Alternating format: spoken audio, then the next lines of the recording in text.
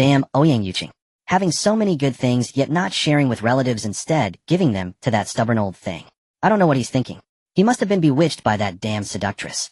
Otherwise, why wouldn't he take care of his own relatives and instead look after that old bastard? That slut, I saw from the beginning she was no good. Indeed, Ouyang Yuqing, that fool, was completely bewitched by that slut. Before she married into the mansion, everything was thriving. Ever since she married into the mansion, that very night, Ouyang Yuqing was summoned to the palace. It must be that vixen's curse. She is a jinx. Su Degui sat on the large blue stone. The more he thought, the more he believed Shen Yingying was a curse, and that all the misfortunes of the war prince's mansion were brought, including Ouyang Yuqing severing ties with him and his concubine turning against him. The more he thought, the more restless he became. Finally, he couldn't help but stand up and walk towards Ouyang Yuqing's place. Su Degui walked towards Ouyang Yuqing's place. To reach there, he had to pass by old General Qin's area. As soon as he approached old General Qin's group, he saw their family. Some eating steamed buns, some eating mantou with pickles, and even a child eating roast chicken. How could he not be furious? What's more, old General Qin seemed to be feeding his wife mung bean soup. This made Su Degui jealous to death. Why should he suffer because of Ouyang Yuqing's troubles while this stubborn old fool's family gets to enjoy? In his anger, the old scoundrel began to speak recklessly. As he walked towards Ouyang Yuqing, he muttered, "Curses, old thing, why don't you choke on this? These things should have been mine to enjoy. What right do you have to pick up the leftovers?" As luck would have it, when he cursed old General Qin, he happened to be passing by the eldest grandson of General Qin. The grandson had followed his father to the battlefield at the age of 15. After 3 years of war, he earned the nickname Butcher 1/. That meant with just one knife, he could kill one enemy with each slash. At that moment, the eldest grandson was eating mantou with pickles. Hearing Su Degui curse his grandfather, he immediately put down his mantou and chopsticks, stood up, and confronted Su Degui. "What did you say? Say it again." Su Degui, still in a rage, recklessly retorted, "What? You've eaten what should have been mine, and I can't even complain. After eating my things, you're still so arrogant. What kind of thing are you?" Old General Qin's eldest grandson certainly knew who Su Degui was. Su Degui usually relied on the war prince's mansion to bully the weak and fear the strong. A despicable person. Usually the grandson already despised Su Degui's demeanor. He had long wanted to teach Su Degui a lesson, but his father repeatedly warned him that Su Degui was the person the war prince was repaying a debt of gratitude to. He couldn't act rashly. But now it was different. He had heard that this fool had severed ties with the war prince while in the Ministry of Justice's prison. Such a bully dared to be arrogant with him. This was clearly a live fish on the chopping board, asking for death. Hearing Su Degui's words, the grandson laughed. He said to Su Degui, "I am indeed not a thing, because I am a human. But you are different. A parasite like you, yet you dare to flaunt the war prince's prestige and act like a dog relying on its owner's power. What is it? Life in exile not so comfortable now. With no one shielding you, you feel miserable and want to go groveling like a dog again. Nonsense. I am his relative. Years ago my grandfather saved his maternal grandfather. He is repaying that kindness. Do I even need to open my mouth to ask for these things? I heard someone afraid of being implicated cut ties with them early while still in prison." The speaker's tone dripped with scorn. With that sort of character, whether they even acknowledge you when you go to them is another matter entirely. Still dragging out that dusty old favor from our elders. Do you not care about your own dignity? One moment you cut ties, the next you claim kinship again. I truly do not understand. Do you think you are above everyone, that everything must bend to your whims? I had my reasons for cutting ties. If it hadn't been for that troublemaking woman Ouyang Yuqing married back, then egging him on, how could he have broken off relations with me? Please, you were the one who first brought up cutting ties. What does that have to do with her? The reply was cool and dismissive. He snorted. You defend her so eagerly. Do you have some improper relationship with her, eh? I did wonder why the food was sent to your family and not to anyone else. So there was something going on after all. The provocation hit its mark. You're asking for a beating. Take this. A sudden cry followed as a blow landed. You dare hit me. It really does look like you and that woman have something between you. As the two bickered and came to blows, Ouyang Yuqing and Shen Yingying were on their way to old General Qin's residence, certain that trouble would break out there. Leading a few guards, the two women headed toward the general's compound. By coincidence, Ouyang Yuqing overheard their vicious gossip as she approached.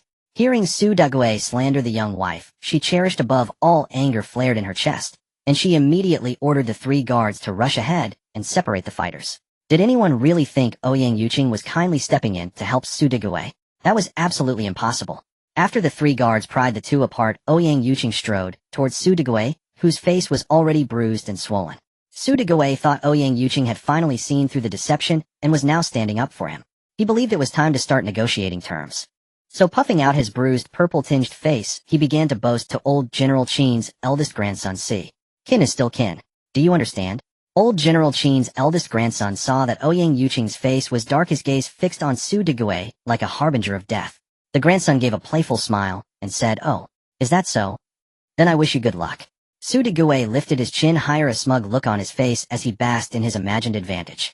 Looking down on everyone around him, he began to say to the eldest grandson, "My luck has always." Before he could finish the word, Ouyang Yuqing's fist descended like a storm, pounding into Su Degui. By nature, Ouyang Yuqing was reserved. Most matters scarcely weighed on his mind.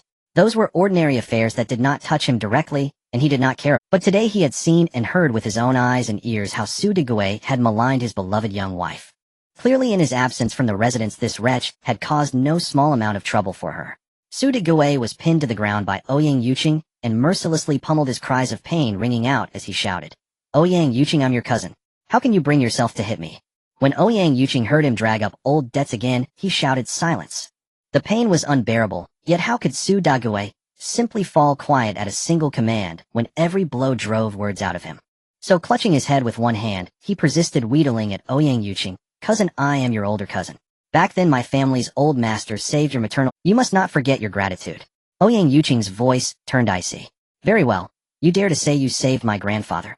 So you do know about kindness, do you? Was your so-called rescue nothing more than dragging a man from one pit to another?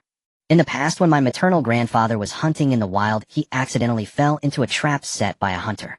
It was your grandfather who called for help and pulled him out with a rope. But for all these years, 3 generations of your family have lived off me without saying a word. Not only that, you've been using my name to bully others outside. For all your misdeeds, I've had to clean up countless messes for you. Do you think you'd still be alive without my intervention? And you dare to bring up the debt of rescue after all the filthy things you've done? Huh. So how many times have I repaid that debt of rescue? This. Cousin, even if we don't mention the rescue, we are still relatives, aren't we? Just spare me and stop hitting me." The moment Ouyang Yuqing heard Su Degui still dare to call him cousin, he felt his fists itch again. He resumed beating Su Degui with punches and kicks. As Ouyang Yuqing beat Su Degui, he said, "In prison you voluntarily severed our kinship. Was that all just hot air? Should I fetch the severance document for you to see? And you still have the nerve to call me cousin. If you dare call me that again, I'll kill you right now." Su Degui was beaten to the point where he felt he was no longer himself. He sensed that if the beating continued, he would not have much time left to live. So he begged Ouyang Yuqing, "I won't call you that anymore, I swear I won't. Please stop hitting me." Ouyang Yuqing, seeing that enough was enough, and that further blows might prove fatal, withdrew his fists. "From now on, be smart. If you ever slander my wife again, or claim kinship falsely, I'll make sure you never see the sun again. Yes, I'll never be looslipped again. I'll take a detour whenever I see you. Then get lost." Su Degui scrambled to his feet and fled in panic. He was afraid that if he delayed even a moment, he would be beaten again. Once Su Degui had put some distance between them, he gasped for breath, wiped the blood from the corner of his mouth with his sleeve, and muttered resentfully, "Damn, Ouyang Yuqing, he showed no mercy despite our family ties. The green hills remain, and the waters flow forever. Just wait until I gain power. They'll have you both cut into 1,000 pieces."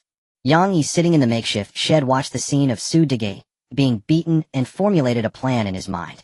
He thought perhaps he could use Su Degui after Su Degui fled disgracefully from old General Qin's estate. Ouyang Yuqing led Shen Yingying back to the awning. "Yuqing, this Su Degui is truly annoying. If it weren't for the favor his grandfather once did, I would have killed him long ago. Don't be angry if it's not worth getting upset over someone like him. But he insulted you. How could I tolerate that? Alright, didn't you enjoy beating him up? If I ever hear him spouting nonsense again, I won't hesitate to disregard that paltry debt of gratitude. Yuqing, it's almost time for the noon break. Have the others prepare the belongings early, and let's get into the carriage. Alright, we can take a nap in the carriage. This afternoon, as we travel, I'll teach you the inner cultivation technique." Good. Shen Yingying and Ouyang Yuqing boarded the carriage, and soon fell asleep, for they had endured a restless night. When they awoke, the exile procession had already been on the move for a quarter of an hour. "Wow, Yuqing, we slept for so long. Over half an hour. Yuqing, it's so hot in the carriage. Let's make some ice and put it in here." "Sure, I'll handle it." Shen Yingying took a copper basin from her space and used her water ability to fill it with a little water. Ouyang Yuqing, seeing the basin filled, immediately activated his ice ability to freeze the water into a block of ice chips. Ouyang Yuqing continued to condense ice essence, and the ice shavings in the bronze basin quickly formed into a large chunk of ice. Shen Yingying felt one piece was insufficient, so she took out another bronze basin and replicated the process. The 2 large ice chunks quickly lowered the temperature inside the carriage. Shen Yingying felt much more comfortable as the carriage cooled by over 10 degrees, no longer sweltering. Inside the imperial study in the capital, Ouyang Yuqing, the tyrant emperor, sat on a soft couch. He narrowed his eyes, gazing at the leader of the shadow guard who stood before him awaiting orders with his head bowed. Your subordinate is here. Act tonight. I will wait no longer. Yes, your subordinate will go down and deploy at once. Remember, send more men. I want to see his head by dawn. Yes. You may withdraw. After the shadow guard leader departed, Ouyang Yuqing's eyes snapped open wide, a vicious glint flashing in them. He gripped the armrest of the couch tightly with his right hand, snarling fiercely. Ouyang Yuqing, don't blame me for disregarding family ties. For this dragon throne I have no choice but to sacrifice you. The exile procession continued its journey. A squad of about 20-odd men clad in black followed at a measured distance behind the exiles. Within the group of over 20, a slightly younger man in black was querying his direct superior. Chief, when will we rendezvous with the prince? When night falls. Meanwhile, inside the exile procession, a cool breeze wafted through the luxurious, swiftly moving carriage. The soldier driving the carriage cracked his whip, feeling an unexpected chill on his back. It felt as if his back was enjoying the refreshing coolness of autumn. Bewildered, he wondered what's going on. Why do I feel so cool? Could this coolness be emanating from inside the carriage? However, he dared not enter to investigate. Inside the carriage, Ouyang Yuqing was teaching Shen Yingying the inner cultivation technique. Well, have you memorized it? I've got it. Let me try practicing first, and I'll ask you if I hit any snags. Alright, go ahead. Ouyang Yuqing retrieved some sour plum juice from his spatial storage, chilling it further with his ice ability. After chilling it, he said to Shen Yingying, I've discovered that practicing after drinking this sour plum juice yields twice the results with half the effort. Hearing this, Shen Yingying thought wryly, it wasn't the sour plum juice at all, it was clearly her spiritual spring taking effect. But she didn't voice this. Ouyang Yuqing ladled a cup of the sour plum juice. Yingying, drink this before you cultivate. It will help you advance quickly during your initial practice of the inner... Okay. Shen Yingying gulped down the sour plum juice, set down the empty glass, and immediately sat cross-legged to begin cultivating the inner technique. Ouyang Yuqing continued sipping his own sour plum juice while standing guard over her. Shen Yingying closed her eyes, silently reciting the technique's mantra. She started hesitantly, but gradually became more fluent. After about 2/4 of an hour, she sensed a flow of energy. Half an hour later, she successfully broke through to the first level of the inner technique. Shen Yingying slowly opened her eyes, feeling the surge in strength granted by her breakthrough. The power gained from the inner technique wasn't immense on its own, but when combined with her strength-based ability, the result was far greater than the simple sum of its parts. Seeing Shen Yingying open her eyes and stop cultivating, Ouyang Yuqing smiled and asked, "How do you feel?" Shen Yingying beamed back at him. "I feel great. If I can cultivate these two techniques in tandem, I'll be able to break through to the 5th rank of my ability tonight. Excellent. However, judging by my dear Imperial brother's temperament, tonight might be." Oh, he couldn't even wait for the first night of exile. He's been plotting this for a long time. How could he let a single opportunity slip by? Shen Yingying recalled the memories of the original owner's journey into exile. She thought to herself, is this the butterfly effect of my transmigration? The original owner was exiled to the northwest, but she was sent to the far north. Moreover, that damned emperor didn't send assassins until the 2nd day of the exile. The original owner was timid and cowardly. On the 2nd day, when the assassins struck, she was so frightened she hid under the ox cart, carrying the escort's grain, and fainted. So she knew nothing of the entire assassination. Shen Yingying thought with that kind of courage, dying early for a better reincarnation was truly her best option. But now the core has been replaced by her. He then let the assassination come even more fiercely. Yuqing, how many people do you think that damned emperor will send to serve? So close to the capital with his personality, he'd demand a guaranteed kill. I estimate he wouldn't make a move without at least 100 people. Otherwise it would be hard to explain if I survived. That's probably going to disappoint him. Yuqing, if you weren't so uninterested in that position, I'd have wanted to tear him into 8 pieces. My ambitions lie elsewhere. I'd rather go to the desert and live a carefree life. I have no desire to kill my brother and usurp the throne, leaving an infamous name through the ages. Yuqing, about tonight's assassination, will we have time to collect the gold, silver, and treasures you left at the manor? I estimate the assassination won't happen until after midnight, since most people will be sound asleep by then. Then let's pack up the stuff before midnight. That way we can be back in time to have some fun with them. Alright. Yuqing, since there's an assassination tonight, we shouldn't slack off. Let's focus on cultivation now. I want to try to break through to the 5th rank before the team stops for the night. Okay, I'll cultivate with you. But I just advanced recently, so it'll be a while before I can advance again. Speaking of advancing, you're already monstrously talented, you know. Who else could advance 2 ranks in less than half a day of cultivation? You know this makes people jealous, right? Today's advancement was purely accidental. But I really have to thank my wife for the sour plum juice she brought out. Otherwise I'd be lucky to have advanced even one. Humph, now you know I'm good, right? You must treat me well from now on, got it? Of course. It's just you and me at home. Oh, if I don't treat you well, who else would I treat well? Let's hurry up and cultivate instead of bickering with each other. Inside the carriage the two closed their eyes and entered a state of cultivation. Behind the carriage the exiled group now presented a stark contrast. Thanks to the support from Shen Yingying and her husband the old General Qin and his family were managing to walk with relative ease. Meanwhile those without such support had only dry flatbread and cold water for their midday meal, choking with every bite. Now they were barely holding on. The most pitiful of all was Su Degui. He was currently walking at the very end of the line. He looked like a stray dog by the roadside that hadn't had water for days, his arms dangling limply as he mechanically shuffled forward. During the midday rest, he had been beaten by General Qin's eldest grandson and then got another thorough beating from Ouyang Yuqing.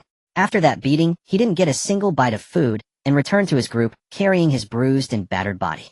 He had originally planned to return to his group and have some flatbread to fill his stomach, but when he got back, not a single crumb was left for him. For a family of over 10 people, there were only 2 extra pieces of dry cracked flatbread. They fought over them for a long time, and the bread was torn into several pieces, each swallowed by an individual. When he returned, there wasn't a single bite left for him. Su Degui was furious. The flatbread that should have been his share was gone. He gnashed his teeth and cursed bitterly, but there was still no food. He could only drink his fill of cold water, found a relatively cool spot, and lay down to sleep. When the exiled convoy set off again, after he finished relieving himself, he felt a burning pain in his stomach from hunger. But what use was the pain? No one would care for him except his old mother. She did worry about him, but due to her advanced age, she couldn't even snatch a piece of flatbread. No matter how much Su Degui complained about fate, he had to endure and continue the journey. So that was the scene everyone had just witnessed. Su Degui looked at the scorching road staggering forward. He felt that if he kept walking he would die. At this moment his face was mottled with purple and blue, his eyes swollen like walnuts and bruised. Judging from his current facial appearance, it was not hard to imagine that his body was in no better condition. Su Degui no longer wanted to walk. He felt since he was going to die, why keep walking? Either way he had to die. He might as well choose a temporarily comfortable way to die. Yang Yi had been watching Su Degui. Seeing Su Degui's wretched state, he guessed that without his help Su Degui probably wouldn't survive. So he walked up to Su Degui, took 2 hard flatbreads that could kill a man and a water skin, and threw them at Su Degui's feet.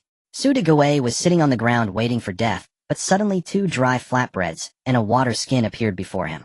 This made Su Degui, who had been awaiting death, spring up excitedly like a stray dog that had found food. He immediately pounced on the flatbreads, picked up the cracked pieces, and stuffed them into his mouth. At this moment, he didn't care whether the flatbreads were dirty from the ground. Filling his stomach and surviving was the only thing that mattered. After just a few bites, the dry flatbread choked him, causing his face to turn red and his neck to swell as he gagged. He hastily opened the water skin and gulped down a few mouthfuls to smooth his throat. In this way, Su Degui managed to finish both dry flatbreads but his stomach was no longer so hungry, and he could endure. He no longer wanted to die. After his body was relieved by the food, he raised his head. He saw Yang Yi, who was watching him intently. He asked Yang Yi in confusion, "Why did you save me?" Upon hearing Su Degui's question, Yang Yi gave a cynical, "Good question. As the saying goes, the enemy of my enemy is often my friend. You should understand what I mean. You wanna?" "Yes, I do." "Then what benefit? If you cooperate with me, I can remove your shackles right now. After the deed is done, you can enjoy whatever the escort team eats. What do you think of this condition? No, this risk is far from enough for my reward." "Then what more do you want?" "You have to give me some medical supplies and one of their carriages. I suppose they still have plenty of silver on them. After we succeed, give me 1,000 taels." Yang Yi pinched his chin and thought for a moment. "All right, let it be as you requested." Seeing that Yang Yi had agreed to his terms, Su Degui was overjoyed. He quickly pressed his advantage and stretched out his foot. Yang Yi understood without further words. He stepped forward, took out the key, crouched down, and unlocked the shackles that had bound Su Degui's feet for nearly a day. After the foot shackles were removed, Su Degui felt as if he could float. He felt as though he had practiced light body skill, his feet feeling incredibly light. Yang Yi straightened up, holding the shackles in his hand, and said to Su Degui, "How about my sincerity?" Upon hearing Yang Yi's inquiry, Su Degui nodded and responded, "If you apply some medicine, I'll find your sincerity more convincing." "Fine, wait here." Before long, Yang Yi returned. Approaching Su Degui, he casually tossed him a healing salve for external wounds. "Is this sincerity enough for you now?" "Acceptable. Tell me, how should I cooperate with you?" "It's quite simple." As he spoke, Yang Yi leaned closer to Su Degui. "Tonight you just need to do this, and this." "Hell right. This task isn't difficult, is it?" "Not hard. Just watch tonight." "Good, then tonight I'll give you the signal, and you go ahead." Fine. But you'll have to let me ride on the ox cart for a while so I can apply the medicine." might be a bit difficult.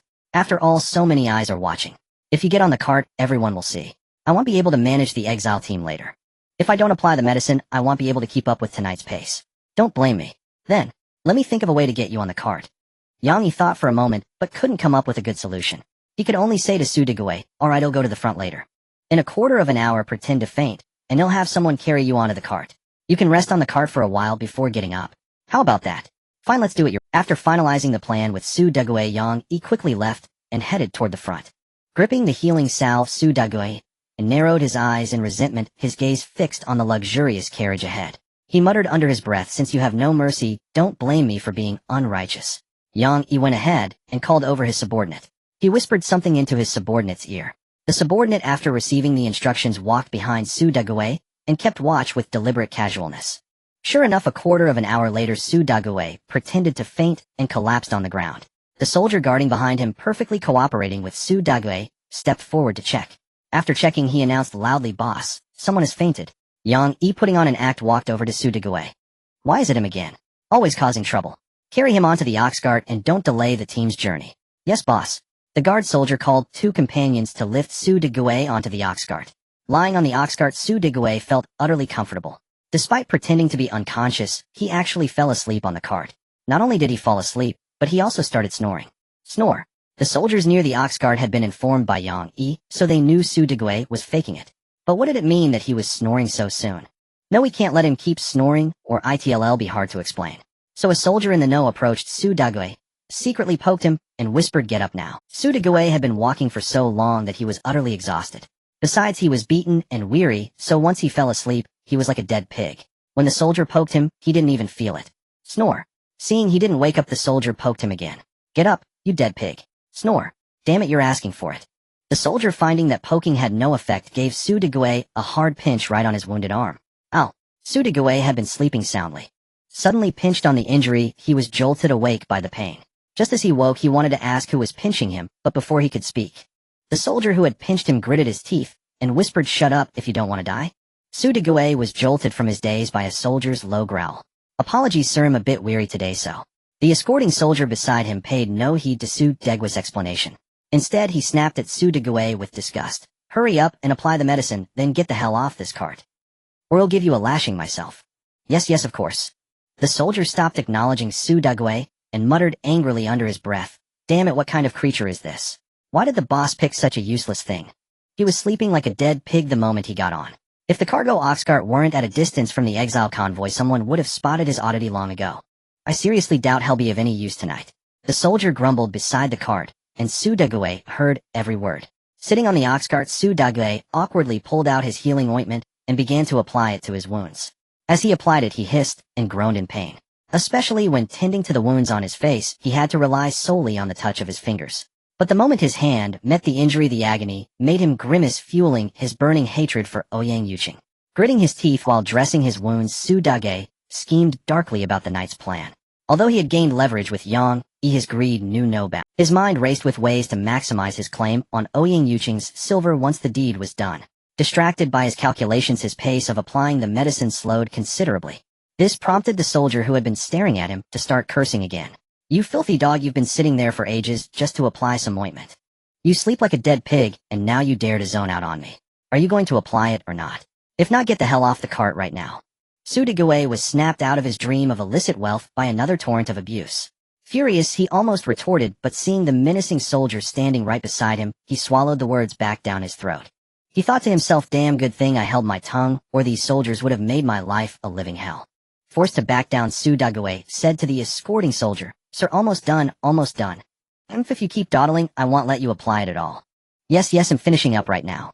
Urged on by the soldier, Su Degui ignored the pain and quickly smeared the remaining ointment over the untreated areas, then hopped off the cart and headed towards his mother's location.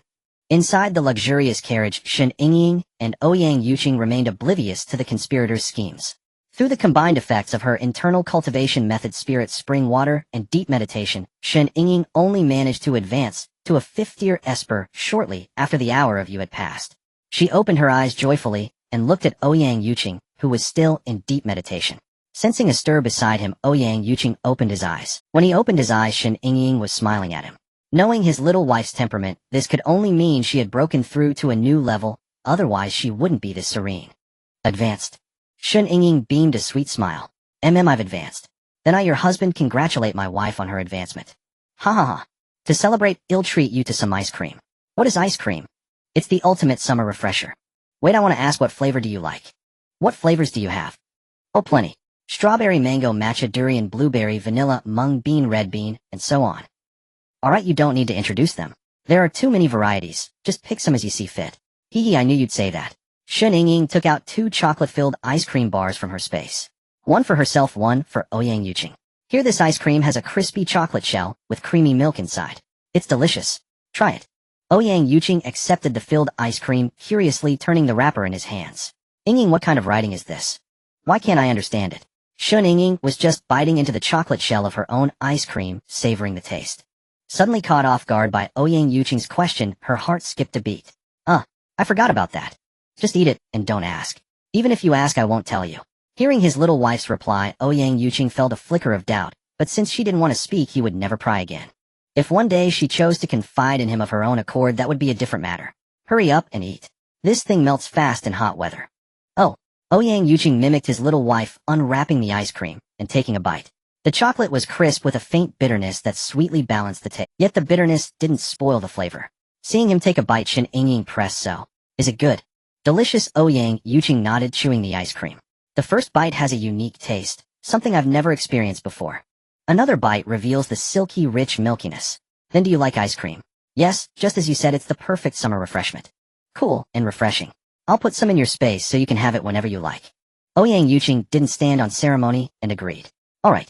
In a flash, the entire carriage, except for the seats where Shen Yingying and Ouyang Yuqing sat, was packed full. Ouyang Yuqing was at a loss for words. His little wife's moves were always beyond imagination. Wife, isn't this a bit too much? It's fine. I have plenty of these. Of course you do. Before the apocalypse, every country's flavors. After the apocalypse, the looting spree. How could you have taken little? Especially after the apocalypse, when other space ability users had limited space, most of them stored large quantities of food. Some might crave ice cream, but they would only stock a small amount. Shen Yingying, however, was different. Her space was infinite, capable of holding as much as she wanted. Thus, she had collected countless production lines and ice cream powder from factories during the apocalypse. As she had gone on a wild looting spree at the very start of the apocalypse. And in the apocalypse, gold, silver, and jewels, things everyone considered worthless, filled her space to an unknown extent. If you said Shen Yingying was wealthier than a nation, she would tell you she could rival several. Hurry up and put them away before they melt. Oh. Ouyang Yuqing waved his hand, storing the ice cream into his own space. Since his spatial ability had advanced, its capacity had multiplied, and it was 3 times larger than that of an ordinary space ability user. At this moment, the ice cream in his space was merely a drop in the ocean. In July at 6 in the evening, the sky had not yet darkened. However, Yang Yi called the procession to a halt. At this point, you might wonder why Yang Yi stopped the group at this particular moment. Given the previous chapters, it's not hard to guess. To facilitate their movements at night, Yang Yi led the entire group to set up camp near a dense forest. Inside the luxurious carriage, a scene of one handing over and the other storing was unfolding. After giving Ouyang Yuqing some ice cream, Shen Yingying felt it was troublesome that she had to retrieve food from her own space every time. In truth, it was sheer laziness. So she asked Ouyang Yuqing how large her spatial storage was. Ouyang Yuqing replied that it was around 7 or 8,000 square meters. Thus, everyone witnessed the scene of one handing over and the other storing. Yuqing keeps some of this dried squid. Yuqing also stores some of these spicy strips. They are the soul of snacks. When you have nothing to do, enjoy them with some iced beer. The taste is simply divine. Oh, speaking of beer, I haven't given you any yet. So Shen Yingying started pulling out beer again. Cans and bottles. She pulled them out with great enthusiasm. While taking them out, she said to Ouyang Yuqing, Yuqing, quickly put the beer in your space, or there will be no place to put it. Ouyang Yuqing shook her head helplessly while storing the items, and said to Shen Yingying, Yingying, these things are enough for us to eat for a long time. Stop taking them out for now. Oh, alright then, that's all for now. The exiled procession had already stopped to rest. The maidservant Xiao Tao saw that the exiled group was resting, but her master and mistress remained silent inside the carriage. She wondered if they had fallen asleep in there. Just as she hesitated whether to go to the carriage to wake them, she saw her master push open the carriage door and jump out first, with the mistress following closely behind. Seeing them descend, Xiao Tao quickly approached and said, Master-mistress, guard Yang has set up a shelter near the forest. Would you like to go over? Ouyang Yuqing stepped down from the carriage, surveyed the surroundings, and thought to himself, This place is perfect for a murder and robbery. However, this place was quite close to his estate. A brisk walk would take only a quarter of an hour. Tonight, he would take his little wife to collect the treasures from the secret chamber in the estate. He imagined she would be delighted upon seeing the wealth. Thinking of the treasures, Ouyang Yuqing felt a sense of heroic frustration. He pondered what rare and exotic wonders in this world he could offer to his little wife for her amusement, instead of these lifeless gold, silver, and jewels. If the world knew of Ouyang Yuqing's thoughts, they would collectively exclaim, "Let these lifeless treasures rain upon us. We don't mind." After getting off the carriage, Shen Yingying stood beside Ouyang Yuqing. Hearing Xiao Tao's question, she casually replied, "All right." Then she intended to walk over with, but she saw Ouyang Yuqing staring blankly in a certain direction. She didn't disturb him. She sent Xiao Tao ahead to prepare dinner while she quietly stood guard beside. Ouyang Yuqing, frustrated by his inability to find rare treasures, was inwardly plotting something. When he snapped back to reality from his scheming, he saw his little wife standing beside him, silently watching over him. Ouyang Yuqing smiled at Shen Yingying and said, "Sorry, I was lost in thought. It's fine, let's head to the shelter we set up. Let's go." The two arrived at the shelter and had just sat down when Xuanxi began to ask what they wanted for dinner. "Master, mistress, what would you like for dinner? What supplies do we have left on the cart? We still have 20 meat buns left over from lunch and 4 baskets of soup dumplings. There's no fresh meat left, but we do have some cured meat and green vegetables on the cart. Oh, then heat up the buns and soup dumplings and stir-fry the green vegetables with it. It's so hot today, make a large pot of mung bean soup for everyone to share. Oh, and don't forget to set aside a portion for old General Qin's family." "Yes, mistress. This servant will go and prepare the meal now." While Xuanxi was busy cooking, the two of them sat around with nothing to do. Shen Yingying rested her chin on her hands, leaning on the table. "Yuqing. Just thinking about the excitement tonight makes time feel like it's crawling. You never know how to stay still. Well, there's no entertainment tonight. Anyway, it's so boring. So what do you want to do?" "There's nothing to do even if I wanted to." "That's true." Shen Yingying looked around bored. Why do those escorting officers keep glancing over here?" Seeing this, she quickly leaned close to Ouyang Yuqing and whispered, "Yuqing, many of our escorts are the Dog Emperor's men." Ouyang Yuqing's lips tightened slightly at his wife's words. Wouldn't he send extra men to see me off properly? Are they coming with us tonight too?" "No, their main job is surveillance and passing messages. As for taking action, that's impossible.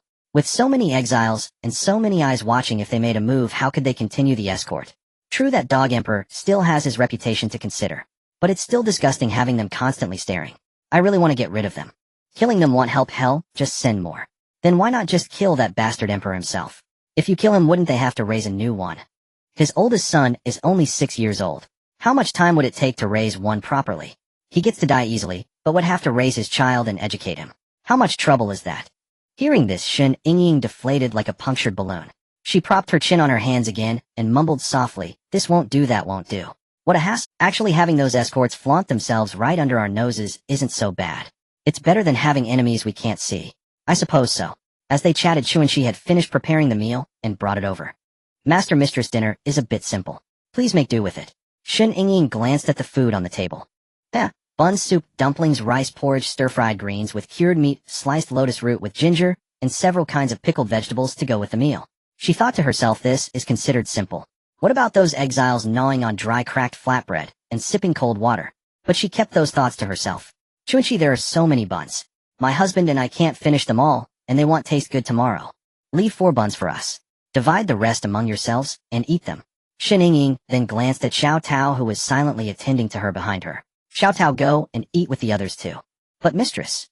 "No buts. We're not far from where you rest. Just shout if we need you. No need to constantly hover around me." "Yes, madam. I shall take my leave now. Please call me if you need anything." After Xiao Tao withdrew, the two picked up their chopsticks and began to eat. Shen Yingying ate while thinking of the fish, crabs, and prawns that were nearly overflowing in her spatial storage. How she craved them. She let out a sigh. Ouyang Yuqing was eating when he heard his young wife sigh. He looked up at Shen Yingying with confusion. "What's wrong?" "Not to your taste." Shen Yingying, still preoccupied with the seafood in her spatial storage, was caught off guard by his question. Nothing. I just suddenly have a craving for seafood." Ouyang Yuqing found it troublesome when he heard his young wife wanted seafood. Their region was not near the sea, so such things were virtually non-existent. Occasionally some would arrive in the capital, but they were never as fresh as those by the coast. "Yingying, we're not near the sea here. If you want some, you'll have to endure. Once we reach our destination, I'll have someone transport some from the coast for you. No need, I have plenty in my spatial storage, but it's inconvenient to bring them out now." "Then, eat a little less now. When you return to the carriage, you can sneak some for yourself." That's a good idea. Yuqing, do you like seafood?" Naturally I do, but it's rarely available for sale here. Glad you like it.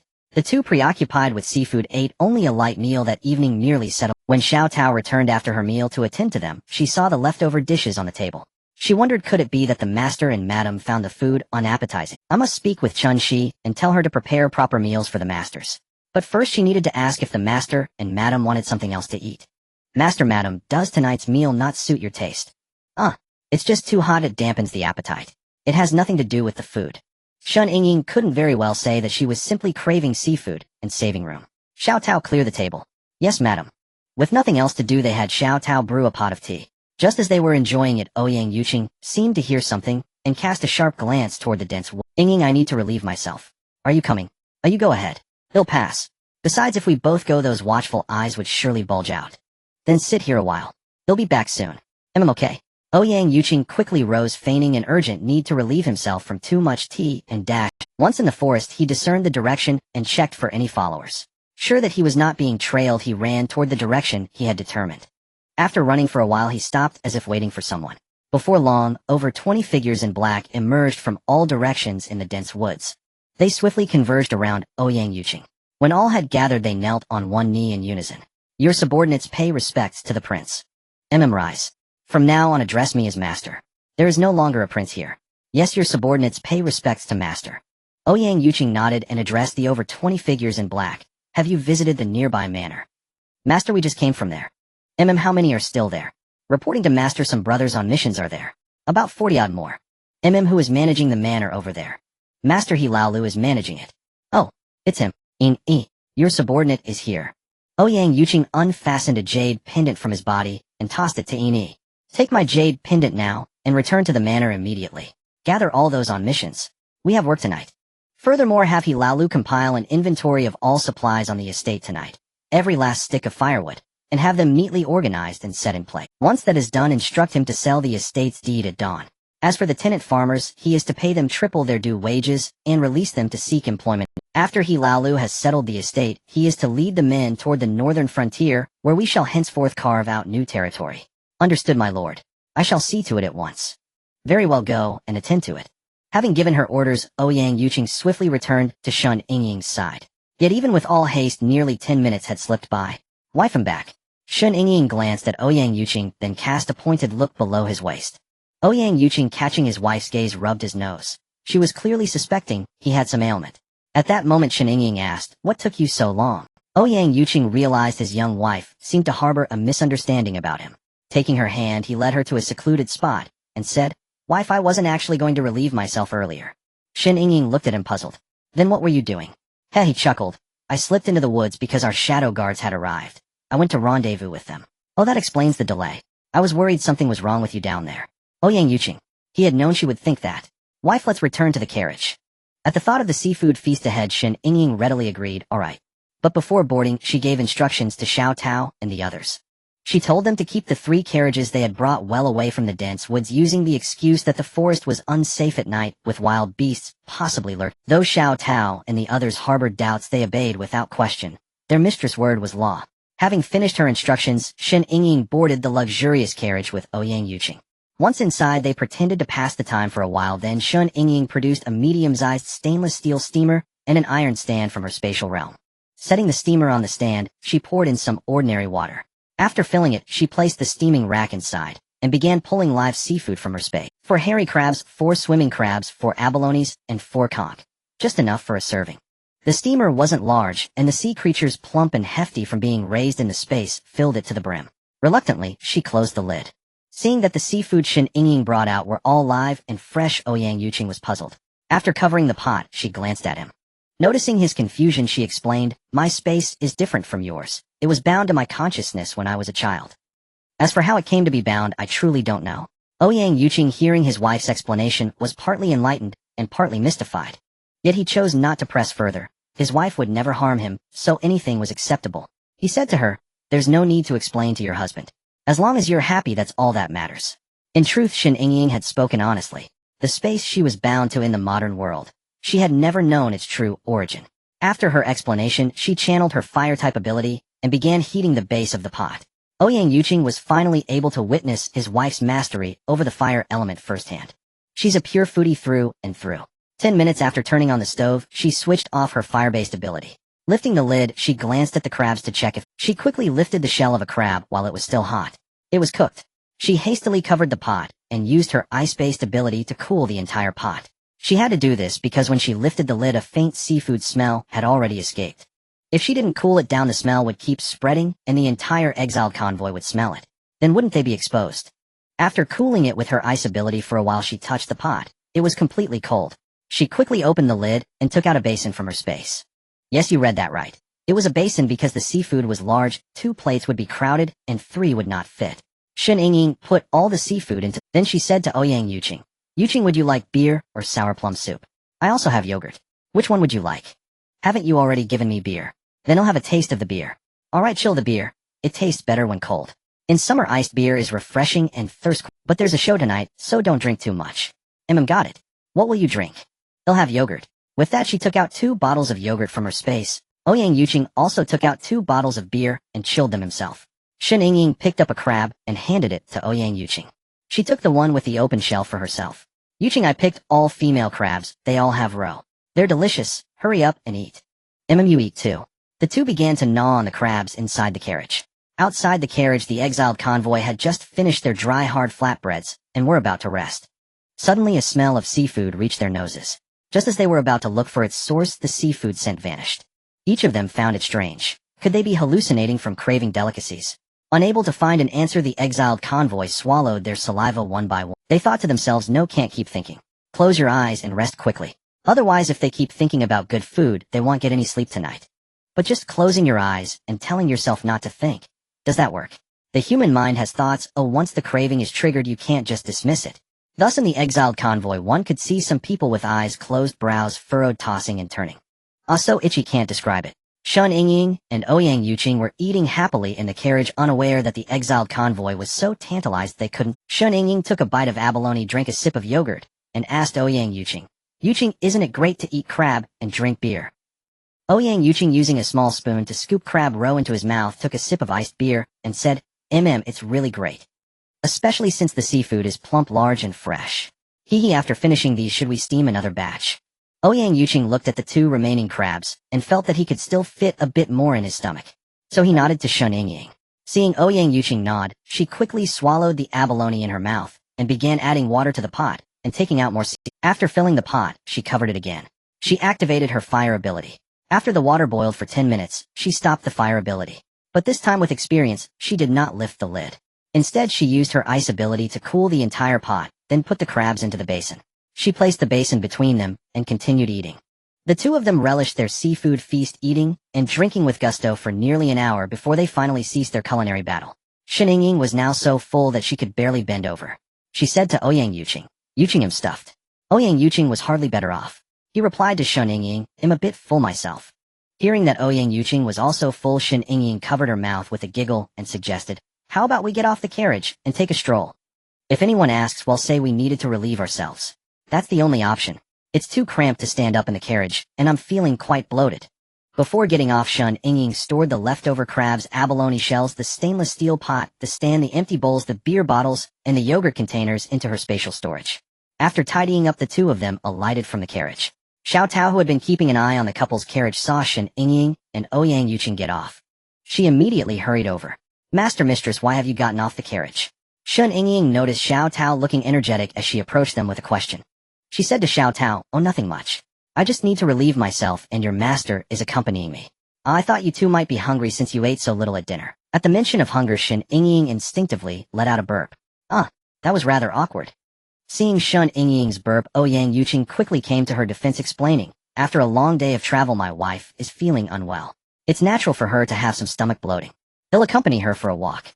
You needn't worry, go back and rest." Xiao Tao was puzzled.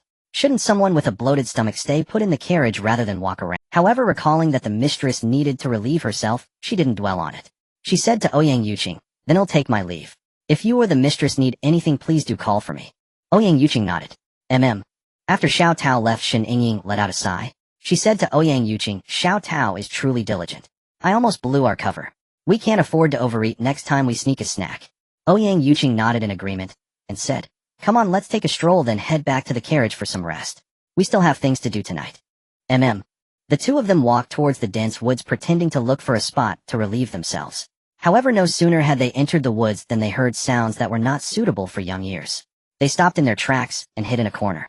Shen Yingying looked at Ouyang Yuqing awkwardly. She whispered to him, "Yuqing, who's being so bold? We've only been in exile for 1 day, and they're already going at it."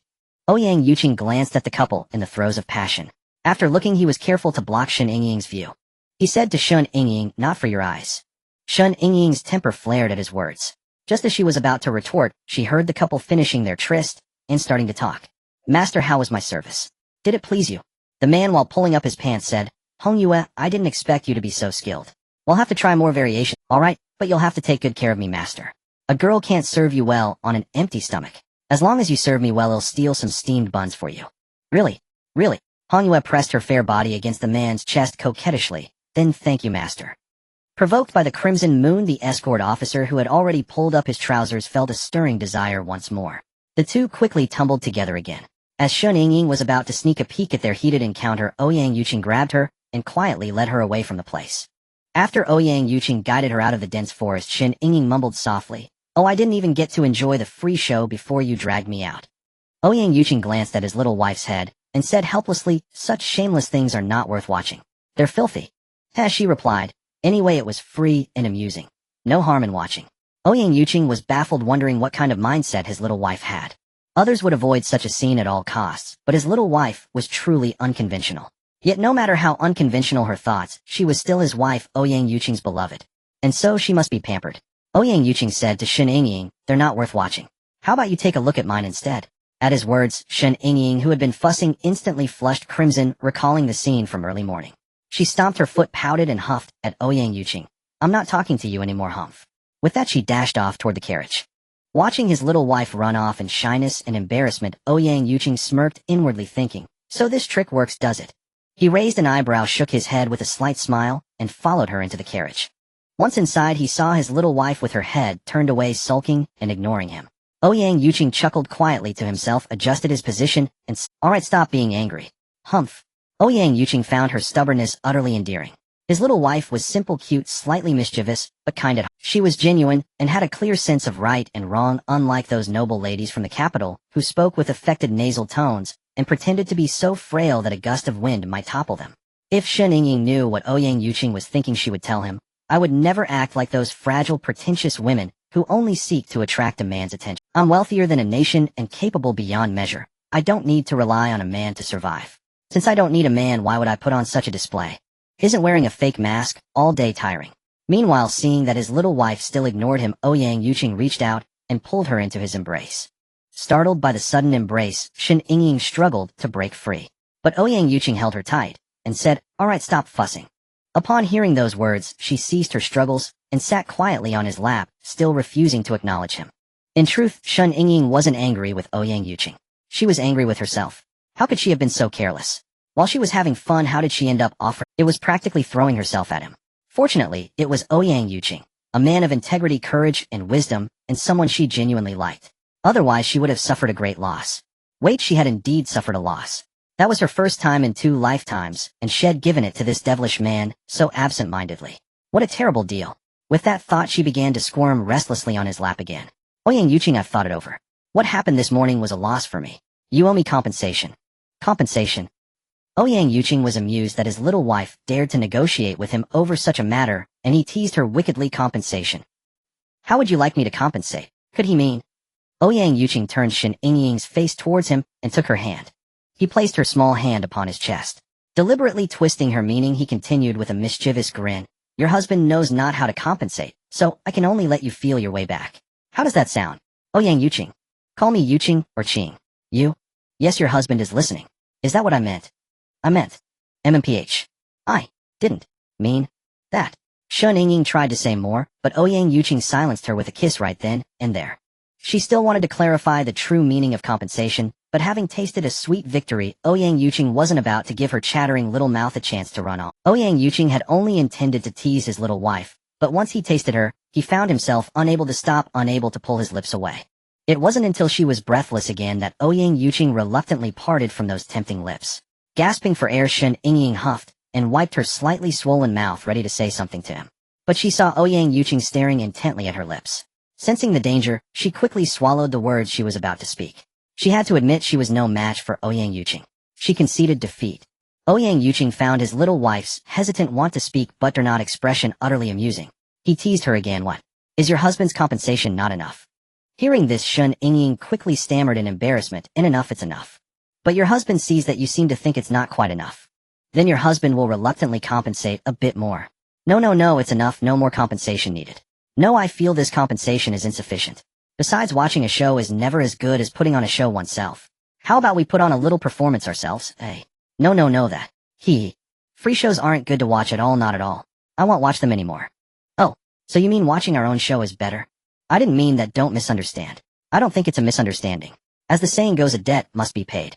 I owe my body, so it must be repaid with my flesh. No, neither of us owes the other anything. There's no such thing. Ha. Your husband has always kept his word. If I owe, and what is owed must be repaid. Well then. Ouyang Yuqing. That's enough. I'm the one who's been shortchanged. I, an innocent maiden, have given myself to you for free. Shouldn't you compensate? Why are you so stingy? Wife, you wrong your husband. When was I ever stingy? Didn't I give you everything this morning? And now you say it's not enough tonight. Well, here, I am giving it to you again. Shen Yingying was on the verge of tears, thinking to herself, am I shooting myself in the foot? Knowing she was outmatched, why did she still walk right into the tiger's den? Ouyang Yuqing, let's talk this over nicely. If you forget what just happened, I'll give you something nice. Your husband cannot forget his wife's words, nor would I dare to. However, hearing a hint of a turn, Shen Yingying quickly pressed, however what? Seeing his little wife's desperate attempt to protect herself, Ouyang Yuqing thought to himself, little one, see if you still dare to go out and watch free shows. Are shows really that fun to watch? Ouyang Yuqing harbored these thoughts, but dared not voice them. He continued teasing his beloved young wife, saying, it's just that. Just what? Spit it out. Why are you being so hesitant? What do you mean by this? Ouyang Yuqing sensed his little wife was about to lose her temper. He had teased her only to remind her to be more cautious with her words and actions, not to provoke her. So Ouyang Yuqing said to Shen Yingying, but I can keep my wife's words close to my heart. That's it. Yes, that was all. As a husband, shouldn't I put my wife first? So I must never forget my wife's words. I must always keep them in my heart. Shen Yingying was truly defeated by Ouyang Yuqing. She had braced herself for negotiations, expecting to part with something precious from her space. Shen Yingying huffed, inwardly realizing she had been outwitted by Ouyang Yuqing.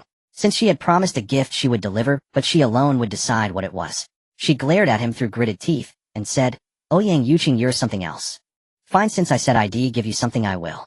Seeing his wife genuinely upset, Ouyang Yuqing noted that she called him Yuqing when happy, but used his full name when displeased. And using his full name clearly signaled her anger. So Ouyang Yuqing pulled Shen Yingying into his arms. But she was furious. How could she let him embrace her? She shoved his arm away, saying, hands off. Watching his wife puff up in anger, her lips jutted out adorably, Ouyang Yuqing found her utterly endearing. Ignoring her protest, he tightened his embrace. Stop it.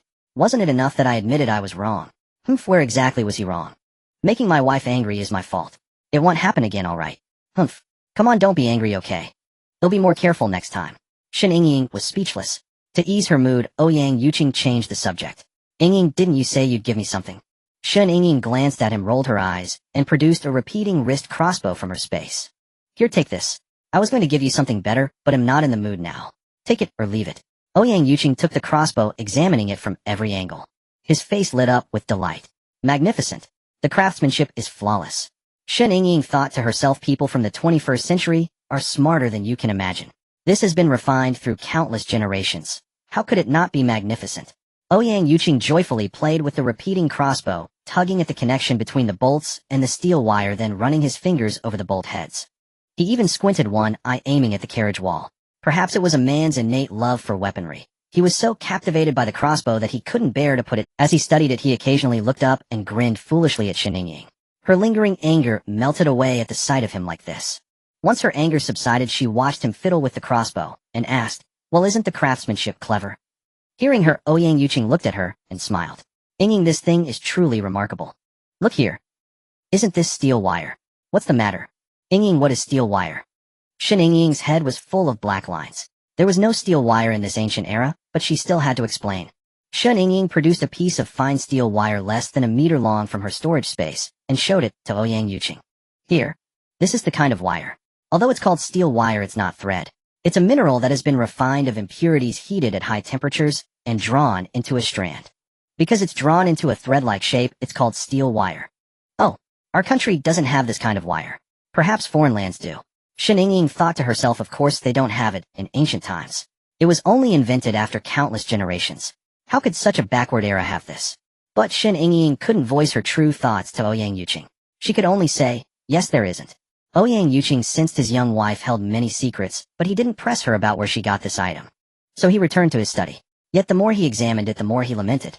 If his own people could produce something like this, his men's chances of survival would greatly increase. Ouyang Yuqing continued to study the repeating wrist crossbow. The more he handled it, the more he felt it was a pity. It's a pity there's only this one wrist crossbow, a pity there are no blueprints, a pity there are no materials. Absorbed in his study, Ouyang Yuqing unknowingly voiced his thoughts aloud. He didn't realize he had spoken his thoughts out loud. But Shen Yingying heard him clearly. She could see how utterly engrossed he was, so lost in his focus that he wasn't even aware of his own words. So she said mischievously, "Who says there are no blueprints? Who says there are no materials?" Ouyang Yuqing, still entranced by the crossbow, mechanically nodded. He mechanically replied, "Oh, there are blueprints, there are materials." Blueprints. Materials. Suddenly, Ouyang Yuqing snapped out of his trance. "Wife, what did you just say? Say it again." "Oh, now you remember him here, huh? You want me to tell you?" "No way." Ouyang Yuqing whimpered. His wife was getting back at him. Shen Yingying crossed her arms over her chest and tilted her head to look up at the carriage. Her posture screamed, "Go on, beg me." Ouyang Yuqing pouted, thinking to himself, what goes around comes around. Now it's my turn to be at her mercy. Ouyang Yuqing, you just had to show off, didn't you?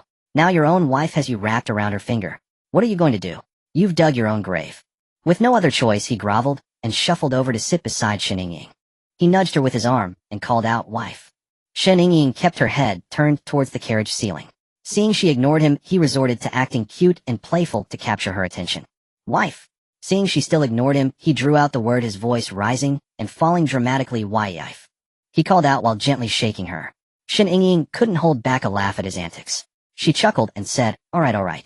Stop shaking me, you'll break my bones." "Wife, what about the blueprints? And the materials?" "I have the blueprints and I have the materials, but not many." "Aren't you ashamed to say that? After the apocalypse, you stripped entire steel factories bare from the big machinery down to the tiny screws. Is there any type of steel wire you don't have? You have hundreds of tons of steel wire just lying in your storage space. And you say you don't have much. You really don't have much, do you? After all these years, how many factories have you smuggled away? How can you say it's not much? Have you no shame? As for the wood for the sleeve crossbows, it's far more than enough. She has also collected many timber processing plants from the post-apocalyptic era.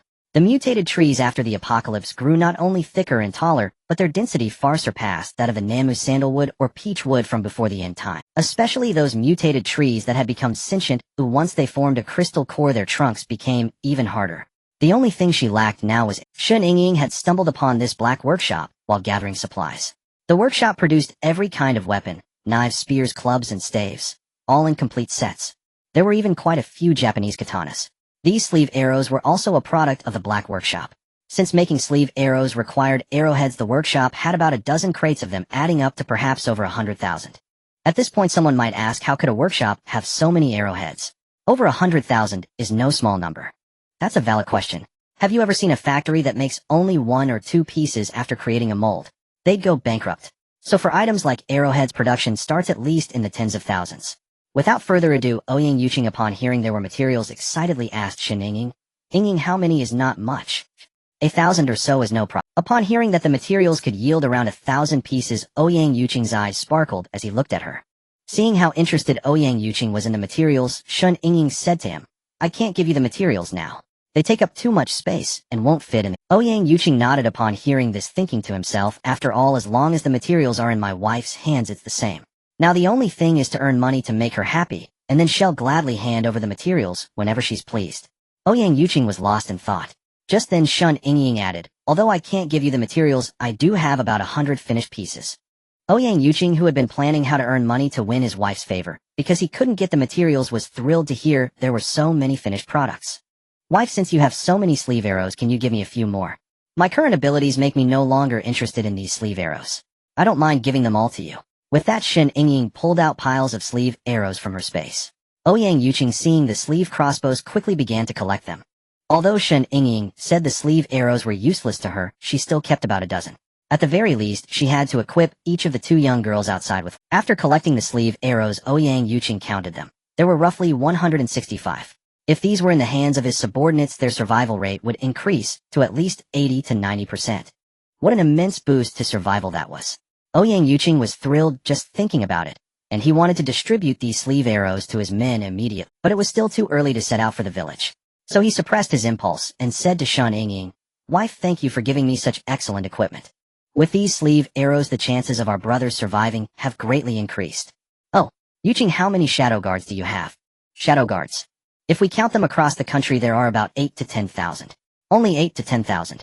Raising this many is already considerable. Even that person might not have trained as many as I have. The mortality rate among these shadow guards is also very high every year, which is why I was so moved when I saw your sleeve arrows." No need to explain, I understand. "Then how many death warriors have you trained?" Ouyang Yuqing was slightly surprised when he heard Shen Yingying ask about death warrior. His little wife was becoming more and more extraordinary. Ouyang Yuqing looked at Shen Yingying and said to her, "Death warriors are even harder to cultivate, but since they generally don't go on missions, there are about 10,000 more of them than shadow guards." Shen Yingying nodded upon hearing the precise number. She thought about this group of death warriors. If utilized, well, how much profit could they generate for her? Whether deployed for assassination missions or integrated into her business ventures, wouldn't making money become twice as effective with half the effort? However, the premise for this profit-making scheme was her supply of ability fruits. As for these ability fruits, the trees in her space bore them as abundantly as common cabbages. During the apocalypse, she hadn't given a single fruit to anyone, not even her so-called best friend.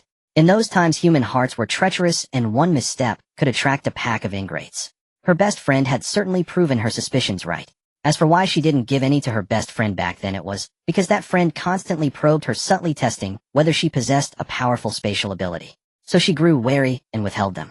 As for the ability fruit trees in her space, within just a few days of being harvested, they would produce a new batch of ripe fruits. Each tree could yield around 300 fruits. Having powerful abilities made things easier. But once you had abilities, you still needed to advance in rank. She couldn't afford the crystals needed for advancement, and even if she could, she had no intention of providing them. Since she wasn't willing to provide them, the earlier she started cultivating her forces, the better.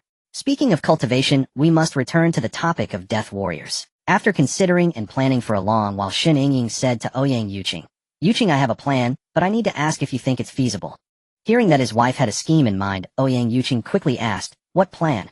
"Yuqing, this is what I'm thinking. That group of death warriors you have is currently idle. Why don't we supply them with ability fruits? Once they gain abilities, we can establish an assassination organization. We could also assign some of them to set up an escort agency, taking on escorts that others can't handle. This assassination organization and escort agency could generate substantial wealth for us. With money, we can cultivate even more people.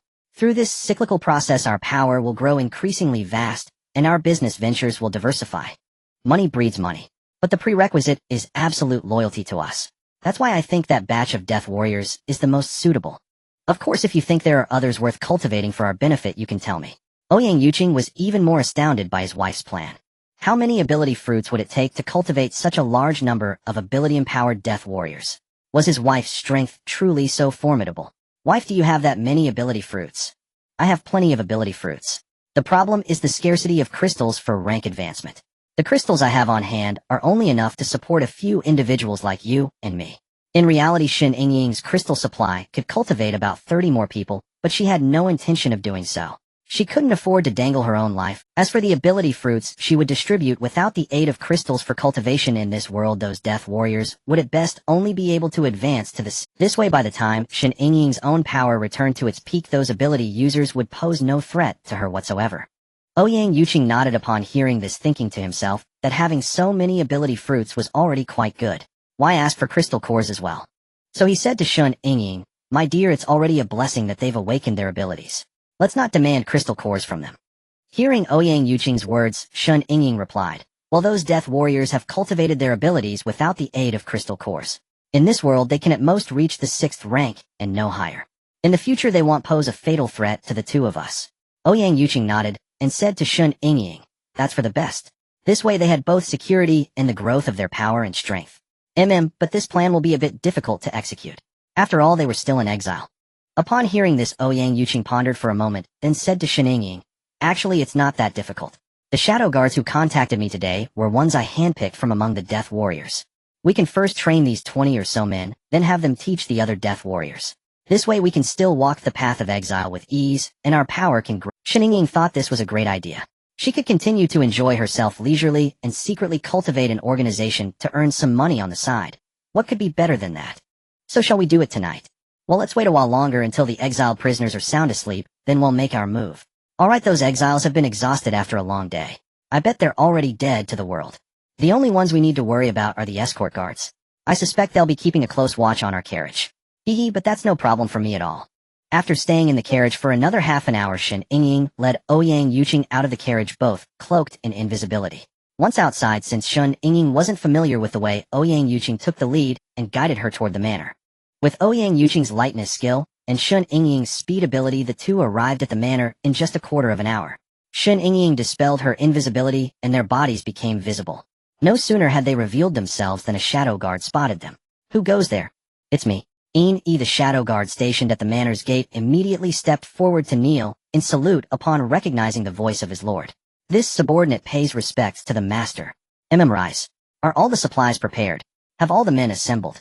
Master, the supplies were prepared long ago, and the men are all gathered. Good.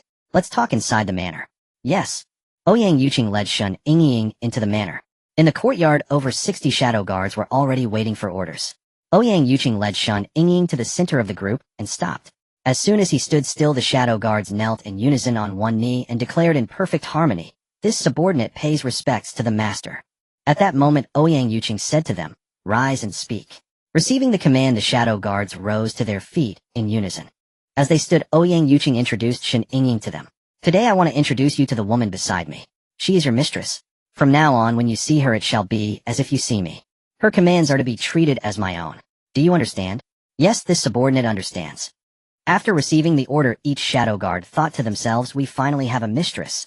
In this organization where not even a single female mosquito exists, she's practically a rare treasure." Ouyang Yuqing paid no heed to their private thoughts. He first singled out the 23 men he usually kept by his side, while the others were ordered to remain on high alert guarding the manor. Keeping these 23 men behind, Ouyang Yuqing addressed them directly. "I've kept you here to train you first. As for how, watch my hands." With that, he gathered a ball of fire from his hand, using his fire-type ability. At the third rank, Ouyang Yuqing could only produce a fireball slightly larger than a bolt. Even so, it was enough to astonish the 20-odd shadow guards. They stared wide-eyed as they witnessed the fireball conjured in their master's hand. Shock rippled through them. What kind of power was this? To summon such a massive fireball from one's bare hand. If that struck a person, they'd be burned to a crisp. Seeing the awe in the shadow guards' eyes, Ouyang Yuqing extinguished the fireball. He then addressed them again. "You all saw that, didn't you? What I'm about to do is train you to wield this very power." At that moment, he was puzzled. He pressed Ouyang Yuqing for answers. "Master, can this ability truly be cultivated? Does that mean we possess latent abilities within us? What are you thinking? Without a special medium, don't even dream of it. Then Master, how can we acquire this power?" "That's exactly what I'm about to discuss. The one who can grant you this power isn't me. It's your mistress. I command you all, once you receive this power, you will protect your mistress with your very lives. Her safety comes before everything, even before me. Understood? Yes, we obey your command. Now your mistress will explain everything to you." Hearing this, Shen Yingying stepped forward. She addressed the shadow guards. "Hello. Your master has already introduced me, so I won't repeat that. Instead, he'll explain what that fireball your master just conjured truly is. First, I want to clarify that the fireball your master released is called an ability. It's not what you think. It's not some inherent latent power within you. To gain this power, I possess a miraculous fruit. Once you consume it, you will awaken different abilities." "Mistress, what kind of fruit holds such miraculous power? Surely it's not some celestial fruit." It's not celestial. But the fruit I hold is called an ability fruit. Some who eat this fruit can conjure fire, others can summon water. Thus, humans who gain such powers are collectively known as ability users. Now let me introduce you to the abilities. They are divided into the 5 elemental abilities: metal, wood, water, fire, and earth, which are the most common. Beyond these, there are extended special abilities such as wind, ice, lightning, darkness, light, speed, healing, space, and psychic, among others. Due to time constraints, I'll pause the introduction here. Next, I'll distribute the ability fruits. For now, think carefully about what ability you wish to possess. However, you must not choose too many. Because the more abilities you have, the slower your growth will be. So deliberate wisely on what power you desire. Of course, my personal recommendation is that you prioritize the space ability. For the rest, you can discuss among yourselves, or seek your master's advice. After saying this, Shen Yingying let the shadow guards consider their choices. She then began taking out various ability fruits from her space. Meanwhile, Ouyang Yuqing walked over to the guards to offer his own recommendations. The shadow guards surrounded Ouyang Yuqing, voicing their thoughts to him. Hearing their inner deliberations, Ouyang Yuqing offered his counsel. In the end, the shadow guards decided that spatial and dark abilities were their top choices. These two abilities were essential for their missions. For the rest, they selected 1 or 2 additional abilities each. With their choices made, Shen Yingying distributed the ability fruits she had brought out to the shadow guards. Each guard took the fruit corresponding to their chosen ability and began to consume it. After they had all eaten the fruits, Ouyang Yuqing began instructing them on how to use inner force combined with meditation to awaken their abilities more quickly. Having understood his explanation, the shadow guard sat cross-legged on the ground, entering meditation to awaken their new powers. Meanwhile, Ouyang Yuqing led Shen Yingying to begin gathering supplies from the estate. He first took her to the granary. Perhaps because the New Year's harvest had not yet arrived, the granary was not well stocked. With a wave of her hand, Shen Yingying stored all the grain into her spatial realm. Following this, Ouyang Yuqing led her to the armory, the kitchen, and other storage areas, collecting everything of value. After clearing out these miscellaneous goods, Ouyang Yuqing led Shen Yingying behind a rockery. He pried up a blue stone from the ground and pressed a mechanism. The rockery split open from the middle, revealing a doorway about 1 meter and 20 centimeters wide. He conjured a fireball for light and led Shen Yingying into the hidden entrance. Just inside the entrance, a flight of stairs descended. The two walked down slowly, and as they reached the bottom, the underground space opened up into a spacious area. Ouyang Yuqing guided Shen Yingying towards a stone chamber. The stone door also had a mechanism, which Ouyang Yuqing quickly located and triggered. As the stone door slid open, Shen Yingying's eyes were dazzled by the sight of chest upon chest filled with gold, silver, and precious jewels. Wow, Yuqing, you're so wealthy. Heh, he chuckled, most of my treasures are stored here. I didn't dare keep too much in the prince's mansion. One reason is to avoid drawing attention from certain people, another is to prevent Su Dagui from causing trouble. Yingying, quickly store all this gold, silver, jewels, and fine silks away.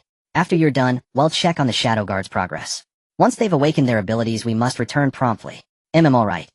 Joyfully, Shen Yingying swept all the chests of gold, silver, jewels, silks, and other valuables into her spatial realm. Ouyang Yuqing watched as she secured everything. He then led her back along the same path to the surface. After restoring the rockery to its original state, he took her to where the shadow guards were meditating. Ouyang Yuqing had originally planned to sell this estate. However, given the plans they had devised today, he decided to keep it. It would serve as a safe haven and a base of operations for his subordinates during future missions. Time passed swiftly. Half an hour before midnight, the shadow guards began to awaken their abilities one after another. Although they were filled with excitement, there was no time to celebrate. Ouyang Yuqing distributed wrist crossbows from his spatial storage to the 60-plus guards. Then he and Shen Yingying quickly returned to the carriage, with the shadow guards silently following behind. Shen Yingying and Ouyang Yuqing were slightly out of breath when they climbed back into the carriage. They exchanged a glance, then closed their eyes to rest, waiting for the first assassination attempt on their journey into exile. Sure enough, after they had rested for just over 10 minutes precisely, at midnight the black-clad assassins made their move. They crept stealthily, slowly closing in on Ouyang Yuqing's carriage. But could Ouyang Yuqing's shadow guards allow them to get close? Certainly not. The two sides clashed in a fierce and bloody battle. The Emperor's men numbered over 140, more than twice Ouyang Yuqing's force. Yet they held no advantage in numbers. Though Ouyang Yuqing's shadow guards numbered only 60, they were armed with sleeve arrows and had successfully awakened their supernatural abilities that very night. Their strength multiplied several-fold, allowing them to fight with ease. In fact, the Emperor's men began to suffer casualties. Realizing the dire situation, the Emperor's men dispatched some to hold back the shadow guards, while sending over 20 to assassinate Ouyang Yuqing separately. The exiled convoy, upon witnessing the assassination, scattered far away. Hearing the clash, Ouyang Yuqing and Shen Yingying both descended from their carriage. The 20-plus assassins charged out of the dense forest, swiftly lunging at Ouyang Yuqing. He ordered Shen Yingying to hide by the carriage, rolled up his sleeves, and braced for the assault. Old General Qin, watching from the sidelines, saw the war prince under attack. He hastily called his own men to reinforce Ouyang Yuqing. Escort Officer Yang Yi, witnessing the scene, was tempted to aid the Emperor's faction. However, he restrained himself and held back. As the two sides clashed fiercely, Su Dagui stealthily edged toward Shen Yingying. His mission that night was to capture her and use her to threaten Ouyang Yuqing. Leaning against the carriage, Shen Yingying used her psychic ability to survey the battlefield. When her spiritual sense brushed over Su Dagui, a scornful smile curled her lips. She thought to herself that fool Su Dagui is cautious, but his creeping approach is as slow and clumsy as a fat caterpillar. She almost felt like calling out for him to hurry. The battle raged on, with Ouyang Yuqing's men growing more exhilarated as they gradually adapted to their newfound. The more proficient they became, the worse it fared for the Emperor's men, who began suffering heavy losses. Yang Yi watched anxiously as Su Degui inched toward Shen Yingying. Frustrated, he cursed, inwardly wondering how he had ever chosen such a fool as an ally. If only he had known how inept this man was, he would never have. Shen Yingying observed Su Degui's overly cautious demeanor with utter disdain. With a resigned sigh, she deliberately moved away from the carriage, pretending not to notice him, and subtly drifted closer to Su Degui. Seeing Shen Yingying recklessly approaching Su Degui, since the moment was ripe, he seized a thick branch from the ground, leaped up, and swung it at her head. Just as the branch soared above her, Shen Yingying spun around and kicked him square in the chest. Su Degui instantly crumpled to the ground in a frog-like sprawl. After the kick, Shen Yingying looked at him and burst into laughter.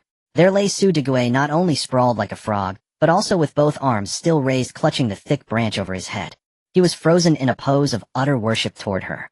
Imagine a man on all fours, rear end in the air, holding a branch overhead. Doesn't it look like a panda burning incense? Su Degui lay on the ground, feeling as though his internal organs had been shattered by the kick. He dared not move a muscle, fearing that any shift would cause some part of him to fall away in agony. Shen Yingying glanced at his face, swollen and purple with pain like a pig's head. She sneered, "Oh, if it isn't young Master Su Degui. What's this? Reduced to sneaky ambushes now." Su Degui had barely recovered when Shen Yingying began to berate him. He knew that as the vanquished, any words he uttered would be futile, so he remained silent. Yet his mind was racing, plotting an escape. If this assassination succeeded, he might cling to a miserable existence. If it failed, he would vanish along with the other conspirators. But he had no intention of letting his life end so easily. As the saying goes, a living dog is better than a dead lion, and that was his current sentiment. Despite the pain in his organs, he endured it, racking his brain for a way out. Shen Yingying looked down at Su Degui. His desperate attempts to flee and scheming expression were utterly comical. Don't ask how she knew he was planning an escape, because at that moment his eyes were darting around frantically, and his body was subtly shifting into a crouch ready to bolt. Anyone could see his intentions, but the fool himself thought he was being subtle. Seeing this, Shen Yingying mocked him mercilessly. "What? Trying to run after a failed ambush? Don't you think a little too highly of yourself?" Su Degui's body, which was poised to flee, froze. Her words sent a chill down his spine. Realizing his escape was foiled, he shamelessly plopped down on the ground and began to massage his aching internal organs. While rubbing his stomach, he cursed at Shen Yingying. "You little wretch. I never expected you to be so strong. If I'd known, I would have drugged you to knock you out. Hee, if only you knew then what you know now. But even if you had, it would have been useless because you're as dumb as a pig. You. Yes, it's me, it's all me. What can you—" Su Degui was now defeated in both combat and verbal sparring. He was so furious that his heart, liver, spleen, and stomach ached. "Are you sure it's from anger and not from the beating?" He decided to stop talking and simply observe the situation. If his allies won, all was well. But if Ouyang Yuqing emerged victorious, he would have to put on a pitiful act to save his own skin. Ouyang Yuqing's shadow guards were now fighting with increasing ease, even using the Emperor's men as practice dummies. The enemy, sensing the tide turning, wanted to retreat. But it was too late. They were now barely holding on, fighting desperately for their lives. The 20 men on Ouyang Yuqing's side were also being decimated by him, and the Qin family warriors who had come to reinforce him. Corpses littered the ground. With a moment of respite, Ouyang Yuqing surveyed his surroundings. He saw his men playfully sparring with the remaining enemies. He then called out to his men, "Close the net."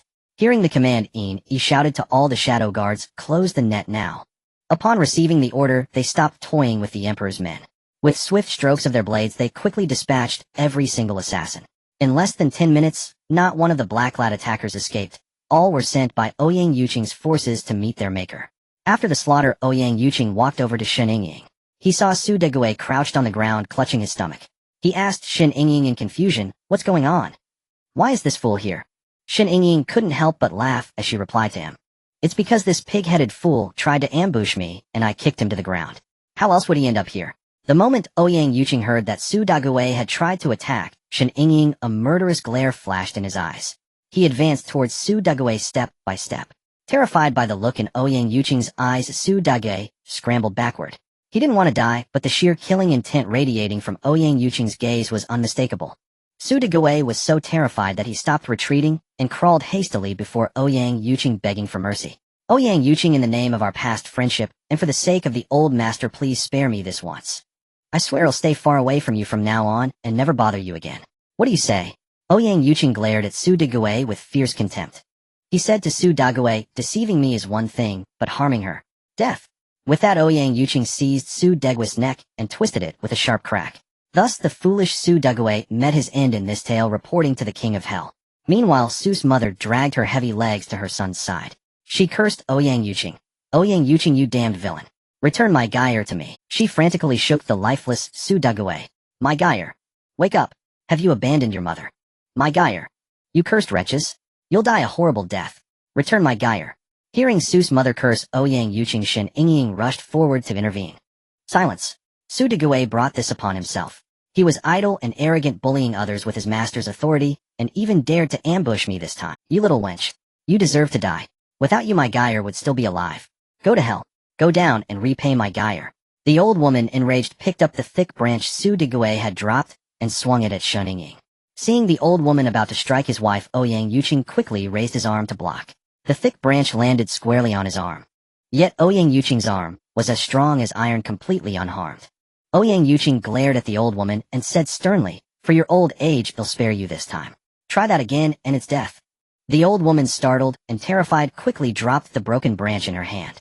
She thought to herself, what came over me? Why did I act so rashly? It's all that wench's fault. She's a curse. She ruined my son, and now shall ruin me. The old woman stood frozen in shock. Ouyang Yuqing, annoyed by her presence, snapped, get lost. Now. Jolted back to reality by a shout, the old woman glanced at Ouyang Yuqing and Shen Yingying, then at her dead son. She turned to Ouyang Yuqing and asked, but my son?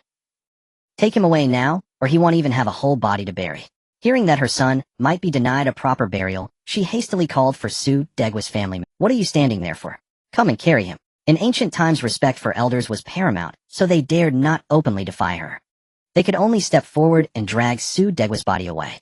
With the commotion over, Ouyang Yuqing ordered his men, bury the body quickly and clean up the bloodstains, or well attract wolves. Hearing this, Shen Yingying quickly interjected, hold on. The guards preparing to move the corpse all turned to look at her, their eyes filled with confusion. Seeing everyone staring, she said sheepishly, search him first. Even a fly's leg is still meat, right? Ouyang Yuqing, amused by his money-grubbing wife, shook his head and indulged her with a fond smile. Do as your mistress says. Shen Yingying noticed Ouyang Yuqing shaking his head in exasperation and pouted in displeasure. She retorted, waste is shameful. Besides, old General Qin and his family helped us. Don't they deserve a little compensation? Before the story begins, the author would like to thank my Meng Xiao Bai Te for the encouragement gift, and Wujio Kinkin Bao Zhengbu Hui for the bubble tea. Thanks to Lianji Xiao Yun Jun, Nei Xin Qingxing, De Xiaomi, Hu Hua Jian Jingling Wang, and all the readers who sent gifts, whether their names are known or not. Thank you to all the dear readers who appreciate my work. Your support means the world to me. I love you all, and I hope you'll continue to follow and support my stories. Ouyang Yuqing noticed Shen Yingying pouting with displeasure. He stifled a smile and told his subordinates, do as your mistress wishes. Yes, we understand. The shadow guards received their orders and began patting down the captives. Looking down while searching was standard procedure. But why were their shoulders shaking with suppressed laughter? The guards worked diligently, hiding their amusement, thinking no wonder she's our mistress. She has the master completely wrapped around her finger.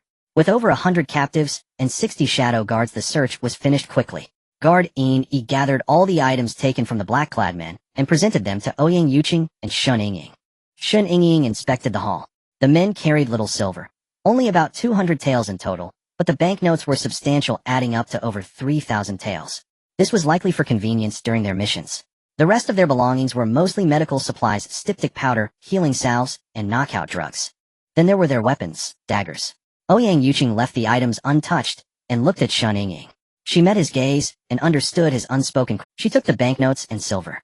From the stack, she selected a 1,000-tael note and handed it to the diligent old general. Here, General Qin, a share for you. Everyone present gets a cut. Madam, we can't accept this. We merely did the young master a small favor. We don't deserve such a reward. A small favor. The men were lying on the ground. What would he consider a big one? Stop dawdling and take it. And raise the 200 taels of silver as well. Madam. At that moment, Ouyang Yuqing interjected, if the madam says take, yes, young master. Heeding Ouyang Yuqing's command, the diligent general stepped forward and accepted the banknotes and silver. Shen Yingying then withdrew another 1,000 taels from the stack. She addressed here 1,000 taels to split among the brothers, a token of appreciation for your hard work. Said nothing and looked to his. Seeing Yi's gaze, Ouyang Yuqing said sternly, take it. The madam's words carry the same weight as mine. Haven't I made that clear at the estate?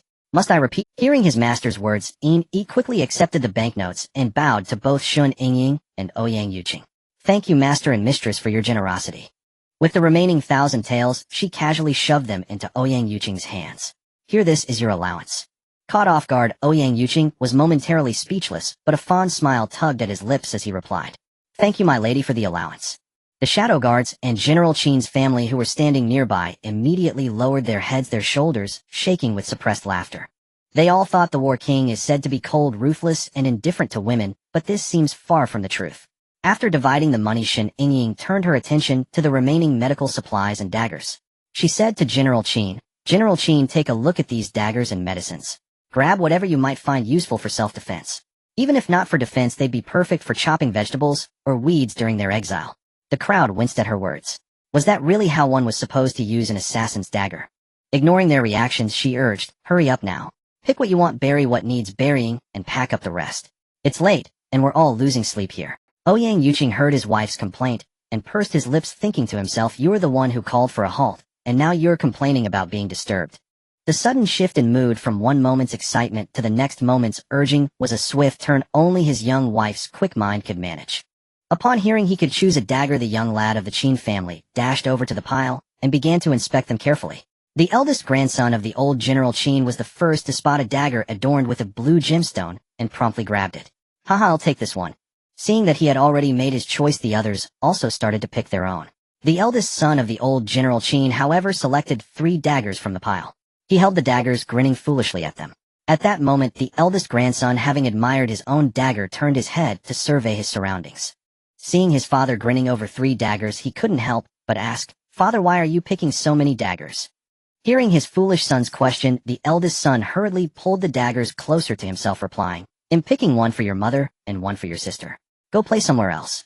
The eldest grandson rubbed his nose and muttered under his breath, "People say a wife is precious, but my mother is spoiled more than my sister. 2 treasures at home, and the son is treated like a weed. Where's the justice in that?"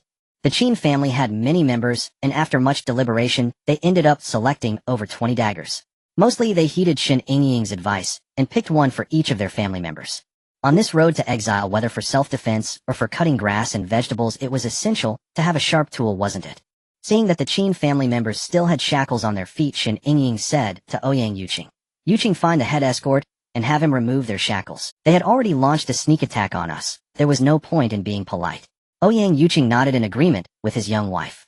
He thought to himself his wife was right. Who was there to be polite to? They had already made a move against him, so why show them any respect? With that, Ouyang Yuqing strode towards Yang Yi.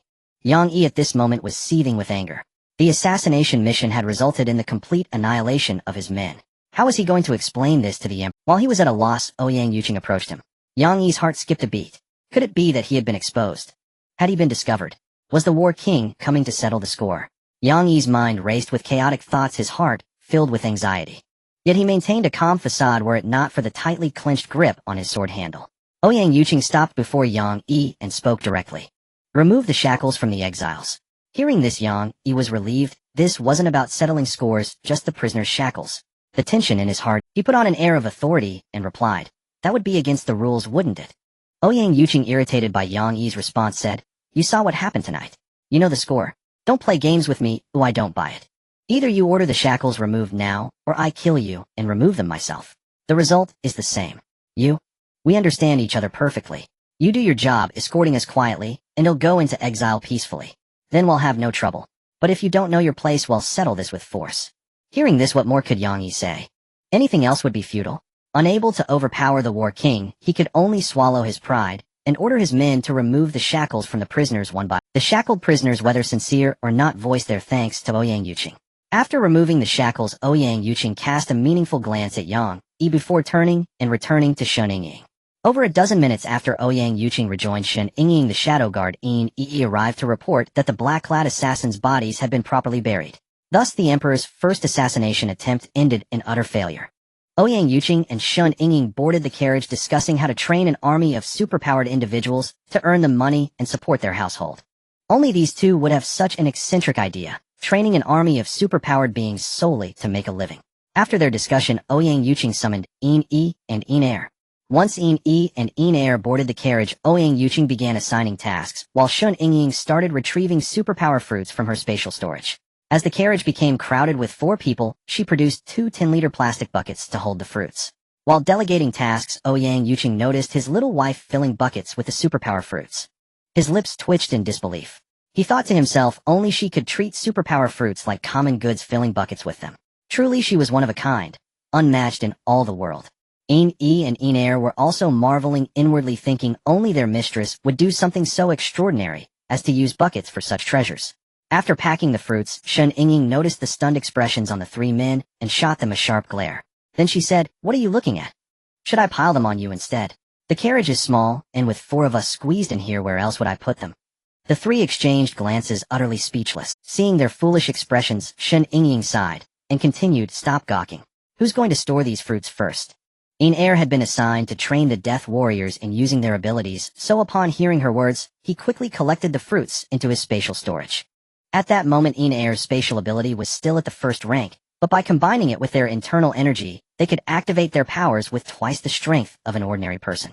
His space now spanned nearly 20 square meters. Storing 2 buckets was more than enough. Ouyang Yuqing then assigned Yi to leave 13 of their men near the exile convoy for protection, ready to follow any command. The other 10, including Air, were to head to the Death Warriors and teach them how to awaken their abilities. They were also to recruit orphan girls and beggars, for these recruits would later serve as protectors and aides to Shen Yingying. As for those agents who had been dispatched for previous missions, Ouyang Yuqing ordered them to continue their tasks. However, he promised these operatives that if they performed exceptionally well and made significant contributions, they would be granted the chance to become ability users. Yi and Air were overjoyed to hear their master was recruiting women into the fold. No longer would they be a mere band of wild grass. Soon flower buds would bloom among their ranks. The mistress' charm was truly immense. After assigning all tasks, Ouyang Yuqing promptly ordered the 2 bothersome men off the carriage to coordinate the details themselves. Once they had left, Ouyang Yuqing transformed into a clingy lover, pulling Shen Yingying into his embrace. "Wife, your husband works so hard, and you only give me 1,000 taels of silver notes. Does that seem fair?" Suddenly held in his arms, Shen Yingying felt a bit displeased at his words.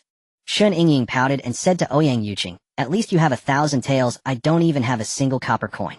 Ouyang Yuqing heard his little wife complaining. He thought to himself, what about those chests of gold, silver, and jewels we collected that night? However, he dared not say this to his little wife. So Ouyang Yuqing began to tease Shen Yingying again. "You just said that everyone present gets a share, how about I split mine with you?" Shen Yingying knew he was teasing her. She rolled her eyes at him and said, "How pretentious. If you don't want to give it to me. 1,000 taels could buy so many delicious things to eat." Ouyang Yuqing noticed that his little wife was always thinking about food and money. He thought helplessly, sigh, "I need to earn more silver quickly, or my little wife will despise me and not want me anymore. If she looks down on me and dumps me, what would I do?" Ouyang Yuqing mentally prepared himself. He must keep his little wife fond of him. He needed to work hard and earn money. As the saying goes, like attracts like. These two were truly a pair of money grubbers. Shen Yingying thought about food and wondered if she should make a midnight snack after all her hard work. She also had a wicked thought. Didn't he complain about the lack of oil? Haha, perfect. It's late at night, eating something too greasy isn't good. Better to make some taro balls with grass jelly and coconut milk. Without hesitation, Shen Yingying took out packets of taro balls and grass jelly powder from her space. She also brought out 2 stainless steel pots and added spiritual spring water. She had Ouyang Yuqing use his fire ability to heat one pot, while she poured packets of grass jelly powder into the other and began to adjust the proportions. After mixing the ratio, she started stirring in the pot. Ouyang Yuqing watched his little wife, who was complaining just moments ago, now preparing food. He thought, what kind of rhythm is this? He couldn't keep up. He was planning to haggle with his little wife for a bit, hoping to steal a kiss, but instead she pulls this stunt on him. What was going on? His heart felt cold and desolate. Ouyang Yuqing used his fire ability to boil the water, gazing resentfully at his little wife. Shen Yingying, busy cooking the grass jelly, noticed his resentful stare. So she said to him, "Stop complaining, I'm making you something delicious to make up for it, aren't I?" Upon hearing this, Ouyang Yuqing thought mournfully, "I meant a different kind of taste." Shen Yingying was unaware of Ouyang Yuqing's ulterior motive. She instructed him, when the water boils, put the taro balls in to cook. Stir them while they cook so they don't stick together. Ouyang Yuqing replied with a resentful, "Oh," and continued boiling the spiritual spring water. Shen Yingying used her fire ability to heat her pot, while stirring the contents with a ladle to prevent it from burning. After the pot boiled for a minute, Shen Yingying stopped her fire ability. After turning off the heat, she took out square stainless steel trays and poured the grass jelly in. After pouring, she glanced at the pot with the taro balls. They hadn't floated up, yet indicating they weren't cooked. She instructed Ouyang Yuqing, "Yuqing, once these taro balls float to the surface one by one, they are done. That's when you can turn off the heat." Oh. After giving her instructions, Shen Yingying turned and used her ice ability to cool the trays of cooked grass jelly. In less than 2 minutes, the grass jelly had solidified. She took out a sharp knife and cut the jelly into small, bit-sized pieces. With the grass jelly cut and Ouyang Yuqing's taro balls done, Shen Yingying brought out a basin, filled it with spiritual spring water, scooped the taro balls into it, and then used her ice ability to chill them. She brought out a watermelon, a mango, and a cantaloupe, dicing all 3 fruits into cubes. Afterward, she produced 2 large glass bowls, placing the grass jelly cubes and fruit cubes into them. From her space, she added sweet red beans, coconut meat cubes, crushed peanuts, and raisins into the bowls. Finally, she retrieved a bottle of honey and coconut juice from her space. She scooped a spoonful of honey into each bowl and drizzled the coconut juice over the top. A complete success. 2 heaping bowls of chilled grass jelly dessert were thus prepared. Shen Yingying took out a small square table from her space and placed the 2 bowls upon it. She pushed one bowl towards Ouyang Yuqing and set the other before herself. Producing 2 small spoons from her space, she gave one to him and kept one for herself. Yuqing, eat up. This grass jelly dessert is absolutely delicious. Ouyang Yuqing still gazed at his young wife with a wistful look, but upon hearing her invitation, he pouted slightly and picked up his spoon to eat. Ouyang Yuqing took a spoonful and swallowed it, his eyes brightening. He continued to scoop up more, his pace quickening considerably. As he ate, Ouyang Yuqing mused that the delicacies his wife created were truly novel and unique, things he had never encountered before.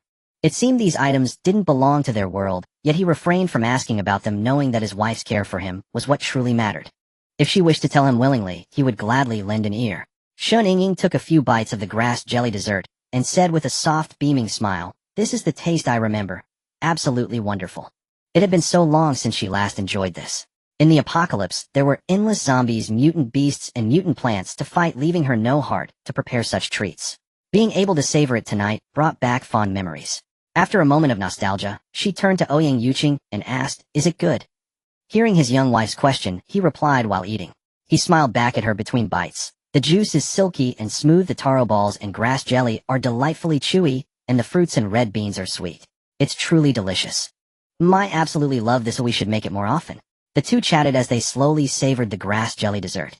10 minutes later, they had finished an entire large. After finishing, Shen Yingying prepared the remaining unassembled portions, then stored the grass jelly dessert in her space. Because her space was static, anything placed inside remained exactly as it was when retrieved. Once the dessert was stored, she briefly washed the other pots, bowls, and utensils before putting them away as well. With everything tidied up, Ouyang Yuqing quickly sidled up to Shen Yingying. "Wife, I suspect that if we keep eating like this, I'm bound to gain weight one day." Hearing his words, Shen Yingying replied, "So what if you get fat? It's not like you need to find a wife again. What does it matter?" Ouyang Yuqing thought to himself upon hearing her retort, "I was just trying to get close and steal a kiss. Why is it so hard?" That remark left me speechless. How am I supposed to respond? He sighed. Tonight's efforts were in vain, time to sleep. So with a deflated air, he said to Shen Yingying, "Wife, it's getting late. Let's turn in for the night. Alright." After agreeing, Shen Yingying took a quilt from her space and spread it over the wooden floor of the carriage. Then she brought out 2 pillows and a light summer blanket. She handed a pillow to Ouyang Yuqing, then lay down fully clothed with her own pillow. Seeing his wife settle in, he lay down beside her. He intended to hold his wife as they slept, but Shen Yingying used the heat as an excuse to refuse his embrace. Denied, Ouyang Yuqing turned away sulkily and tried to sleep. As he turned away, Shen Yingying smirked to herself, thinking, "You little rascal, did you think I couldn't see through your little scheme? There's no way you're getting one over on me." Just past the hour of Mao, Shen Yingying and Ouyang Yuqing were roused by Xiao Tao outside the carriage. "Master, Mistress, dawn has broken, and it's time to wake." Shen Yingying was stirred from sleep, her eyelids still heavy with drowsiness. Having retired near the second watch, she was indeed still mired in fatigue. She sat up, gently setting aside the stray limbs draped over her. "Xiao Tao, what time is it out there?" Xiao Tao replied promptly, "Mistress, it's just past the hour of Mao." "Oh, I see. He'll be up shortly." With that, Xiao Tao went to fetch washing water for her masters. Shen Yingying stifled a yawn, gave Ouyang Yuqing a nudge, and chided, "Get up, don't pretend." Ouyang Yuqing had stayed awake the previous night until his young wife dozed off, then quietly drew near and held her until this very moment. Fearing she might feel the heat, he had even crafted 2 ice basins and placed them in the carriage's corners to cool the air. Before he had his fill of embracing her, the sky had already brightened. He rose, smoothing his robes, while Shen Yingying packed away the items she had taken out the night before. Ouyang Yuqing cleared away the 2 ice basins from the corners. Once all was in order, they descended from the carriage. Though it was barely past 5 in the morning, the air was dry and stifling, with not a breath of wind stirring. It seemed to herald an impending rain.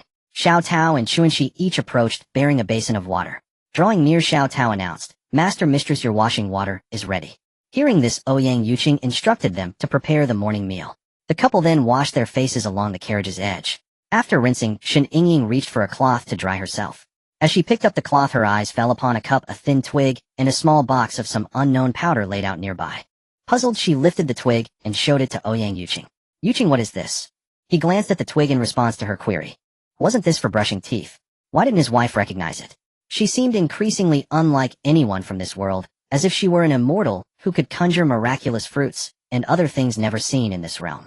The thought of immortals made him uneasy. Could his wife truly be a celestial being?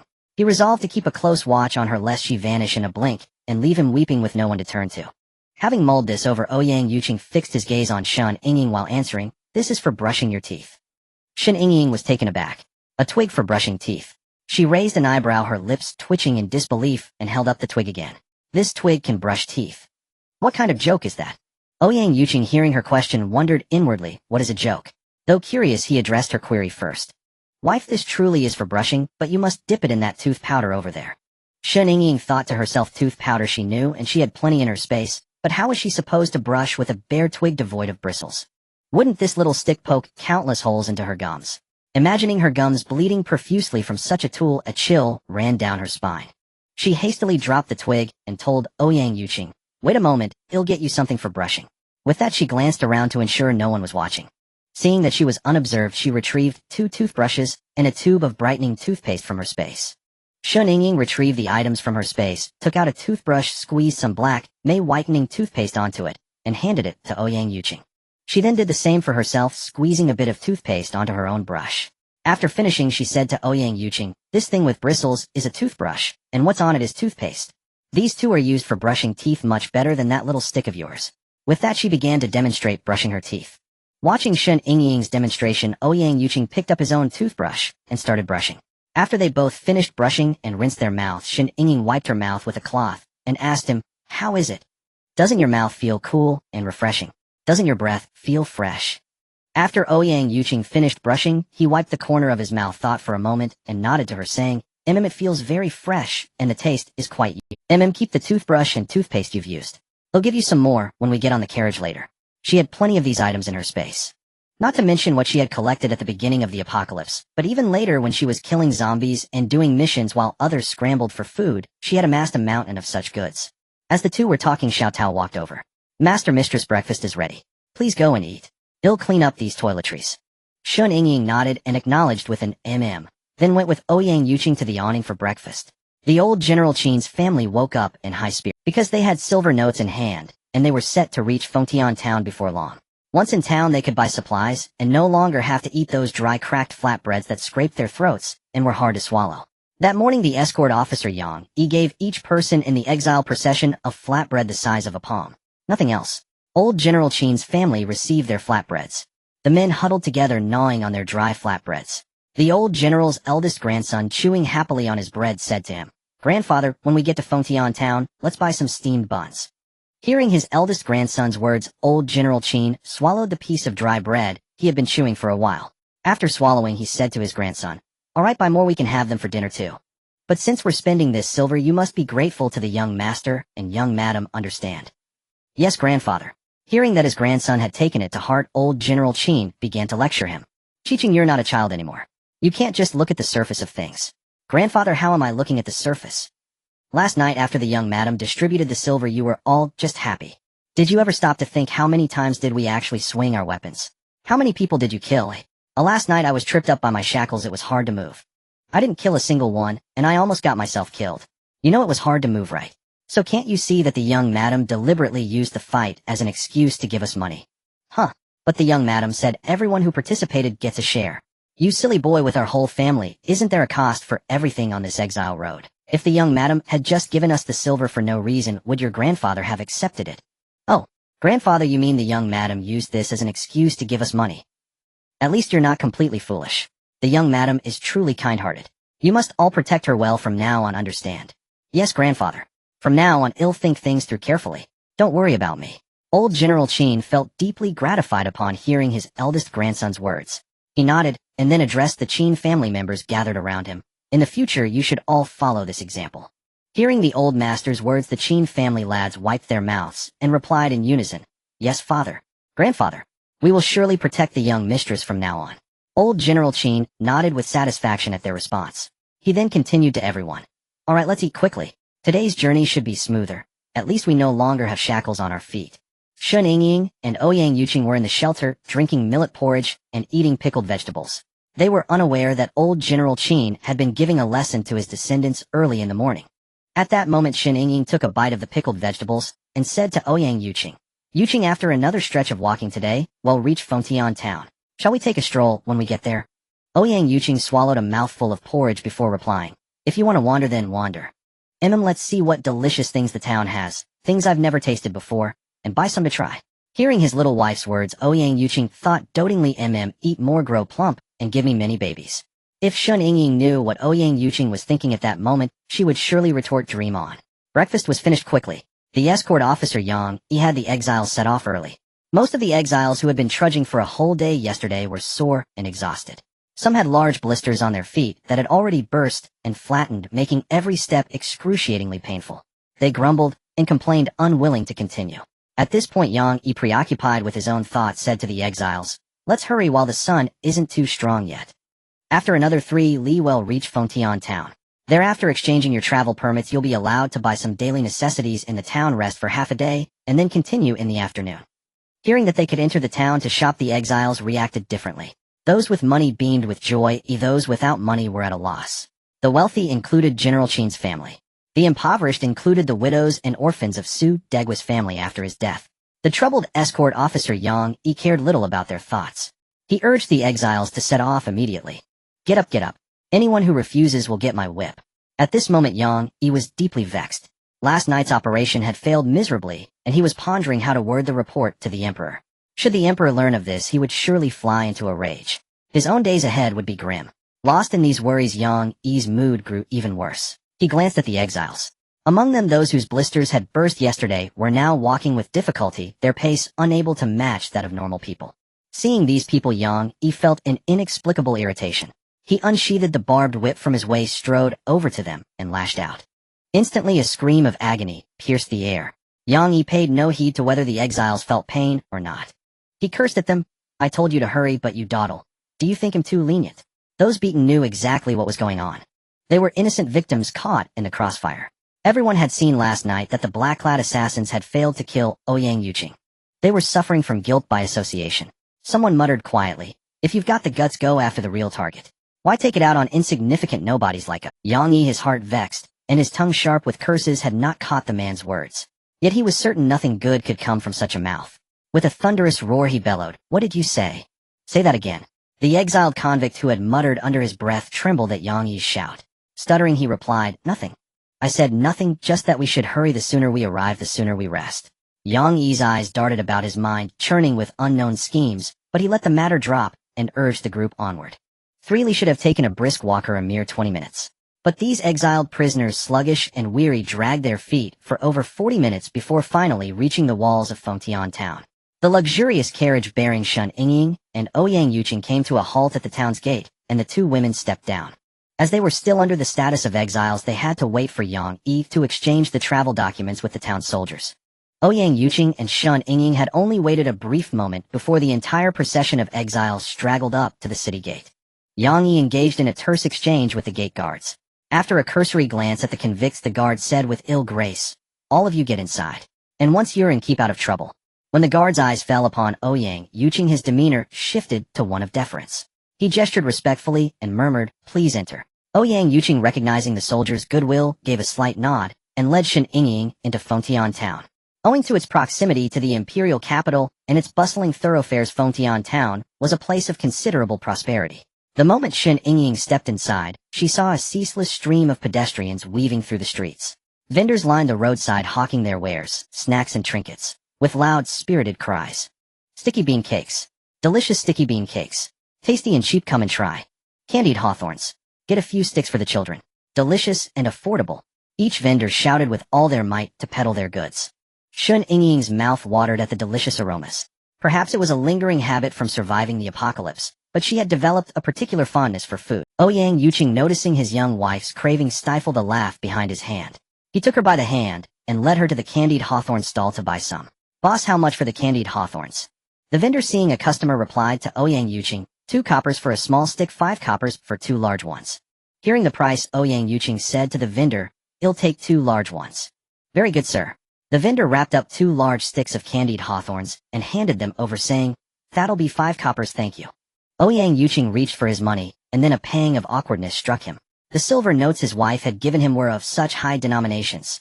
How was he to pay? Shen Yingying, seeing that Ouyang Yuqing had no small change, pretended to fish in her sleeve, while actually retrieving 5 coppers from her spatial storage, and handed, "Here, that's 5 coppers, make sure you count it." The vendor beamed as he took the coins. Ouyang Yuqing looked at Shen Yingying with a sheepish expression, about to say something. Just then the maid Xiao Tao came running up, a small embroidered pouch in her hand. She handed it to Ouyang Yuqing, saying, "Master, this is the spending pouch the steward prepared for you before we left. He packed 10 of these for you, so please use." Ouyang Yuqing took the pouch, a thought passing through his mind. Steward Feng had served him for so many years, and his loyalty was not in vain. Meanwhile, Yang Yi, now inside the town, saw Ouyang Yuqing purchasing goods with his wife. He deliberately raised his voice to the procession of exiles. "Move along. We still need to register our travel permits. Once that's done, you can arrange for people to buy supplies."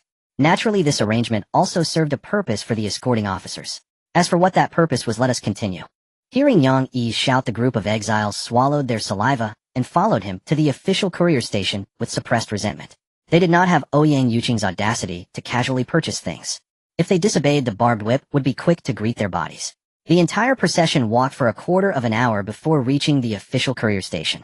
Yang Yi led the group into the station and found the station master to exchange their travel permits. The station master counted the heads and completed the exchange. After the exchange, Yang Yi led the exiles to wait in the station's main hall.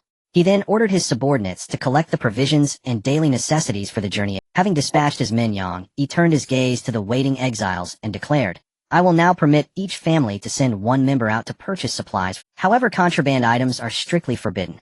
Things like blades, clubs, or sedatives. You would all do well to remember this clearly. If I catch anyone among you carrying such forbidden goods, you know full well that deaths are not uncommon on the road to exile. I do have a quota for such casualties. Those sent out to purchase supplies are not to attempt escape. Of course, you'd have to be foolish to try fleeing so soon after leaving the capital. And I'm not afraid of you running. If I catch a fugitive, a death would be the kindest fate awaiting you. Now then, you may discuss among your families who will go out to buy supplies. But before that, isn't there something?" Shen Yingying observed Yang Yi's gesture and sneered in. She thought to herself, what a scoundrel. He's trying to squeeze money out of these exiles. Just as this crossed her mind, someone among the exiles began to confirm her. A middle-aged man around 40 with a somewhat sleazy appearance stepped forward from the group. He approached Yang Yi with obsequious bows and produced a tintal silver ingot from his sleeve, offering it to him. "Honored officer, you've had a grueling escort journey. Please take this to buy some tea." Yang Yi looked at the man and said, "You're quite savvy. Go pick someone to purchase the supplies." "Yes, honored officer." The middle-aged man replied, but did not leave. Yang Yi cast him a glance and pressed further, "Why aren't you going?" The middle-aged man, upon being questioned, hastily bowed and scraped as he said, "Honored officer, it's like this. My family has the elderly and the very young. Would you permit me to buy an ox cart? That way we won't delay your journey on the road." Yang Yi heard the man's request and thought to himself, damn, an ox cart. Is he going into exile or on a pleasure trip? But then he remembered that Ouyang Yuqing had a horse-drawn carriage, so why should he care about an ox cart? Besides, an ox cart would indeed make the journey more convenient. So he said to the middle-aged man, "An ox cart. It's not impossible, but it greatly increases my risk." The man, hearing this, quickly produced a 20 teal silver note and pressed it into Yang Yi's hand, saying, "Honored officer, I understand. This is a small token of my respect." Yang Yi took the note, glanced at its denomination, then looked at the man again, and said, "Very well, who says I'm not a kind-hearted man? I approve. Go send someone to make the purchase." Hearing Yang Yi's consent, the middle-aged man quickly responded, "Thank you, honored officer. He'll be off right away." The middle-aged man cheerfully went off to make his purchases. Seeing his example, those with money followed suit, eagerly joining the ranks of those bribing the officials. Those without silver could only remain at the post station, watching helplessly as others paid and departed for provisions. Among these destitute souls was the family of Su Degua's mother. Su Degua's mother was being urged by her daughter-in-law to borrow silver from Ouyang Yuqing. Hearing this, the old woman huffed indignantly at her daughter-in-law. "Why don't you go? I have no desire to speak with the one who murdered my son." The second wife, hearing the old crone's refusal, fumed inwardly, "This useless old thing, utterly worthless. Asking her for a trivial loan, and she puts on such a sour display." Nevertheless, to secure a comfortable future, the second wife coaxed the old woman. "Mother, look at this whole family. So many mouths to feed. Eating nothing but flatbreads day in and day out is unbearable for anyone. You share a kinship with that woman, do you not? Just go and ask. We haven't a single coin to our name now. How are we supposed to survive? The old woman mulled over her daughter-in-law's words. She supposed she had to go. That damned soul had snapped her own son's neck, so he owed her compensation. So the old woman smoothed her prison garb and approached the couple Ouyang Yuqing and Shen Yingying. At this moment Yang Yi was hurling crude and mocking remarks at the Qin general's family. Some people once they latch onto a powerful patron forget their own names. They don't give us the time of day anymore. I suppose they needn't bother buying an ox cart or a horse-drawn carriage, they can just coast along with us for the ride. The Qin family, stung by Yang Yi's sarcastic remarks, flushed with anger. The eldest grandson of the old general was about to confront Yang Yi. But at that moment Su Degwa's mother approached. She hadn't forgotten how the general's eldest grandson had struck Su Degwa. Nursing that grudge, she overheard Yang Yi's words as she drew near. Without letting him continue, she interjected. Oh, if it isn't the Qin general's family. What's this? Having a powerful backer certainly changes things. Everyone else scurries about for supplies. But some just wait for the food to be served. The eldest grandson, already seething, felt his anger spike further at the old woman's taunts. He was about to retort when Shen Yingying, who had been quietly observing, spoke up. Oh, Yuqing, who is this foul-mouthed creature? Ouyang Yuqing, stifling a laugh behind a cupped hand, played along with his wife. This is the mother of that Su Degwa who tried to ambush you. Oh, her. No wonder her words are so venomous, it must be hereditary. The old woman's anger flared at Shen Yingying's insult, completely forgetting her mission to borrow silver. She hurled abuse at Shen Yingying. You little wretch. Not only did you get my son killed, now you dare to mock me. Are you tired of living? Want me to tear that mouth of you? Heh, Shen Yingying chuckled. Quite the bold talk, old woman. Come on then if you dare. Su Degwa's mother was all bark and no bite. Hearing the challenge, she sputtered, you. Seeing the old woman's empty bluster, Shen Yingying continued mockingly. Some people just talk big when they're like a toad on your foot. Doesn't bite, but sure is irritating. With that, she shot a pointed glance at Yang Yi. Yang Yi felt a surge of anger at the double-edged remark. However, he dared not speak out. If he did, wouldn't he end up like those men in black? Su Degwa's elderly mother, upon hearing Shen Yingying's words, wanted to retort. But before she could open her mouth, she was stopped by the anxious second wife. As the second wife approached and overheard their conversation, she was seething with anger. She cursed Su Degwa's mother inwardly. That damned old woman, always more trouble than help. Even when asked to lend some money, she could ruin things. Truly a useless old hag. Yet despite her complaints, she still relied on the old lady for money. Thus, she quietly said to the old lady mother about the money, please bear with it for now. Upon hearing the mention of money in a low voice, the old lady suddenly thought, oh no, how could I have forgotten this matter? However, there was no way she could give up on asking for the money. After cursing, Shen Yingying was ready to take General Qin and his family out to buy a carriage. Before she could even speak to General Qin, the old lady had already turned to Ouyang Yuqing and said, Ouyang Yuqing, you killed my son, you need to compensate me. If you don't compensate, then you will have to take care of me. Hearing the old lady's words, Ouyang Yuqing's face darkened as he directly told her, get lost. Shen Yingying couldn't help but laugh at the situation. Ha ha ha. After laughing enough, she turned to the old lady and said, I advise you not to play the old age card. Your son attacked me, but ended up dead. That's his own doing. Don't you dare act shameless just because of your old skin. After saying this, Shen Yingying pointed towards the outside of the inn. As she pointed, she continued, do you see outside? The old lady, already furious from being called shameless, was now confused by Shen Yingying's words. The old lady glanced sideways at the outside of the inn. Seeing her look that way, Shen Yingying added, yes, that direction. Forever far you should roll as far as you can. Upon hearing this, the old lady was furious, stammering, you. Shen Yingying wouldn't indulge her, having encountered many moral abusers in the apocalypse.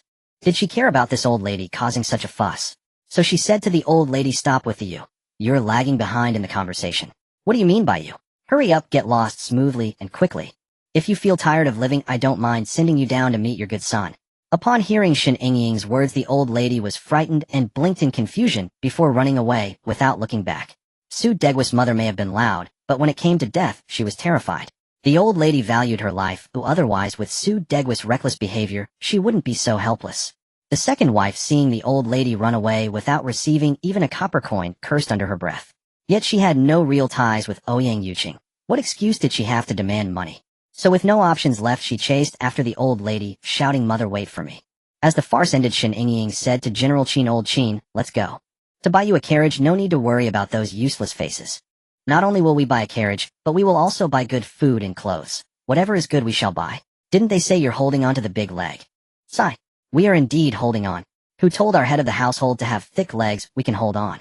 Some may not agree, but let them come, we are ready to take. As I write this, dear readers, if you find it exciting, could you please give a 5-star review, more likes and more attention? Dear readers, please support us so we can keep the excitement coming. Love you all, moi. Yang Yi's face was as dark as the bottom of a blackened pot. With such blatant words, what was there left to misunderstand? This was a naked challenge, not only looking down upon him, a lowly escort officer, but also showing utter disregard for the current emperor himself. No, he must inform the emperor. This Ouyang Yuqing was ambitious and ruthless. If he were not eliminated, he would surely become a great calamity. Yang Yi recalled the fight from last night, and deep confusion welled up within him. Why were the men Ouyang Yuqing had raised so formidable in martial prowess? The men sent last night were all elites meticulously trained by the emperor himself. On any ordinary occasion, taking a head would have been an effortless task for them. How was it that when they faced Ouyang Yuqing's men, they became like lambs waiting for slaughter? Just what kind of force had he cultivated? He had witnessed the entire battle from the sidelines last night. At first, Ouyang Yuqing's men fought quite cautiously, but as the fight dragged on, they grew more and more fervent. In the end, it devolved into a one-sided massacre. Such strength was utterly terrifying. If all the men Ouyang Yuqing had raised were like this, then what would be left for the emperor? This was not the outcome Yang Yi wished to see, so he did not tarry any longer with anyone. He instructed his remaining subordinates to coordinate with the local constables, setting up ambushes at every city gate. This was to lie in wait for any exiled convicts who might attempt to flee. He himself then turned away to draft a secret memorial. At this moment, Ouyang Yuqing, holding Shen Yingying's hand, walked out of the official courier station with the old General Qin and his family following behind. General Qin followed along, his face etched with worry. Now that the young mistress had clashed openly with the escort officer Yang Yi, it was tantamount to having a falling out with the current emperor himself. Given the emperor's vindictive nature, this journey would likely be fraught with danger. He did not worry for his own old bones. His concern was for the safety of the young master and young mistress. However, seeing the performance of the young master's men yesterday did ease his mind somewhat.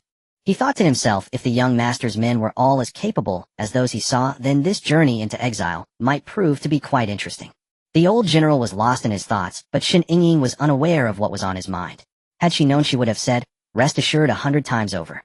Keep your heart firmly in your chest. No matter how many men that dog of an emperor sends, I can eliminate every single one." Not only did she possess her supernatural abilities, but the bullets and cannons stored in her spatial dimension were not to be trifled with either. As Shen Yingying stepped out of the station, she instructed Ouyang Yuqing to lead the group to purchase the horse carriages first. When she made a promise, she kept it. She had said she would buy them, so buy them she must. Not only buy them, but buy the very best.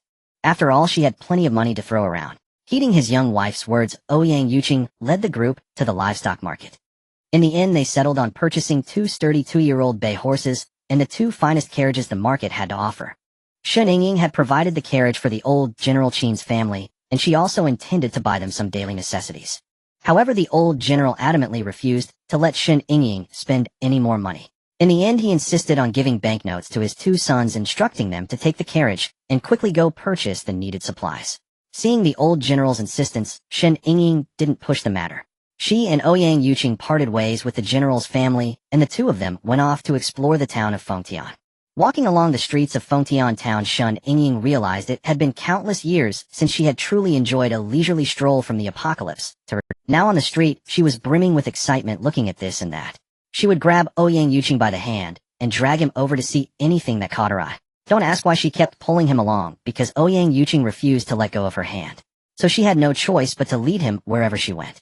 Shen Yingying would buy a little of everything that looked delicious, and if something particularly pleased her palate, she'd get a bit more. Naturally, she also picked up trinkets and ornaments that caught her eye. They started their shopping trip hand in hand, but soon Shen Yingying was darting ahead, while Ouyang Yuqing trailed behind laden with bags and parcels. When Ouyang Yuqing's hands could hold no more, they'd find a secluded spot, stash their purchases into the spatial realm, and resume their spree. Spotting another street-side snack stall, Shen Yingying scurried forward with unbridled excitement. Ouyang Yuqing watched his little wife, whose enthusiasm showed no sign of waning despite the hours of wandering, and felt a tinge of exasperation. He mused inwardly, women are indeed born with an innate talent for shopping, no contest. Shen Yingying reached the stall and burst out laughing. Pancake. It had been ages since she'd last had them, so she ordered a large batch from the vendor.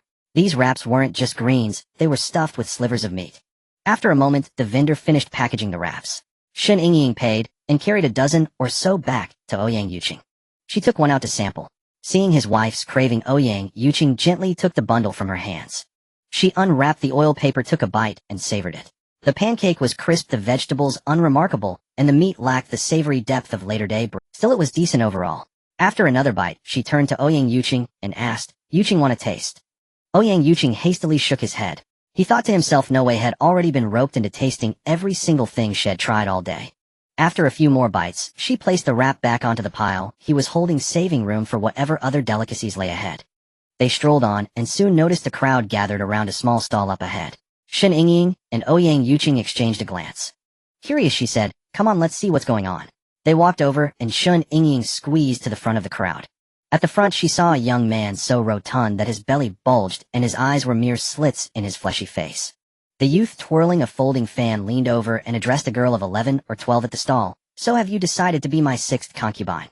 Before the girl could respond, the elderly woman beside her pleaded, "Young Master Zhu, please have mercy. She's just a child. Leave her be." The portly youth snapped his fan open, fluttered it a few times and sneered. "Don't be ungrateful," he said with disdain to the grandmother and granddaughter. "I Zhu sure to have never failed to get what I want. If you know what's good for you, pack up and come with me to my estate. Otherwise..." The little girl, terrified, shrank behind the old woman. The old woman shielded her granddaughter and begged, "Young Master Zhu, please don't. This child lost her parents young and has suffered with me ever since. Please, just let us be." With that she fell to her knees and kowtowed before the portly youth. Zhu Shurda remained unmoved by the old woman's gesture. Instead it irritated him, and he said to her, "Old hag, since you're so ungrateful, I won't bother with civility anymore." Some tied her up, others smashed the stall. Watching this, Shen Yingying thought to herself, in the apocalypse, such scenes of bullying and forcibly taking women are... Some tied her up, others smashed the stall. Watching this, Shen Yingying thought to herself, in the apocalypse, such scenes of bullying and forcibly taking women are all too common. Sometimes even children as young as 4 or 5 are snatched away. She watched the drama unfold, having no intention of meddling. She even started chatting with Ouyang Yuqing. Ouyang Yuqing was 188 centimeters tall, while Shen Yingying was only 165 centimeters. The stall area was crowded, and she was squeezed in the front, so she had to turn back to speak to Ouyang Yuqing. "Yuqing, look at that fat guy. I doubt he even brought his eyes when he went out. Look at him, round as a ball. I wonder which side to support if he falls." Ouyang Yuqing, hearing his wife's sharp tongue, couldn't help but laugh. He smiled and said to Shen Yingying, "Such a disgusting person, we don't need to support him." Their conversation happened to be overheard by Zhu Shurda, who was walking by. Zhu Shurda heard Shen Yingying call him fat, and wonder which side to support if he fell, and then he heard Ouyang Yuqing call him disgusting. Having been accustomed to flattery all his life, being insulted to his face, how could he endure such humiliation? So he said to Shen Yingying and Ouyang Yuqing, "You two scoundrels, who are you talking about? Say it again if you dare." Shen Yingying was about to say something more to Ouyang Yuqing when she heard someone calling them scoundrels. Curious, she turned her head to see who was cursing her. As Shen Yingying turned around, Zhu Shurda caught sight of her face. Upon seeing her, his eyes instantly sparkled with infatuation, and he muttered, "Beauty." Shen Yingying turned back, but before she could say anything she felt as if she had seen a pig. At that moment that pig was staring at her with amorous eyes. This disgusted Shen Yingying. She felt deeply insulted. How dare a pig look at her with such desire? Looking for death. Shen Yingying was about to curse Zhu Shurda when Ouyang Yuqing beat her to it. "Take your pig eyes off her, or I'll gouge them out and stomp them like..." Zhu Shurda was admiring the beauty, thinking she was far more gorgeous than the previous girl. Her breathtakingly beautiful face instantly captivated him. Unconsciously, he compared the previous girl with Shen Yingying. Without comparison it was fine, but now that previous girl seemed utterly plain. With such a face, since he had discovered her, he must keep her.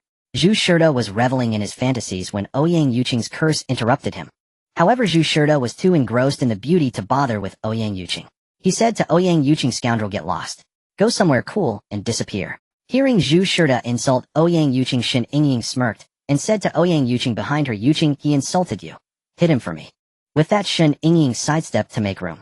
Ouyang Yuqing, hearing his wife's words, did not hesitate. He raised his foot and kicked Zhu Shurda squarely. Zhu Shurda never expected anyone to dare lay a hand on him in this territory. Caught off guard, he was kicked flat on his back by Ouyang Yuqing. The surrounding onlookers, seeing Zhu Shurda kicked flying, scrambled backward in fright. Given his weight, anyone he landed on would be either dead or gravely injured. Ouyang Yuqing's abilities had all reached the 3rd tier, and his physical strength had grown proportionally with his rising power. Kicking a deadweight fatty of 300 Jin was Zhu Shurda was sent flying a great distance before crashing to the ground, sending up a cloud of dust around him. He lay sprawled on his back, his flesh quivering. Looking at him like that, he truly resembled a pig awaiting slaughter. "Ha ha. Yuqing, he's so fat he could be weighed on a scale." If he were butchered, he'd be nothing but pure lard. Ha ha. I'm dying of laughter. When Zhu Shida had been cursing Ouyang Yuqing, they had been face to face. Now lying on the ground, he grimaced in pain, his stomach in knots, instinctively clutching his belly with both hands. Despite Shen Yingying's mockery, he had no energy to respond, his stomach aching too intensely. After a moment of easing the pain, he found it difficult to get up due to his excessive weight. Combined with the kick he had received, he couldn't rise at all. So he glared at the servants and shouted, "Stop smashing things. Are you blind? Can't you see I've been kicked? Come over here and help me up at once." The servants, who had been gleefully wrecking the old woman's stall, heard their young master calling. They stopped their destruction and turned to look. To their surprise, their young master was lying on the ground. What had happened? How could he have ended up on the ground in just a few moments? Seeing his servants still standing there in a daze instead of coming to help him, Zhu Shida's anger flared. "You useless lot. What are you staring at? Get over here and help me up now." Scolded, the servants didn't dare delay any further. They rushed to Zhu Shida's side and helped him to his feet. Even after being helped up, he continued to grumble. "Are you all blind? Can't you see I was attacked? A bunch of blind fools. The estate wastes its money keeping you." The servants, scolded for no reason, didn't dare talk back. Instead, they even apologized to Zhu Shida. "We're sorry, young master. That old woman and her granddaughter were troublesome, so we took our eyes off you for a moment. It's all our fault, young master. Please don't hold it against us. We'll deal with you when we get back to the estate. Now all of you go and beat up that scoundrel and tie up that beauty and bring her back to the manor." "Young master, what about the old woman and her granddaughter?" "Never mind them. That skinny old thing is nothing compared to that beauty. With a beauty like that, why would I have time for charity cases? You all have no discernment at all. That beauty is so striking I wouldn't get tired of her even after a year. Why would I have time to think about anything else? Now get moving. If she escapes, you'll all be held responsible."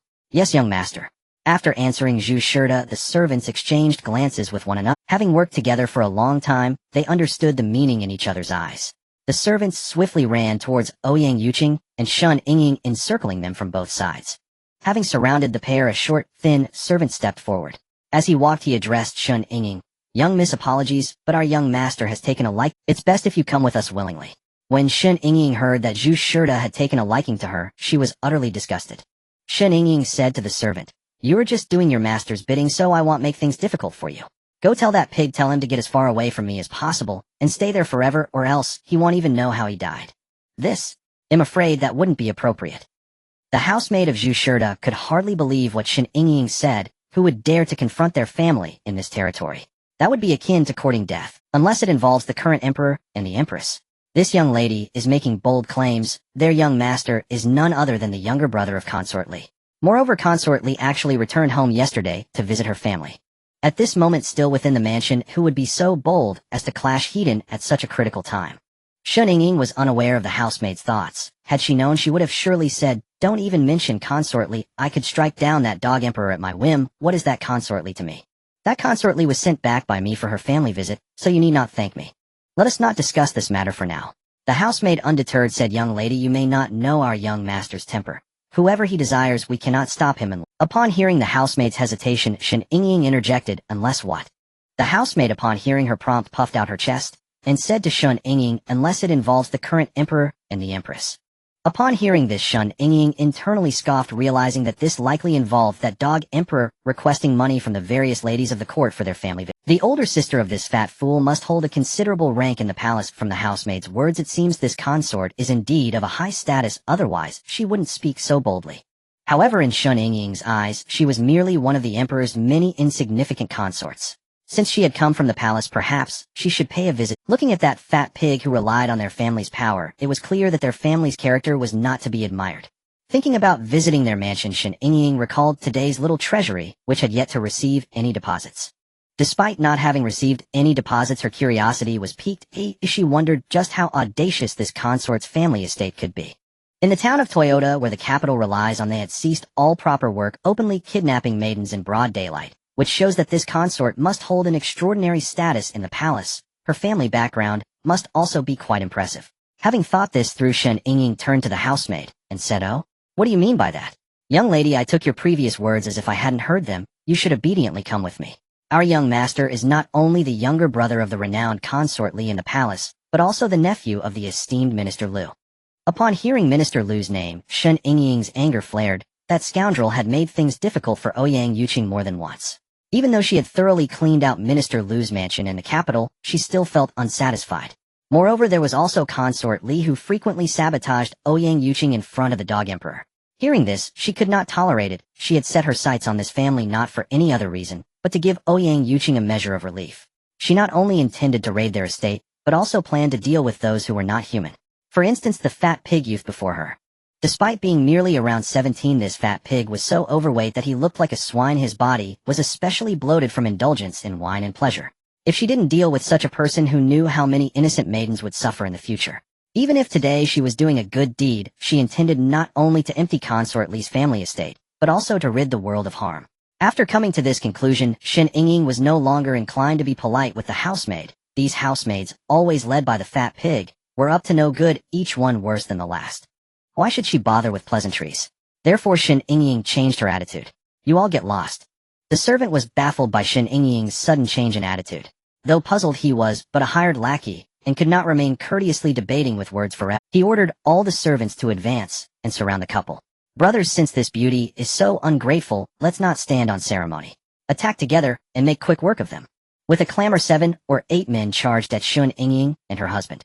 Seeing the mob closing in, Ouyang Yuqing struck first, darting to the short, skinny servant and landing a punch squarely on his face. The blow sent blood and teeth flying from the servant's mouth as he was hurled into another charging lackey. This punch carried 4/10 of Ouyang Yuqing's strength, hitting even harder than the one head dealt the fat man. The servant who was struck collided with the one behind him, and both were knocked flying far away. When they crashed to the ground, the short, skinny servant was dead on the spot, while the one head slammed into lay severely wounded. Ouyang Yuqing showed no mercy to the remaining servants rushing toward them. A fist here, a kick there, and within 2 minutes he had felled them all. Zhu Shida, witnessing his servants dead and injured, trembled uncontrollably with fear. Clutching his stomach, he spat at Ouyang Yuqing. You dare commit murder in broad daylight. Just you wait. Without another word to his fallen men, he dragged his pig-like bulk toward the mansion to fetch reinforcements, determined to destroy the man who had kicked him. As he fled, he hurled threats over his shoulder. Don't you dare run. See how I'll deal with you. Ouyang Yuqing, hearing Zhu Shida's arrogance, even in retreat, moved to land another kick. But Shen Yingying pulled him back. Confused, he turned to her and asked why. A sly smile curling on her lips, Shen Yingying leaned close and whispered, "Oh, let him go. We'll just follow him to his mansion and pay a visit." As she spoke, her left brow and eye arched upward, signaling to Ouyang Yuqing that he understood her meaning.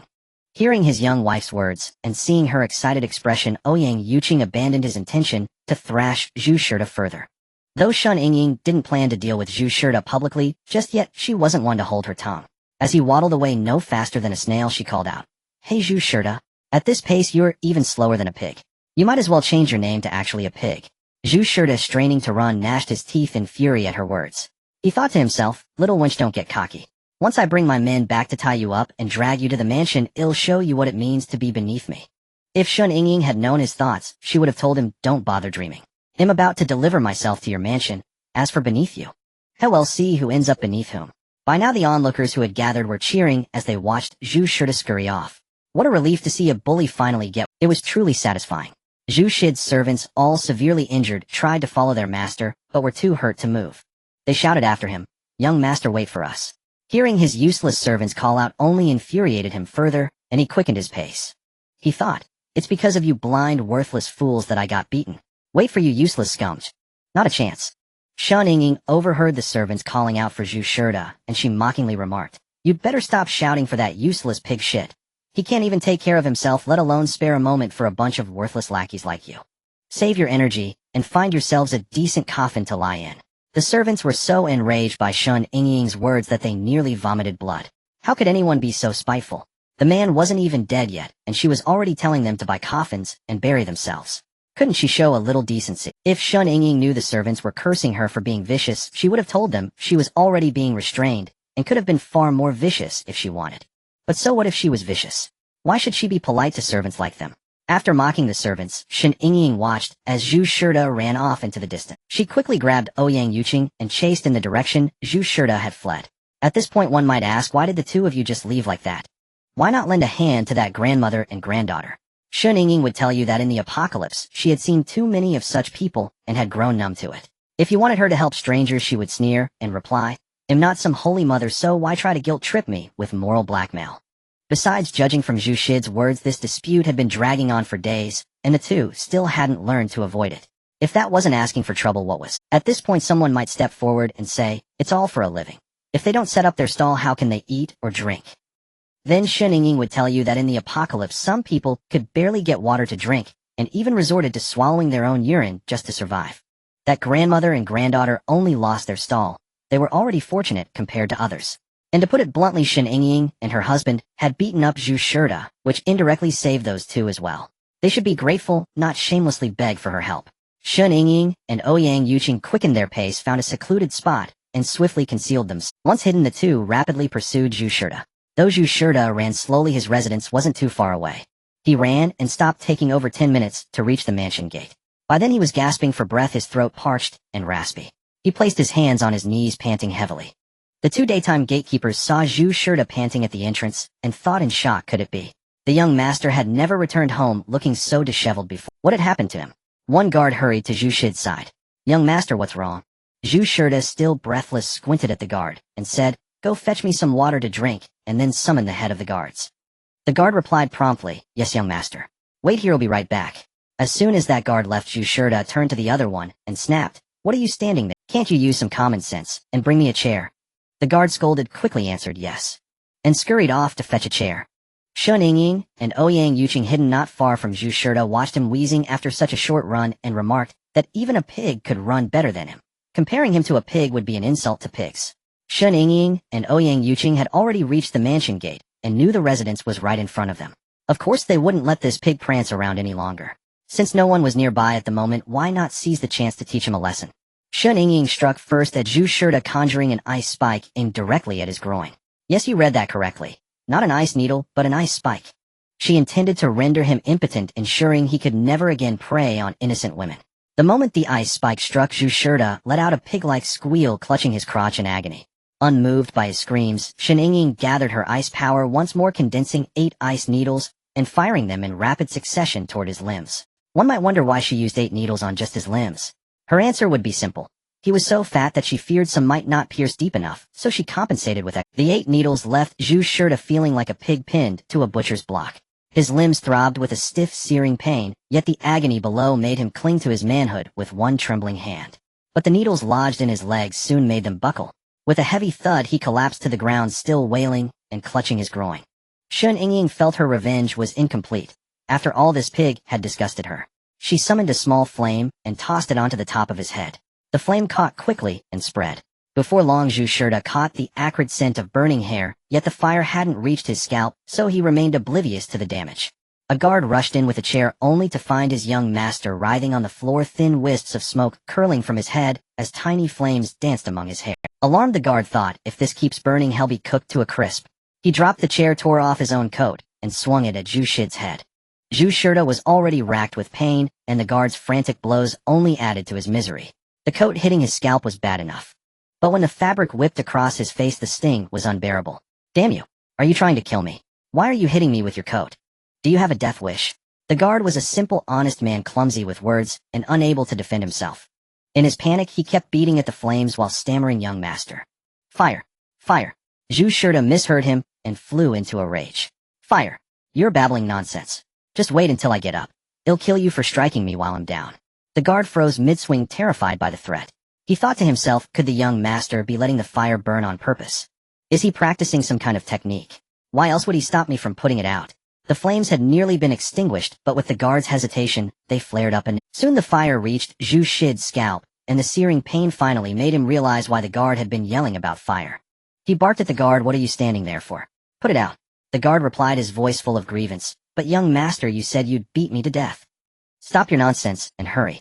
If it's not out soon, I'll kill you. The guard resumed, flailing his coat at Zhu Shida's head. This time Zhu Shida gritted his teeth and endured the blows. Watching from afar, Shen Yingying thought, what a fool this Zhu Shida is. But what do I care about him? After all, she had already crippled him. Head struggled to even stand again, let alone use his manhood. No more fun to be had here. Time to head into the manor and collect some pocket money. Shen Yingying and Ouyang Yuqing could not see each other for the moment, but they kept holding hands. She led Ouyang Yuqing into the main courtyard of consort Li's maternal family. Indeed, the five-section compound with its green hills, clear waters, pavilions, and towers harmoniously blended the rustic with the refined, presenting a delightful sight at first glance. Shen Yingying thought to herself that such a fine courtyard was wasted on these beasts. She truly wished she could store the entire five-section compound into her, but that was merely a fleeting thought. If she were to actually whisk away this five-section compound, it would cause immense panic. Yet unwilling to leave such beautiful scenery for those scoundrels, she decided that after collecting the silver and teaching them a lesson, she would on her way out conveniently store all the rockeries, pavilions, and such into her space, leaving this five-section compound as nothing but an empty shell. Typically, the first section of the compound is mostly for the servants, and this one was no exception. Shen Yingying found the rooms of the guards and escorts, storing everything into her space, except for items like underwear, smelly socks, chamber pots, and spittoons. She left the maidservants' quarters untouched. Some might wonder why she took the servants' belongings. Shen Yingying would tell you that these guards and escorts, having been numbed by this household year after year, had each been cultivated into rotten characters. Although these servants' garments were not as fine as their masters, they were still better than what the poor commoners outside wore. By taking these things, she not only made their lives harder, but could also give the collected goods to beggars on the roadside or impoverished families. After gathering the servants' belongings, Shen Yingying did not linger. She took Ouyang Yuqing's hand and headed towards the stables and animal pens. She intended to pack all the chickens, ducks, geese, dogs, cattle, horses, pigs, and sheep into her space. In no time she found the place. There she not only found the poultry, but also the woodshed storing timber and the farming tools. Without a second thought, she stored them all into her space. With the first section cleared, she led Ouyang Yuqing to the second section. At the heart of the second section was the reception hall for guests. The furnishings here struck one as simple, antique, and grand at a glance. No visitors were present in the hall, which made it convenient for Shen Yingying. In less than a minute, it was stripped bare. If the walls could be peeled off and taken, Shen Yingying would not have shown any mercy. This second section was reserved as guest rooms for visitors staying overnight. There were only simple bed arrangements, and Shen Yingying did not disdain them. She collected everything. She took the items, and the beds were not left behind either. If she couldn't use them, she'd rather burn them as firewood than leave them for these people. After clearing the second section, Shen Yingying complained to Ouyang Yuqing. Yuqing, in which section do you think this family's storehouse is? Hearing his young wife's complaint, Ouyang Yuqing said with a smile, "You little money grubber, I reckon their public storehouse should be in the next section. As for the private treasury, it's usually not too far from the master's quarters." Upon hearing this, she who had been feeling listless from collecting a bunch of junk perked up. Right, the further back you go, the more precious the items. Yuqing, let's go. They'll strip this place down to its foundations. You? Hurry up, the sooner we collect, the sooner we enjoy. Not collecting makes my heart restless. The two quickly arrived at the third section. The third section was typically where the men resided, especially male relatives from the wife's side. Some disfavored concubine-born sons also lived here. Shen Yingying did not bother with the private quarters in this section first. She was searching for the storehouse. But instead of the storehouse, she found the kitchen first. Seeing the food, Shen Yingying's eyes sparkled with delight. She was not only a money grubber, but also a foodie, and her legs would refuse to move at the sight of delicious food. It was nearing noon, and in the kitchen chefs and cooks were bustling about, busy with their tasks. Some were stewing, others were simmering soups. At that moment, Shen Yingying's eyes were fixed on 5 bowls of bird's nest soup. She thought to herself that the bird's nest from this ancient era, free of modern chemicals and additives, must surely taste even better. The red dates and goji berries in the bird's nest soup were quite enticing. But weren't there too few made? Only 5 bowls. Am dying of craving, let me quickly collect them. In an instant, the bird's nest soup vanished. Having collected the soup, Shen Yingying pulled Ouyang Yuqing into a secluded room, ready to enjoy their treat. She found an empty room in the third courtyard, locked the door from the inside, and deactivated her invisibility. Yuqing, I just collected the bird's nest soup, let's finish eating before we collect anything else. Ouyang Yuqing watched his little wife, who put eating above all else, finding her utterly adorable. She truly had the constitution of a foodie. He gently tapped her delicate nose. Little glutton. Yuqing, let me tell you, this bird's nest is a real treasure. This stuff is excellent for a woman's body, nourishing and replenishing deficiency, boosting qi and strengthening the middle, moisturizing dryness, soothing weak stomachs and intestines, resolving phlegm and stopping coughs, and aiding recovery from chronic ailments. It's simply the best. However, it needs to be consumed consistently over the years. How about this? After we finish collecting everything in this mansion, let's check the shops to see if they have any for sale, and we'll buy it all up. Ouyang Yuqing didn't care much for bird's nest himself, but since his wife loved it, buying it all out was absolutely the right thing to do. Alright, if you want to eat it, well, buy it all. They'll also have and the others scout around elsewhere for high-quality bird's nest to buy some more for you. Great. It won't spoil in the storage space, so the more the better. Hurry up and eat, little foodie. Once you're done, we'll quickly collect the rest, and then go out to buy all the things you like to eat and use.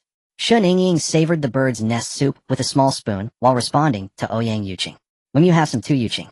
Meanwhile, in the kitchen, the cook was puzzled to find the bird's nest soup she had made was gone. She wondered if she had really made 5 bowls today, so why were they missing? Could it be that she was getting old and her memory was failing and she hadn't actually made them? Not daring to waste time, she went to the storeroom to fetch 10 birds' nests and began to soak them. This time she made more just in case her poor memory made her think she hadn't done something when she actually had. After Shen Yingying and Ouyang Yuqing finished their bird's nest soup, she collected the table chairs and bowls. Then she said to Ouyang Yuqing, "Yuqing, I see the food in the kitchen isn't ready yet. Let's go find a storeroom first. By the time we've collected everything there, the meal should be about done, and then we can come back for the kitchen." "Alright, well, do as you say. Let's go." The two found the storeroom not far from the kitchen. Without a word, Shen Yingying took Ouyang Yuqing's hand and The public storeroom of this mansion naturally couldn't compare to those of the nobles in the capital, but it still held a fair amount of good stuff. There was no shortage of gold, silver, jewelry, and fine silks, though precious medicinal herbs were scarce. Various ornaments and long items were also not few in number. Anyway, everything here was brand new, so she didn't care what it was if she swept it all into her storage space. After collecting everything, she compared it to the nobles' collections in the capital and found it lacking. She muttered under her breath, "Sigh. Can't be picky. In these times, getting anything at all is good enough. Why ask for a bicycle?" Ouyang Yuqing heard his wife mention a bicycle and was puzzled about what that could be. So he asked, "Wife, what is a bicycle?" Shen Yingying, upon hearing his question, thought to herself, "Look at my loose lips. I've let a 21st century term slip out again by accident." She pulled a 24-speed bicycle out of her spatial storage and showed it to Ouyang Yuqing. "Here, this is a bicycle." Ouyang Yuqing looked at the bicycle with confusion. This vehicle had 2 wheels, but unlike a horse-drawn cart or an ox cart, it didn't seem capable of carrying. "Wife, this bicycle can't carry goods, can it?" "What is it for?" Shen Yingying chuckled at his question. "Hee, you wouldn't know this, but a person can ride on it to travel. Riding it is light, fast, and convenient, saving both time and effort." Hearing that the bicycle could be ridden like a horse, he curiously inspected it. After staring for a long while, he patted the bicycle and continued asking, "Wife, how does this bicycle speed compare to a horse-drawn carriage?" Shen Yingying was amused by his question. This bicycle and a horse are 2 different things. A horse is a horse, a bicycle requires a person to pedal it. Can you outpace a horse? To surpass a horse, you'd need an automobile. Ouyang Yuqing hadn't even figured out the bicycle, let alone an automobile. He asked with confusion, "Wife, what is an automobile?" Shen Yingying slapped her forehead at his question. She thought to herself, "Am I asking for trouble? He's like a curious child now, always asking why." She even wondered if he had read 100,000 Whys. Nevertheless, she explained to Ouyang Yuqing, an automobile is also a mode of transportation, but it needs fuel to run on the road. It travels very fast. However, if the road is uneven and full of potholes, it won't be able to move at all. Since Ouyang Yuqing hadn't seen one in person, he remained puzzled and pressed on, "Wife, do you have an automobile I could see?" You want to see an automobile?" "Yes, I want to see what it looks like and how it differs from a horse." Hearing this, Shen Yingying surveyed the area of the warehouse. The warehouse wasn't large, but there was plenty of room for an off-road vehicle. She put away the bicycle and said to Ouyang Yuqing, "Yuqing, the vehicle is quite big. Let's move to the edge so I can bring it out." Upon hearing that the vehicle was large, Ouyang Yuqing quickly moved to the side of the warehouse with Shen Yingying. She checked their position, saw there was enough space for the off-roader, and stopped. She also signaled for Ouyang Yuqing to stop. "Yuqing, this is far enough." With that, she pulled out an off-road vehicle from her spatial storage, a Hummer. Ouyang Yuqing was immediately taken with the look of the off-road vehicle. His eyes sparkled as he sized up the Hummer from top to bottom. The vehicle resembled a box mounted on tires. It looked high-end at first glance. He gently ran his hand over the rugged Hummer. He also peered inside the box. He couldn't see anything. It was pitch black inside. So he knocked on it. 2 knocks produced a dull metallic sound. He stared at it for a long time, unable to fathom the vehicle's workings. He turned back to his wife for answers. "Wife, why is this vehicle a rectangular box? How do you open it?" Shen Yingying giggled and said, "Hee, opening it is easy. Watch this." She walked over to the door handle and pressed the button on it. "See, this is how you open the door." Ouyang Yuqing thought the off-road vehicle's door worked like a mechanism switch. He found the vehicle even more mysterious. Shen Yingying then added, "Yuqing, look, this off-roader can seat 5 to 6 people front and back." Shen Yingying spoke while pointing at the car keys. "If you want to open the door and get into this car to drive, it's all done through this key. Can't you see inside from outside the car?" Ouyang Yuqing heard his wife's question and nodded. "Yes. This car uses specially processed bulletproof glass deliberately made so that you can only see out from inside. You can't see inside from outside." As for the bulletproof glass, don't ask about it. The more questions you ask, the more there will be. He'll explain in detail when we have time. Now that you've seen the car, the kitchen food should be ready. Let's put the car away and go collect supplies. Ouyang Yuqing had many questions to ask, but the timing wasn't right. He nodded to Shen Yingying and said, put the car away. Shen Yingying looked at the off-road vehicle, then said to Ouyang Yuqing, do you like it? Ouyang Yuqing heard his young wife ask him, and he nodded in reply, I like it. Then put the car away since your space can hold it anyway. Perhaps men are naturally sensitive to things like cars and weapons. Ouyang Yuqing was no exception. He really did like this off-road vehicle, so after he put the Hummer into his space, he hugged Shen Yingying and gave her a kiss. He also thanked her, thank you my wife. It's so good to have you. The two lingered in the garage for a while, then turned invisible and headed toward the kitchen. The kitchen was steaming hot at that moment with stewed dishes, all freshly taken. As soon as Shen Yingying and Ouyang Yuqing entered the kitchen, the stuffy heat left them drenched in sweat. She quickly activated her ice ability to shield. With the ice shield, they immediately cooled down. Because the kitchen was so hot and stuffy, no one was in it at the moment, which made it convenient for them to collect supplies. Shen Yingying frantically collected items in the kitchen. While gathering supplies, she also discovered 10 bowls of bird's nest soup, which gave her a little joy. In her delight, she left nothing in the kitchen and its small storeroom. Like a diligent child, she didn't even spare the pots on the stove and the firewood. The entire kitchen was empty, and if you spoke there would be an echo. Since Shen Yingying had collected the kitchen, she was eager to get to the food in her space, so she sped up the collection of the 4th and 5th courtyards. The places she passed were truly unbearable to look at. Anything that could be used she swept away without hesitation. If she encountered people while collecting supplies, she unceremoniously knocked them unconscious and continued gathering. The two collected very quickly. During this time, they actually found the owner's private treasury. It was inside the study. In the treasury, there were over 30,000 taels of gold and more than 300,000 taels of silver. There were no fine silks and satins, gold and silver jewelry only included men's pendants, finger rings, and the like, very few women's ornaments. There were some decorative items. There were also a considerable number of silver notes, nearly 1 million taels in total. Shen Yingying didn't even look at the other small items as she swept them all into her space to organize later. After collecting the treasury, she went to collect the women's courtyard. Most of the women in the courtyard were present. Shen Yingying had to knock them unconscious while collecting some. Going room by room, the two arrived at a room that was larger than the others with relatively luxurious decoration. At that moment, people were chatting inside. Consort Li, is everything you said true? Indeed. Mother, now the capital is in a state of panic, everyone afraid that bandits will pay a visit to their home. Consort Li, you can't casually call me mother now, that's against the rules. Mother, it's just you and me here. Why follow the rules? It's not easy for me to come home. What's wrong with calling you mother behind closed doors? Shen Yingying heard what the two were saying and thought to herself, he found the target. Inside the chamber, Consort Li and her mother were of course unaware that anyone could overhear their conversation. Consort Li's mother, beaming with joy, said to her daughter, very well, I agree with you. But once you step out of this door, you must mind the rules. Otherwise, everyone in this mansion is a cunning one. They will take liberties and shamelessly cling to you. Mother, what favors could they possibly seek? My sleeves are cleaner than my face right now. There's nothing to give. Unless they want to borrow my title. Hearing this, Consort Li's mother thought to herself that this would likely require a considerable sum of silver. But that old miser is so tight-fisted, it will be difficult indeed. Liar, I know you're in a tough spot now. It's not easy in the palace without silver at your side, but you know your miserly father. Squeezing silver from his fingers is like pulling teeth. Mother, this time father will give it whether he wants to or not. If my position in the palace becomes unstable, can he still continue to enjoy his privileges? Consort Li's mother heard her daughter's words and nodded in agreement. Your father was summoned by your second uncle. I wonder what it's about. We'll discuss it when he returns. What could it possibly be? Hasn't the War King already been banished? Who else can he target? Ever since your second uncle went to the palace for an audience with the emperor, we know nothing of his activity. He sent someone to the mansion only saying it was urgent and your father must come. Shen Yingying heard this and thought to herself, what else could it be but a demand for... The entire minister's mansion was stripped bare, leaving nothing. Wouldn't he be desperately scraping for silver everywhere?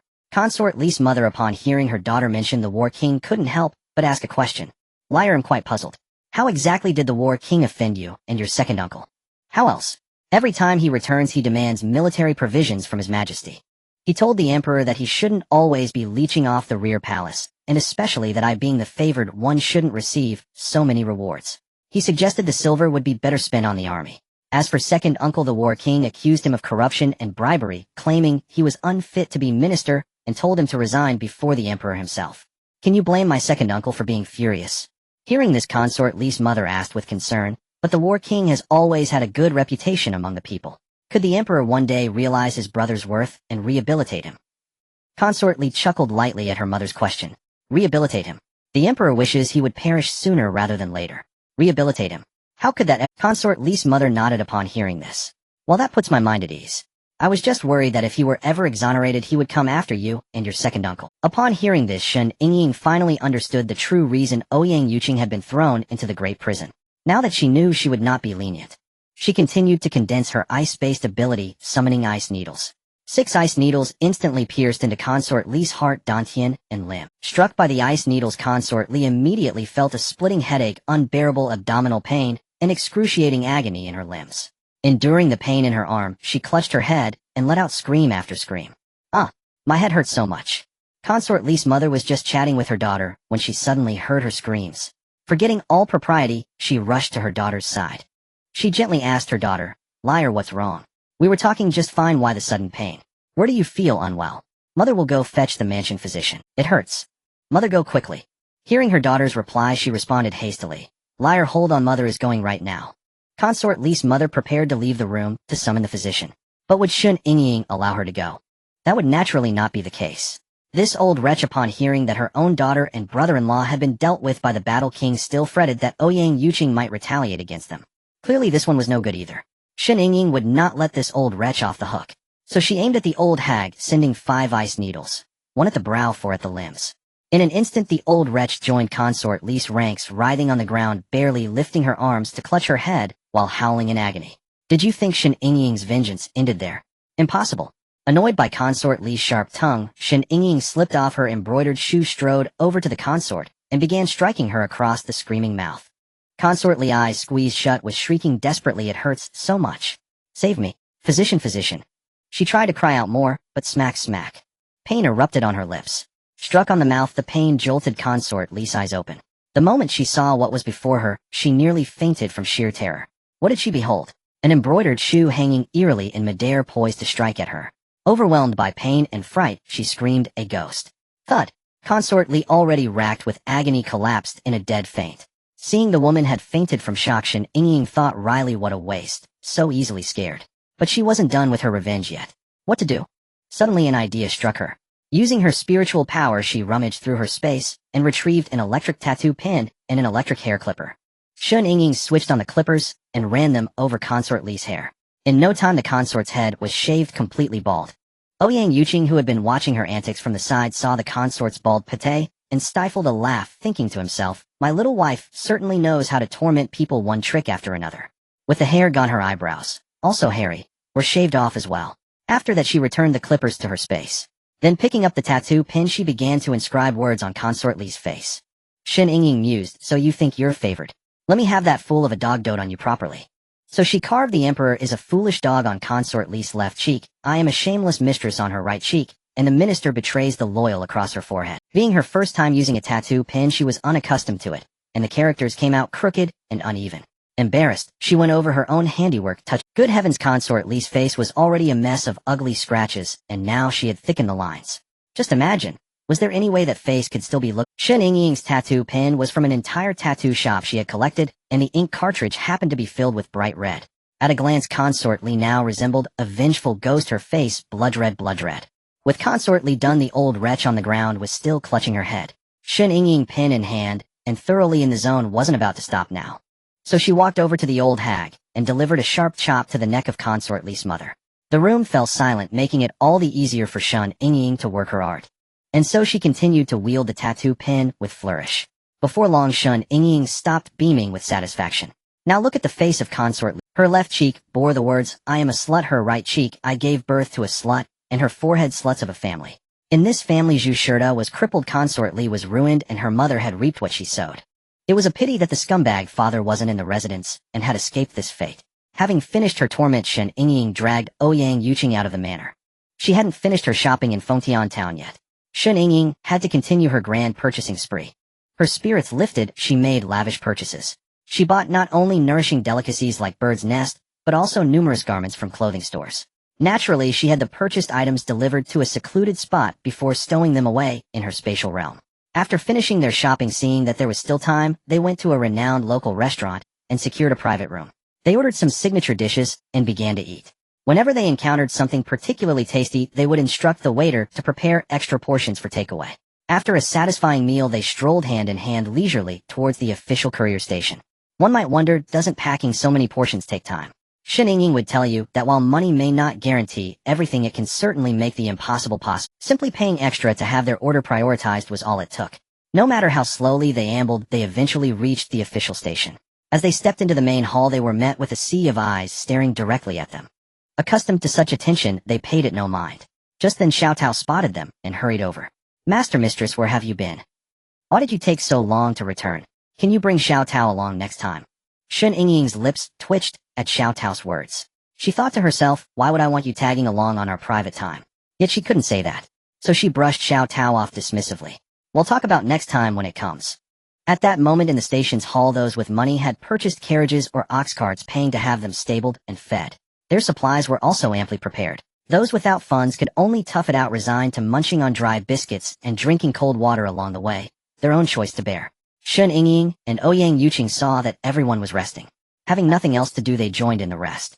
Yang Yi had been fixated on Shen Yingying and Ouyang Yuqing since their return, his eyes tracking them intently, his thoughts inscrutable. The entire group of exiles set off just over 2 ku after the hour of way. In modern time, this was around 1:30 p.m. Upon departure, the shackles were removed from their feet. Most even had carriages or ox carts to take turns riding, granting them a truly comfortable journey. Those without carriages or ox carts fared far worse. Take for instance Su Degwa's elderly mother's family. Women inherently lack the physical stamina of men, and his mother was of such advanced age. At that moment, Su Degwa's mother was utterly exhausted. Yet she dared not lag behind. To slow down meant risking the sting of the barbed whip. The old woman forced herself onward, trudging through the morning in a daze. At the midday break, she could only choke down dry, tasteless biscuits. These palm-sized rations, devoid of any oil or richness, were just enough to stave off starvation, without ever satisfying her hunger. The exiled procession continued for 2 more days in this manner. Finally, the old woman could endure no more and collapsed. She was not only useless to her daughter-in-law's relatives, but also incredibly stubborn. She still seemed to think she was back in the mansion, demanding the best of everything and expecting constant service from others. As a result, with no value left, others wouldn't give her the time of day. When she fell, no one even noticed. However, the escort guard at the rear saw it. Seeing someone collapse, he hurried over to check, though check just meant giving her a few kicks. "Get up." The old woman was already unconscious, naturally unable to hear the guard's shouts. Seeing no response, he bent down and placed his index and middle fingers under her nose to check for breath. After feeling for a moment, he withdrew his hand, thinking to himself that she was breathing, but it was very faint. He then called out to the exiles ahead, "Who does this person belong to?" As the escort officer called out, the marching exiles turned to glance back. At that moment, the second madam also caught sight of old Madame Su, who had collapsed on them. A wave of irritation surged through her as she looked at the old woman. She thought to herself, this old hag is nothing but trouble. Despite her inner disdain, she masked it with a feigned look of grief and exclaimed in surprise, "Oh mother, how is it that in just a moment of not watching you've fallen to the ground?" With that, she let out a thunderous wail, without a single tear rushing to the old woman's side. She shook her vigorously. "Mother, wake up. What's wrong with you? You can't scare your daughter-in-law like this. You're the pillar of this family. If you fall, how are we all supposed to survive?" She sobbed and wailed. If Shen Yingying had witnessed the second madam's performance, she would have said with acting like that she could easily win an Oscar. The performance was sorrowful and convincing. The escort officer, however, was not interested in watching her theatrics. He said to the second madam, "Take her away." The second madam, who was just wiping away her dry eyes, heard the officer's order. She thought to herself, "Take her away. That fat old woman must weigh at least 150 or 60 caddies. Who's going to carry her?" She turned to the officer and said, "Officer, it's not that we refuse to take mother. But our family has no strong man to lead us. We're all just a bunch of women. We truly can't lift her." The officer's eyes darted around as he pondered her words. After a moment of thought, he muttered, "How troublesome. Just wait here." He then hurried to the front of the procession and explained the situation with the old woman to Yang Yi. Upon hearing that someone had fainted and no one was tending to her, he ordered his men to place her on the ox cart carrying supplies. The old woman, still unconscious, was unaware she had been moved. She, like her son, had managed to hitch a ride on the ox cart. Feeling comfortable in her slumber, she drifted into a deep sleep. She only began to stir when the cart's wheels hit a bumpy stretch of blue stones. The old woman had been lying on the cart for about an hour and a half. She woke up, but kept her eyes shut. Feeling the gentle sway of the ox cart, she thought, why walk when I can ride for free? Only a fool would get up and walk on their own. So she feigned unconsciousness on the cart until the procession halted for the night. Only then did she pretend to wake up and slowly rise. Shen Yingying and Ouyang Yuqing were oblivious to these events. For some reason, the tyrant emperor hadn't sent any assassins to ambush them in the past few days. The couple would secretly snack on the carriage when they were hungry. After eating, they would spend their time meditating with spirit crystals. With their extravagant use of crystals, they were likely on the verge of another breakthrough. At that moment, Shen Yingying opened her eyes from meditation. She glanced at Ouyang Yuqing beside her, who was still deep in his practice. He was always diligent, so his meditation sessions were longer than hers. Not wanting to disturb his cultivation, she lifted the small curtain on the carriage window. She looked outside, but the moving carriage only showed her a blurry reflection. After watching the monotonous scenery for a while, she let the curtain fall. In her mind, she wondered if they were nearing Taya Town. Were they also close to Langyan Ridge that Ouyang Yuqing had mentioned? As she was lost in thought, Ouyang Yuqing, who had been meditating, finally opened his eyes. Ouyang Yuqing noticed Shen Yingying lost in thought, and casually asked, "What are you thinking about so intently?" Shen Yingying was snapped back to reality by Ouyang Yuqing's question. Recalling her thoughts, she asked him directly. "Yuqing, we're almost at Taya Town, aren't we?" "Yes, we're headed straight for Taya Town." Upon hearing the confirmation, she smiled, and said, "Then we'll be reaching Langyan Ridge soon too." "Yes, we're close." "Hee, then we should find a way to visit Langyan Ridge."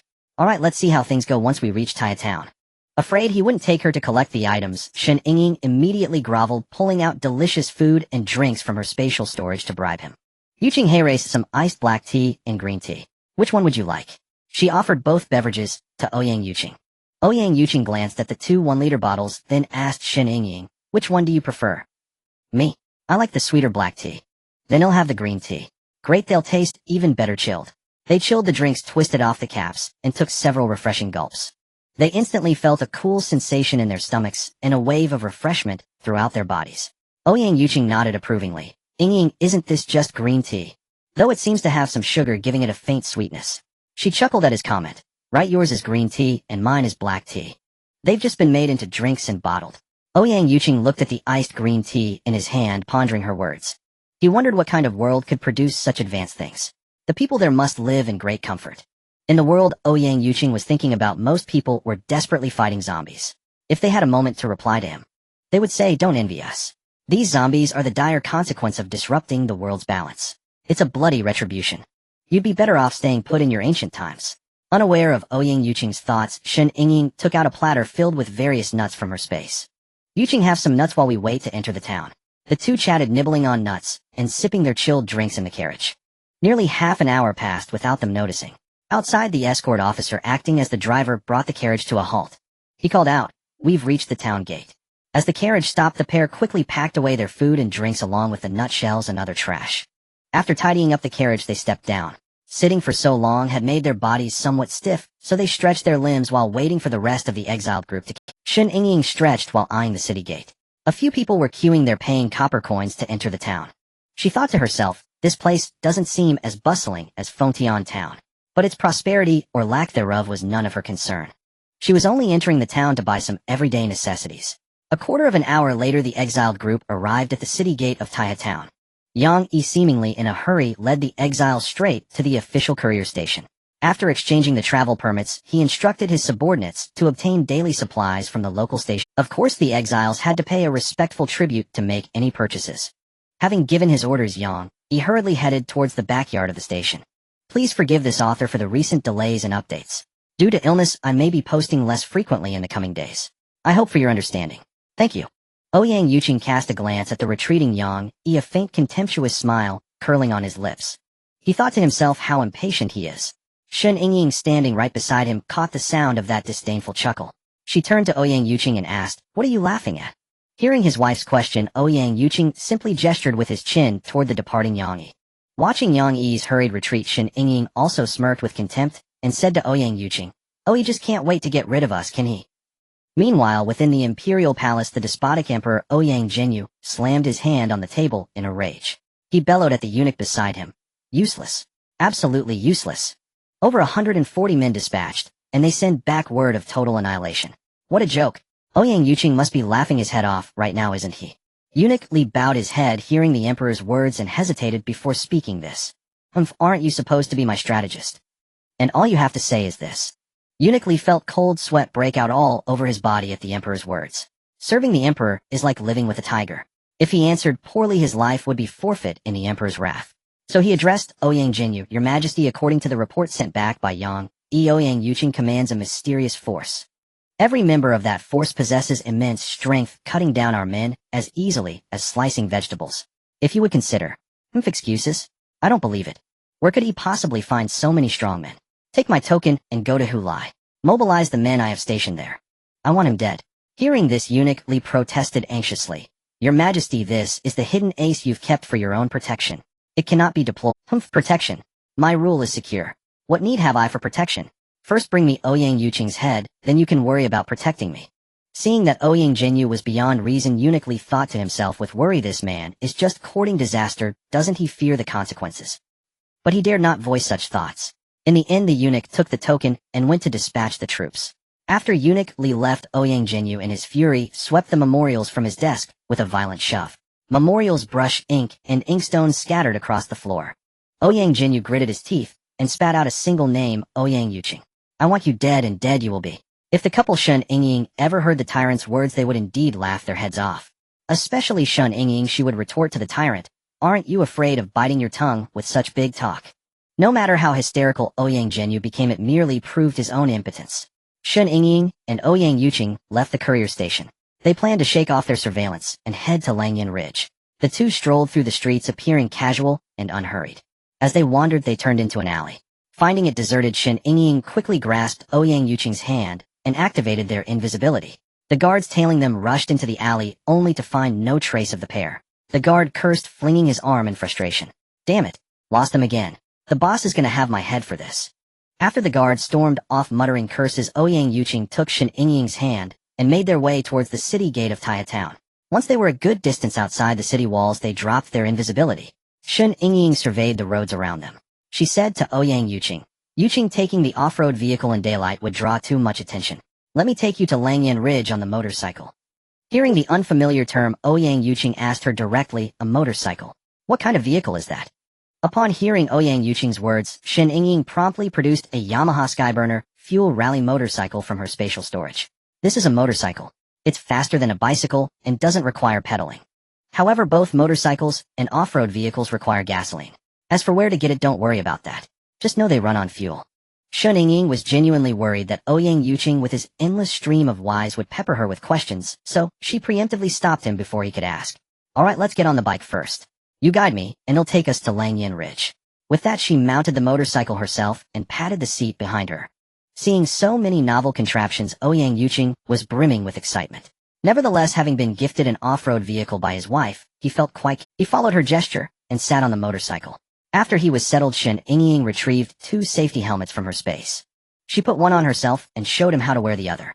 Once they were both ready, she started the engine and asked Ouyang Yuqing behind her, Where is your stronghold on Lang? Hearing her question, Ouyang Yuqing pointed in a direction. Shen Yingying then told him, Hold on tight, I'm about to take off. Don't get thrown off. It's best if you wrap your arms around my waist.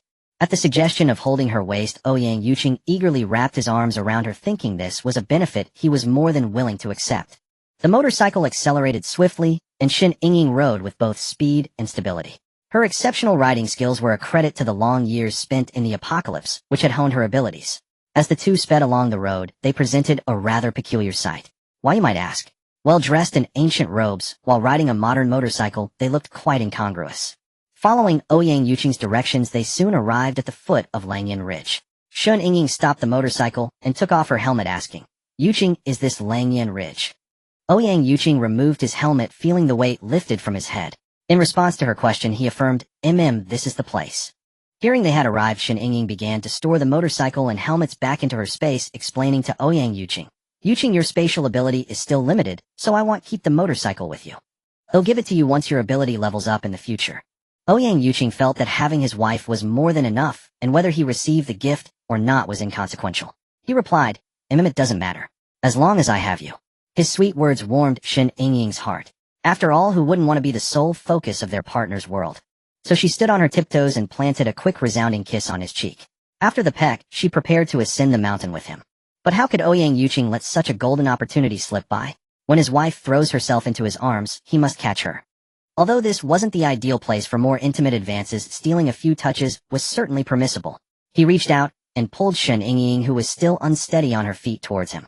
He held her head gently but firmly before his eyes, and following his desires kissed her. When the kiss ended, he had also taken the opportunity to steal quite a few other. After satisfying his momentary craving, Ouyang Yuqing pulled Shen Yingying's breathless form into his arms.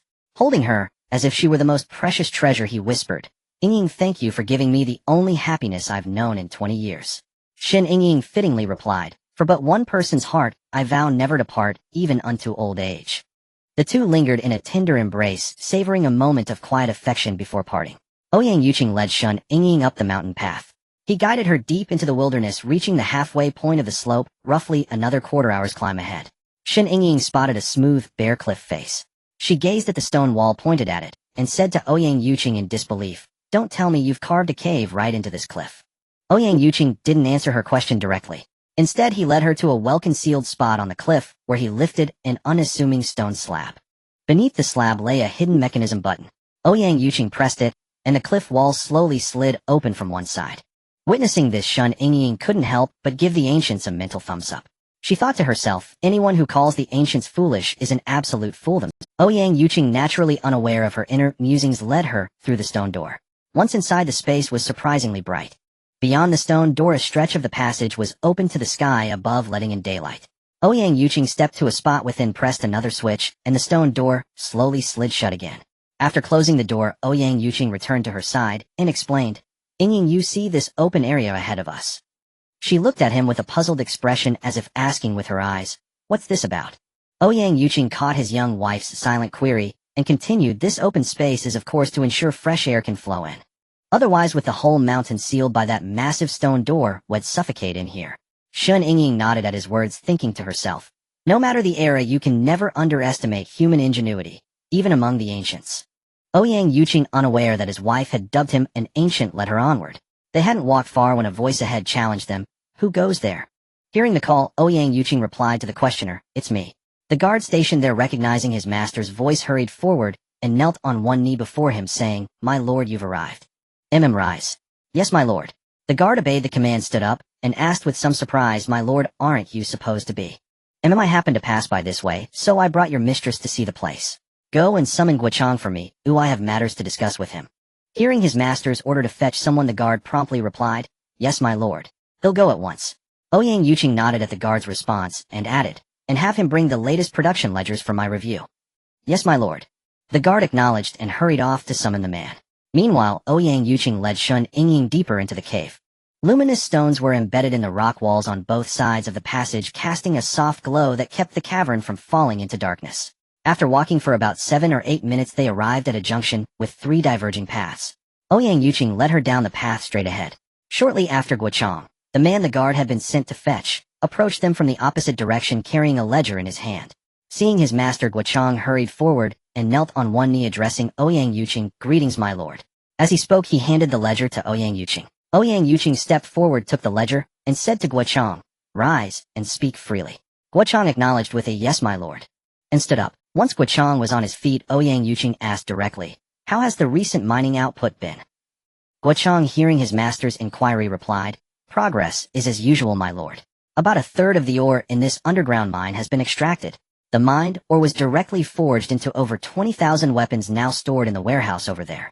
As for the remaining half of the extracted ore, it is piled in the large warehouse on the left." Ouyang Yuqing nodded at Guochang's report, then lowered his head to examine the accounting ledger. Shen Yingying, seeing Ouyang Yuqing poring over the ledger, also gave it a glance. The records were meticulously detailed, but calculating them would be however, she had no intention of teaching anyone the art of calculation now, for time was of the essence. She could impart that knowledge later, perhaps when they were born. After reviewing the ledger, Ouyang Yuqing closed it and looked up in thought. Turning to Shen Yingying beside him, he said, "Guochang was promoted from the Death Soldier Battalion and is utterly loyal. Could we grant him some ability fruits?" Hearing this, she replied, "Don't ask me in such a questioning manner from now on. We are husband and wife. We will face life and death together henceforth. Such questions seem distant. If you find it suitable, just request it from me. Were it not for the fact that these ability fruits can only be stored within my space, I would have already placed more by your side." Ouyang Yuqing was deeply moved by her words. How precious was this sentiment that his young wife was willing to share life and death with him in his darkest hour. Unlike those despicable couples who appear harmonious on the surface, but scatter like birds when disaster strikes. Moved, Ouyang Yuqing reached out and took her hand, saying, Yingying, thank you for sharing my hardships and for facing life and death with me. I will use the rest of my life to protect you with all my might, shielding you from any harm or grievance. Hearing this, Shen Yingying felt a warm glow of. She looked at Ouyang Yuqing with a beaming smile and a nod, replying, I believe you. Guochang, who had been witnessing their tender exchange, thought to himself, isn't it rude to flaunt your affection like this in front of me? Could you spare a thought for the single dogs present? After their sweet moment, Shen Yingying directly asked Ouyang Yuqing what abilities Guochang needed. Ouyang Yuqing pondered, considering the unique perils of this location, and requested 5 types of ability fruits: fire, water, darkness, space, and healing. He chose these 5 abilities with the mind's security in mind. Should a fire break out, the water ability could be used to extinguish it directly. The healing ability needs no explanation, it could be used to treat any injuries among the miners. Invisibility and space are essential skills for a death soldier, so that needs no elaboration. As for the fire ability, everyone knows it is an offensive skill. Should this place ever be discovered, he needed a powerful attack capability to instantly eliminate enemies and guard against unforeseen circumstances. Shen Yingying, hearing he wanted so many ability fruits, pressed further. Yuqing, cultivating so many abilities will slow his progress significantly. Hearing his wife's question, Ouyang Yuqing shared his thoughts directly. Yingying, I know cultivation will be slower, but this mine is unlike the outside world. It may seem safe for now, but we must prepare for the worst. If fate is kind, the miners will remain safe. But it's better to be safe than sorry. The biggest fear in a mine is accidents like cave-ins. I don't want those miners who work for our benefit to lose their chance of survival should such problems arise. Shen Yingying heard Ouyang Yuqing's words and nodded in agreement. Although she was indeed a money grubber and a foodie, she also did not wish any harm to befall those who worked to create wealth and benefits for the two of them. Shen Yingying weighed the pros and cons, her thoughts drifting to the mountain of level 1 to 3 crystal cores piled up in her spatial realm. In truth, she also possessed a considerable number of level 4 to 6 cores, though their quantity dwindled as their rank increased.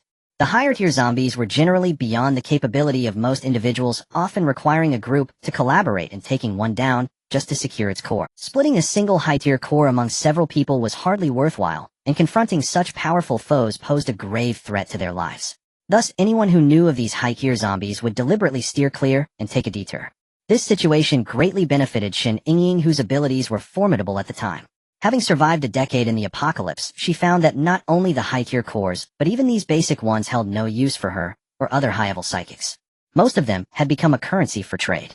Even though these low-level cores served as a medium of exchange, they were still fruits of her arduous struggle and hard work. She was reluctant to let her labor's reward be used by those who contributed nothing.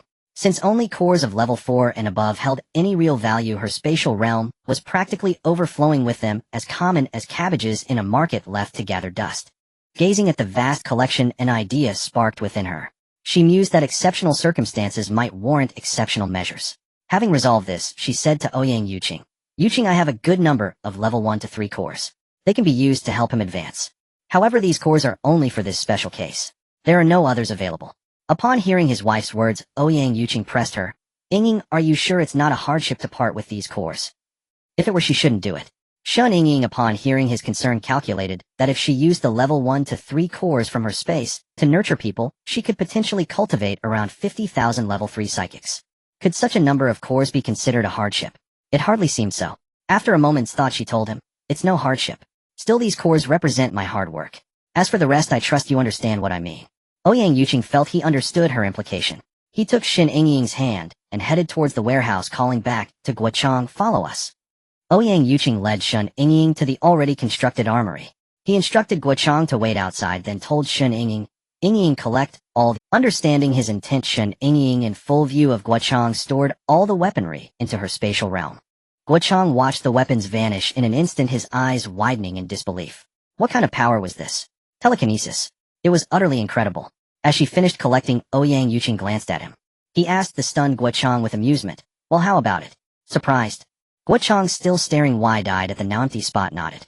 Then, recalling something, he looked at Ouyang Yuqing, curiosity piqued. Master, what kind of ability is this?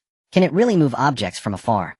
Seeing Guochang's interest, Ouyang Yuqing began to explain the nature of psychic abilities. Guochang found it all fantastical, never imagining such wondrous powers existed in the world. Ignoring Guochang's amazement, Ouyang Yuqing directly handed him the prepared ability fruits and crystal cores. He taught him how to cultivate, outlined the necessary precautions, and specifically mentioned Shen Yingying's special consideration for him. After Ouyang Yuqing finished explaining all matters concerning psychic abilities to Guochang, he laid out the future plans for the mine. He then arranged for Guochang to find someone to temporarily oversee the mine shaft before sending him off to awaken his abilities. Before Guochang could recover from the shock of his newfound abilities, his master had already arranged for him to receive them. His emotions churned like a roller coaster ride. Even more so, his mistress had shown him special favor. He was already utterly devoted to Ouyang Yuqing, and now his loyalty was even more absolute, with his devotion extending to his mistress as well.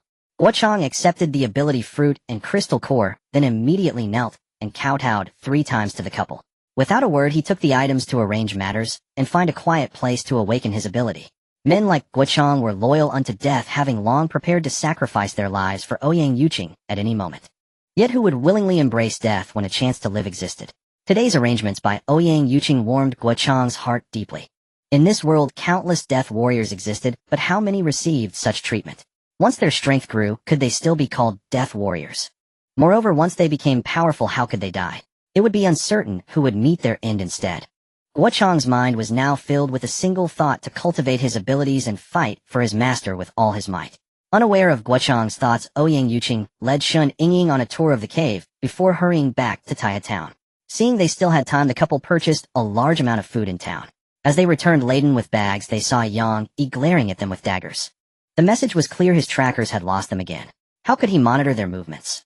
Furthermore, when Yang Yi checked the relay station for letters, there was no instruction. His heart was uneasy. Could it be that the emperor, disappointed by the failed assassination, no longer favored him? Yang Yi seethed with anger, recalling Ouyang Yuqing's arrogance ever since he took charge of the escort. Yet he had no power to subdue Ouyang Yuqing, leaving him deeply frustrated. Ouyang Yuqing, carrying his purchases, paid no heed to Yang Yi's grim face. He handed everything to Xiao Tao and Chun Shi, who had come to greet them, then led Shen Yingying to rest. After the trip to Langyan Ridge and the long stroll through the market, his legs were quite sore. After the exiled convoy rested for nearly another half hour, they set off again. Ouyang Yuqing loaded their visible purchases onto their carriage, then led Shen Yingying inside and departed. Inside the carriage, they continued to secretly snack and then diligently cultivate. Unexpectedly, during his cultivation the next day, Ouyang Yuqing advanced to a 4th tier. Overjoyed, the couple celebrated in the carriage with another grand feast. Strangely enough, despite all their eating in the carriage, they never seemed to gain weight. Indeed, they seemed blessed with a physique that resisted fat. However, spending all their time in the carriage either eating or cultivating inevitably bred a bit of rest. They stepped down onto the deserted official road, feeling somewhat unenthusiastic. But the purpose was simply to stretch their legs, so it didn't need to be lively, did it? They stepped down onto the deserted official road, feeling somewhat unenthusiastic. But the purpose was simply to stretch their legs, so it didn't need to be lively, did it? Thus the couple began to stroll hand in hand.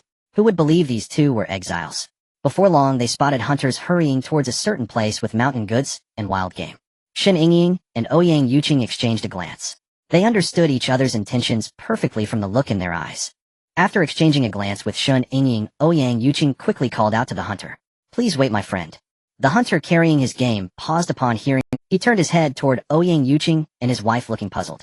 "What is it?" he asked, his tone confused. Seeing that the hunter had stopped and asked, Ouyang Yuqing stepped forward and inquired, "It's like this. Are the game in your hands for sale, eh?" The hunter glanced at the prey in his hand, pondering briefly. After a moment, he replied, "I can sell them." In truth, Ouyang Yuqing wanted to learn from the hunter where he had hunted. So he pressed further, "How much are you asking for these?" Seeing that Ouyang Yuqing seemed genuinely interested in buying, the hunter said, "I just caught these from the mountain over there. They're still fresh. So 55 copper coins for a pheasant and 65 for a hare." Hearing the hunter's words, Ouyang Yuqing thought to himself, "This hunter is truly honest. He volunteered the hunting spot even before I asked. For that alone, I'll buy all his game. He'll take all of them. Count the total." The hunter, surprised that Ouyang Yuqing wanted everything, considered his wife, who was home recovering from childbirth, and made a decision. "My friend, I have 5 pheasants here. You'll need to keep one, but you can buy the rest. How does that sound?" Ouyang Yuqing thought, "I don't lack game. I just wanted to ask about that." So he said to the hunter, "Do whatever is convenient for you." The hunter, pleased with the buyer's reasonableness, quickly calculated the total. 3 hares make 195 coins and 4 pheasants make 220 coins. Altogether, 415 coins. Upon hearing the price, Ouyang Yuqing took out a 5-coin piece of silver from his pouch and handed it to the hunter. "Here's 5 coins, take it." The hunter, a bit embarrassed, didn't take it. He said, "My friend, I went into the mountains without bringing any silver. I'm truly sorry. I'm afraid I can't sell these game to you too." Ouyang Yuqing, hearing this, simply pressed the silver into the hunter's hand. He thought this hunter is quite honest. Then he said, "Keep the silver. no need for change. In this desolate place it's already a blessing to find such fresh game. The rest is your hard-earned fee. The hunter upon hearing this said earnestly, my friend, that won't do. A gentleman loves wealth, but acquires it in the right way. How about this? My village is not far from here.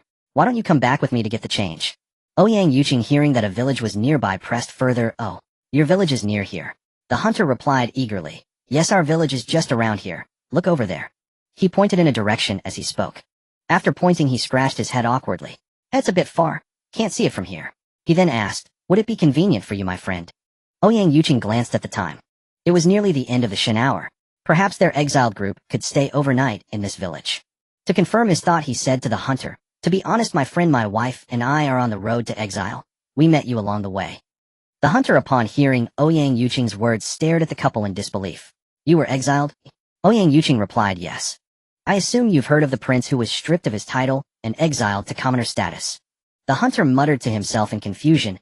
A demoted prince, couldn't that be the war king? Suddenly struck by a realization, his eyes widened as he pressed further. Could you be the war king?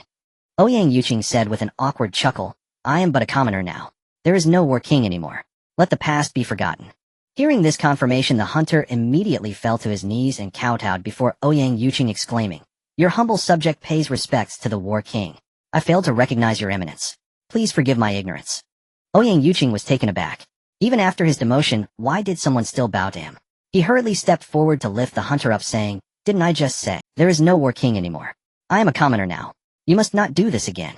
The hunter, deeply moved, smiled at Ouyang Yuqing and said, you may not know this, your highness, but in our hearts you will always be our king. No. You are our eternal god. You single-handedly protected the people of the Haoyue kingdom. We common folk are eternally grateful. When my second brother was discharged due to his injuries, the pension was too little. It was you who, against all pressure, generously increased it by 10 taels of silver. That 10 taels might be nothing to the wealthy, but to us the poor, it was a lifesaver. My brother was gravely wounded then, or it was only thanks to your extra silver that he survived. Beyond that, the very fact that you have the common folk in your heart and strive for our welfare is a virtue that commands our deepest respect. Shen Yingying listened to the hunter's words, recalling from her host's memories that Ouyang Yuqing was not only distinguished in battle, but also known for his righteousness and good reputation among the people. Indeed, it was true. She felt fortunate that after her transmigration, she had met this man who was cold on the outside, but warm within. Had she been transmigrated into the body of one of the emperor's consorts, she would have torn that lecherous tyrant emperor Ouyang Jinyu limb from limb, or she would have failed her. She was lucky to have met a devoted man like Ouyang Yuqing, otherwise there was no telling what earth-shattering deeds she might have wrought in this world. If she had wished, she could have even become an empress, though that was never her ambition. Yes, her ambition lay elsewhere, in silver and food. Shen Yingying indulged in her wild fantasies for a while. Meanwhile, Ouyang Yuqing was genuinely moved by the hunter's words. He thought to himself that he had not failed his people. For the hunter to speak so highly of him, he believed his efforts had been worthwhile. He then said to the hunter, that is all in the past. Let bygones be bygones. I wonder if our exiled group could seek lodging in your village. The still excited hunter replied, Your Highness, I wholeheartedly welcome you to stay, but I don't have the authority to decide for the whole village. Why not come with me and ask our village chief? Ouyang Yuqing realized his oversight, thinking, indeed, how could I have been so careless? After a moment's consideration, he said to the hunter, Our group should arrive here in about 15 minutes. Once they're here, well, I'll go into the village with you to ask together. How does that sound? The hunter, hearing Ouyang Yuqing's bold claim, quickly nodded in agreement. All right, let's wait then. The exile procession took a quarter of an hour to reach where the three of them stood. Ouyang Yuqing informed Yang Yi that they would be staying in the hunter's village tonight. Upon hearing this, Yang Yi's face cycled through shades of pale purple, and rage boiled within him, and he wished he could kill Ouyang Yuqing right then and there. As the leader of the escort, he was being ordered about by a convict. If others ever learned how spineless he was in escorting a criminal, they'd laugh their teeth out. But lacking the ability to destroy his charge, he reluctantly conceded to Ouyang Yuqing's demand. Yes, you read that correctly. Ouyang Yuqing was exactly this arrogant, utterly indifferent to Yang Yi's feelings. In his mind, a useless dog didn't even qualify as a canine. He now held both power and strength, so why should he fear that man? If the other party kept causing trouble, he wouldn't mind a surprise counterattack to teach his dear. After informing Yang Yi, Ouyang Yuqing turned to the hunter and said politely, My good man, may I ask your name? Could you take us to your village chief to discuss? The hunter Gu Peng replied hastily, Your Highness, this humble one's surname is Gu, given name Peng. He'll take you to our old village chief now. Hearing this, Ouyang Yuqing reminded him again, Brother Gu, please don't call me your highness. I am but a common man now. Gupeng stubbornly insisted. No, in our hearts you will forever be the war god king. You are our faith. Please your highness, don't take away our belief. Ouyang Yuqing pondered Gupeng's words for a moment, then said, Brother Gu, since you hold me in such high regard, I'll graciously accept. However, from now on, don't call me the war god king. If you must call me something, call me Damo, or the desert king. The great desert will be my domain from now on. Yang Yi, standing nearby, overheard their entire conversation. When he heard Ouyang Yuqing proclaim himself the desert king, a venomous glare fixed on the man's back as he schemed silently so. Ouyang Yuqing harbors such ambitions. I must report this to the emperor. If he goes to the desert far from the capital's reach, he could crown himself king there. Who could stop him? If he builds his strength there for a few years, could he raise an army? How detrimental would that be to his majesty? The more he thought, the more anxious he grew, but the next relay station was still far away. He wished he could whip the ox cart into a gallop rush into town, and pen a secret letter at the station urging the emperor to reconsider Ouyang Yuqing's place of exile. Ouyang Yuqing, of course, was unaware of the schemes brewing in Yang Yi's mind. He chatted amiably with the hunter Gupeng as he led the exile procession toward the... It took a little over a quarter of an hour for the main group to reach the village. Gupeng pointed and said, Desert King, this is our Gu family village. Our clan has lived here for generations. The village has about 130 households. Since most of the villagers share the Gu surname, it's called Gu family village. Ouyang Yuqing, upon hearing it had over 100 households, figured it wasn't a small village. He nodded to Gupeng. Your village has quite a population. Gupeng quickly explained, we do have many Gu families here, but there are also some outsiders who settled in our village after fleeing famine years ago. Upon hearing this, Ouyang Yuqing did not dwell on the village's population issue.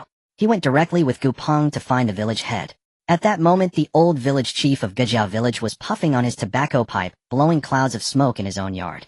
Some of his sons were tending the vegetable garden in the yard, while others were weaving bamboo baskets. The old village chief's wife and daughter-in-law were either cooking in the kitchen or doing handiwork in the yard. The grandchildren, boys and girls, were catching insects in the garden to feed the poultry. Gupeng led Ouyang Yuqing to the old village chief's gate and knocked twice. He called out to the courtyard, Is the old village chief at home? The old village chief was enjoying his smoke when he heard someone calling him from outside. He muttered under his breath, Every day, never a moment of peace. Despite his grumbling, he called out to his eldest grandson, Xuanzi, go open the door and see who's calling outside. Xuanzi had just caught a green caterpillar and was about to feed the chicks. Hearing his grandfather calling him to open the door, he quickly handed the caterpillar to his younger brother. He replied to the old village chief, Got it, Grandpa. I'm going to open the door right now. Xuanzi skipped over and opened the gate. When he opened it, he saw Gupeng and a stranger. He greeted Gupeng. Uncle Dapeng, what do you want with my grandfather? Gupeng heard Xuanzi's question and replied, What's a little brat like you asking for? Is your grandfather home? Xuanzi, annoyed at being called a brat, said, Uncle Dapeng, I'm 10 years old this year. I'm not little anymore. Can you stop calling me a little brat every time you see me? Gupeng had no time to joke with Xuanzi. He said dismissively, We'll talk about that another time. Uncle Dapeng is asking you, is your grandfather home or not? Seeing that Gupeng seemed to have urgent business with his grandfather, Xuanzi stopped arguing about the little brat issue and said, My grandfather is at home smoking. Wait a minute, I'll go call him. When Gupeng heard Xuanzi would call him, he urged, Good, hurry up. I have something urgent to discuss with your grandfather. Oh. Xuanzi replied with a simple oh, and then turned back to the old village chief shouting, Grandpa, stop smoking. Uncle Dapeng has something urgent. The old village chief was puzzled when he heard his grandson say that Gupeng had urgent business. He wondered what urgent matter could that young fellow have with me. Nevertheless, he quickly got up and walked toward the gate, pipe in hand. As soon as the old village chief reached the gate, Gupeng spotted him. Raising his voice a notch, Gupeng said, I say, village chief, could you walk a little faster? There's someone here waiting for you. The old village chief pushed his eldest grandson aside and stepped out of the gate. He looked at Ouyang Yuqing with a puzzled expression, wondering who this stranger was. Seeing the old village chief, sizing him up, Ouyang Yuqing took the initiative to greet him. Hello, elder. The old village chief observed Ouyang Yuqing, tall at 1.88 meters, extremely handsome. He thought to himself, this young man is quite impressive. I wonder if he has a wife or concubines at home. If not, Yingzi hasn't been betrothed yet. Maybe I can play matchmaker. Despite his many thoughts, the old village chief maintained a composed expression and asked Ouyang Yuqing in a deep voice, May I ask what business this young man has in our village? Hearing the village chief's words, Gupeng's heart skipped a beat. He cursed inwardly, damn it, this old man has no idea how to address the war king so casually. How can he just call him a young man? Fearing that the old village chief might blurt out something shocking, Gupeng quickly explained the purpose of Ouyang Yuqing's visit, to seek lodging, and emphasized Ouyang Yuqing's identity. The old village chief was so shocked by Gupeng's words that his long-stemmed pipe slipped from his hand and fell to the ground without his notice. Without a second thought, he knelt down and kowtowed directly before Ouyang Yuqing. Even as he knelt, he addressed him, saying, "Your humble subject pays respects to the war prince. If I have shown any negligence, I beg your highness forgiveness." Seeing the old village chief in such a state, Ouyang Yuqing hurried forward to help him up. "Old village chief, there is no need for this," he said. "I am no longer the war prince. From this day forth the state of Haoyue has no war prince. If you do not object, you may call me the Desert North Prince from now on." The old village chief, now helped to his feet, did not answer Ouyang Yuqing directly. Instead, he glanced at Gupeng. Having known each other for so many years, Gupeng understood his meaning clearly from that look. Gupeng nodded to the old village chief. Having received the confirmation, he sought the old village chief, moved to kneel, and kowtow once more, but Ouyang Yuqing naturally refused to allow it. "Old village chief, please do not stand on such ceremony," he said. "The purpose of my visit is to ask if our exiled party might lodge in your village for the night. Would this request cause any difficulty for your village?" The old village chief had some reservations upon hearing about the exiled party lodging, but he thought to himself that since the war prince had asked, there should be no problem. With no issue on his end, the old village chief asked Ouyang Yuqing, "May I ask how many people are in the Desert North Prince's exiled party?" When Ouyang Yuqing heard the question about the number of people, he shared the thoughts he had in mind. "Old village chief, it is like this. Our entire exile party numbers around 400 to 500 people." Upon hearing such a large number, the old village chief wondered how he could possibly accommodate them all. Their village had only about 130 households in total. There was no way to house them all. The old village chief was fretting over the number when he heard Ouyang Yuqing continue, "Old village chief, regarding our party, you need not worry about accommodation." Hearing this, the old village chief asked in confusion, "What does the Desert North Prince mean?" Seeing the old village chief's puzzlement, Ouyang Yuqing replied, "Old village chief, it is already a great imposition for us to lodge in your village." Hearing this, the old village chief asked in confusion, "What does the Desert North Prince mean?" Seeing the old village chief's puzzlement, Ouyang Yuqing replied, "Old village chief, it is, as for those who cannot afford lodging, you can simply find them an open space to rest. As for the escorting soldiers, they can go wherever they please. It is no concern of mine." Having laid out the terms for lodging, Ouyang Yuqing pressed the old village chief for his thoughts. "I wonder, village chief, what do you think of my proposal?" Upon hearing Ouyang Yuqing's terms for lodging, the old village chief thought to himself, "This is not lodging at all. This is clearly an opportunity to put silver into the villagers' pockets." The chief had been worried that the villagers might be unwilling to take in lodgers. But with the war prince's arrangement, he felt there would be no villager who would refuse. After all, earning silver for just a single night's stay was an excellent prospect. Having settled his thoughts, the old village chief smiled and nodded at Ouyang Yuqing, then pressed further, asking how much silver should be charged per person. "Desert North Prince, how much silver per person would be appropriate?" Ouyang Yuqing pondered for a moment when asked about the lodging fee. Regardless of their current circumstances, these exiles would eventually be his own people once they reached the northern border. Since they were to be his people, he could not set the price too high. Yet having opened his mouth to make the request, he did not want the villagers to suffer a loss either. He therefore set the lodging fee at half a tael of silver per person. Having settled on the price, he said to the old village chief, "Old village chief, let the lodging fee be set at half a tael of silver per person." The old village chief let out a sharp hiss upon hearing the price per person. He said to Ouyang Yuqing in surprise, "Desert North Prince, for just one night's lodging, is this price not a bit too high?" Upon hearing the village chief ask if the lodging fee was set too high, Ouyang Yuqing replied, "Chief, let's keep this price.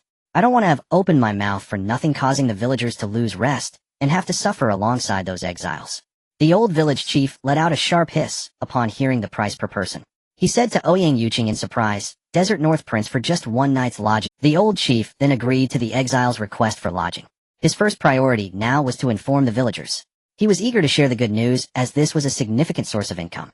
For ordinary folk like them, a strong man working hard at a good job for a month could earn 2 taels of silver, and that was considered a blessing from heaven. But such good jobs were few and far between. So a strong man's monthly earnings at best were just over 1 tael of silver. Supporting an entire family on that meager sum was a real struggle. Now that the war king had secured such a great benefit for them, he was overwhelmed with excitement. In his excitement, he wanted to smoke his pipe to calm his nerves. But he felt his waist, and, where's my pipe? Not at his waist, he checked his hands. Gupeng, who was watching the chief's frantic search for his pipe, shook his head helplessly. He approached the chief, bent down, and picked up the pipe the chief had dropped, handing it back to him. "Uncle Chief, your pipe fell on the ground." The old chief looked at the pipe Gupeng offered, muttered, "You rascal," and quickly took some tobacco from the small pouch attached to the pipe, stuffing it into the bowl. After loading the pipe, he hastily lit it with a tinder and took a deep drag. Despite the chief's flurry of excited actions, only a moment had actually passed. After taking a puff and calming his nerves, the old chief said to Ouyang Yuqing, "King of Ma Bei, how about you go and gather the people at the threshing ground, while I go inform the villagers?" He pointed towards the threshing ground. With the matter settled, Ouyang Yuqing nodded and said, "All right." The three then went their separate ways. Gopeng had initially wanted to accompany Ouyang Yuqing back to the exiled group. Noticing that Gopeng was still holding a wild pheasant, Ouyang Yuqing told him to go home and settle his family first. Ouyang Yuqing quickly returned to the group of exiles. Shen Yingying was waiting for him at the village entrance with them. He took his place beside her as soon as he Shen Yingying looked at Ouyang Yuqing and asked back, "How did it go?" Hearing her question, he replied, "I came back precisely to talk about this." Upon hearing this, she said, "Then go ahead and tell everyone." Ouyang Yuqing nodded, looked at the group of exiles, and explained the lodging conditions to them. "For those from our exiled group who wish to lodge, it will be half a tael of silver per person. Those who couldn't afford lodging would be arranged by the chief to rest in it. Those of you lodging, behave yourselves. Don't think that just because you've paid you can bully the villagers. If I find any of you throwing your weight around, don't expect me to turn a blind eye." Upon hearing the price of half a tael, the exiles thought the war king is truly considerate. Each time they had to buy supplies, they were forced to bribe the officials with at least 10 taels of silver. When they stayed at post stations, a decent room cost at least 10 taels. Although they hadn't stayed at one yet, they had already inquired about the prices. After comparing the prices, they all readily agreed to Ouyang Yuqing's terms, promising not to cause trouble for the villagers. Satisfied with the outcome, Ouyang Yuqing took Shen Yingying's hand and led the group of exiles into the village. Ouyang Yuqing led the group to the grain-drying ground. There the villagers of Gujiao village were listening to the old village chief discuss the matter of lodging. Initially, the villagers were reluctant when the chief mentioned that the exiled prisoners needed a place to stay. However, when the old chief added that each exile would pay half a tael of silver per person, the villagers' reluctance vanished. They wished they could squeeze 10 or 8 of them into their own homes for that price. Just as the old chief finished his announcement, he spotted Ouyang Yuqing leading the exiled group into the village's grain-drying ground. He swiftly descended from a stone platform, leaving the villagers behind to greet Ouyang Yuqing. With a beaming smile, the old chief approached Ouyang Yuqing and inquired, "Prince of Ma Bei, have you brought all the people?" Ouyang Yuqing acknowledged the old chief's question with a nod, replying, "Yes, they are all here. Since I see the villagers are all gathered, why not let the exiles choose their own host families?" Hearing Ouyang Yuqing's suggestion, the old chief nodded in agreement. "That would make things simpler. If they choose for themselves, it saves us the trouble. He'll inform the villagers right away." Ouyang Yuqing responded to the old chief, "Very well, I will also inform the exiled group." With that, the two men went their separate ways. Ouyang Yuqing turned to his group and announced, "I have just conferred with the village chief here. You are to mutually select host families with the villagers. Once you have chosen a family, you may go with them. But let me give you fair warning, anyone who enters a villager's home must obey the rules strictly. If I find anyone breaking the rules, they won't see the light of day tomorrow." Understood. Most of the exiled prisoners felt a deep sense of gratitude towards Ouyang. They believed that despite his cold exterior, he possessed a soft heart. But not everyone shared this sentiment, such as the old mother of Su Degui, who had passed away some days prior.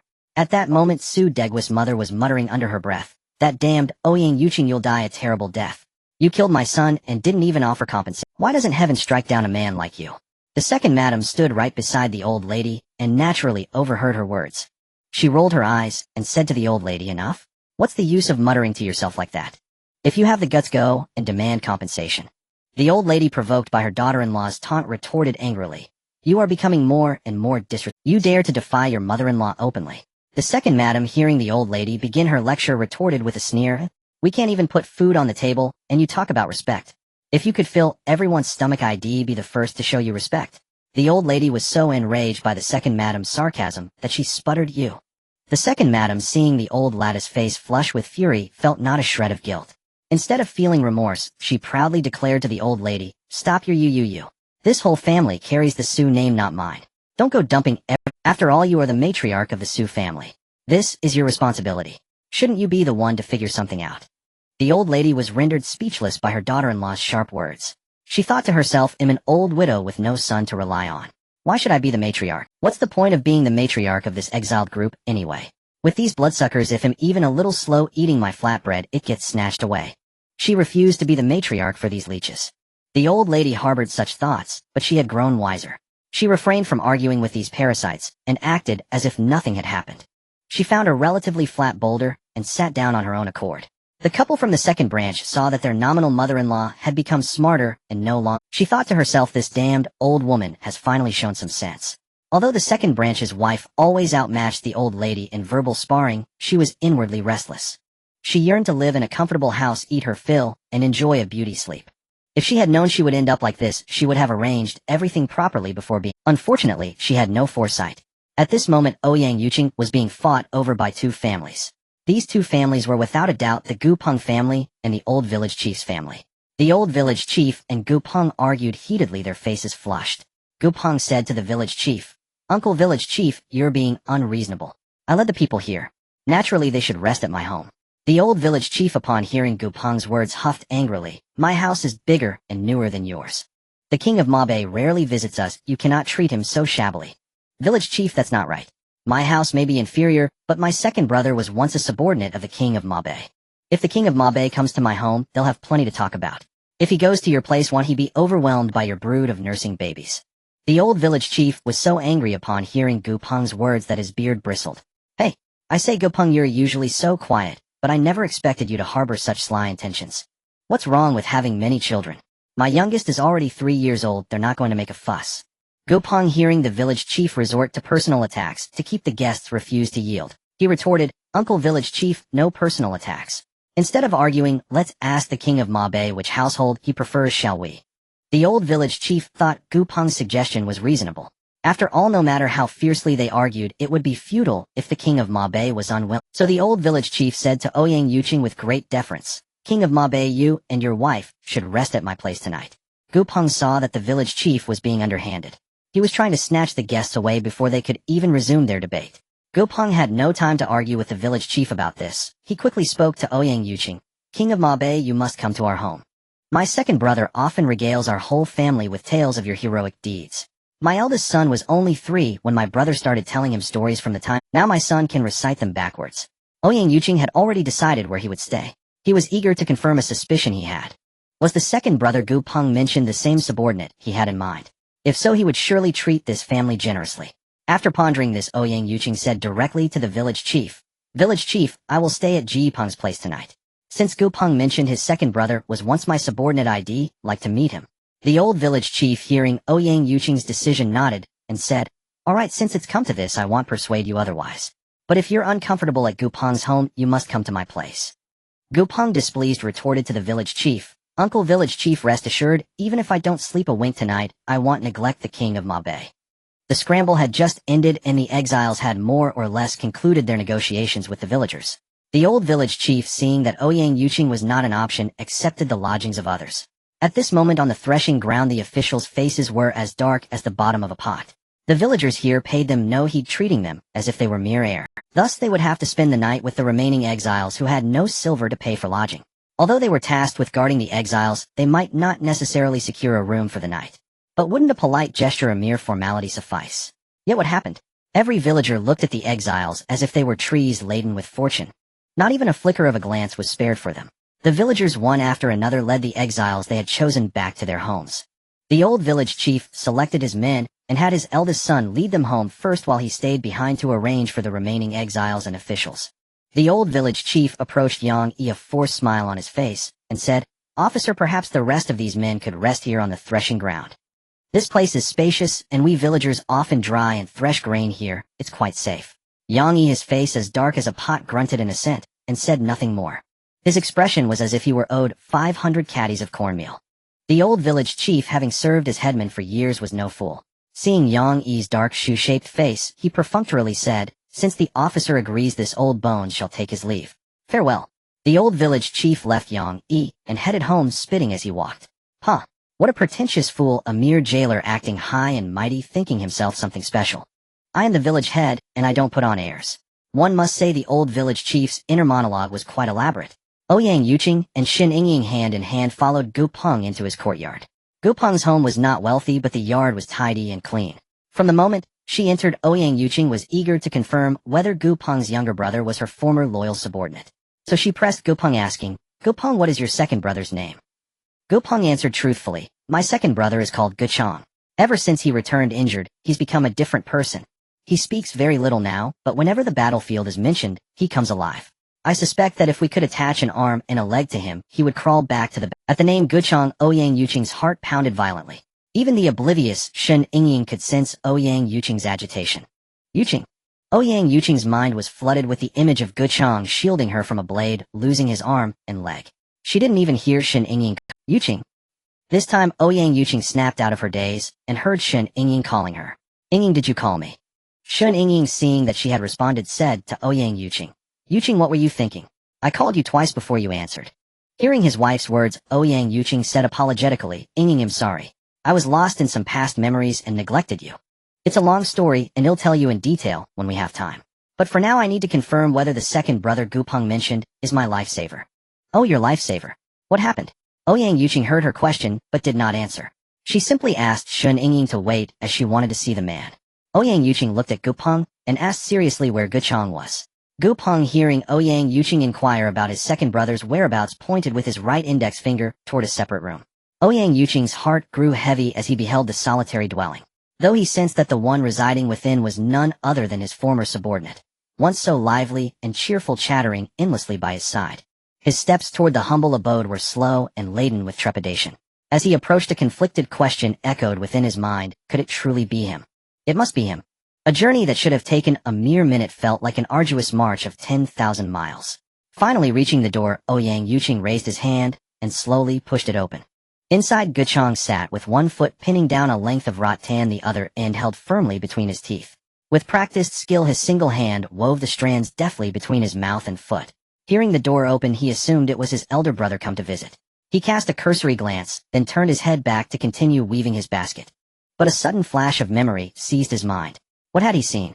The prince. He chalked it up to a hallucination brought on by his recent sleepless nights. Yet a burning curiosity to confirm, warring with his fear of verification, compelled him to turn his head once more.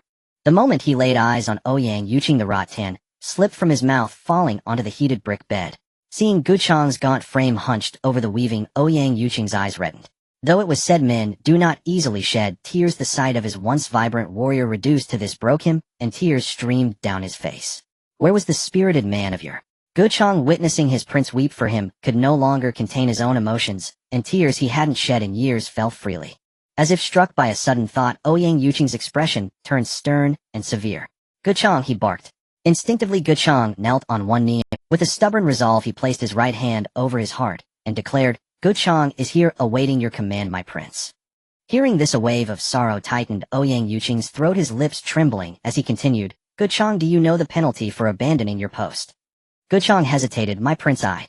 Seeing his former subordinate's faltering words, Ouyang Yuqing could no longer restrain himself and strode forward swiftly. He reached Guchang and pulled him into a tight embrace. Caught off guard, Guchang's body stiffened momentarily in the prince's arms. But the grievances of all these years surged forth, and he silently wept against Ouyang Yuqing's chest, his body trembling with suppressed sobs. Filled with remorse, Ouyang Yuqing patted him gently, his voice thick with emotion. You've suffered much. Guchang sniffled, straightening up from the embrace. Looking at Ouyang Yuqing with unwavering determination, he said, my prince, trading an arm and a leg for your life. It was worth it. These words transported Ouyang Yuqing back to the moment Guchang had shielded him from a blade, losing a limb to save him. They had led a unit deep into enemy territory, targeting the enemy's granary. Their plan was to set it ablaze under the cover of night, crippling the enemy's supplies and forcing their surrender without a direct battle. But a traitor within their own ranks had leaked the plan to the enemy. Upon receiving the intelligence, the enemy swiftly laid a trap.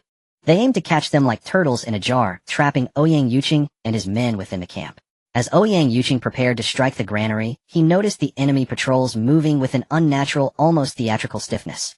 Sensing the danger, he realized their operation had been compromised. He immediately ordered a swift retreat. But would the enemy allow Ouyang Yuqing and his men to escape so easily? That was absolutely impossible. Having finally seized this once-in-a-lifetime opportunity, how could they possibly let the commander of the Haoyue Kingdom's armies? Thus a fierce battle erupted. Ouyang Yuqing had launched a surprise attack, and although the soldiers by his side were all elites, he had only brought a little over 1,000. Though the enemy's rear camp had been hastily organized, they still managed to deploy 50,000 makeshift troops. Regardless of their status as irregulars, when faced with mortal danger, they fought with a desperate, reckless abandon. 1,000 elite soldiers against 50,000. One can easily imagine the dire peril Ouyang Yuqing found himself in. Those makeshift troops attacked him with suicidal ferocity. The enemy general had decreed that whoever brought him Ouyang Yuqing's head would be richly rewarded and promoted. The elite soldiers Ouyang Yuqing had brought rallied around him, launching a counterattack. But even the most meticulous plan can have a flaw. In the heat of the melee, Ouyang Yuqing was struck multiple times by enemy weapons, though the wounds were not severe. However, unbeknownst to him, a burly army cook wielding a massive cleaver charged at him like a reckless fool. The man possessed prodigious strength akin to an ox. Ouyang Yuqing's elite guards tried to intercept him, but he hacked them aside with his cleaver. Unable to be stopped, the fool with his blade in hand and a blank stare made a beeline for Ouyang Yuqing. At that time, Guchang was Ouyang Yuqing's personal bodyguard, constantly protecting his lord. Amidst the slaughter, Guchang spotted the fool charging forth, his eyes locked onto Ouyang Yuqing. He dashed forward, raising his blade to strike at Ouyang Yuqing. Ouyang Yuqing, locked in combat with an enemy general, was unaware of the threat from behind. In a panic, Guchang kicked away the soldier he was fighting and sprinted towards Ouyang Yuqing's back to shield him. But time was too short. He knew he couldn't make it in time. Without a second thought, he threw his entire body in the path of the descending cleaver. He braced himself for death. However, the cook, seeing Guchang suddenly appear, subtly shifted his blade's trajectory, aiming once more for Ouyang Yuqing. But the cleaver was already in motion. How much could its course truly be altered? The fool's blade cleaved straight through Guchang's left arm and left leg, severing. A guttural scream tore from Guchang's throat as his body crumpled to the ground. Hearing the cry behind him, Ouyang Yuqing thrust his war spear fiercely at the enemy general before him. The enemy general, locked in combat, had not anticipated Ouyang Yuqing's sheer strength. This desperate, urgent thrust pierced directly into the general's left chest. The general, his eyes wide with shock, slowly collapsed, meeting his end. It was only then that Ouyang Yuqing could turn his attention to the scene behind him. As he looked, he saw the fool swinging his cleaver down at him once more. Without a word, he activated his lightness skill, raised his long spear, and thrust it straight at the fool's head. As the old adage goes, an inch longer, an inch stronger. Ouyang Yuqing, aided by his superior reach, drove his spear clean through the fool's head. The impetuous man perished before his moment of glory, his great cleaver clattering noisily to the ground. After surveying the surroundings for any immediate threats, Ouyang Yuqing rushed to Guchang's side and knelt down. He needed to assess the severity of Guchang's injuries. The sight filled him with a murderous rage towards every single enemy soldier.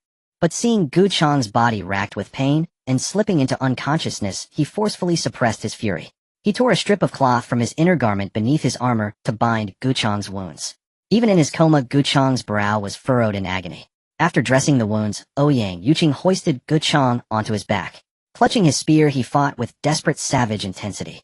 Amidst the carnage, the remaining elite soldiers saw their own prince fighting while carrying his fallen comrade on his back.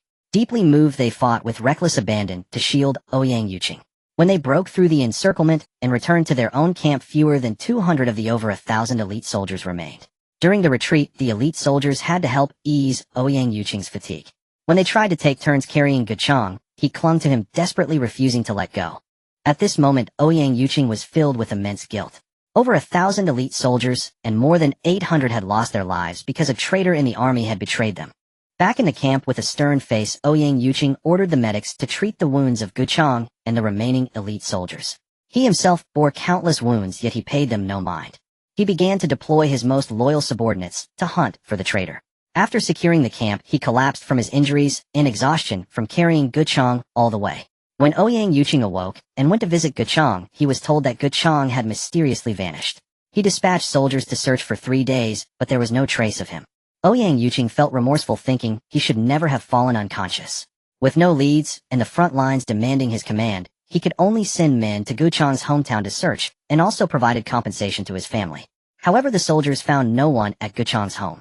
They returned empty-handed and reported their failure to Ouyang Yuqing. Ouyang Yuqing was troubled by the fruitless search. He sent soldiers to Guchang's hometown multiple times, but all efforts were in vain. Unable to find him, he had to put the matter aside for the time being. Meanwhile, Guchang, not wanting to burden Ouyang Yuqing with guilt, snuck out of the camp the moment he woke up and saw that he had lost an arm and a leg. Determined to remain hidden from Ouyang Yuqing, he went into hiding. During his concealment, his wounds became infected, and he fell into a deep fever. When he regained consciousness, he headed straight for his hometown. Perhaps his desperate longing to return home moved the heavens. On his way, he encountered a kind-hearted merchant escorting goods. The merchant, seeing his arduous journey with a missing arm and leg, offered him a ride. It was half a month later when Guchang finally reached his hometown.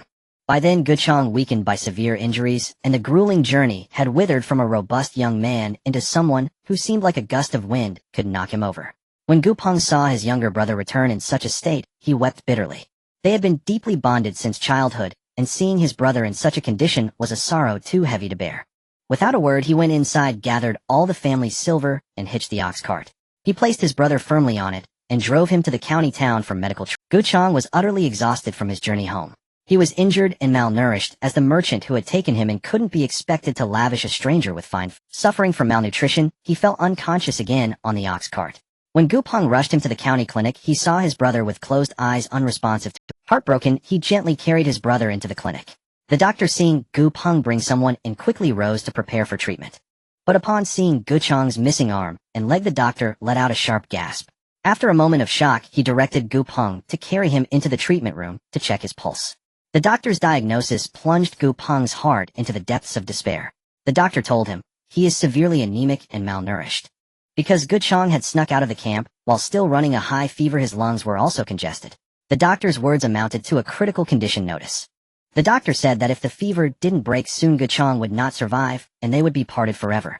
Upon hearing that his younger brother was critically ill, Gupeng's heart ached with sorrow, and 2 streams of hot tears rolled down his cheeks.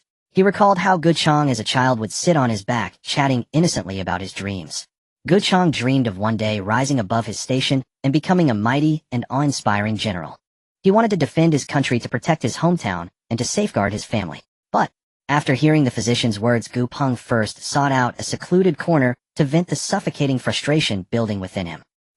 Why? Why had this been done to him? Heaven is unjust. In the corner, Gupeng released his grief and fury, weeping bitterly with tears and mucus streaming down his face.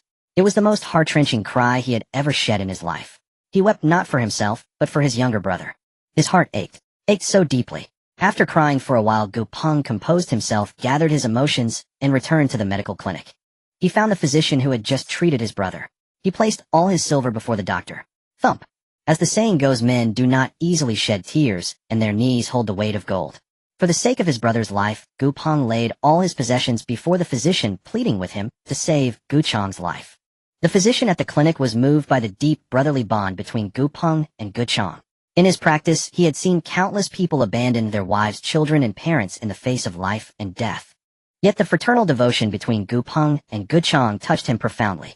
The physician glanced at Gupeng's silver and pondered for a moment. He instructed Gupeng to watch over his brother, then went to the medicine cabinet, took out a century-old ginseng, sliced a piece, and returned to Gupeng. Approaching Gupeng, the physician had him pry open Guchang's mouth and placed the ginseng slice under his tongue. The physician, not one to do good deeds anonymously, then spoke. He said to Gupeng, "I'll accept this silver of yours. The slice I placed under your brother's tongue is from a century-old ginseng. Your silver isn't even worth half the cost of that slice. However, seeing the deep affection you hold for your brother has moved me. I'll waive the cost of the remaining ginseng. Consider it my good deed for the day." Hearing the physician's words, Gupeng thumped to his knees once more. He kowtowed to the physician in gratitude. He bowed his head so earnestly that the skin on his forehead broke and his head struck the ground with resounding thuds. Seeing Gupeng's simple, foolish sincerity, the physician couldn't bear to watch, and helped him up. Softening, he said, "Enough, stop bowing like that. If you hurt yourself, who will look?" Gupeng heard the physician's words, quickly rose, and went to his brother's side to check on him. The doctor noticed that after kowtowing, Gupeng had a trickle of blood on his forehead, without even realizing it. He ignored his own wound, prioritizing his brother's well-being. The physician shook his head helplessly, took a piece of gauze from his medical kit, and tossed it to him. After tossing the gauze, he deliberately scolded Gupeng. "Wipe yourself up quickly. Don't dirty my clinic." Gupeng caught the gauze, and despite the scolding remained unruffled. He politely thanked the physician. The physician cast him a sharp glance, and said, "The ginseng has stabilized him for now. I'll prepare some medicine for him in a moment. Wait here. I'll have someone bring the herbal decoction and administer it to him. After he takes the medicine, the rest will depend on his fate." Hearing that the physician was preparing medicine, Gupeng quickly interjected, "Doctor, I've placed all my savings here today, but I don't have extra silver for the medicine. Could I wait until my brother stabilizes, then return home to borrow from the villagers?" The physician, trusting the simple-minded Gupeng's words, nodded, and said, "Very well. If your brother survives the night, he will live. Keep a close watch on him." Guchang, driven by a strong will to live, had struggled to return home from the army. The century-old ginseng was no mere trifle. Throughout the night, he was given ginseng slices and herbal remedies. Coupled with his tenacious vitality, Guchang managed to pull through. The physician, ever diligent, arrived at the ward before dawn to check on his patient's pulse. A look of relief spread across the physician's face as he finished his diagnosis. He thought to himself it was indeed the power of that century-old ginseng. Gu Peng, seeing the physician's expression, wondered if his younger brother had safely passed the critical period. Still uncertain, he asked, "Physician, my brother?" The physician replied he was lucky to escape death's door. He's out of danger for now. However, he is extremely weak and needs nourishment. Go home and gather some silver to buy supplements. Upon hearing this, Gu Peng grinned, so widely his eyes crinkled into slits. "Physician, I truly thank you. He'll go home to gather the silver now. Please look after him for a while." The physician nodded. "Go on, I'll have my assistant keep an eye on him." With that, Gu Peng took his leave and exited the clinic. Before entering the county town and the clinic, he had entrusted his ox cart to the clinic staff. He now went to the stable behind the clinic to retrieve his cart. Soon he led the ox out of the clinic, mounted the cart, and hurried home. Normally he doted on his ox, but now he had no time for it. He drove the cart home in haste. Upon arriving, he found soldiers in his yard inquiring about his younger brother. Remembering his brother's stubborn refusal to let the army see his disfigured state, Gu Peng quickly stepped forward to greet the soldiers. He concealed the fact that his brother had returned, engaging them in a roundabout conversation. The soldiers, disappointed once more, handed Gu Peng the military subsidy of 10 taels of silver along with a 100 tael banknote that Ouyang Yuqing had privately. Gu Peng was delighted to see the military subsidy, thinking he wouldn't have to worry about money. However, he refused the private silver from Ouyang Yuqing. He reasoned that since his brother had gone to war, his fate was in the hands of heaven, and it had nothing to do with the war king. Puzzled by Gu Peng's refusal, a soldier asked, "This silver is a subsidy from the war king for your family. Why not accept it?" Gu Peng replied, "How could we accept the war king's personal silver? My brother often wrote to us about how the king looked after him. We are already immensely grateful for that. I cannot be so greedy as to accept this silver as well." The soldier thought Guest's family is truly honorable. But honorable or not, the war king had given a strict order, and he must deliver the silver to the family. So he said, "Brother Gu, you really should take the silver. Before we left, the prince gave a strict order. You must accept it whether you want to or not. I think it's best you accept it." Hearing this, Gu Peng had no choice but to take the 100 tael banknote. Seeing this, the soldier, having not found the man he sought, took his leave and departed quickly. After the soldiers left, Gu Peng went inside and instructed his elderly mother and pregnant wife, "Mother, wife, if officials come again, you must say that my brother hasn't returned. Understand?" Gu Peng's wife was now over 7 months pregnant. She asked him with her belly protruding, puzzled as to why he wouldn't reveal his younger brother's whereabouts. The soldiers seemed deeply concerned about his younger brother. If the authorities knew of his condition, wouldn't Gu Chang's life be more secure? Gu Peng thought of how his younger brother risked his life to evade the prince's pursuit. He should understand his brother's intentions. Though he didn't know what his brother had endured at the front lines. But he respected his younger brother's choice. Since his brother was unwilling, he would honor that. As for the reasons, they could only be discussed when his brother was ready to speak. Gu Peng was a simple countryman, not adept at explanations when faced with his wife's questions. He could only say, "Don't dwell on such things. Don't interfere with what your brother-in-law doesn't want. If soldiers come again, just say he hasn't returned yet." In ancient times, women followed their husband's lead. Since her husband said so, she would listen. So Gu Peng's wife nodded to him, though she wondered why he hadn't brought his younger brother back. "Husband, why didn't you bring second brother home?" Gu Peng then explained his brother Gu Chang's condition at the medical clinic clearly to his wife. Upon hearing this, she sighed and said, "Ah, what a blessing that he escaped with his life." Brother Peng slaughter one of the chickens in the yard and brew some broth to send to second brother. Hearing his wife's thoughtfulness, Gu Peng said joyfully, "Today, let's splurge. Well, slaughter two. One for you and mother to nourish yourselves, the other for second brother." The chickens at Gu Peng's home were wild fowl he caught while hunting in the mountains. He often brought back live ones, and pheasants were among them. Hearing this, Gu Peng's wife felt warmth in her heart. Since marrying into the Gu family with her mother-in-law's support and her husband's care, she felt blessed. Unlike her own family, which favored boys over girls, she had never eaten her fill growing up. Gu Peng's wife smiled happily and said, "All right, I'll follow your lead. Let's nourish the baby in my belly too. Hoping to give you a chubby boy for our first child." In ancient times, sons were preferred, but Gu Peng held no such bias. He believed sons and daughters were equal. Besides, his mother longed for a granddaughter, so he actually hoped for a girl. He told his wife, "Sons or daughters are determined by fate. Whatever crawls out of you will. Don't burden yourself with worries about having a son. We don't care about that. Besides, mother wants a granddaughter. You just stop fretting over the child's gender." Hearing Gu Peng's words, his wife's heart swelled with joy. Before marriage, she always heard her mother nagging, saying things like, "A woman married off must bear a son to secure her place in her husband's family. A woman who can't have sons will be looked down upon." Hearing her husband speak this way today, the heavy weight in her heart finally lifted. Regardless of whether her husband truly meant it, at least saying such words brought her comfort. Delighted, she replied, no more fretting. Whether it's a boy or girl, well, leave it to fate. Gu Peng had long noticed his wife's worries. Seizing the moment, he spoke his true feelings to her. This way he could ease her mind and prevent her from dwelling on things that might affect her mood, which would be harmful to the baby in her womb. Gu Peng and his wife worked in tandem, one boiling water in the kitchen, the other butchering a wild pheasant. His wife instructed him to prepare the chicken soup, first saving the remaining bird for her and her mother-in-law to cook themselves that evening. Hearing his wife's words, Gu Peng mused that it was indeed too early in the morning for anyone to stomach such greasy fare. The chicken soup simmered in the large pot for over 2 hours until the pheasant was so tender it melted on the tongue. Gu Peng promptly fetched a clay pot from home and ladled the soup into it. With the soup ready, he prepared to set out. His wife, fretting that he had not eaten a morsel since leaving the previous day, felt a pang of concern. She stopped him, insisting he eat breakfast before departing. She went to the kitchen and reheated the congee that she and her mother-in-law had left for him the night before. She also quickly scrambled 2 eggs and brought out some homemade pickled vegetables to accompany the porridge. Gu Peng felt a warmth in his heart, seeing his wife's care. He thought to himself that now that his second brother had returned home safe for the passing of their father, the family was reunited once more. In the days ahead, as long as he worked diligently, their life would surely become more comfortable. Though his brother was now disabled, he harbored no disdain. He was willing to support his brother for the rest of his life. After a hearty breakfast made with love, he left 10 taels of silver for the household. Clutching the clay pot brimming with the whole pheasant and its broth, he led his prized ox and headed towards the medical clinic. Arriving at the clinic, he lodged his ox in the stable there. This time he gave the attendant 10 and asked him to care for his beloved animal, ensuring it was fed plenty of tender grass. Gu Peng carried the clay pot into his brother's sick room. Gu Chang had been awake for some time now. Seeing his elder brother enter, a maelstrom of complex emotions churned within him. Upon entering and seeing his brother conscious, Gu Peng hurried over and embraced him tightly. Xiangzi. Overwhelmed with sorrow in his brother's arms, Gu Chang choked out, "Brother, I'm ruined." Hearing such despair in his brother's voice, Gu Peng's heart ached. He patted Gu Chang's back firmly and said, "Nonsense. As long as your spirit isn't broken, you are not ruined. And even if you were, your big brother is here. I will take care of you for the rest of your life.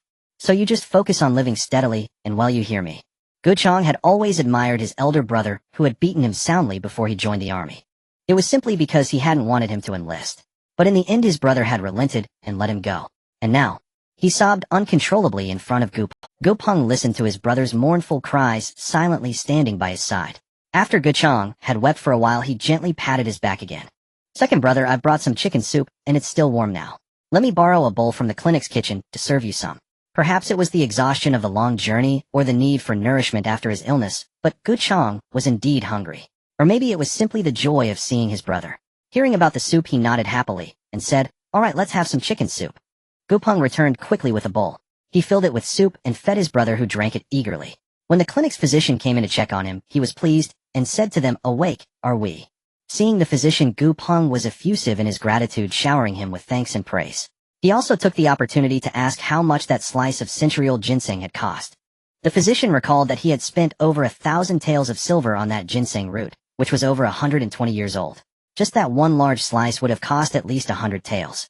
He then said to Gu Peng, "That slice of ginseng is worth at least 100 taels." Gu Peng heard the doctor say that the ginseng slice, which saved his younger brother's life, cost 100 taels. He did a quick calculation in his mind. At that moment, he had carried 55 taels on him, and he gave all of them to the doctor. So he still owed 45 taels of silver. Today Zhan Wang had subsidized him a total of 110 taels, of which he gave 10 taels to his wife for household expenses. The 100 tael silver note was still tucked in his pocket. When his younger brother could be discharged from the hospital, he would settle the account with the doctor. Having sorted this out, Gu Peng began to ask the doctor what he should be mindful of now that his younger brother had regained consciousness. Upon hearing Gu Peng's words, the doctor did not answer directly. Instead, he approached Gu Chang, reached out his hand, and took his pulse. After taking the pulse, the doctor nodded, withdrew his hand, and said to Gu Peng, "Your younger brother has passed the critical period. He still has a slight fever. They'll prescribe some medicine for him to take, and the fever will subside. The key issue is that his lungs are somewhat congested, which will require caution in the future. They'll also write a few herbal decoctions for you to take. However, he will likely be unable to engage in heavy physical labor from now on." Gu Peng nodded after hearing this. He had never intended for his younger brother to do heavy labor in the future. He asked the doctor, "Does my brother still need to stay under observation at the clinic?" The doctor, upon hearing this question, said to Gu Peng, "That's not necessary. He is awake now. He'll prescribe some medicine for you to take home, and let him recuperate slowly. Gupeng was very pleased to hear the doctor's words. He thought to himself, since the doctor allowed him to go home and recuperate, it meant that his younger brother's condition was not that. As for recuperation, he would have to work harder, and often go into the mountains to hunt some game. So Gupeng asked the doctor to write a prescription for his younger brother, and he went to fetch the medicine. After fetching the medicine and paying the silver, he gave the old doctor the silver he owed for the ginseng slice. The old doctor looked at the silver and stared at Gupeng with confusion. Gupeng noticed the old doctor's gaze and explained his younger brother's situation to him. After listening to the whole story, the old doctor patted Guchang and said to the two brothers, "You're a good lad. Although I can't help you much in the future, if you have a headache or a fever, come to my clinic, and I'll give you a 50% discount." Guchang heard the doctor's words and nodded in thanks. Gupeng was also quite happy to hear the doctor say that. After thanking the doctor, he gave his younger brother the chicken soup to drink, returned the bowl, and then carried Guchang on his back to the backyard.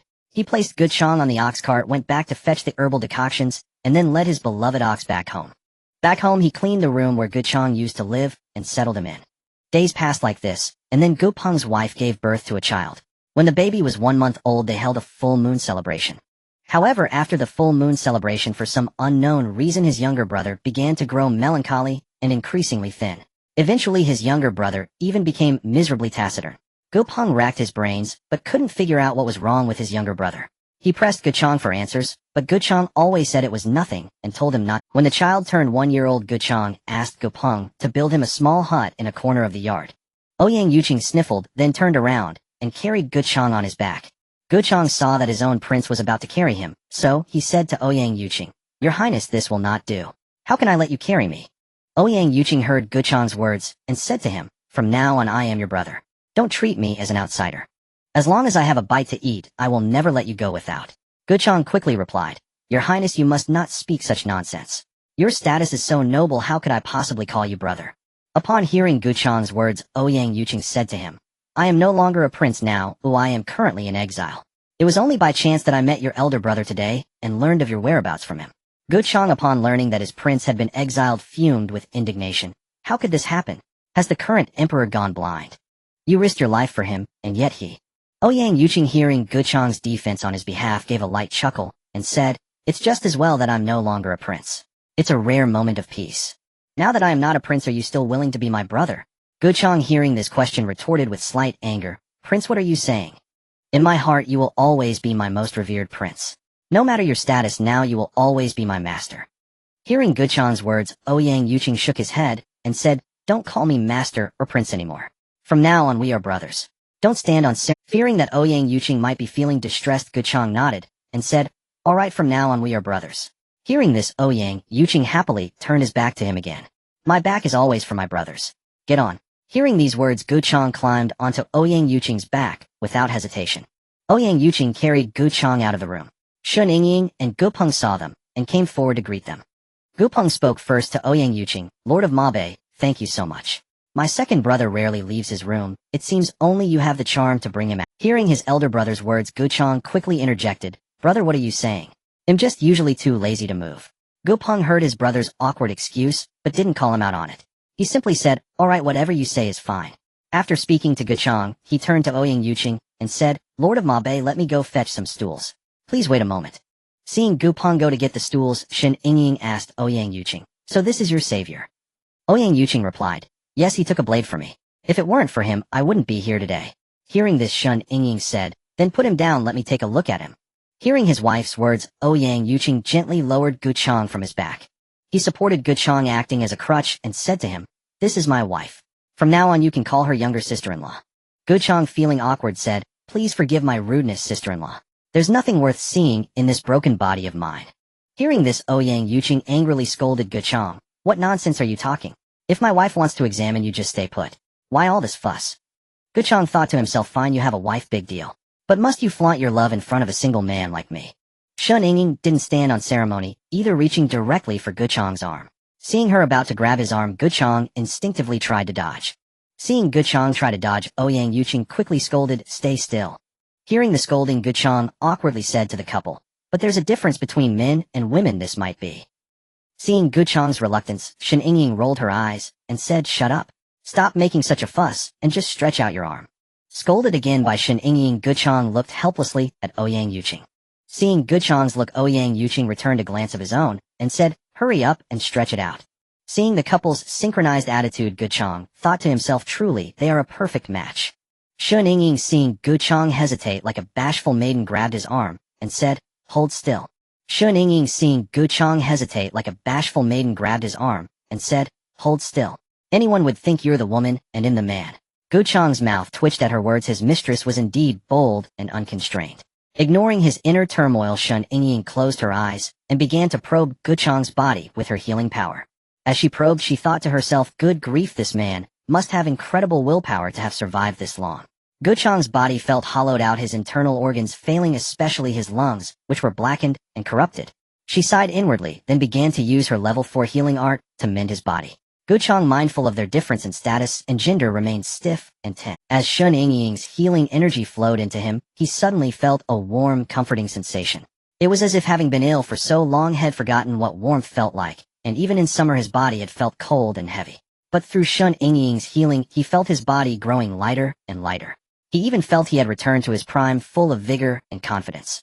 A level 4 healing art wasn't all powerful, and Shen Yingying was quite drained after treating Guchong. His body had been severely ravaged by disease. Had he not met them by chance, he wouldn't have had many years left. Because Guchong had saved Ouyang Yuqing's life, Shen Yingying treated him with utmost care. Despite his physical disabilities, he was now healthier than had ever been thanks to her treatment. Shen Yingying set down Guchong's arm, swaying slightly from exhaustion.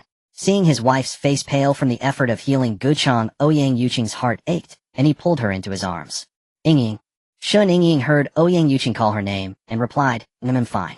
It's just that my ability consumption was a bit high. He'll be fine after some meditation later." Ouyang Yuqing felt a pang of guilt, his eyes filled with concern for his wife. He thought to himself, this is all my fault. My wife has sacrificed so much for me. I'm not much of a man. He resolved to treat her even better from now on. Guchong, whose body had once been as frail as an old man's, was now as strong as an ox. He was utterly astounded. He thought, is my mistress some kind of deity? My body is as strong as a bull's. What kind of power is this? The power to snatch a dying man from the jaws of death. He was not only shocked, but also filled with regret. If he still had his limbs, he would have pledged his absolute loyalty to his master and mistress. Alas! Before Guchong could recover from his shock and regret, Shen Yingying dropped another bombshell that left him utterly stunned. After resting for a while with her eyes closed, Shen Yingying said to Ouyang Yuqing, "Yuqing, I can make his severed limbs grow back. But not right now." Ouyang Yuqing was also taken aback by his wife's words. He thought, is a healing art this formidable when it's powerful enough? Seeing the shock in Ouyang Yuqing's eyes, Shen Yingying smiled and explained, "My ability is only at level 4 now. Once I reach level 6, I can regenerate his limbs. But we still have to go to the desert. If he wants to be restored to his former self, he'll have to come with us." Upon hearing this, Ouyang Yuqing made a decision in his heart. He thought, whether Guchong agrees or not, I will bring him along, even if I have to tie him up to do it. With that, Ouyang Yuqing looked at Guchong. Guchong had just snapped out of his shock when he heard this earth-shattering news, and he stood there dumbfounded. Guchong returned carrying a small stool, only to find his younger brother lost in thought. Fearing that something was troubling him again, he anxiously dropped the stool and rushed to Guchong's side, shaking him vigorously. "Xiangzi, what's wrong? Don't scare your big brother." Shaken from his daze, Guchong saw his elder brother's worried expression and reassured him, "Brother, I was just overwhelmed with joy and lost in thought. I'm fine." Hearing this, Guchong breathed a sigh of relief, his heart having been gripped by fear. Meanwhile, Ouyang Yuqing looked at Guchong and said, "Come with me. You've heard what your sister-in-law said. You should have a clear idea now." Guchong hesitated, glancing at Guchong upon hearing Ouyang Yuqing's words. This? Guchong, unaware of the situation, was puzzled by Ouyang Yuqing's statement. Sensing he had missed something, he asked, "You too?" Ouyang Yuqing, knowing Guchong was out of the loop, said to him, "Let's sit down, rest, and talk slowly." Guchong's heart was in turmoil. He desperately yearned to be physically whole again, but if he left, what would become of his family? He knew that if he left now, he might never return in his lifetime. Guchong picked up the stool and came back. Ouyang Yuqing helped Guchong sit down. Once everyone was seated, Ouyang Yuqing got straight to the point and explained the entire situation to Guchong. Guchong was equally shocked after hearing the full story. Yet he also hoped his brother could live a healthy life. He was caught in a dilemma, thinking that if he let him go, he might never see his younger brother again. But if he didn't, he would be holding back his brother's future. Shen Yingying watched the three men spiral into their own dead ends and rolled her eyes. She thought to herself, what's there to agonize over? Just have the whole family go along. So she said to them, "Are you all overthinking this?" The three men turned to look at her simultaneously. Shen Yingying felt no embarrassment under their gaze. She told them, since you can't bear to part, just move the entire life over there in the desert would be just the same. Ouyang Yuqing, enlightened by his young wife's suggestion, was overjoyed. Yes, why didn't I think of that? Gu Chang and Gu Peng exchanged glances upon hearing Shen Yingying's words, silently questioning each other. After much deliberation, Gu Peng made his. He then said to Ouyang Yuqing, I am willing to have my whole family follow the Desert King to the desert. Gu Chang was deeply moved by his brother's sacrifice and choked up, brother. Gu Peng turned to him and said firmly, say no more. Nothing is more important than your health. Besides, life is what you make of it wherever you go. Perhaps we'll live even better in the desert. Shen Yingying appreciated Gu Peng's decisiveness and open-minded. With Gu Peng agreeing to the relocation, they began to discuss the future arrangements. Outside Gu family village, Ouyang Yuqing's shadow guard, Yin Yi, was. What did he see? Over 1,000 black-clad assassins were stealthily approaching. Yin Yi's subordinate remarked, Chief, that's quite a crowd. Yin Yi looked at the enemy's numbers and asked his subordinate, scared. The shadow guard looked at Yin Yi and replied, 1,000 men might have been a threat before, but not anymore. Yin Yi nodded in satisfaction at his subordinate's answer and commanded, keep a close watch on their every move. They'll go report to the master. The dozen or so shadow guards, upon hearing their chief's order, nodded and dispersed, vanishing into the woods. Yin Yi also used his stealth skills and lightness kung fu, leaping swiftly towards Ouyang Yuqing. Ouyang Yuqing and the others were in the courtyard discussing how to follow the exile convoy. As Yin Yi neared, he sent a signal. Ouyang Yuqing, upon receiving it, said towards a certain direction, come out, there are no outsiders here. Yin Yi stepped out from his hidden state. He knelt on one knee and greeted Ouyang Yuqing, and Shen Yingying, subordinate, pays respects to master and mistress. Ouyang Yuqing told him to rise and asked, what's happening outside? Yin Yi reported the arrival of over 1,000 black-clad figures. Shen Yingying was furious upon hearing this. She straightened up and said to Ouyang Yuqing, Yuqing, are we being too soft on that bastard? He's getting too big for his britches. I want to go back right now and finish that good for nothing. Yin Yi, hearing his mistress' bold words, lowered his head, his shoulders shaking uncontrollably.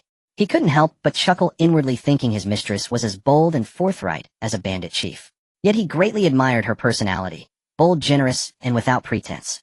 Gu Chang and Gu Peng were still bewildered by Yin Yi's report, but upon hearing Shen Yingying's outburst, their mouths twitched in disbelief. They wondered if their mistress was a bandit by birth, given her unique temperament. Ouyang Yuqing laughed out loud at his wife's words. You're the only one in the world who speaks of him so irreverently. If someone with ulterior motives overheard, wouldn't they use it against us? Shen Yingying retorted defiantly, who's afraid of him? Who does he think he is? If he annoys me, he'll turn his world upside down. Yin Yi, Gu Peng, Gu Chang. Ouyang Yuqing, though unfamiliar with the word, could tell from her tone it wasn't complimentary. He smiled at Shen Yingying and said, I wonder where you come up with these phrases. Can't a young lady be a bit less impetuous? Shen Yingying was unconvinced. She retorted, what's wrong with being a woman? Women hold up half the sky. Without women, where would you men come from? Besides, that bastard is so annoying. He keeps sending waves of trouble. It's truly vexing. He's the type to push his luck, utterly shameless. If we don't teach him a lesson, how will he ever learn? Hearing this, Ouyang Yuqing also felt it was time to teach that scumbag a lesson. He said to Shen Yingying, we'll eliminate them all tonight. They'll have Yin Yi send the bodies back to his imperial palace. If that still doesn't get through to him, I don't mind finding someone else to sit on that throne. Shen Yingying nodded and said, I wonder what goes on in that bastard's head all day. Is his head filled with nothing but crap? Instead of thinking about strengthening the nation and enriching the people, he's constantly scheming and plotting behind the scenes. I'd like to crack his skull open and pour in some oil just to get his rusty brain working properly. Yin Yi, who was already struggling to hold back his laughter, found his shoulders shaking even harder. Seeing him like this, Shen Yingying rolled her eyes and said, if you want to laugh, just laugh. Isn't it uncomfortable holding it in like that? Yin Yi, caught off guard, stopped his trembling. He was momentarily embarrassed. He apologized to Shen Yingying. Forgive me, mistress, I truly couldn't help it. Please don't laugh at me. Your words are so bold and refreshing, truly like a Shen Yingying glanced at Yin Yi. She thought to herself, damn. Bold and refreshing. You might as well call me a manly woman. But then she reconsidered. Had she been in the apocalypse so long that she had become a bit too rough around the edges? Women of ancient times were supposed to be refined and elegant. Had she gone overboard? But pretending to be a delicate, coquettish flower wasn't something she could do. It gave her a headache. Yin Yi, expecting his mistress to agree with his praise, was seeing her shoot him a sharp glare, he felt a sudden unease. He wondered, what did I say wrong? Why did the mistress glare at me like that? Ouyang Yuqing had originally planned to take Shen Yingying into the mountains to hunt before dusk, enjoying some private time with her. But one thing after another kept happening. He thought, looks like my plans for a deep bonding session with my wife tonight are ruined. Helplessly he asked Yi, can the dozen or so of you handle over 1,000 enemies? Yi pondered for a moment and replied, our current ability levels are a bit low. It's hard to say if we can take them all down. With their numbers they could easily escape if they can't win. With our small numbers, it's also likely some will slip through. Ouyang Yuqing nodded at Yi's report. Just as he was about to speak, he heard Shen Yingying say, Yuqing, we haven't stretched our limbs in days. Isn't this a perfect opportunity? Let's go loosen up our muscles too, so we can eat more later. Ouyang Yuqing found his wife's way of speaking utterly astonishing. Not only does she equate killing with exercise, but she also plans to eat more afterwards. Any ordinary woman would be scared out of her wits. Most importantly, he saw through his wife's true motive. She was eyeing the silver in those assassins' purses, wasn't she? Ouyang Yuqing nodded helplessly in agreement. Seeing his nod, Shen Yingying smiled and rubbed her little hands together. Her greedy expression was unmistakable. Before they set out, Shen Yingying instructed Chuanxi and the others to prepare the meal. She said to Chuanxi, who was waiting nearby, Chuanxi, have the guards skin and clean those game animals and put them all in the pot. Make sure to cook plenty. After instructing Chuanxi, she said to Gu Peng, you all don't need to cook. Let Chuanxi handle it, as she's quite skilled. You can all join us for the meal. Gu Peng had originally planned to cook with his wife, but upon hearing that Shen Yingying's maid was a good cook, he had no choice but to follow her. After all, being from a rural background, their cooking was only at the level of cooked and filling. As for taste, having given her orders, Shen Yingying looked at Ouyang Yuqing with great enthusiasm. Her eyes sparkled as if coins were rolling around in them. Ouyang Yuqing, seeing but not commenting, took her hand and had Yi lead the way out of the village. Guchang called out worriedly, Your Highness. Ouyang Yuqing, who was pulling Shen Yingying along, stopped upon hearing his call. He turned back and reassured Guchang, Don't worry, I know what I'm doing. 1,300 assassins had gathered near Gu family village awaiting orders. A murderous aura emanated from them. The leader of the assassins commanded his men, leave no one alive. Kill them all. Split into groups of 10 and act quickly. Don't alert the prey. To ensure no word got out, these black-clad killers intended to slaughter the entire Gu family village. The shadow guards monitoring them heard this and swiftly withdrew. They had to inform their master. Ouyang Yuqing, Shen Yingying, and Yi hadn't even left the village when they were intercepted by their other shadow guards. Seeing his own men, Ouyang Yuqing asked, What's the matter? Why are you all back? What about the assassins? The shadow guards, upon being questioned, anxiously reported what they had overheard. Shen Yingying, upon hearing about the planned massacre, furiously cursed the emperor, that beast of an emperor. To get rid of you had even slaughter his own people. He'll kill him to rid the world of this menace. Seeing her fury, Ouyang Yuqing took her hand and said, Don't be angry. Our priority is to gather the villagers and the exiles for protection. Once we've dealt with these assassins, we'll figure out the rest. Shen Yingying forced herself to calm down upon hearing his words. Ouyang Yuqing, with no time to think of anything else, took Shen Yingying's hand and ran towards Gu Peng's house. The shadow guards followed close behind. Soon they arrived at Gu Peng's home. In the courtyard, Chuanxi and the others were setting up pots to start cooking. Ouyang Yuqing entered the yard and immediately said to Gu Peng, Gu Peng, drop everything and go to the village chief's house right now. Tell him the village is under attack and lives are in danger. Have him gather the villagers and bring them here to your house, understand? Gu Peng nodded, dropped his work, and sprinted towards the chief's house. Guchang heard this and said to Ouyang Yuqing, Brother, lend me one of your men to carry me. They'll also go warn the villagers one by one if I must. I'm afraid if we're too slow. Ouyang Yuqing immediately called over a shadow guard, instructing him to carry Guchang and warn the villagers, stressing that he must protect Guchang at all costs. After the guard left with Guchang, Ouyang Yuqing addressed the remaining 12 shadow guards, split into 3 directions, north, south, and west, and hold the line. Don't let anyone into the village. Your mistress and I will guard the east. Hearing this, Shen Yingying quickly interjected, Yuqing, let's split up. You guard the east, and I'll guard the south. Ouyang Yuqing started to protest Yingying, but she cut him off sternly. Yuqing, this is no time for sentimentality. The shadow guard's abilities are still low, and we're outnumbered. How can 12 men hold 3 sides? Besides, do you think I'm made of paper? Seeing the determination in Shen Yingying's eyes, Ouyang Yuqing hesitated for a moment before nodding in agreement. With their plans set, they moved into action. Before leaving, Shen Yingying gave some instructions to Xiao Tao, then headed towards the south. Today she would unleash a slaughter. Beasts like them didn't deserve to live. Outside the village, the assassins, having received their orders, began to disperse. They surrounded the entire Gu family village. The assassin leader, believing his plan to be flawless, looked upon the village with a contemptuous sneer. He thought to himself, the War King. Just a title. This is where it all ends for him. The assassin leader was still boasting arrogantly, unaware that every move they made was already known to Ouyang Yuqing's people. Each group of 6 shadow guards stealthily ran toward the northwest. Shen Yingying, while performing short-range teleportation, extended her psychic ability. She wanted to finish things quickly, then head to the northwest for reinforcement. When she reached the south side, the assassins assigned to that area hadn't even arrived yet.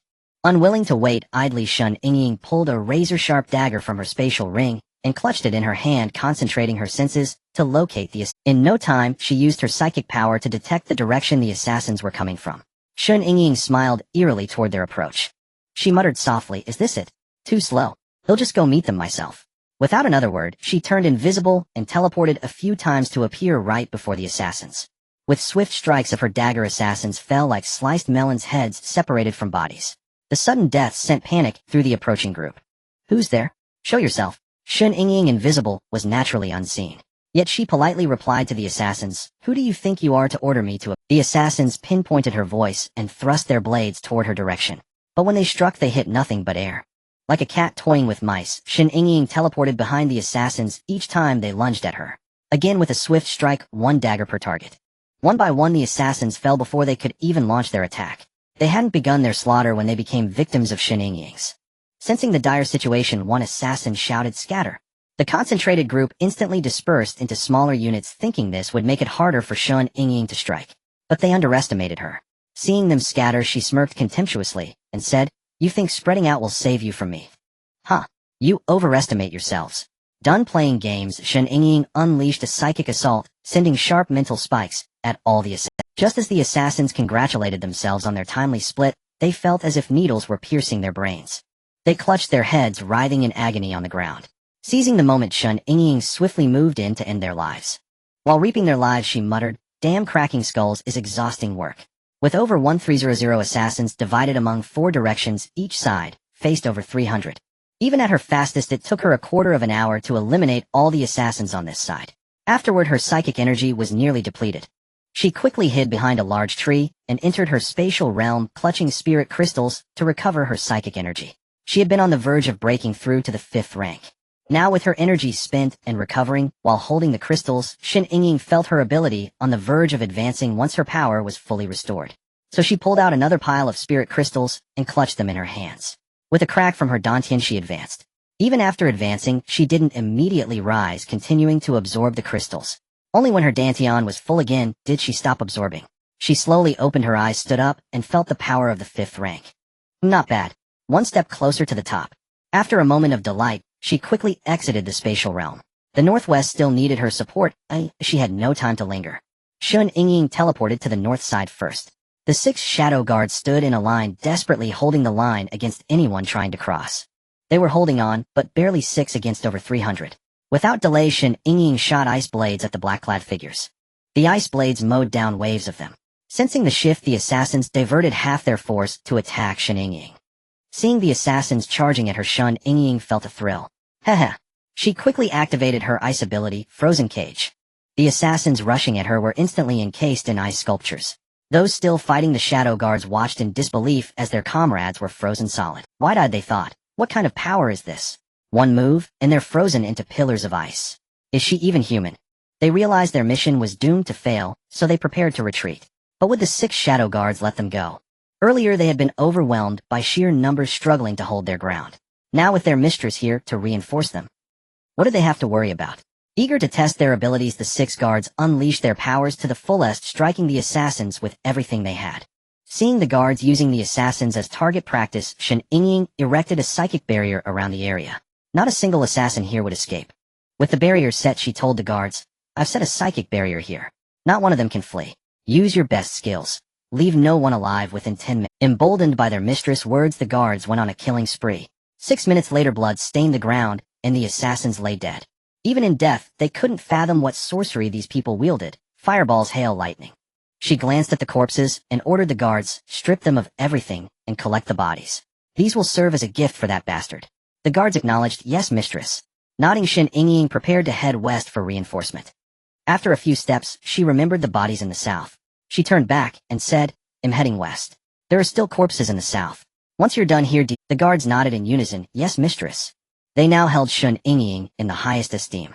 In their minds, the master ranked first, and the mistress stood right beside him. Having arranged everything, Shen Yingying teleported to the west side. The situation there was critical, on the verge of being overrun. She immediately set up a psychic barrier around the perimeter, fearing that a single assassin slipping through could massacre the village. With the barrier up, she ordered the guards, fall back. He'll handle this. The exhausted guards quickly retreated upon hearing her command. Shen Yingying unleashed a torrent of fire upon the advancing assassins. Flames engulfed them as they charged. The assassins, seeing themselves on fire, scrambled to retreat and pat out the flames. But could they simply pat out a fifth-rank firestorm? Watching them flail, Shen Yingying regretted her choice. Why did she use fire rain? What if it damaged her precious loot? Seeing her potential spoils hopping around like monkeys, she quickly cast Azure Sea Tides, dousing the assassins with water. The assassins who had been patting out flames were suddenly drenched to the bone. The fire was extinguished and they felt an unprecedented relief. But their clothes were riddled with holes. Some had gaping holes in the back, others in the rear. They felt a chilling draft where it mattered most. After a brief rest, the 6 shadow guards regained some strength. They watched as most of the assassins fled while clutching. They couldn't hold back their laughter, huh? They thought the mistress sure knows how to have fun. Shen Yingying covered her eyes, thinking, this is a disaster. What's with all these exposed behinds? Sigh. I'd better finish this and check on Yuqing. This is too much for my eyes. Without hesitation, she launched ice spikes at the assassins. The assassins, thinking they'd escaped death, ran for the distance. But after a certain point, they hit an invisible soft wall and couldn't go any further. While they were stunned and confused, ice spikes pierced their skulls. Over 100 had already been taken down by the 6 guards. The remaining 200 or so fell one after another. They were already rattled by the psychic barrier. Shen Yingying's ice spikes claimed life after life. The assassins' corpses wore expressions of shock, fear, and utter disbelief. After finishing them, she gave the same order: strip and collect the bodies. Then she sped toward the east. There the battle was nearly over. Ouyang Yuqing fought with exhilarating ease, his 4th-rank ability combined with his internal energy, making him unstoppable. When Shen Yingying arrived, only a dozen or so assassins remained, including their leader. The leader's earlier arrogance was gone. His mind was filled with shock and disbelief. What kind of power did Ouyang Yuqing possess? He could summon lightning from his body. Was he even human? If such a man wanted to rebel, wouldn't it be effortless? Did the emperor truly understand what kind of being he had provoked? Seeing Shen Yingying arrive, Ouyang Yuqing lost interest in toying with the remaining assassins. He unleashed bolts of lightning at them. The surviving assassins were struck, their bodies convulsing before they met their end.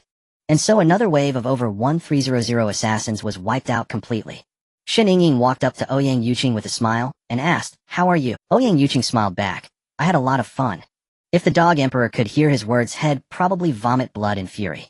It was infuriating. These were elite assassins, had spent a fortune training before he even ascended the throne. Each one was worth 100 ordinary soldiers. Seeing how much fun Ouyang Yuqing was having, Shen Yingying pulled out 2 chairs from her spatial ring. "Yuqing, come sit. You've been fighting for a while.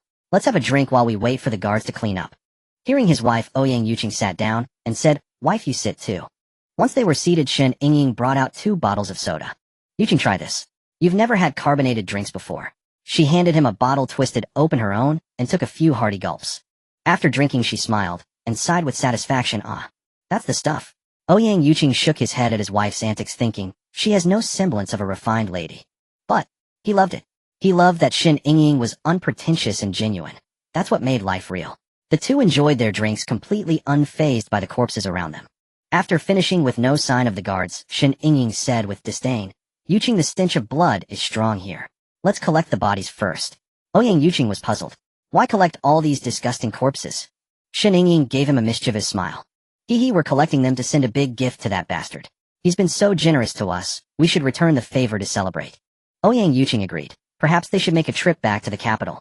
He nodded. "All right, whatever you say." With that, they began their work, searching each corpse before tossing them into the spatial realm.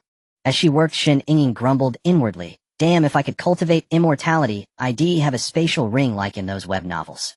If she had one, she could just toss the bodies in there without polluting her space." But she didn't, so she had to endure the gruesome task of searching and storing each one. Halfway through, the 12 shadow guards arrived and took over the task. Shen Yingying used her water ability to thoroughly wash both their hands. And by thoroughly, she meant it. She used hand soap and scrubbed repeatedly before she was satisfied. Ouyang Yuqing chuckled at his wife's fastidiousness. She was quite the germaphobe, he thought. Was it necessary to wash so many times after killing? Shen Yingying didn't see it that way, as she just wanted to wash away the bad luck. After washing, they walked hand in hand back to the village. As they neared Ji Peng's place, they saw a crowd of villagers and exiled convicts along with a dozen or so officials. The crowd was buzzing with talk about the assassination attempt. Guchang had been carried on a shadow guard's back the entire time. The guard loyal to Ouyang Yuqing treated his words as absolute orders. Ouyang Yuqing had ordered him to protect Guchang, so he stayed by his side at all times, literally by carrying him on his back. Because of this, Guchang stood taller than everyone else. He spotted the couple first as they approached. "Brother, you're back." The crowd stopped their chatter and turned to look at Ouyang Yuqing and his wife. Hearing Guchang and seeing everyone's gaze, Ouyang Yuqing nodded and replied, "Yes, we're back. Rest easy, the problem has been dealt with." Yang Yi, hearing that the problem was resolved, was deeply frustrated. He thought, why can't that damned Ouyang Yuqing just die? But that wasn't the real reason for his frustration. What truly bothered him was the emperor no longer trusted him. Why had he not been informed of this assassination beforehand? While Yang Yi was lost and thought, the villagers and exiled convicts relaxed, though they were all deeply puzzled. Why was there thunder and lightning outside the village from time to time, and sometimes even towering flames? Could it be that the heavens could not bear to watch these assassins attack the war prince, and so? Perplexed, the villagers began to ask Ouyang Yuqing, "War prince, during the fight were you not struck by lightning or scorched by fire? Were those assassins who attacked at night all struck dead by the heavens' thunder?" The couple's mouths twitched upon hearing this, especially Ouyang Yuqing's. Ouyang Yuqing muttered inwardly, "Not the heavens, but a portion of those assassins were indeed struck dead by lightning." Though that was what he thought, he couldn't answer that way. So he said to the villagers and convicts, "I didn't pay attention during the fight. Perhaps some were struck or burned to death." His answer was perfunctory, but the villagers and convicts found it understandable. After all, who could pay attention to such things at a life or death moment? They thought it was perfectly normal. Shen Yingying, fearing the villagers and convicts would continue harping on the topic, used the excuse of being terribly hungry to escape their questioning. At this moment, the village chief, showing great tact, shooed the villagers and convicts back to their homes, telling them not to disturb Ouyang Yuqing's rest. After all, having just gone through a life-and-death struggle, they must be utterly exhausted. The villagers understood and began to disperse, but they didn't go straight home. Instead, they gathered together and said to the chief, "Old chief, can we still survive in this village? You saw it today. That person, in order to eliminate the war prince, didn't care about us common folk at all. It's just, once the war prince leaves, that person might come and slaughter us again to cover up his tracks." Hearing the villagers' words, the old chief felt it was but they had lived in the village their entire lives. In the face of such trouble, where could they even hide? The chief's heart grew heavy with worry. He said to the villagers, "Our ancestors have lived here for generations. Where can we go to hide?" A clever villager spoke up, "Old chief, isn't the war prince here? We can follow the war prince. The war prince is so righteous and protects his people so well. Why shouldn't we follow him?" Hearing this, the old chief thought it was feasible, but he was still reluctant to leave the village. Seeing the old chief hesitate, the villager pressed on, "Old chief, if not for ourselves, we must think of our descendants. What if that person holds a grudge and comes to massacre our village again? There won't be a war prince to protect us then." Hearing this, the old chief's heart skipped a beat. He thought, indeed, whether this old bone of mine lives or dies doesn't matter, but our descendants must not come. So he said to the villagers, "All right, if you all wish to follow the war prince, then so be it. But we must also ask for his consent. If he disagrees, everything we say is in vain." Hearing this, the villagers urged the old chief to go and talk to Ouyang Yuqing. The old chief nodded in agreement. Meanwhile, Shen Yingying, Ouyang Yuqing, and Guchang's family were seated at one table. The other 13 shadow guards, along with 2 maidservants and 3 guards, were eating at 2 other tables. The food Xuanxi had prepared was certainly not enough for everyone, so Shen Yingying took out a large amount of food from her space and distributed it to all. Everyone in the courtyard was one of their own, so she didn't bother to hide it. After all, these people would eventually learn of their supernatural abilities anyway. So why bother hiding it? Guchang's family was astonished, but they were simple and honest farmers. After their initial shock, they nervously joined Ouyang Yuqing and his wife at the dinner table. Shen Yingying was quite satisfied to see Guchang's family looking so shy and awkward. So she said to them, "We're all family, now don't be so formal. If you're this nervous, I won't be able to eat." Hearing this, Guchang's family forced a stiff smile and replied, "We're not nervous at all." Shen Yingying saw that while they said this, their actions hadn't, so she stopped looking at them and turned her attention to the 2 children held by Gopeng and his wife. Gopeng was holding their eldest son, who was over 3 years old, and their youngest son, who looked about a year and a half. She thought the 2 little ones were quite endearing, so she took out 2 bottles of yogurt from her space, inserted the straws, and handed them to Gopeng. "Here, this is yogurt. Let them drink this." Upon hearing yogurt, Gopeng thought, how can you drink milk that's gone sour? Won't the kids get a stomach ache? He hesitated, not wanting to take it. Shen Yingying saw Gopeng's hesitation and thought to herself, these ancients, they don't accept new things easily. Ouyang Yuqing is the exception. Seeing Gopeng's awkward look, she explained, "Don't let the name yogurt fool you. It's actually a kind of probiotic. It's good for children's health and it tastes sweet and sour, quite delicious. Gopeng listened to Shen Yingying's explanation and thought my mistake. Poverty had limited his imagination. He was too shallow. He shouldn't have had such thoughts. Given the war prince's character, the princess consort wouldn't give the children anything bad to drink. So he said to Shen Yingying, my apologies, sister-in-law, for making a fool of myself. We are simple farmers, ignorant and uncultured. I hope you can forgive us. Hearing this, Shen Yingying said, we're family, no need for such formalities. Let's not say such cringeworthy things. At that moment, Ouyang Yuqing, hearing their conversation, said to everyone at the table, all this polite fussing is boring. If you consider us family, then treat this like a homecoming feast. There's no need to be so stiff. Hearing Ouyang Yuqing's words, Guchong's family was overjoyed and said, yes, right, we're family, no need for formalities. Let's eat. With the ice broken, they picked up their chopsticks and began to eat heartily. Gopeng gave the yogurt to the two children. The two little ones obediently took the yogurt in their parents' arms. But they didn't know how to drink it, so the eldest son handed the yogurt back to Gopeng. Seeing the child hand the yogurt to his father, Shen Yingying thought, silly me, I forgot to tell the little ones how to drink it. So she said to Gopeng, big brother, the straw is in the yogurt. The child just needs to suck on it directly. Gopeng nodded upon hearing this. He positioned the straw near his eldest son's mouth and said, suck. The little boy, who was over 3, heard his father and took a big sip. The yogurt tasted sweet and sour, and he immediately beamed with joy and swallowed it down. After drinking a mouthful of yogurt, he smiled happily and said, delicious. Daddy, you have some too. Shen Yingying was pleased to see the child so well behaved. She was about to say something.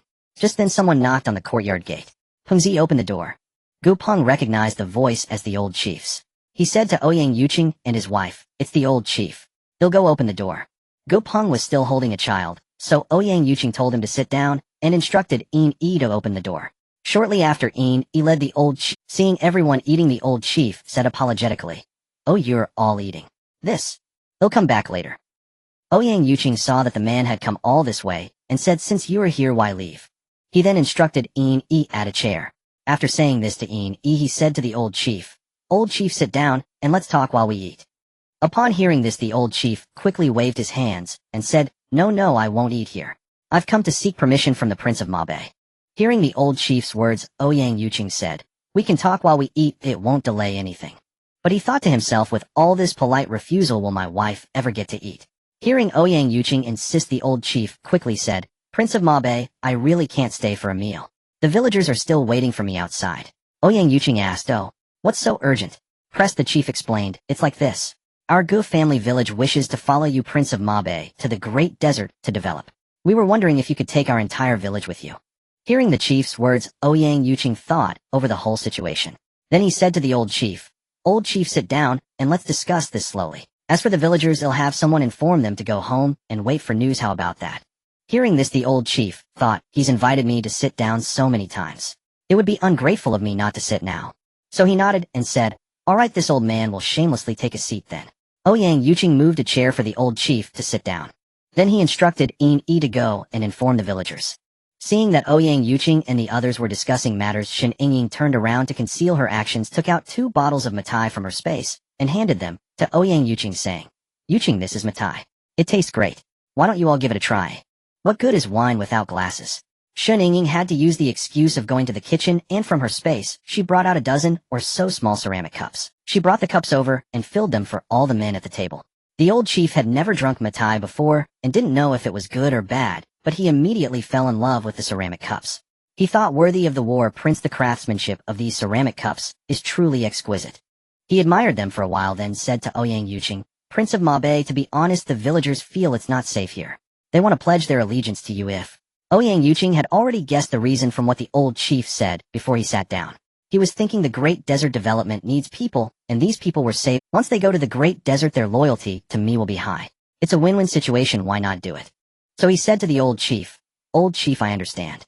Since everyone is willing to follow me to the Great Desert to develop, I won't treat you unfairly. They'll cover all expenses for the journey to the Great Desert. As for the desert itself.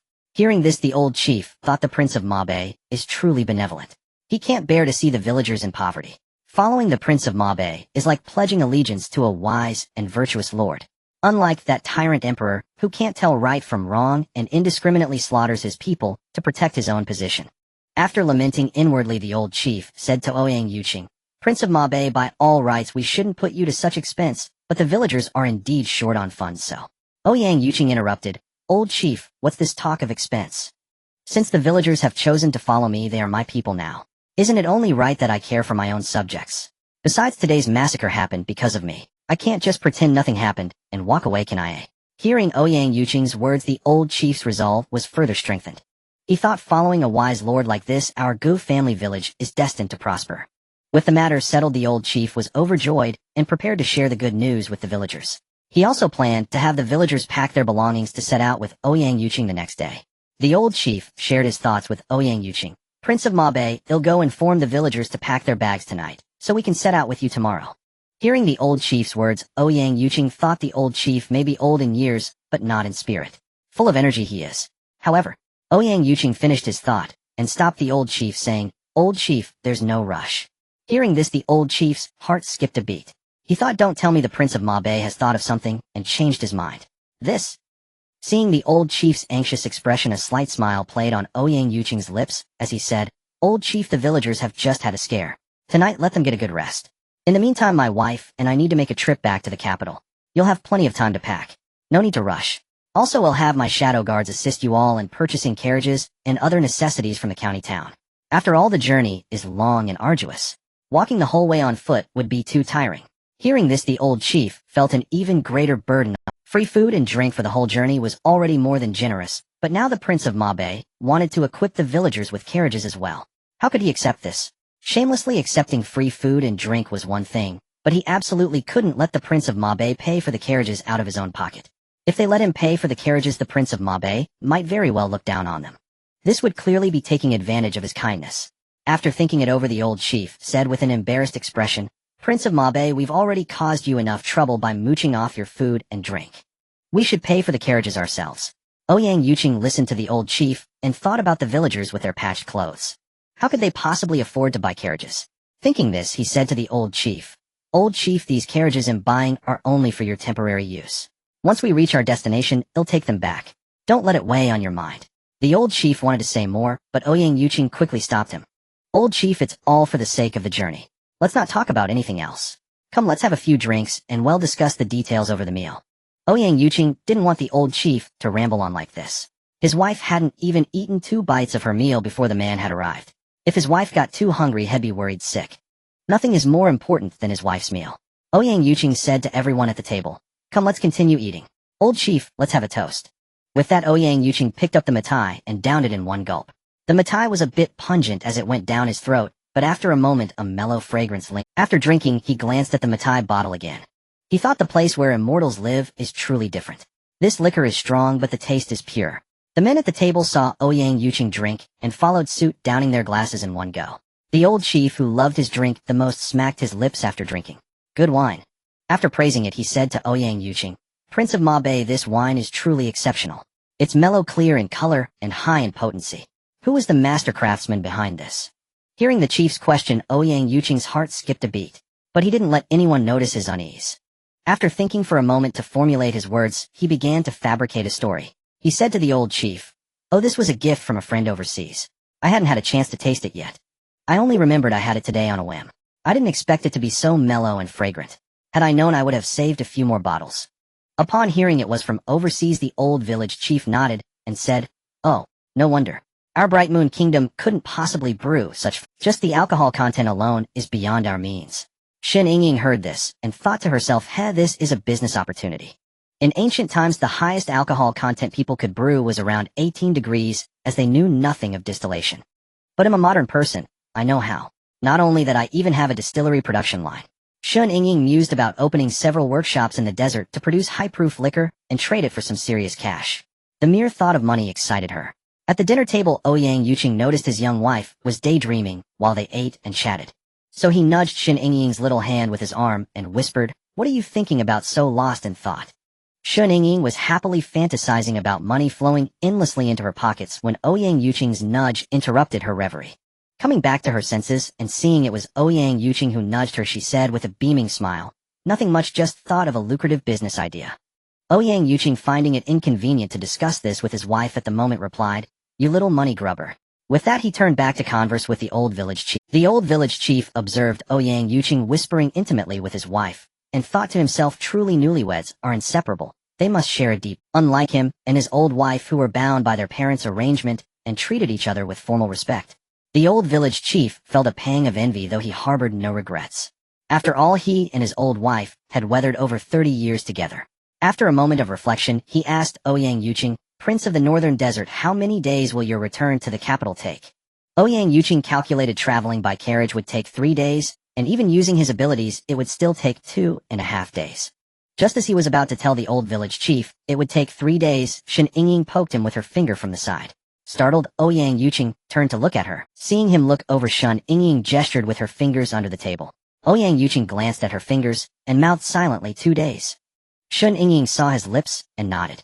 Ouyang Yuqing, trusting his wife without a second thought about whether the time was sufficient, nodded back to show he understood. With the time settled, Ouyang Yuqing told the old village chief, my return to the capital will take only 2 days. Have the luggage prepared by then. The old village chief was astonished. Prince, can a round trip to the capital truly be done in 2 days? Ouyang Yuqing trusted his wife's judgment implicitly. If she said 2 days were enough, then it was enough. So he replied to the old village chief, the time will suffice. Though the old village chief harbored doubts, since Ouyang Yuqing assured him, he didn't press further. At the table, Ouyang Yuqing and the old village chief discussed more details. After a hearty meal, the old village chief took his leave and went home to rest. In the courtyard, only Guchang's family and the couple Ouyang Yuqing and Shen Yingying remained. After the shadow guards finished eating, he was kept behind, while the others dispersed to secretly protect the village. Xiao Tao and Gupeng's wife cleared the leftover scraps from the table. Meanwhile, Ouyang Yuqing, his wife Guchang, and Gupeng gathered to discuss matters. Ouyang Yuqing looked at the two brothers and asked, you've seen what happened today? Now that you've witnessed our ability to fetch objects from thin air, what are your thoughts? Guchang, upon hearing his lord's question, quickly replied, brother, everything our family saw today will remain buried in our hearts, never to be spoken of. Ouyang Yuqing heard Guchang's words and realized he had misunderstood his intent. So he said to Guchang, that's not the main point I'm trying to make. Of course, once you learn it, you'll naturally know how to keep it hidden. Guchang was utterly confused by Ouyang Yuqing's words, wondering what he meant by hiding, concealing, or even learning something. Seeing Guchang's bewildered expression, Ouyang Yuqing got straight to the point. What I'm really asking is whether you two want to possess an ability like ours. Guchang was even more puzzled. Is having such an ability even a question of wanting? That's simply impossible. Ouyang Yuqing, seeing Guchang's disbelief, said with a hint of frustration, never mind all that. Just tell me, do you want to have such a miraculous ability or not? Guchang gave a wry smile. Brother, forget miraculous abilities. Look at this body of mine. Even if I had such power, I'd still be a cripple. He then laughed at himself and muttered, impossible. Ouyang Yuqing's heart ached to see Guchang so beaten down by the years. The vibrant, laughing youth he once knew had been worn into this. He felt it was all his fault. If he hadn't been so blinded by bloodlust back then, if had been more careful, Guchang wouldn't have taken that blade for him. Seeing the guilt on Ouyang Yuqing's face, Shen Yingying reached out and squeezed his hand in silent comfort. After silently reassuring him, she turned to Guchang and said, you're such a big man, so wishy-washy. I'm just asking if you want to be an awakened one. What's there to be so awkward about? So what if you're missing an arm or a leg? No big deal. Once my ability reaches the 6th rank, I can make your limb regrow. All you need to think about right now is one thing, yes or no. If you want it, not. If not, go wash up and sleep like nothing happened today. Guchang's mind was spinning, fixated on just 2 words, limb regrowth. Gupeng, upon hearing this, was both overjoyed and incredulous, pressing her for more. Sister-in-law, is what you said about limb regrowth really true? Shen Yingying replied, of course it is. Would I lie to you? But I'll need to reach the 6th rank of my ability first.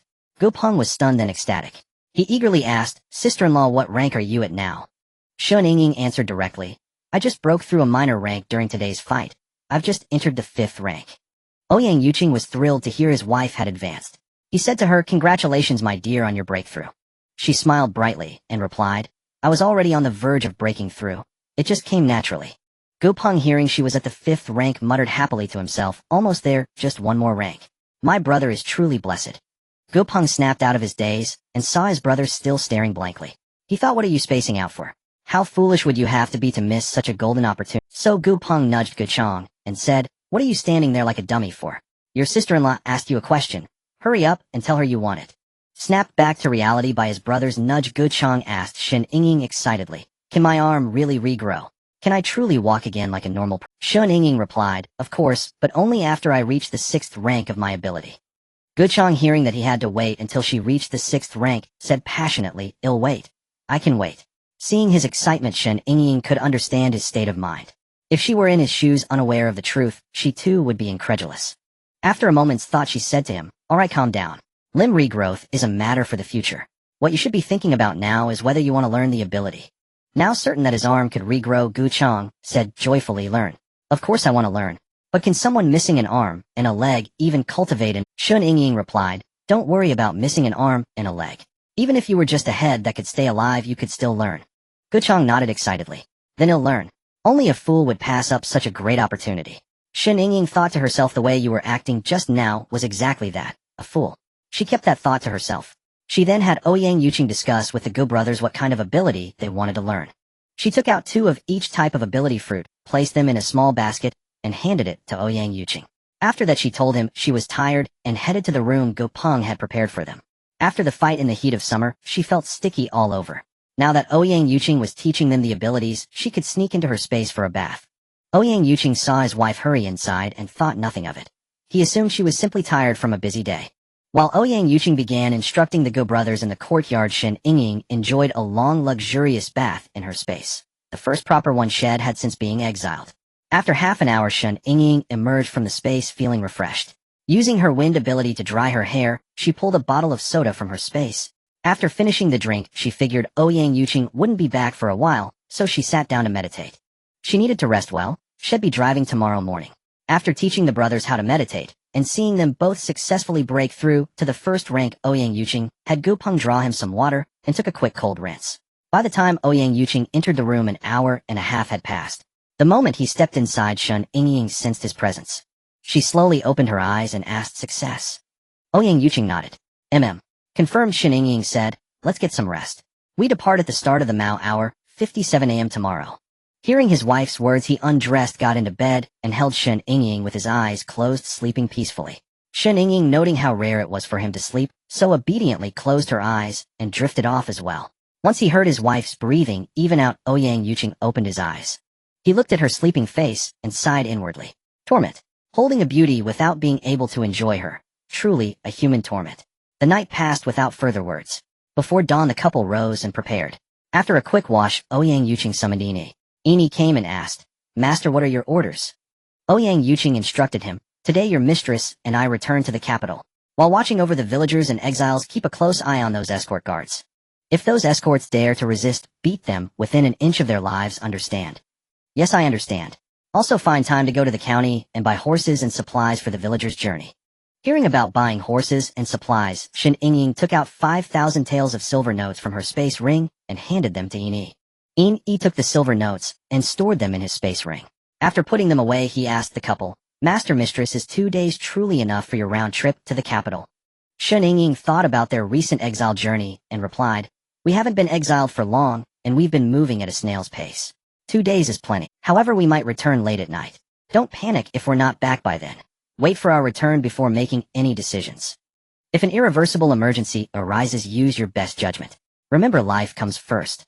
As long as the green hills remain, there's no shortage of firewood. Understand?" I's heart warmed at these words. A mistress who worried about her subordinates' lives like this was worth more than anything. He clasped his fist and said, "Yes, mistress." With the orders given, Ouyang Yuqing took her hand and walked out of the village. Both practiced internal cultivation, so they moved swiftly. Before long, they were outside the village. Once outside, Ouyang Yuqing asked Shen Yingying, "Dear, what's your plan to make the round trip in 2 days?" She smirked and replied, "Have you forgotten? The off-road vehicle is still in your space." Ouyang Yuqing replied, "Dear, I don't know how fast that vehicle can go, so I can't gauge the time well." Shen Yingying thought for a moment and said, "No worries. After this trip to the capital, you'll know the speed. But first he'll teleport us some distance, then we'll take out the vehicle and drive." Good. Let's do that." They were already holding hands. Shen Yingying said, "I'm teleporting now. Hold on." Whoosh, whoosh, whoosh. After a dozen teleports, Shen Yingying landed on the main road. She pulled a modified Wrangler off-road vehicle from her space. Ouyang Yuqing's eyes sparkled at the sight of the modified Wrangler. What a beautiful vehicle. Shen Yingying walked to the driver's side, opened the door, and got in. Ouyang Yuqing took the passenger seat. Shen Yingying glanced at him and said, "Buckle up, I'm going to show you what high-speed driving feels like." With that, she turned the key and started the engine. Releasing the handbrake, she engaged the clutch and floored the gas. The vehicle accelerated instantly. Ouyang Yuqing, caught off guard by the sudden speed, nearly slammed into the windshield. Luckily, he braced himself against the dashboard, or he'd have made a fool of himself. Shen Yingying glanced at him while driving and said, "Didn't I tell you to hold on? Why weren't you paying attention?" Ouyang Yuqing replied sheepishly, "I've never ridden in a vehicle before. I didn't know it would be like this." Shen Yingying thought, true, he's never ridden in a modern vehicle, so it's understandable. She gradually brought the car to a stop. Ouyang Yuqing wondered why she was stopping. "Yingying, why did you stop the car?" Shen Yingying, as she reached over to his side, replied. As she fastened the seatbelt around him, she said, "The road ahead is bumpy, so I'm buckling you in first to keep you safe." After securing Ouyang Yuqing's seatbelt as well, she told him, "All right, now we can set off with peace of mind. If I lose my way, I'll ask you. You can rest here in the car for a while." The off-road vehicle started again, and once it was steady, Shen Yingying said to the road ahead, "You bastard, here I come. Clean yourself up and wait for me." Ouyang Yuqing in the passenger seat heard her words and said helplessly, "Only you would dare call the emperor a bastard. For his own gain, he disregards the people of the world. I truly want to rip his head off and kick it around like a ball." Ouyang Yuqing heard her. For his own gain, he disregards the people of the world. I truly want to rip his head off and kick it around like a ball. Ouyang Yuqing heard her words and reflected on Ouyang Jinyu's behavior before and after his ascension. He thought to himself, there is never true affection in the royal family. Once a person sits on that throne, they become even more ruthless. Ouyang Yuqing sighed and said, "Power has made him lose himself. Now all he thinks about is holding on to his kingdom." The man who was once full of ambition to make Haiyue a powerful nation has become twisted by greed. Perhaps this is his true nature, just well hidden before he took the throne. Hearing this, Shen Yingying said to Ouyang Yuqing, "Isn't there a famous saying? A dog can't change its habit of eating shit." Ouyang Yuqing heard this and felt a herd of alpacas stampede through his mind. Since when is a dog can't change its habit of eating shit a famous saying? After chatting for a while, Shen Yingying felt hungry and took out 2 cans of a treasure porridge. "Yuqing, I'm hungry. Open this for me, I want a drink." Hearing his wife was hungry, Ouyang Yuqing quickly said, "Why don't we stop and eat first before continuing?" Driving, she shook her head and said, "No, let's just make do with this simple breakfast for now. We'll stop for a proper rest and meal at noon." Ouyang Yuqing always believed that his wife came first above all else. He obediently opened the can of porridge and handed it to her. After they quickly finished the porridge, Shen Yingying said to him, "Hold on tight, I'm going to speed up." Ouyang Yuqing immediately grabbed the handle above the door. He was afraid of being thrown around again, which would be embarrassing. Shen Yingying had honed her driving skills in the apocalypse. By around noon, she had covered half the distance. After driving for so long, she felt uncomfortable in the driver's seat. So they found a shady grove of trees, stopped the car, and began to rest. They hadn't eaten well in the morning, and now they were alone. So Shen Yingying unceremoniously took out whatever delicious food she had from her spatial storage. They ate a hearty meal until they were completely satisfied. They rested until around 1 in the afternoon, when Shen Yingying filled the car with gas and set off again. Throughout the journey, Ouyang Yuqing guided the way. Shen Yingying floored the accelerator and arrived near the capital by around 5 in the afternoon. They got out of the car, and Shen Yingying put away the Wrangler off-road vehicle. "Yuqing, let's go straight to the palace and beat up that bastard first." Meanwhile, Ouyang Jinyu was lounging comfortably on a soft couch in the imperial study, feeling very pleased with himself. He thought, "Ouyang Yuqing, let's see if you survive this time. I spent a fortune cultivating these assassins, the elite among elites." Ouyang Yuqing and his wife, using their invisibility, arrived at the imperial study and saw Ouyang Jinyu looking relaxed and content. Seeing the dog emperor in such a good mood made Shen Yingying unhappy. To improve her own mood, she said to Ouyang Jinyu on the couch, "Bastard, you're pretty comfortable, aren't you? It seems a few days without a beating have made you forget who's in charge." Ouyang Jinyu was just gloating over the imagined demise of Ouyang Yuqing when he heard a sudden voice in the imperial study. Startled, he quickly rose from the couch. Who's there playing tricks? Come out and face your death." Ouyang Jinyu forced himself to stay calm and looked around. But he couldn't see a single shadow in the imperial study. Shen Yingying used her psychic powers to envelop the entire study in a mental defense barrier. No sound from inside could be heard from outside. Ouyang Jinyu searched the area for a long time without hearing anything, thinking he must have been overly excited and imagined it. If it was just his imagination, there was no need to be so nervous. So he relaxed, walked over to the desk, and prepared to review memorials. He gracefully lifted his sleeves to pick up a memorial. Shen Yingying watched Ouyang Jinyu's current composure, contrasting it with his earlier trembling fear. Unable to contain herself, she said to Ouyang Jinyu, "Oh, look at you. You're like a drama queen now. You're like a completely different person." Shen Yingying was openly mocking Ouyang Jinyu, ridiculing him bluntly. But Ouyang Jinyu couldn't care less about the verbal jabs now. Ouyang Jinyu, hearing the voice, stopped his hand from reaching for the memorial. He was so frightened, he jumped up again looking around wildly. He continued to demand, "Who is this coward hiding in the shadows? Show yourself before me." Shen Yingying rolled her eyes and said to Ouyang Yuqing, "At this point, why are you still putting on airs? Look at you still saying we this and we that. Say it again, and I guarantee it'll beat you so badly your own mother won't recognize you." Ouyang Yuqing thought to himself, who is this mother she speaks of? Ouyang Yuqing didn't understand the concept of mother either, but he could tell from the tone that it wasn't a compliment. Realizing it was probably an insult, he angrily said, "Who dares to speak such nonsense? I am the Supreme Emperor. Show yourself at once, or I will have your entire family executed." Hearing this, Shen Yingying got angry and said, "You little shit. You keep saying we in front of me. You ungrateful bastard, you want to execute my whole family. They'll beat you to death, you turtle spawn." With that, she let go of Ouyang Yuqing's hand and started punching Ouyang Yuqing repeatedly. Don't be fooled by Shen Yingying's delicate appearance. Oh, remember, she's an elementalist.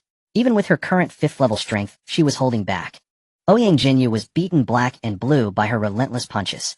Unable to bear the pain, he kept shouting, "Guards! There's an assassin!" Shen Yingying heard him hit him even harder and said, calling for backup. "Too bad, even if you scream your throat raw, no one will hear you." Ouyang Yuqing had never been beaten in his life, and now Shen Yingying had left him so battered that even the Empress Dowager wouldn't recognize him. Meanwhile, Ouyang Yuqing no longer held back, by Shen Yingying revealed himself. Ouyang Yuqing, enduring the pain, dodged and weaved. As he dodged through his swollen blackened eyes, what did he see? Ouyang Yuqing. He stumbled back a few steps in disbelief. He muttered to himself in disbelief, "How is this possible? How can Ouyang Yuqing be in my imperial study? Impossible. This is impossible. The assassins I sent should have dealt with him by now." Shen Yingying stopped when Ouyang Yuqing backed away. Hearing his muttering, her anger, which had slightly subsided, flared up again. She walked over and slapped him hard across the face. After slapping him, she cursed, "You bastard. You look human enough, but you only do beastly things." Having beaten him again, Shen Yingying saw Ouyang Yuqing reveal himself and walked towards him, letting her own invisibility drop. Ouyang Yuqing, with his swollen eyes, saw a person suddenly appear next to Ouyang Yuqing. His already puffy eyes widened slightly in shock, and he yelled out, "Monster!" Shen Yingying, who was wiping her hands with a wet wipe from her space, disgusted by the filth, heard him yelling "monster" while clutching his face. She rolled her eyes and said, "You're the monster, you." She was about to say your whole family are monsters, but then she remembered Ouyang Yuqing was his brother. Though they weren't born from the same mother, they still shared the same father, didn't they? So she changed her words, "You're the monster. Everyone in your entire palace is a monster." Ouyang Yuqing saw that his wife was not only ruthless with her fists, but also sharp with her tongue. He smiled with deep affection in his eyes. "All right, stop wasting words on this heartless thing. I get jealous, you know." Shen Yingying was in the middle of her satisfying tirade when she heard Ouyang Yuqing's comment. She rolled her eyes, pouted, and said, "What's there to be jealous of when it comes to this beastly creature?" Hearing his wife's words, Ouyang Yuqing disagreed. "Whether he's a beast or not, if it's male, and you talk to it for too long, I get jealous." Shen Yingying brushed a strand of hair behind her ear and said, "Isn't that a bit too much? Jealous over anything male? Am I not even allowed to play with a cat or a dog for a bit? No, you can't. They'd be taking up my time." Meanwhile, Ouyang Yuqing, who was in a daze, thought to himself, "You come here, beat me up, and then flaunt your love. Does anyone care about my feelings?" If Shen Yingying knew what he was thinking, she would have retorted, "What feelings do you deserve, you bastard? You're spreading your seed in every palace and courtyard, and you have the nerve to ask for feelings." Ouyang Yuqing and Shen Yingying were busy displaying their affection. Ouyang Yuqing finally snapped out of his daze. He looked at them with a mix of ferocity, unwillingness, malice, and cunning. "My dear royal brother, you dared to defy the decree and return to the capital. Are you truly planning to rebel, as they say?" Ouyang Yuqing was about to speak when Shen Yingying's voice cut him off. "Hey, you bastard. Seems I didn't beat you enough earlier. Now you're barking like a mad dog." Ouyang Yuqing, who had been constantly berated by Shen Yingying, was so angry he forgot who had just beaten him. "How dare you? You mere woman, how dare you act so insolently before me? Kneel down and beg for mercy." Shen Yingying closed her eyes and opened them again upon hearing this. She sighed and said, "I've seen many idiots, but never one as idiotic as you. You want me to kneel and kowtow to you? What else would you call that but a stupid fool?" With that, she instantly teleported in front of Ouyang Yuqing and kicked him. Ouyang Yuqing was startled by her sudden movement and tried to dodge, but was kicked flat onto his back. The pain made him grimace. But did Shen Yingying care about his pain? Absolutely not. After kicking him over, she pounced on him again, raining down punches and kicks. Ouyang Yuqing was beaten miserably, now regretting his earlier sharp tongue. If he had just been more submissive, could he have avoided this beating? He regretted it deeply, but at this rate, wouldn't he be beaten to death? So he lowered his voice and pleaded, "Stop hitting me. If you keep this up, you'll be beaten to death. Shen Yingying heard the dog emperor, still trying to act high and mighty, still calling himself we. She continued to beat him while saying, "I'll show you we. I'll show you your stinking mouth and hard teeth. Look at you, do you deserve to be the supreme emperor? You stop at nothing to achieve your goals, even disregarding the lives of innocent people. And you still have the nerve to call yourself the supreme emperor. Do you have any shame or self-awareness?" Ouyang Yuqing was stunned into silence by her scolding. She slapped him again, but he didn't even feel it anymore. Ouyang Yuqing heard his wife's foul language and rubbed his forehead awkwardly, but he secretly thought her cursing was incredibly satisfying. Seeing Ouyang Yuqing's dazed and stupid expression, Shen Yingying lost the desire to hit him. She withdrew her hand and went back to stand beside Ouyang Yuqing, acting like a wallflower. Seeing his wife return, Ouyang Yuqing quickly took her hand. Holding it, he said to Ouyang Yuqing, "Ouyang Yuqing, don't you think it's time to wake up? You've tried every possible means to have me killed. In the end, what have you gained? What can you even do to me? I have no interest in your throne. If I wanted to sit on it, you wouldn't even stand a chance. I once considered our brotherly bond, but now it seems." Ouyang Yuqing heard this and nearly ground his teeth to dust in anger. He thought bitterly, "How dare you look down on what I cherish?" He then hysterically shouted at Ouyang Yuqing, "Ouyang Yuqing, don't you speak so high and mighty? You don't care? Then why did you struggle? Why didn't you just quietly die?" Ouyang Yuqing, enraged by his insane rant, grabbed Ouyang Yuqing by the throat. Even so, his other hand never let go of Shen Yingying. Ouyang Yuqing, now choked, was scared to death. But he refused to show weakness, saying, "Ouyang Yuqing, you dare to murder me. This is high treason." Ouyang Yuqing smirked and said, "Murder? What a thought. If I wanted you dead, the grass on your grave would be overgrown by now. How could I let you stand here barking like a mad dog?" Shen Yingying couldn't stand the dog emperor's pretentious act anymore and chimed in, "Yuqing, just strike him dead with a lightning bolt. Let's find someone else to be the emperor of Haoyue." Hearing about being struck dead by lightning and recalling Shen Yingying's earlier invisibility, he suddenly, then recalling the various thefts at the imperial palace and the fact that he had been struck by lightning twice. At this thought, he flew into a rage and said, "Fine. So it was you who stole from the palace and struck us with lightning." Shen Yingying, upon hearing Ouyang Yuqing's words, looked at him with contempt and said, "Yes, so what if I did it? I'm clearly taking revenge. What can you do about it? Don't tell me you're going to punish me again, haha. If you dare utter another unpleasant word, I'll send you to your grave right." Ouyang Yuqing, upon hearing this threat, was so enraged that his face turned a ghastly shade of purple. Already red and swollen from Ouyang Yuqing's chokehold, now compounded with fury, his face was truly a sight to behold. But this didn't stop Shen Yingying from continuing to berate Ouyang Yuqing. "Look at you, why not just be a decent person? Why act like a beast? A perfectly good emperor, and you've turned into a stray dog. Tell me, what's the point of you even living? However, you're not completely foolish. At least you knew I was the one who took the items from the palace." Ouyang Yuqing, upon hearing this, was about to say something to Shen Yingying when he was interrupted by her. "Shut up. If you dare spout another word of nonsense, I'll break your legs and send you to the beggar's den for a free meal." Ouyang Yuqing could neither win in a fight nor in a war of words. He was also constantly being threatened, which was suffocating him. But his strength wouldn't allow him to retaliate, so he had to swallow his bitterness like a mute eating bitter herbs. Unable to speak his mind, Ouyang Yuqing glared at the couple with venomous eyes. Ouyang Yuqing, seeing Ouyang Yuqing's resentful gaze, tightened his grip on his neck. He also said, "Ouyang Yuqing, put away that disgusting look of yours. Otherwise I'll send you down to keep the ancestors company." With his life and death in their hands, Ouyang Yuqing had no choice but to lower his head. He suppressed the hatred in his heart and forced a calm tone, saying, "Let go of me." Ouyang Yuqing, seeing Ouyang Yuqing's state, figured that if he choked him any longer, he might really send him to meet the ancestors. He thought for the sake of his own future, he couldn't choke the man to death now. So he let out a humph at Ouyang Yuqing and released his grip. Freed from the chokehold, Ouyang Yuqing gasped for air. After catching his breath, he said, "Ouyang Yuqing, just tell me, what do you want now?" Shen Yingying, standing by as a background figure, couldn't help but laugh in exasperation upon hearing this. "Ouyang Yuqing, you're something else. You're like a dead pig, unafraid of scalding water, asking us what we want. Haha, since you put it that way, let me give you a little gift first." With that, she pulled out bodies of black-clad assassins one by one from her spatial storage. Ouyang Yuqing, seeing the piles of dead bodies of his personally trained assassins, widened his eyes in shock. Shen Yingying kept throwing the bodies towards him, causing him to retreat in fright. The moment he saw Ouyang Yuqing, he knew his assassination mission had failed. But he hadn't expected that not a single one of his assassins would escape the clutches of the couple. These assassins were the elite of the elite he had meticulously trained. At this moment, Ouyang Yuqing was genuinely scared. He thought, just how strong is Ouyang Yuqing? Over 1,300 plus assassins, and none could evade him. So what does that make me in Ouyang Yuqing's eyes? A buffoon. It was only at this moment that Ouyang Yuqing realized he was the joke. All the actions he had taken over the years were nothing but a significant laughingstock to Ouyang Yuqing.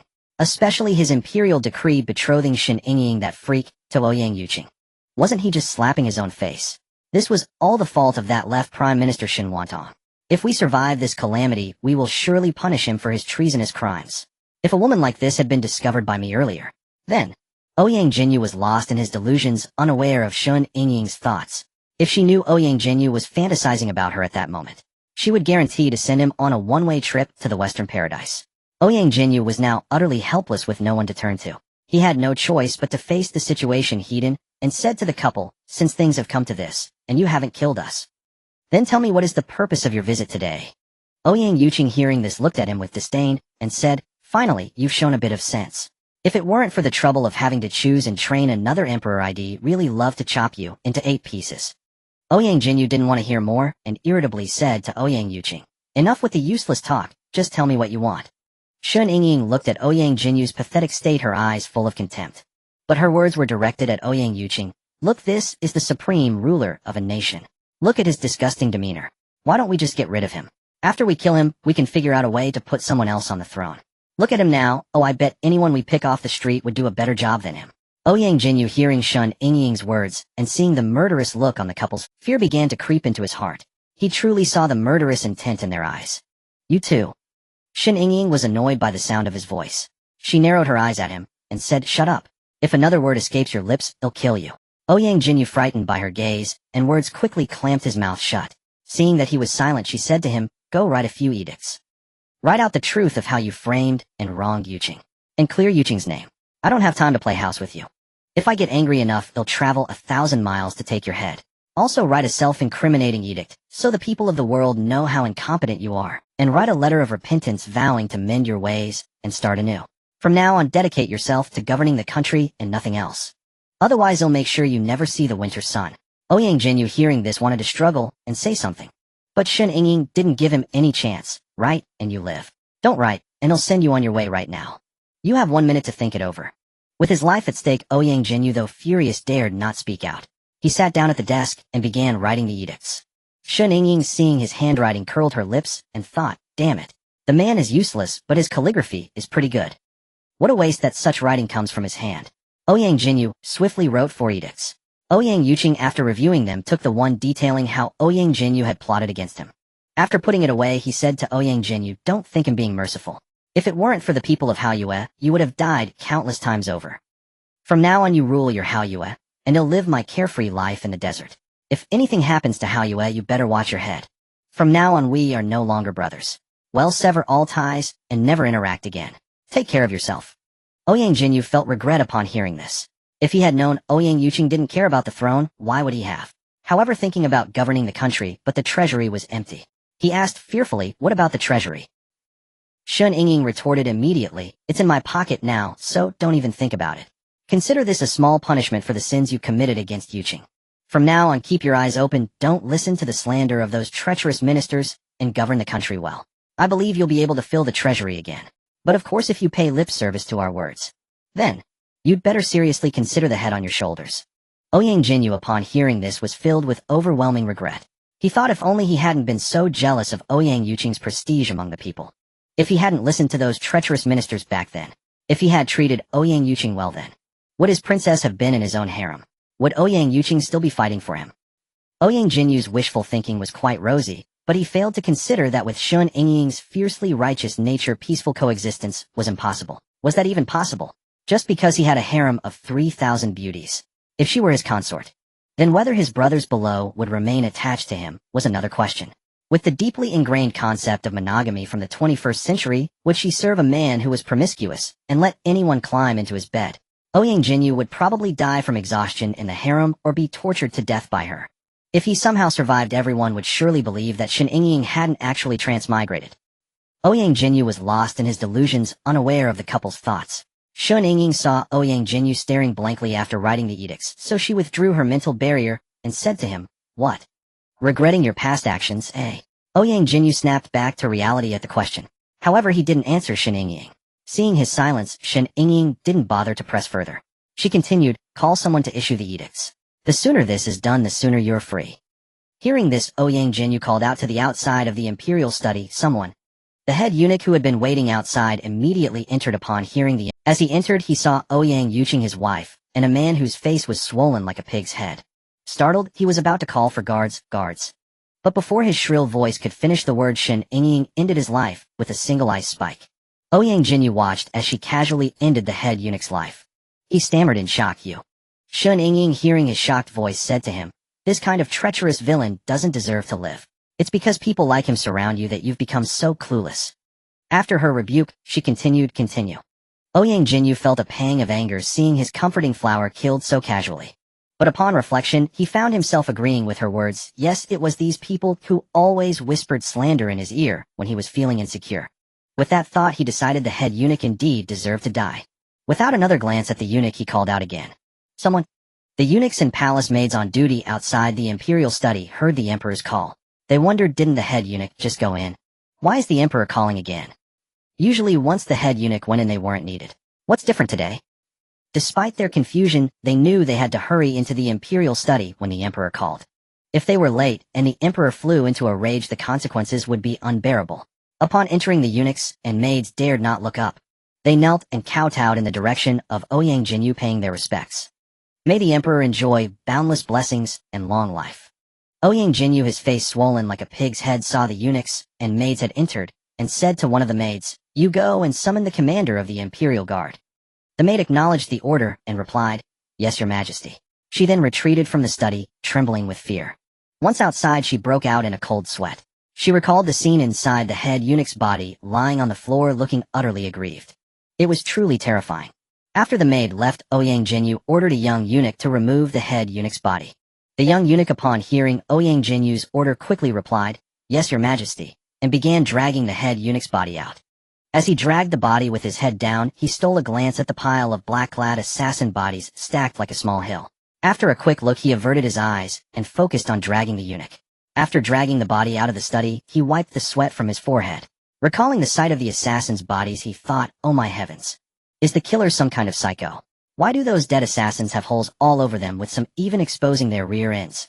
As luck would have it, the assassins Shen Yingying had released were the ones she had burned with her fire ability. And this young eunuch happened to see them and mentally labeled her a psycho. A quarter of an hour later, the commander of the imperial guard entered the study and knelt before "Long live the emperor, 10,000 years. Ouyang Yuqing said to him, "Rise." The commander rose and asked, "Your majesty, what orders do you have for your servant?" Ouyang Yuqing glanced at the edicts on the table, frowned, and picked up the one absolving Ouyang Yuqing. "Take this edict and announce it to the world. Upon investigation, the charges of treason and forming a clique against the war prince are unfounded. From this moment, the war prince is released. As for the rest, we'll deal with it later." The commander listened, bowed, took the edict, and replied, "Yes, your majesty." After replying, he didn't immediately leave to execute the order. He knew Ouyang Yuqing's habits well, and especially upon seeing the pile of bodies in the study, he was certain Ouyang Yuqing had more orders for him. Sure enough, not even 10 seconds after taking the edict, Ouyang Yuqing spoke again. "Also arrange for some people to clear away the bodies in the study." The commander quickly replied, "Yes, I'll see to it immediately." As the commander retreated from the study, he briefly glanced up at the three people inside. After that look, he quickly lowered his head and hurried away. The commander of the imperial guard. Leaving the imperial study, he hurried back to his office. Walking, he hissed through his teeth. The emperor's face was swollen beyond recognition, and yet Ouyang Yuqing and his wife were inside the imperial study. The emperor's face. Could it be Ouyang Yuqing? The imperial guard commander thought of this and glanced at the imperial decree in his hand. He muttered under his breath, "Ah, the royal sons do know how to play." He couldn't fathom why the emperor, the supreme sovereign, would allow Ouyang Yuqing to beat him so mercilessly. Could the rumors be false? Could it be that the emperor and his royal brother were actually on good terms? If they were so close, then how to explain the corpse on the ground? If not on good terms, then what? Impossible. A kidnapping. Hiss. The imperial guard commander's heart pounded at the thought. If the emperor were being held hostage, wouldn't he lose his head for failing to protect him? Surely the emperor wouldn't punish him, right? Right? The more the imperial guard commander thought, the more alarmed he became. Unsure of the situation, he wondered whether to deploy his men to arrest Ouyang Yuqing or to hold his position and await the emperor's decree. Bewildered, he entered his office. No sooner had he stepped inside than his subordinate pressed him. "Chief, what did His Majesty summon you for?" Questioned, he recalled Ouyang Yuqing's order to collect the bodies. Thinking of the corpses, a plan struck him. He thought him a genius. After silently congratulating himself, he promptly ordered his subordinate, Shao Kong, gather the men quickly, while head to the imperial study to protect his majesty and collect the bodies. Shao Kong, upon hearing his superior's command, straightened up and replied, "Understood, I'll arrange it right away." Hearing it was to protect the emperor, Shao Kong mustered all the guards on duty. Once assembled, he went to summon the Imperial Guard commander. "Chief, the men are ready awaiting your command." The Imperial Guard commander, seeing his men were gathered, stepped out of his office. He nodded at the 100+ guards and commanded, "Move out." Led by him, the guards rushed towards the Imperial study. Inside, Shen Yingying, annoyed by Ouyang Yuqing, said to Ouyang Yuqing, "Yuqing, is there anything else you need? If not, let's go." Ouyang Yuqing replied, "Wait for me, you'll be quick." Shen Yingying nodded and waited aside. Ouyang Yuqing then addressed Ouyang Yuqing, "I'll keep it brief. Take care of yourself. Rule the realm well after we leave. Don't send anyone to follow, you wouldn't be able to keep up anyway. Also, don't forget the 2 imperial decrees at court tomorrow." Ouyang Yuqing interjected, "That's none of your concern. Haoyue is my domain. I will of course govern it well." Shen Yingying shot him a contemptuous glare and scoffed, "Don't speak so grandly. Can a ruler so inept suddenly become a wise sovereign? Better to keep your tongue in check, learn from your mistakes, and think about doing real good for the people. After all, what is taken from the people should be used for the people." Having said that, she took Ouyang Yuqing's hand and headed out of the imperial study. As they stepped out, they saw the Imperial Guard commander leading over 100 guards towards the imperial study. Seeing the commander's formidable display, Shen Yingying remarked disdainfully, "Humph, the man's nothing special, but he has loyal followers. Too bad they wouldn't even be a snack for us." Ouyang Yuqing heard her words, but did not step out of the imperial study. In his current state, he couldn't leave anyway. He looked out from within, seeing the Imperial Guard commander and his men waiting outside for orders. Recalling the prowess of Ouyang Yuqing and his wife, he glanced at the assassins' corpses inside the study, lost in thought. A moment later, he commanded the commander outside, "Step aside, let them go." The Imperial Guard commander obeyed and cleared the way. Seeing the path clear, Ouyang Yuqing led Shen Yingying out of the palace step by step. The Imperial Guard commander watched them until they vanished from sight, then called into the study, "Your Majesty." Ouyang Yuqing, without explanation, ordered, "Come in and remove the corpses." Meanwhile, Ouyang Yuqing and Shen Yingying, once out of earshot, he said, "Yingying, let's stay in the capital tonight. We can set off in the morning, how about it?" Shen Yingying smiled, "Sure, I plan to stay in the capital tonight anyway. It's been days, or I need to see how my scumbag father is doing. And those bastards who played dirty tricks on you, have they cleaned their necks? Before we act, let's get a room at an inn and fill our bellies. We can eavesdrop on some gossip at the tavern while we eat." Ouyang Yuqing felt a pang of guilt. Indeed, they'd been delayed at the palace and his wife had been driving without rest. She must be tired and hungry. "All right, let's get a room at the inn first. You can rest a bit before we eat. You've been driving for so long and stuck in the palace, you must be exhausted and famished, right?" Shen Yingying had indeed been focusing her mental energy intensely, and her head was throbbing. That's why she had urged Ouyang Yuqing to leave the palace quickly. Hearing his question, she replied, "I'm not tired, but using my mental energy constantly has made my head feel a bit swollen." Ouyang Yuqing immediately said, "Then let's find an inn quickly. You can rest there for a bit before we head to the tavern." With that, he took her hand to leave. But Shen Yingying pulled him back. Puzzled, he asked, "Yingying, what's wrong?" "Press," she replied. "Yuqing, if you walk around with that face, the whole capital will know you're back. To avoid unnecessary trouble, let's disguise ourselves a bit." Ouyang Yuqing saw the logic in her words. He agreed, "True, my face would be recognized immediately. A little disguise isn't a bad idea." With that, Shen Yingying led him into a secluded alley to begin their transformation. Half an hour later, a middle-aged couple emerged from the alley. These two were the disguised Ouyang Yuqing and Shen Yingying. Free from the worry of recognition, they strode towards the inn. They walked quickly and reached the capital's most renowned Shanka Tower in under 10 minutes. Entering, they secured a superior room, paid for the night, and followed a waiter to their quarters. The waiter asked, "Sir, is this room to your liking?" They both surveyed the room and nodded. Seeing their approval, the waiter added, "Since you're satisfied, well, bring some pastries, hot water, and washing supplies shortly." Ouyang Yuqing acknowledged with a nod. The waiter took his leave to attend to the tasks. After the waiter left, Ouyang Yuqing closed the door. He led Shen Yingying to the large bed in the inner chamber and said, "Yingying, rest here for a while. He'll wait in the outer room for the waiter." She nodded, obediently sat on the bed, removed her boots, and began to meditate. Sitting upright, she took out a fifth-tier psychic energy crystal from her space to restore her mental strength. Seeing his wife recuperating, Ouyang Yuqing quietly left the inner room. In less than 15 minutes, there was a knock at the door. Hearing the knock, he rose from the chair and opened the door. He gestured for the waiter to set things down quietly. The perceptive waiter had the items placed and left the room. Ouyang Yuqing closed the door again, then quietly returned to the inner chamber, sat on the bed, and began his own meditation. Half an hour later, Shen Yingying opened her eyes fully refreshed. She glanced at Ouyang Yuqing, who was meditating beside her. She quietly prepared to put on her shoes and get up. Ouyang Yuqing, not in a deep meditative state, sensed her movement immediately. He stopped meditating and opened his eyes to see his wife lacing up her boots. Yingying. Shen Yingying, just finishing with her boots, heard him call her. She turned to him and asked, "Did I wake you?" He smiled. "I was only in a light meditation, it's fine." She then said, "Let's go? We can order some signature dishes at Epine Tower across the street and listen to some gossip." While putting on his shoes, he replied, "Good. We can also check on the disaster situation in the north. Our route to Mabe passes through the crossroads anyway." Hearing about the disaster, Shen Yingying sighed. Natural calamities and man-made misfortunes make life hard for the common folk. Ouyang Yuqing echoed her sigh. Indeed, who knows how many people this calamity will leave homeless. Life is tough for them. Thinking of the victims, Shen Yingying mentally inventoried the food in her space and the goods she had taken from the imperial treasury. After checking, she said, "Yuqing, before we were exiled, I was so angry I cleaned out the palace and that damn imperial treasury. After we eat, let's buy some more grain from the capital shops. When we pass through the disaster area on our way to Mabe, we can donate some to the victims." Ouyang Yuqing smiled and playfully tapped her nose. "Oh, is my little money grubber not feeling sorry for her silver?" She rubbed her nose, saying, "I may be a bit of a miser, but I know where to draw the line on important matters. Besides, the Haoyue treasury is funded by the people's taxes. I only took it because that damn ruler was so incompetent." Ouyang Yuqing found her pouting and nose-rubbing utterly endearing. To him, his wife was perfect, and his eyes full of tenderness, he said, "My wife is truly righteous. No matter how incompetent that ruler is, the people are innocent. This noble act deserves high praise." He gave her a thumbs up. Shen Yingying, blushing under his gentle gaze, looked down and said, "It's not as grand as you make it sound. I'm just a bit stingy and tight-fisted.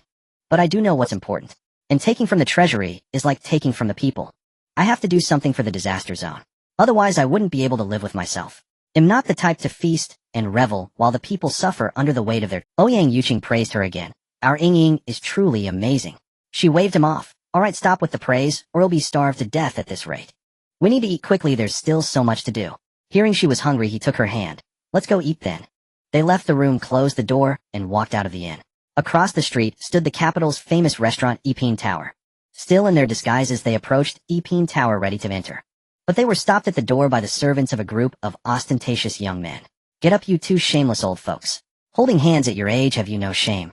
Ouyang Yuqing and Shen Yingying exchanged a glance, both seeing amusing in the other's eyes. They shared a quiet smile before Ouyang Yuqing asked the group, "Is this place yours?"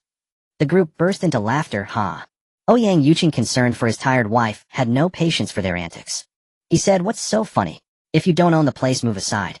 A servant, emboldened by his master's arrogance, retorted, "Who do you think you are to tell our young masters to move?" Ouyang Yuqing raised an eyebrow. "Oh, am not a thing indeed. Am a person. What kind of thing are your young masters?" The servant, incensed, put one hand on his hip and pointed the other at Ouyang Yuqing. "How dare you call our young master a thing? Say the word if you want to die, and I'll grant your wish." Shen Yingying had never seen such an insolent servant, especially one daring to point at Ouyang Yuqing.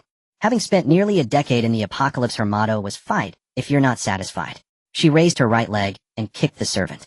Experienced the power of a strength-type ability. She hadn't used much force, but the servant was sent flying into the wall of Epine Tower. Just then, the servant crashed into the outer wall, landing with a thud on the ground. Clutching his aching belly, he groaned out a single "you" before spewing a massive mouthful of blood and collapsing into unconsciousness. The dandies were exchanging sarcastic remarks, watching the servant's outburst with amusement. "Do you think Jia Lu can actually subdue that old couple today, eh?" Just as they were gleefully mocking Jia Lu, they saw him kicked straight into the wall. This disgusted them like swallowing excrement, for they had not expected the middle-aged couple to resort to violence without a word. Jia Lu, after all, was a sturdy man of over 140 caddies, yet he was sent flying into the wall with a single kick. Among the dandies, the one standing in the center was Jia Liu's master, but he showed no sympathy for his servant. He even cursed, "Worthless piece, you've disgraced our young master." After berating the servant, he felt that his own face had been lost. But he glanced at Ouyang Yuqing and his wife, thinking to himself, "That middle-aged lady kicked my servant into the wall with one strike. No doubt she's a martial arts expert." Yet he had been throwing his weight around the capital for so long and had never seen these two before. He guessed that Ouyang Yuqing and his wife were not locals, so he said to them, "You two, don't you think this is inappropriate?" Even when beating a dog, one must consider its owner. You attacked my man without any reason. Don't you owe me an explanation? Shen Yingying heard this and chuckled, replying, a servant who is so arrogant. He even put his hands on his hips and pointed at us with his finger. Did he think he was a teapot pointing at whomever he pleased? Moreover, he dared to yell at us, calling us audacious. Could his master be the emperor himself? The dandy heard the word emperor and roared at Shen Yingying, bold hussy. You're openly slandering his majesty in the street. Guards seized these two at once. Over a dozen servants, upon hearing the dandy's command, swiftly surrounded Ouyang Yuqing and his wife. Shen Yingying showed no expression at this sight. She said to the dandy, oh, I have to give you credit. You're arrogant but quick-witted. You're using the emperor to make a point. What a pity. You've picked the wrong targets.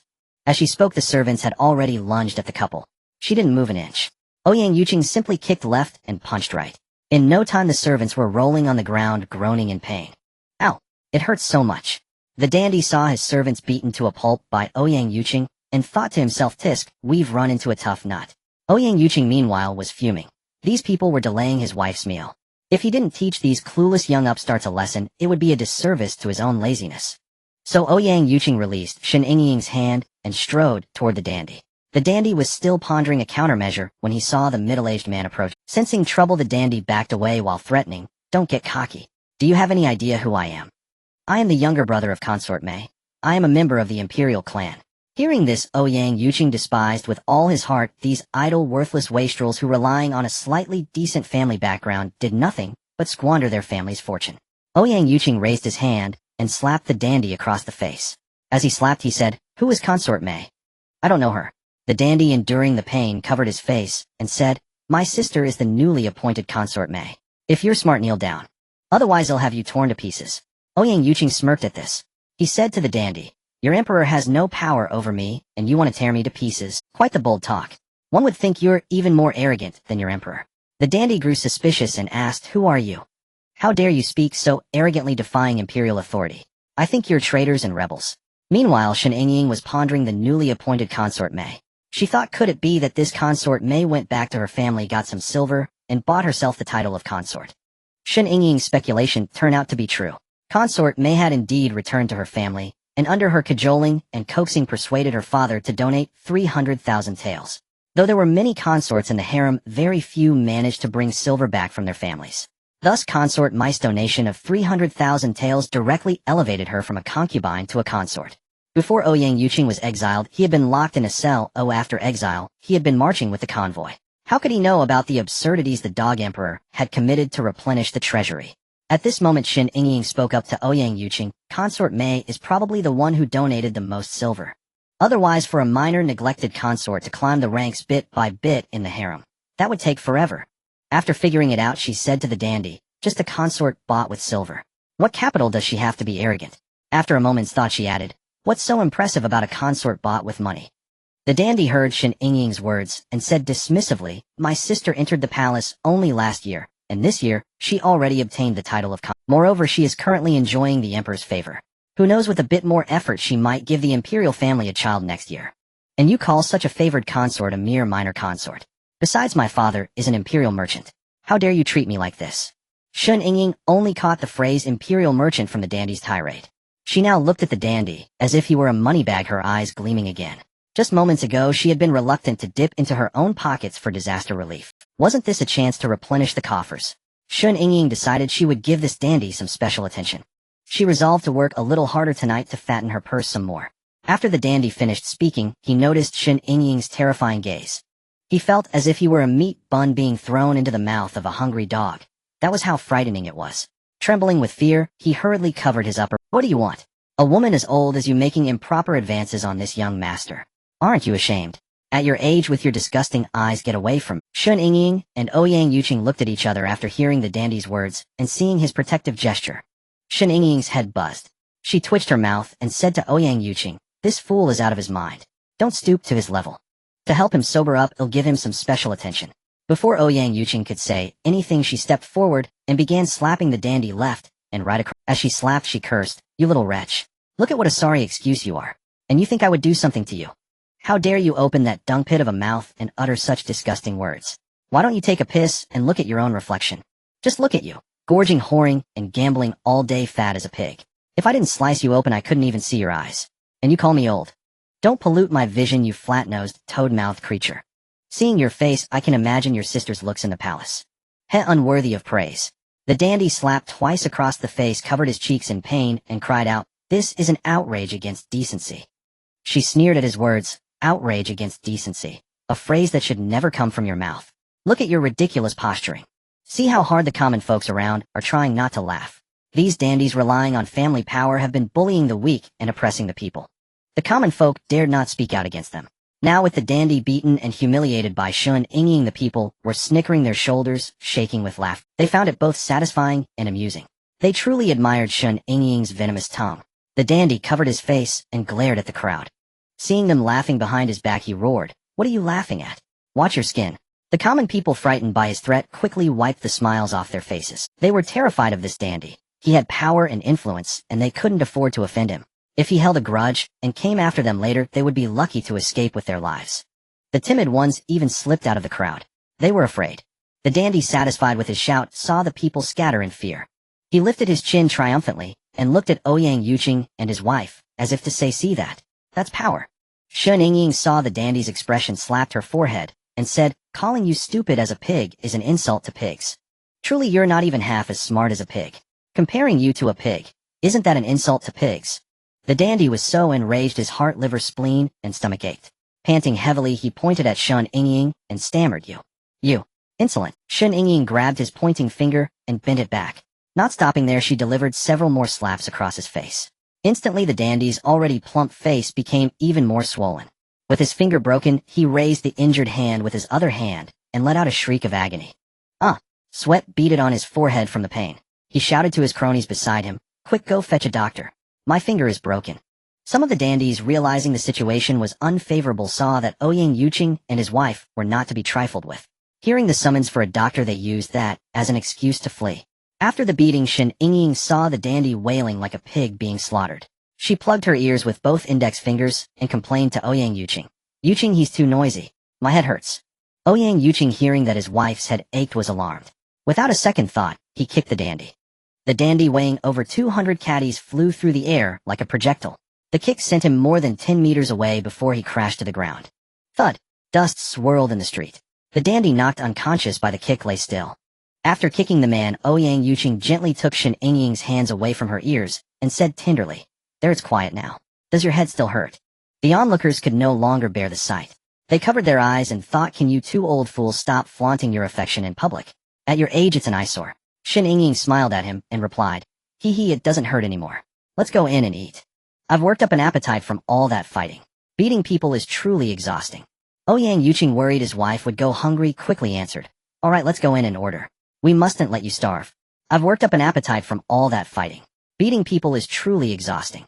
Ouyang Yuqing, worried his wife would go hungry, quickly answered, "All right, let's..." Not only did they knock the man unconscious, but they also had the audacity to say they were hungry from fighting. And the husband was even fawning over his wife's complaint. The common folk found this eye-opening. Still, they were delighted and exhilarated. The dandy's comeuppance today was a great relief. The people whispered among themselves, recounting the dandy's misdeeds. They all said he deserved it, that it was about time. Some venomously wished that Ouyang Yuqing and his wife had beaten the dandy to death. It would be good if the dandy were killed.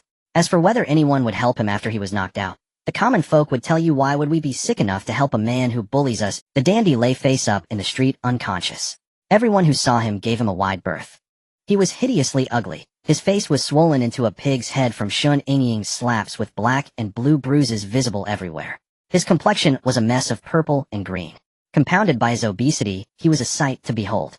Most notably, a footprint about size 41 was stamped perfectly in the center of his belly, printed on the fabric of his clothes. Ouyang Yuqing continued holding Shen Yingying's hand and entered the first-grade restaurant. The couple chose not to take a private room as they wanted to eavesdrop on gossip. They found a seat by the window and sat down. "Waiter!" The waiter had already seen the commotion from inside the restaurant. Ouyang Yuqing called out, and the waiter hurried over. "Sir, what would you like to order?" Ouyang Yuqing replied, "Bring us some of your restaurant's signature dishes." "Right away, sir. Please wait a moment." The waiter bustled off to the kitchen to relay the order. He was overjoyed, happier than he had been in a long time. He was delighted that Ouyang Yuqing and his wife had given that dandy a thorough beating. On ordinary days, that dandy swaggered around the restaurant like a bully, lording it over everyone. He often berated the waiter, and sometimes even slapped him when things didn't go his way. If it weren't for his elderly mother at home, the waiter would never have endured such. What Ouyang Yuqing and his wife did was a breath of fresh air for the common people. The waiter was grateful and gave them special treatment. In the kitchen, he recounted their deeds to the chef, asking him to put extra portions in the couple's dishes. After instructing the chef, he went to pour a pot of tea and brought it to Ouyang Yuqing and his wife. When he reached them, he respectfully placed the tea on the table and poured it. "Sir, please enjoy your tea." Ouyang Yuqing nodded politely. The waiter was a loyal, honest young man. Thinking of the dandy's family's influence, he hesitated. Ouyang Yuqing noticed the waiter's struggle and asked, "Is there something else?" The waiter, who had wanted to speak anyway, quickly said, "Sir, don't mind me for being forward. After you finish your meal, I suggest you leave here quickly and go into hiding. Just now you." The arrogant one had been swaggering around the capital, throwing his weight around without restraint. "I'm afraid." As Ouyang Yuqing listened to the waiter's account, he silently commended the man. "This fellow has a good heart, honest and loyal." With his usual brevity, Ouyang Yuqing told the waiter, "It's fine, I know how to handle this." Seeing Ouyang Yuqing's composed demeanor, the waiter said no more. He invited the couple to enjoy some tea while they waited for their meal. In the kitchen, the chefs set aside their pending orders. One by one, they prioritized cooking for Ouyang Yuqing and his wife. Their spirits lifted as they prepared that arrogant brute had been nothing but domineering lately, finding fault with everything at the restaurant. Either the dishes weren't good or the food was too salty. His constant nitpicking infuriated them, especially in front of their boss. In short, he always found a reason to complain, thoroughly offending every chef in the establishment. So when the chefs heard the waiter's tale, they gladly set aside other orders. They prepared the couple's meal, first exclusively for them. The signature dishes of Yiping Tower were brought to their table one after another. Shen Yingying praised the restaurant's swift service. The waiter simply smiled, offered no explanation, and continued with his duties.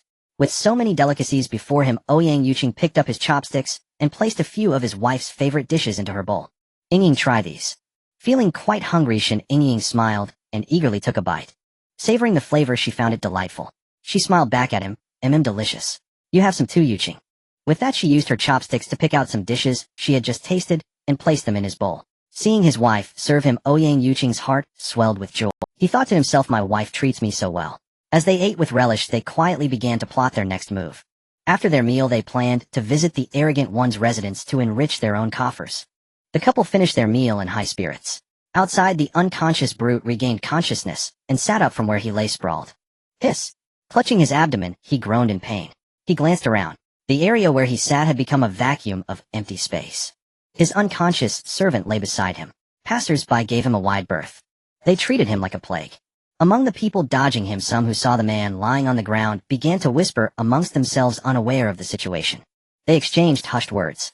Seeing the disdainful looks from the locals, the brute thought vengefully, "Damn it, once I get back to the mansion, it'll make you gossiping back." He slowly got up and surveyed his surroundings. He didn't see the couple and wondered, could they have beaten me and fled while I was out cold? As he pondered, he saw Ouyang Yuqing and Shen Yingying exit the restaurant after paying their bill. Walking out, Shen Yingying happily whispered to Ouyang Yuqing, "Yuqing, this place is truly delicious. And the service is wonderful. If we weren't in a hurry, I'd have them prepare a feast to store in the space." Hearing this, Ouyang Yuqing thought for a moment and suggested, "We could just order some dishes here to go. Have them packed up. We can pick them up after we finish our business." Shen Yingying slapped her thigh in realization. Why didn't I think of that? It must be the food making me slow-witted. Ouyang Yuqing looked at her with utter fondness. Seeing her slap her thigh, he quickly took her hand. "So hard, doesn't that hurt?" Touched by his concern, she beamed. "Doesn't hurt." At a loss with his wife, he said helplessly, "Let's go order some dishes from the manager, then we can pick them up later." They returned to the restaurant to place their order. As it was evening, the restaurant didn't have many ingredients left. They ordered 5 portions of each dish. This cost them over 300 taels of silver. When the couple had just left the restaurant, the brute, who had just woken up, spotted them. Fearing another beating, he stealthily rose and leaned against the street corner watching them. But after observing them for a while, he saw them talk and go back into the restaurant. Seeing them re-enter, he didn't spare a glance for his unconscious servant. He waddled his fat legs as fast as he could, hurrying back to his mansion. He wanted to summon the mansion guards. He thought stubbornly, the stupid servants are useless, but surely the trained guards can handle them. When Shen Yingying and Ouyang Yuqing first left the restaurant, they had already noticed the brute was awake. His pig-like frame was hard to miss. They watched his pathetic attempt to hide against the street with disdain. A coward like him dared to challenge them. While going back to order food was one reason, they also deliberately gave the brute a chance to escape. Otherwise, how would they know where his residence was? One of them was a border guard, and the other was a reincarnated soul. After ordering, they left the restaurant again. Shen Yingying used her spiritual sense to track the brute. After sensing him, she facepalmed. She said to Ouyang Yuqing, "He's stupid and moves like a snail. After all this time, he's barely walked 500 meters. Ouyang Yuqing found his wife's complaint amusing, with his build, and that kick I gave him. He's probably nursing some internal injuries. His slow pace is definitely due to the pain." Shen Yingying pouted at Ouyang Yuqing's words. "Fine, let's consider it a post-meal stroll." The brute walked with great difficulty, his hand pressed against his abdomen. Onlookers might think he had a stomach ache, but only he knew the searing pain that felt like his organs were shattering. He trudged forward, each step more agonizing. But he knew alone as he was if he didn't make it back to the mansion, he might not survive the journey. A journey that usually took about 15 minutes took him nearly 45. When he finally reached the gates of his mansion, he collapsed from the unbearable pain. A guard at the gate saw the young master collapse and rushed over frantically. His haste wasn't born of concern. The brute was known for beating and cursing his servants, so none of them held any genuine care for him. The guard's urgency was purely out of fear of being blamed for the incident while on duty. The guard looked at the brute lying as still as a dead pig. He reached out a finger and held it under the man's nose to check for breathing. Relieved to find a breath, he comforted himself. Good, he's still alive. He shook the brute's shoulders half-heartedly, calling, "Young master. Young master." The brute was too far gone to be roused. Fearing he might die on his watch, the guard quickly got up and ran into the mansion. He had just rushed through the gate when he collided with a colleague returning from the latrine. The colleague stumbled, steadied himself, and complained, "Joda, are you crazy? Why are you running inside instead of guarding the gate? Aren't you afraid the steward will find out and report you to the master?" Joda, ignoring the warning, said urgently, "Lindsay, go watch over the young master at the gate. They'll go find the house physician." Lindsay sensed something was wrong and quickly asked Joda what happened. Joda had no time to explain. He just said, "Just go check on the young master first. I don't know the details either. He'll tell you later." With that, he turned and hurried off towards the physician's quarters. Hand in hand, Ouyang Yuqing and Shen Yingying stood invisibly in front of the mansion. They looked up at the plaque reading, "Jiang Mansion." Stepping inside, Shen Yingying was immediately dazzled by the splendor of the estate. Taking in the scene, she whispered to Ouyang Yuqing, "Wow, no wonder they're the imperial merchants. This place is grand." While the layout wasn't as vast as the War Prince's mansion, its luxury was undeniable. The combination of bridges, overflowing water, pavilions, and towers was perfectly pleasing. One glance was enough to delight the eye. Ouyang Yuqing, hearing his wife's assessment, simply said, It's all right." Ignoring his sour tone, Shen Yingying said cheerfully, "Yuqing, after we collect the supplies, let's take these scenic elements too. We're going to Ma Bei to set up our home. We'll need to rebuild everything, so we should save where we can." "This is perfect." Ouyang Yuqing was pleased with his wife's thriftiness. "You're so thoughtful, wife. We should indeed save where possible." If the world knew their esteemed war prince was such a devoted lover, who knows how they'd react. With other matters on her mind, Shen Yingying stopped admiring the courtyard and said to Ouyang Yuqing, "Let's go, Yuqing. We have many things to do. Let's first find the Jiang Mansion's warehouse and make a collection." "All right." Still invisible, Shen Yingying used short-range teleportation, and it wasn't long before they located the main warehouse. With a blink, they teleported from outside to inside the warehouse. Seeing the vast store of goods, Shen Yingying's smile stretched from ear to ear. Wow, Yuqing, the Jiang family is loaded. Their wealth rivals half the capital's. And this is just the main warehouse. I can't wait to see their private vault. Giggling, Shen Yingying began to collect everything in sight. It took her over 10 minutes to empty the main warehouse. After finishing, she wiped a non-existent sweat from her brow. She complained to Ouyang Yuqing, "Yuqing, this collecting business is quite tiring. But I love it. Hee hee." Ouyang Yuqing found his little wife's money-grubbing ways adorable. He patted her head affectionately. "Once we're in Ma Bei, you'll work hard to earn money, so you can collect to your heart's content." Shen Yingying disagreed. "The money you earn is mine, and the money I earn is also mine. Since it's all mine, collecting it isn't as fun. I prefer taking ill-gotten wealth from scumbags. Seeing them lose everything is incredibly satisfying." Ouyang Yuqing, hearing this, said helplessly, "All right, whatever you say." His words pleased her greatly. Who wouldn't love having their man's heart and mind focused entirely on them? She beamed, her eyes crinkling. "The main warehouse is done. Let's go collect from the other places." Still invisible, she led him around the estate, gathering supplies. Shen Yingying had initially thought that while the brute was despicable, others in the household might not be so bad. But what she overheard, while collecting from the private vault, it made her decide to strip the Jiang Mansion bare. The #1 imperial merchant family was planning to exploit the northern famine by mixing sand with their grain and selling it at exorbitant prices to the starving refugees. Shen Yingying had nothing but contempt for such unscrupulous merchants. Her principle was always the righteous man loves wealth, but obtains it in a righteous way. How could she possibly let them off the hook? She used a spiritual attack, leaving the merchant patriarch a drooling fool. She left the servants' quarters untouched. Everything else was stripped bare down to the last stone. Anyone who saw them was knocked out. Those known to be of poor character were also taught a lesson along the way. Their work done, the couple swiftly departed for their next destination. The Jiang mansion was left in utter ruin. When the servants finished their tasks and stepped outside, they saw the barren, desolate courtyard. One servant, just returning from the vegetable garden, stared in disbelief at the scene before him. Where's the rockery? The fish pond? The pavilion? Unaware of the servant's existential crisis, Shen Yingying led Ouyang Yuqing to the left prime minister's residence. Looking at the plaque, she thought to herself, "Are you ready? My scumbag father and stepmother. Oh, and my dear sweet half-sister." According to the original owner's memories, she lived a life worse than the servants, let alone the beatings she endured every few days. If it weren't for her healing abilities after transmigrating, this body would be a wreck of internal and external injuries. Her face was the only part without scars. Now that she was back in the capital, she had the time. It would be foolish and lazy not to pay her respects to this lovely family. Lost in thought, Shen Yingying took Ouyang Yuqing's hand and teleported to Shen Yingying's study. Inside, the prime minister and his wife were in the middle of a heated, though they were shouting abuse at each other, neither resorted to physical blows. Anyone witnessing the scene would understand why the argument was so loud, yet so static. The prime minister's wife, her face pale, sat in a chair hurling accusations at Shen Yingying for being untrustworthy. "Shen Yingying, you ungrateful wretch. I've been with you for years managing your household.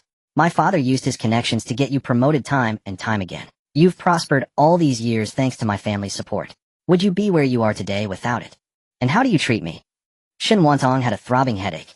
Lately he was forgetful, sometimes even missing court sessions. The emperor was already displeased with him. What made him even more sick and troubled was, it was the woman seated before him, his dear wife. The chancellor's wife had reached that insatiable age where a woman of 30 is like a wolf and a woman of 40 is like a tiger. Ever since that day of the four-person struggle, she had become utterly unrestrained. Now every night the chancellor's wife required 2 or 3 young gigolos from the brothel to share her bed. But walls have ears, and the chancellor's wife was so brazen in bringing her young lovers back to the mansion. The scandal quickly spread throughout the entire capital. The moment Shen Yingying arrived at the morning court session, he saw the civil and military officials sneaking glances at him and whispering amongst themselves. The imperial court was but a small place. A whisper or two from a few officials was one thing, but when the entire court was buzzing with hushed voices, it resembled nothing less than a bustling marketplace. When Shen Yingying overheard the content of the officials' whispers, he felt like he had swallowed a dead rat. His face flushed crimson with shame, but he could not act out in the sacred hall. With no other choice, he could only endure it, refusing to quarrel with the officials. Shen Yingying sat as still as an old monk in meditation, adopting a dead pig fears not scalding water attitude.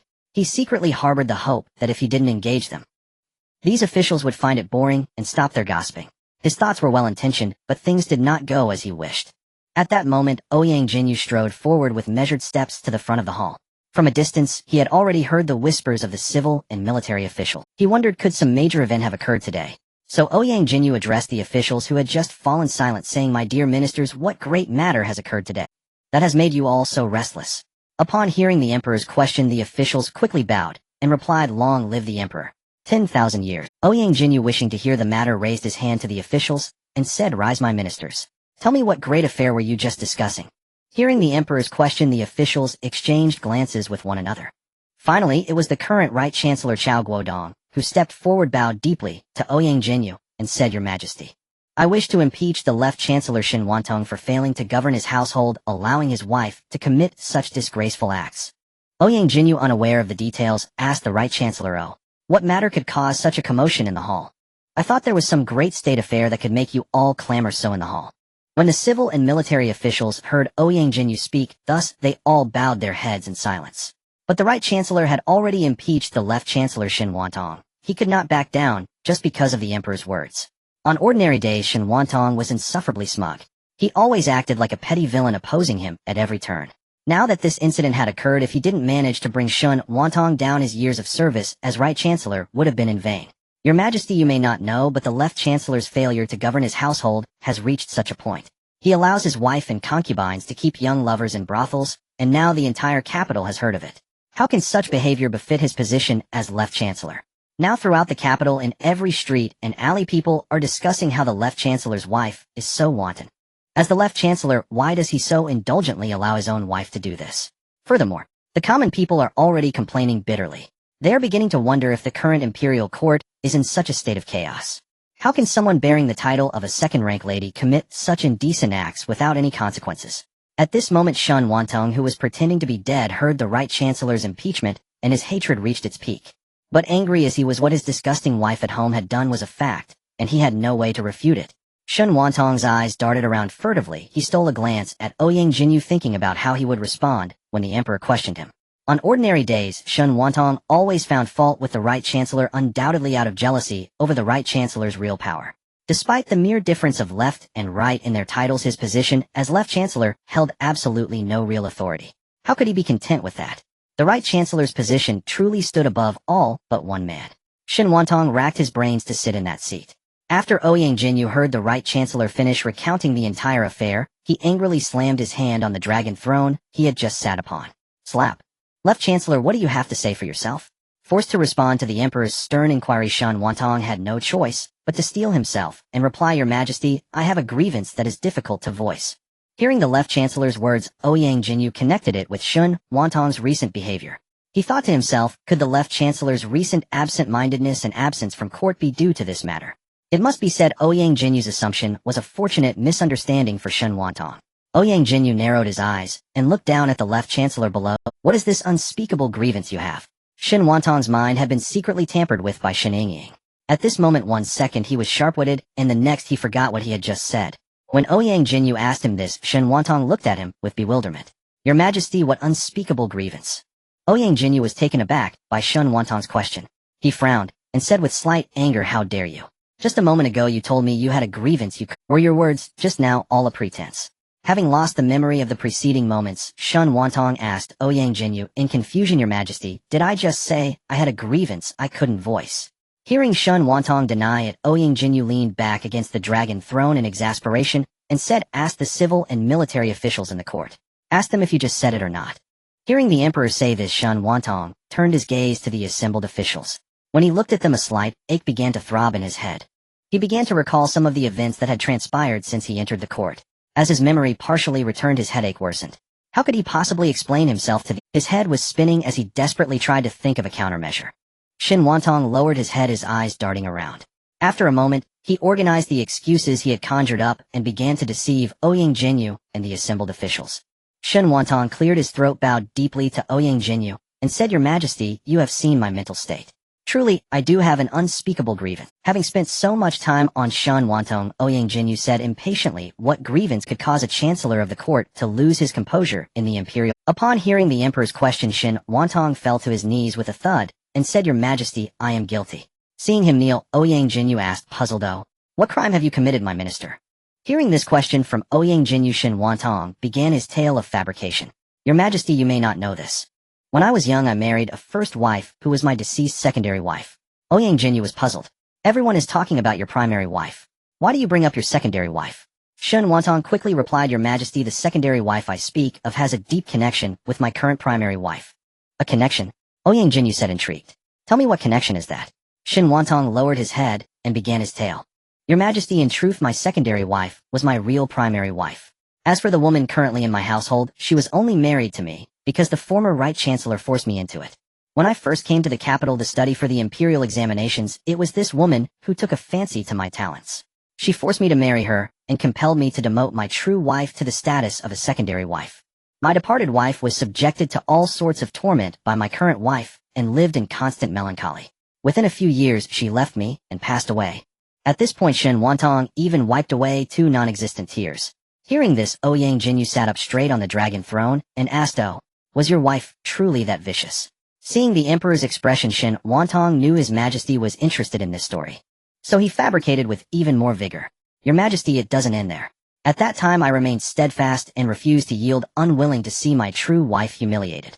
It was my current wife who threatened me with the lives of my widowed mother, my true wife, and my legitimate daughter who was only 2 weeks old at the time. At that moment I was utterly despondent and wished only for death. But she threatened me with my widowed mother's life, and I had no choice but to swallow my humiliation and endure. Your Majesty, my father died when I was young. My widowed mother raised me with immense hardship. I could not simply abandon her life over this matter.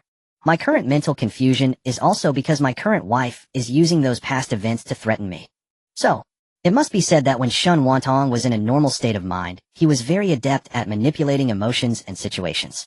Having listened to Shen Yingying's tale of woe, Ouyang Yuqing flew into a rage. How can such a shameless slut exist in this world? How could the late Right Chancellor be so foolish as to indulge his arrogant daughter in stealing another woman's husband?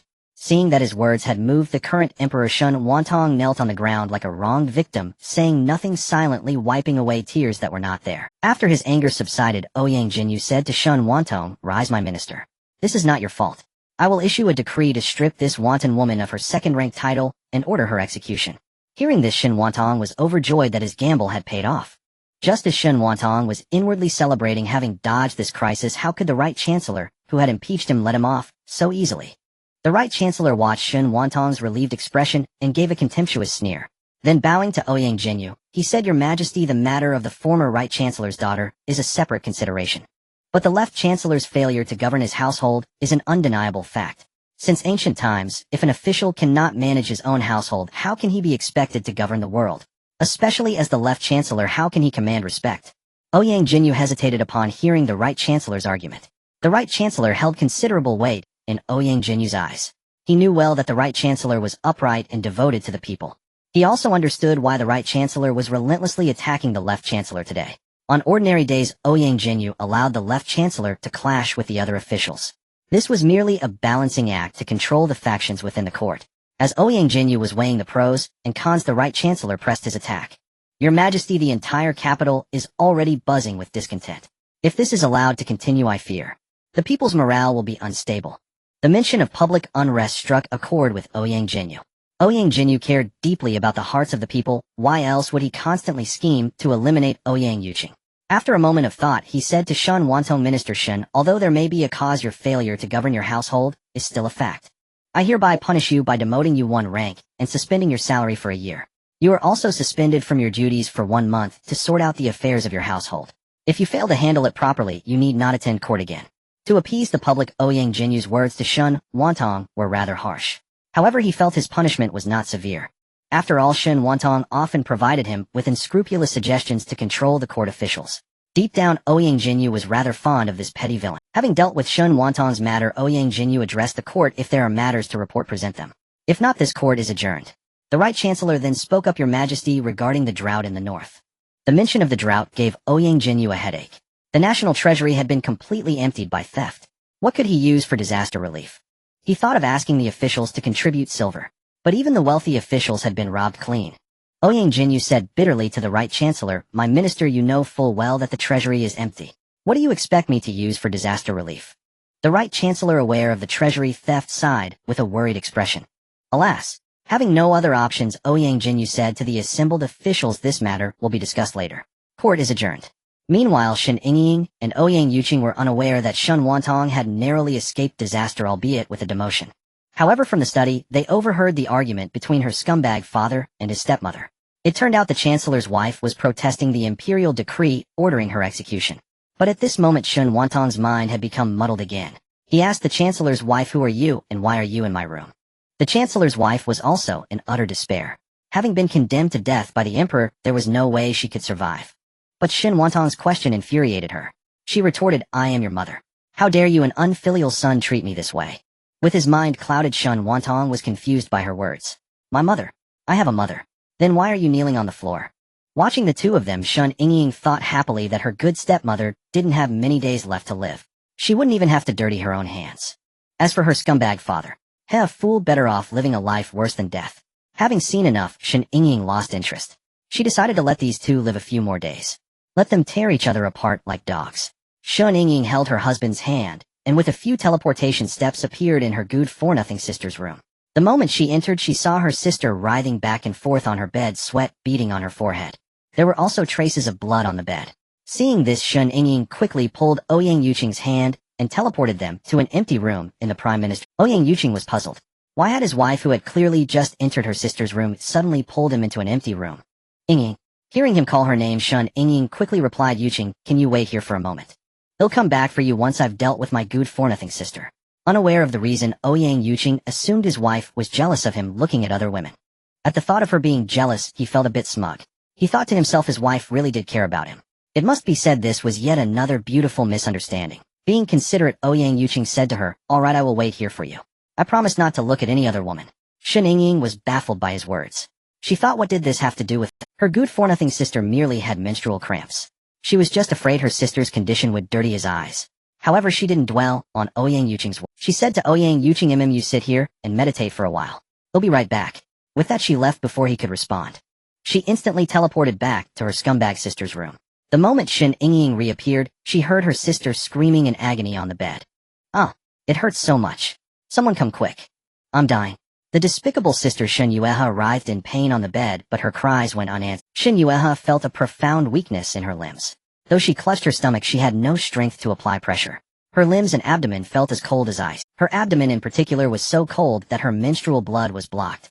She felt her belly swell and ache like a drum beaten for a celebration. At this rate, she thought she would burst from the pressure. She struggled to sit up in bed and shouted, "Someone! Nanny Chunny, where are you? Are you all deaf? Can't you hear me calling?" Despite her screams, no one came. In truth, her cries were not unfounded. As soon as Shen Yingying returned to the mansion, he had all the servants of the second madam, including those attending to Shen Yingying, executed. These servants knew too much of the inside story, and he had no intention of putting his life in their hands. Especially the servants. Seeing no one responding to Shen Yingying, Shen Yingying sneered inwardly. "It seems my dear sister isn't faring so well in this household either. She called out for so long, and no one came to attend to her. Could it be she's fallen out of favor?" Shen Yingying was unaware of the hidden eyes watching her every move. She groaned in pain. "Someone. You lazy servants. When my father returns, I'll have him beat you all and sell you off." The invisible Shen Yingying heard the phrase "sell you off" and had a sudden flash of inspiration. She smiled sinisterly at Shen Yingying. Yes, what would it be like to sell this dear sister to a brothel? She was looking forward to it. Shen Yingying said to herself, "Time is tight, the task is heavy. Let's get this done quickly." With a swift chop to the neck, Shen Yingying knocked the pain-stricken Shen Yingying unconscious. She first used her space artifact to transform into a young servant boy, then teleported with the unconscious Shen Yingying to a famous brothel in the capital. Red Moon Pavilion.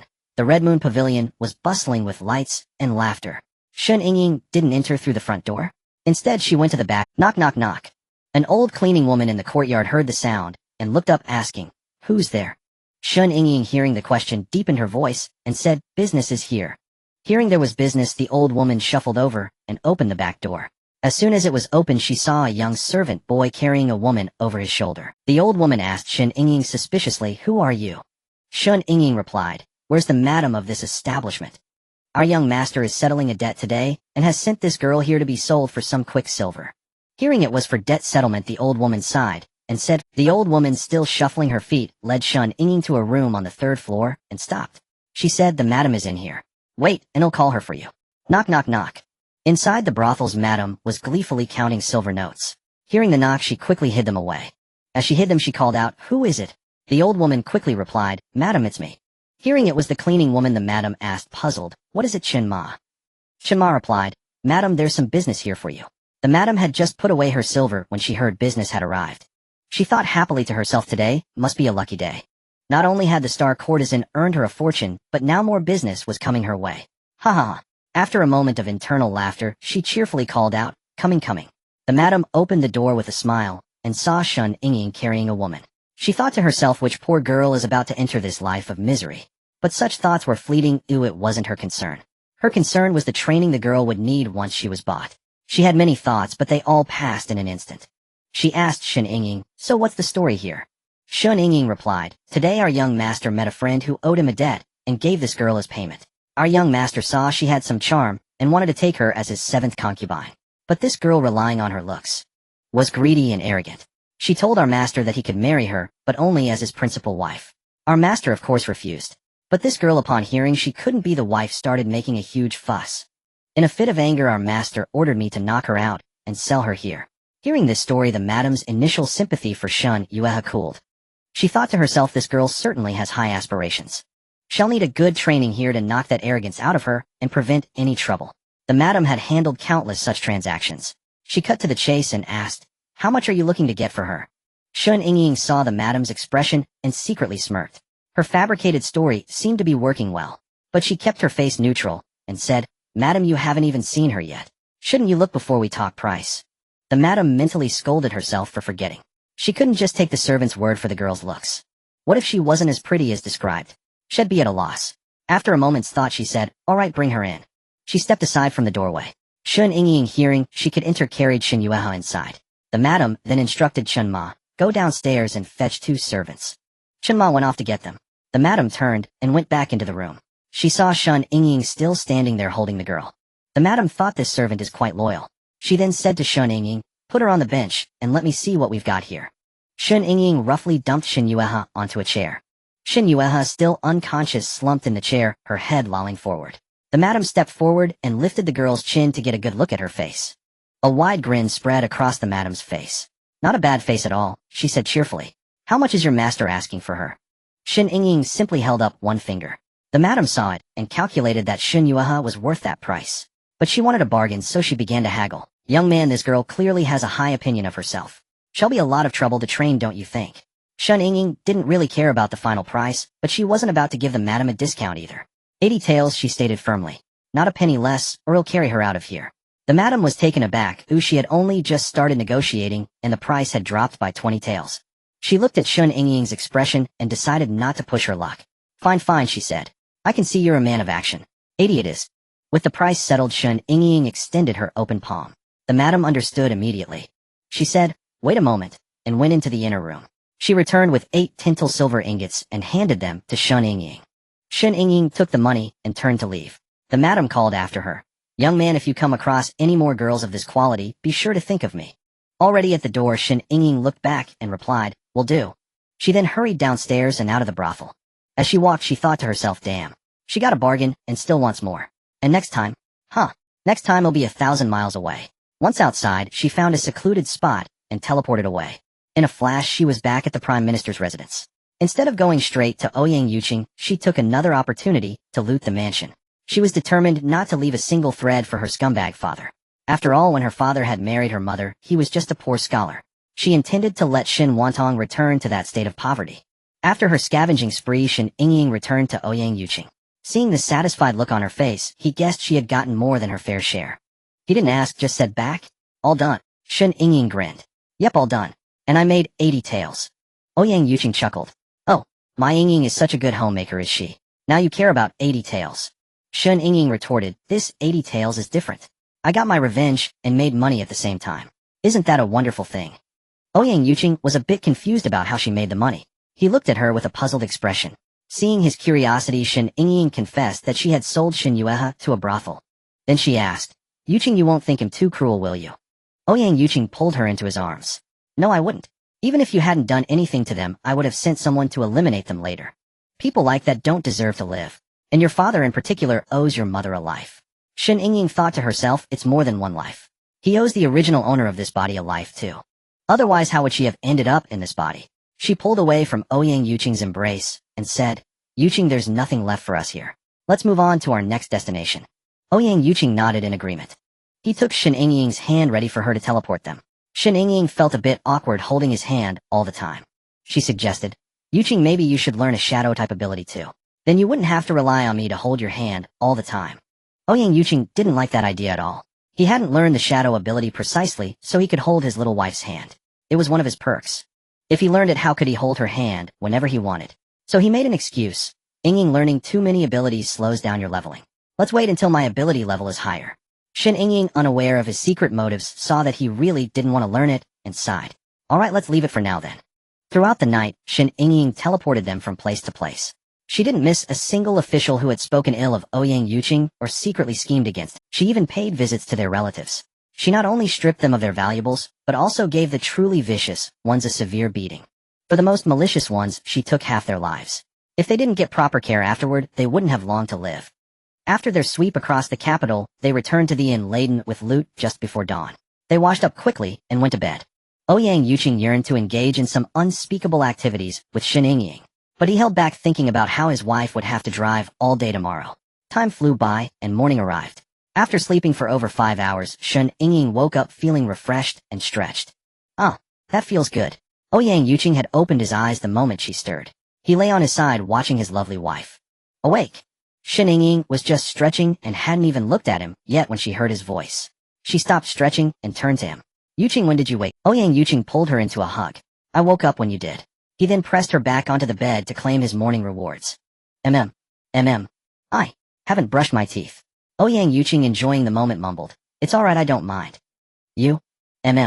They fooled around in bed for over 10 minutes before Shen Yingying pushed him away. Yuqing, let's get up.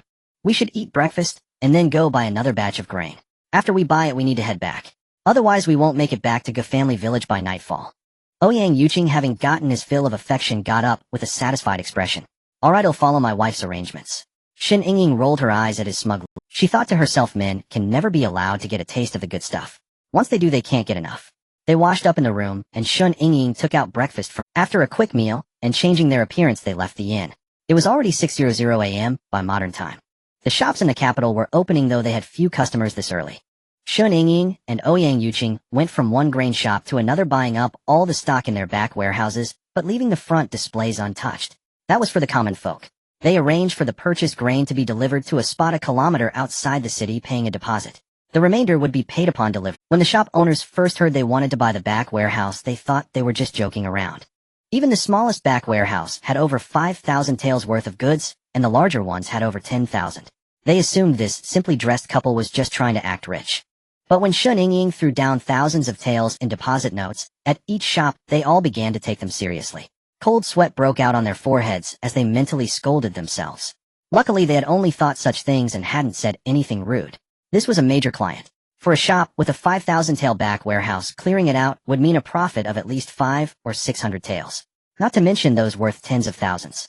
The grain and oil merchants, beaming with joy, accepted the deposits and promptly had their shop assistants load the goods onto carts to deliver them to the designated locations.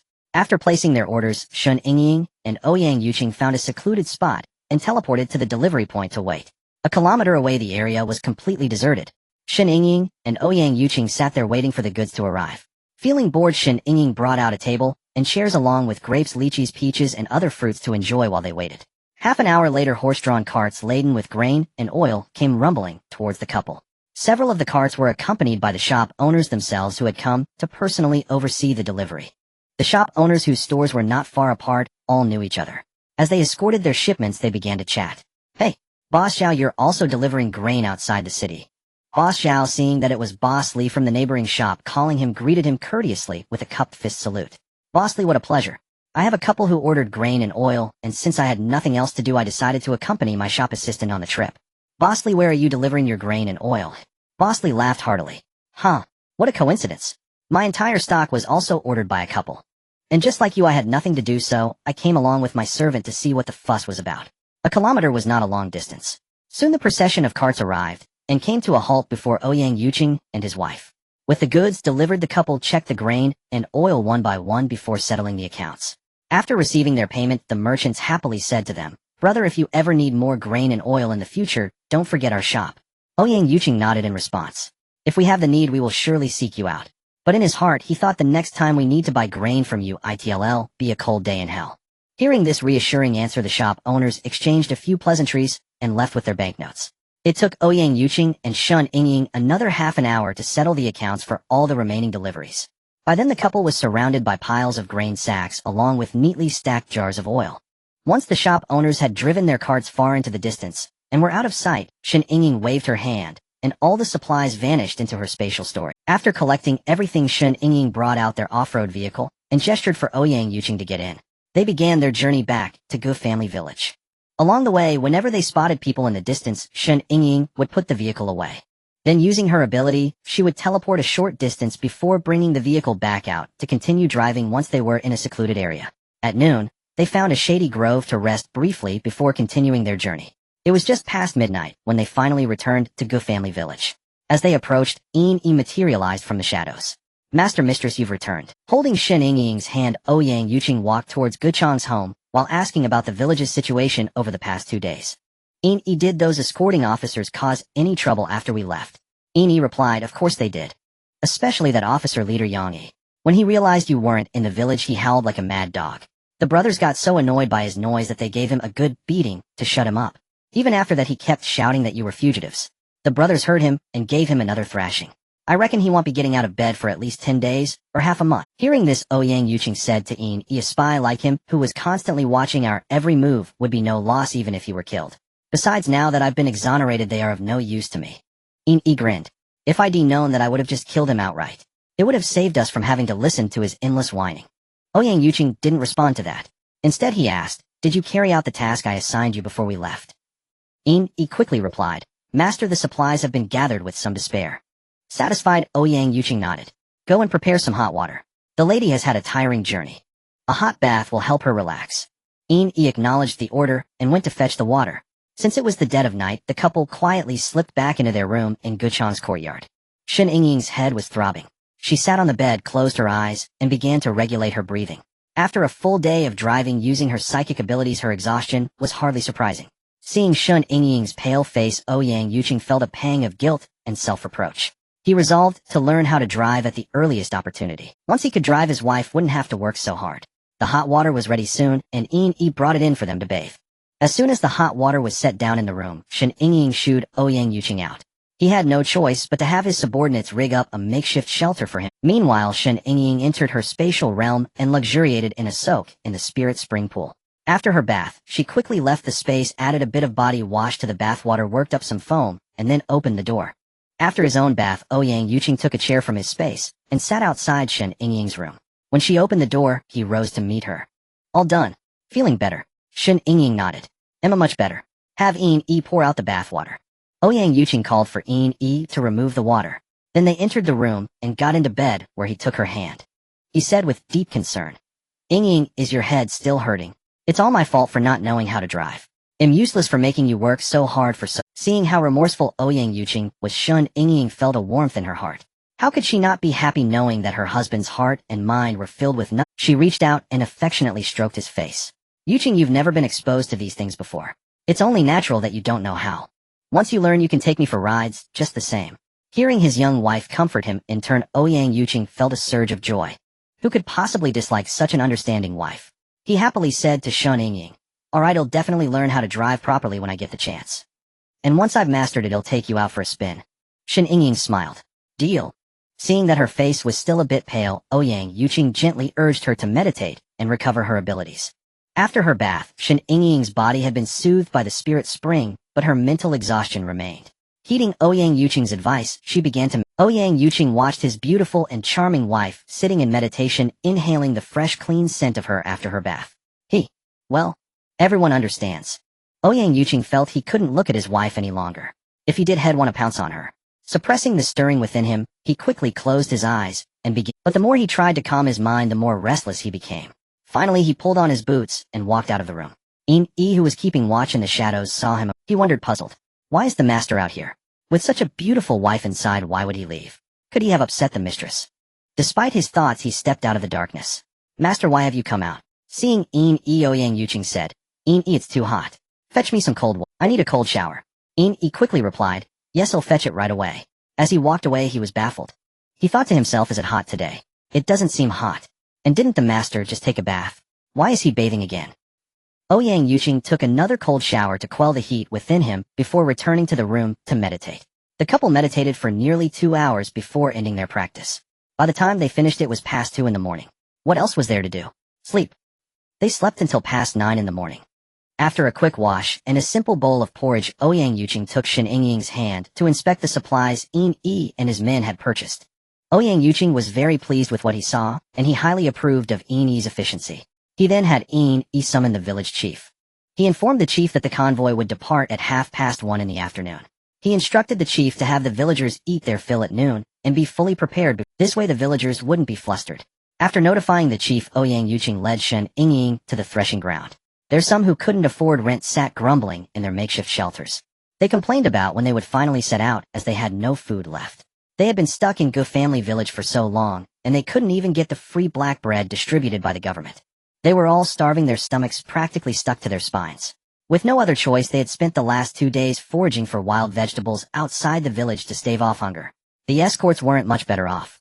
They were supposed to have reached the next county town by now, but Ouyang Yuqing had insisted on stopping at Gu family village. Their own rations from the relay station had run out as well. However, the escorts fared slightly better, as they had been going out in groups to hunt wild game over the past. That was far superior to the fare of the exiles. When Ouyang Yuqing and Shen Yingying arrived at the threshing ground, both the exiles and the escorts breathed a sigh of relief. They thought, finally they've shown up. No more going hungry. Even the rock-hard dark bread they were normally given now seemed like a delicacy. But while they were dreaming of food, Ouyang Yuqing dropped a bombshell. He ordered his shadow guards to behead Yang Yi. The remaining escorts were to be separated, those who had been in league with Yang Yi were to be executed. The others were sent back by the shadow guards to report their failure. The remaining exiles stared at Ouyang Yuqing and his wife in confusion and terror.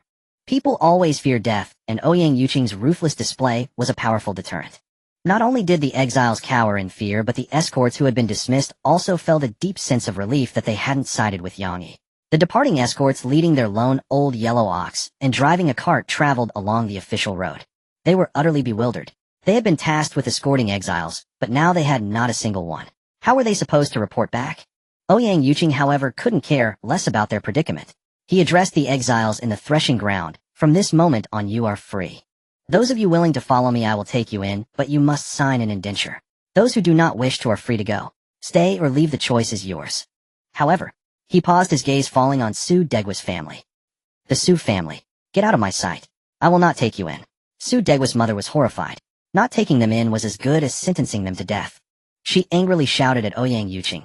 You drove away the escorts, and now you tell us you want to take us in. You're sending us a widow and her orphans to our deaths. Shen Yingying retorted, I don't care if you live or die. What does your fate have to do with us? Yi, throw them out of the village. They're an eyesore. Yi obeyed and approached Su Degua's mother and her family. Get moving. You're a troublemaker. With a mother like you, it's no wonder Su Degua died. The old woman, enraged by Yi's words, lunged at him to claw at him. Seeing her move, Yi drew the large blade he had been carrying and held it against her neck. If you want to die, keep it up. Sending you off is as easy as The old woman's legs buckled with fear as she felt the cold steel on her neck. She clamped her mouth shut, not daring to utter a word. Seeing her subdued, Yi waved the blade menacingly between her neck and shoulder. Get going unless you want your head to roll. Terrified and weak-kneed, the old woman stared at the blade before her eyes, her lips trembling. Sir, be careful. With that sword at my neck, I can't walk. Please. Yi snorted in disgust and lowered the blade from her neck. Move. Unless you'd rather stay here forever. The old woman, trembling with fear, felt as if she had narrowly escaped death. I'm going right now. Move. Unless you'd rather stay here forever. The old woman, trembling with fear, felt as if she had narrowly escaped death. I'm going right now. Weighing her options, she broke into a run. She had no intention of dying at the hands of Ouyang Yuqing, the man who had killed her son. Hadn't they all seen what happened to those escorts? He just cut them down without a second thought. This Ouyang Yuqing is a real butcher. The second wife watched her mother-in-law run off faster than a rabbit and rolled her eyes. She thought to herself, this old hag is always complaining about this ache and that pain.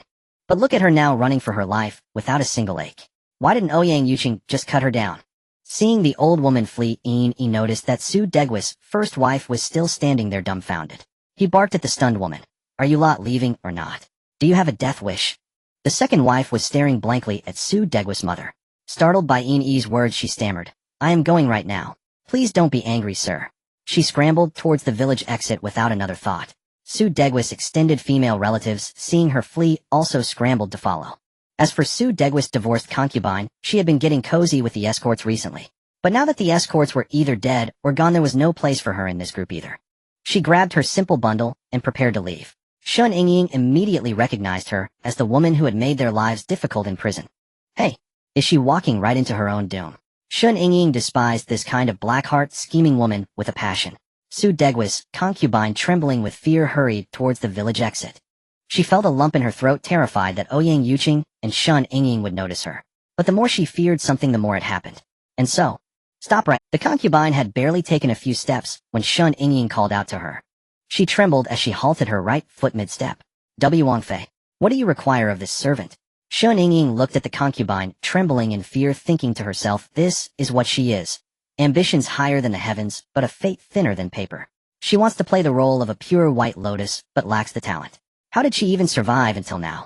Shen Yingying couldn't help but worry about the intelligence of ancient men.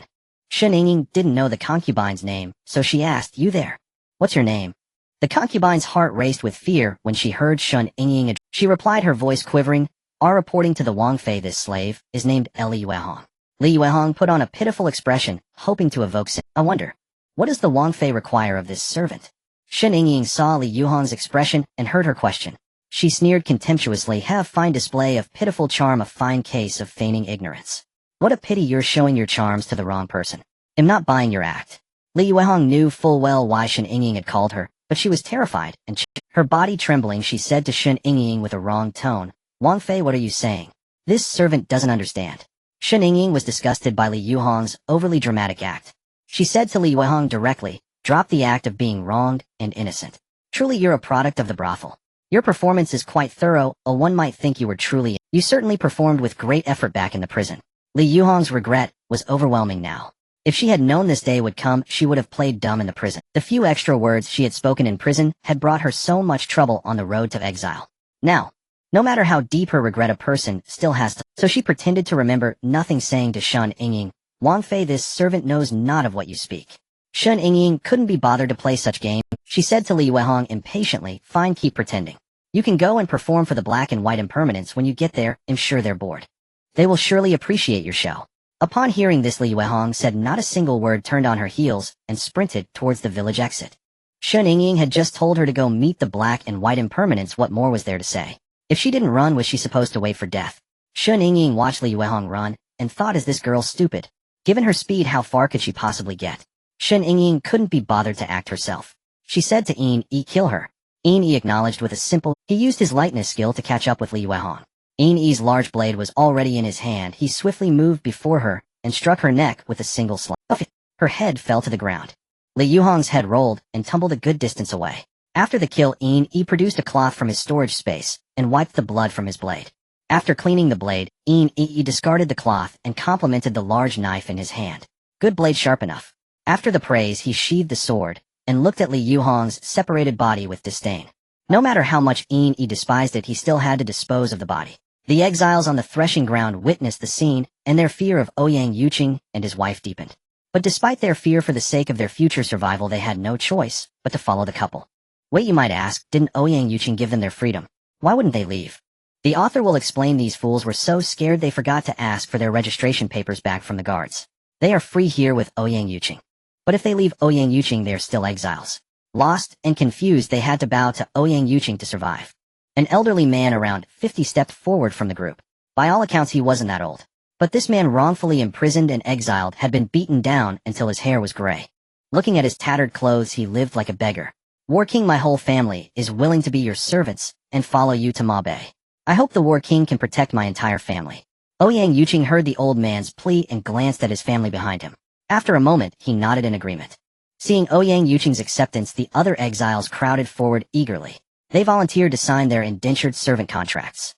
Ouyang Yuqing looked at these exiles, thinking that if it weren't for the harsh circumstances of life, these people would still be living comfortably in their own homes.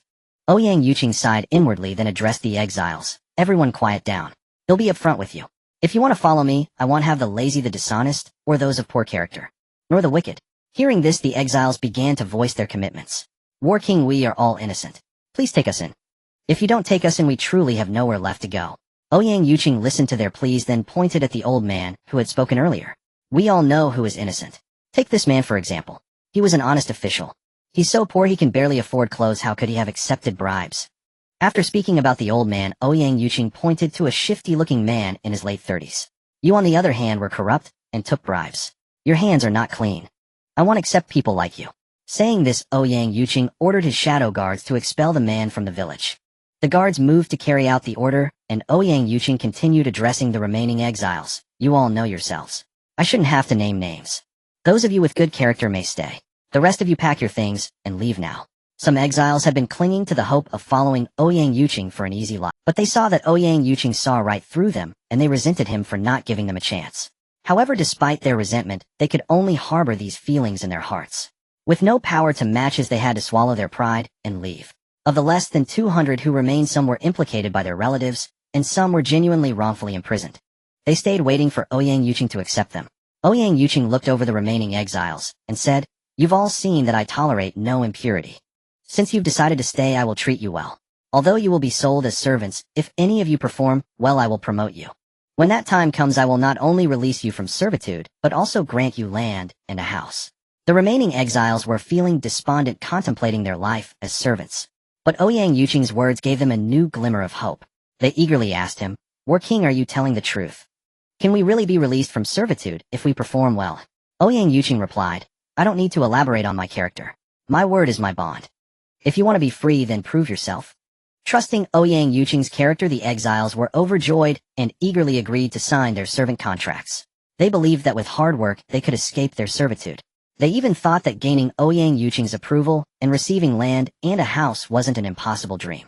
Seeing them so willing, Ouyang Yuqing, he had his guards bring paper and brushes to sign the contracts. After signing, the exiles felt they finally had a leader and a sense of security. Once all the contracts were signed, Ouyang Yuqing sent a guard to fetch food for them to fill their stomachs. No. From this moment on, they were no longer exiles. They were now servants of Ouyang Yuqing and his wife. For the past 2 days, these servants had not received proper meals. They waited hungrily for the guard to return with. Shen Yingying quietly tugged at Ouyang Yuqing's sleeve. He looked down at her. Yingying, what's wrong? Shen Yingying whispered to him. Yuqing, I have a lot of old clothes in my space. Let's find a place to bring them out and give them a change of clothes, shall we? Look at them, anyone would believe they were beggars. Ouyang Yuqing looked at the exiles, considering her suggestion. Then he said, Yingying, do you have enough clothes? Not only did the people on the threshing ground need clothes, but so did those with the villagers.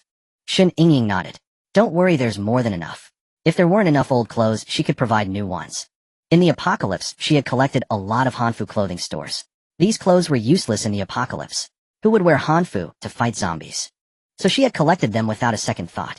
Ouyang Yuqing understood when she said the clothes were sufficient.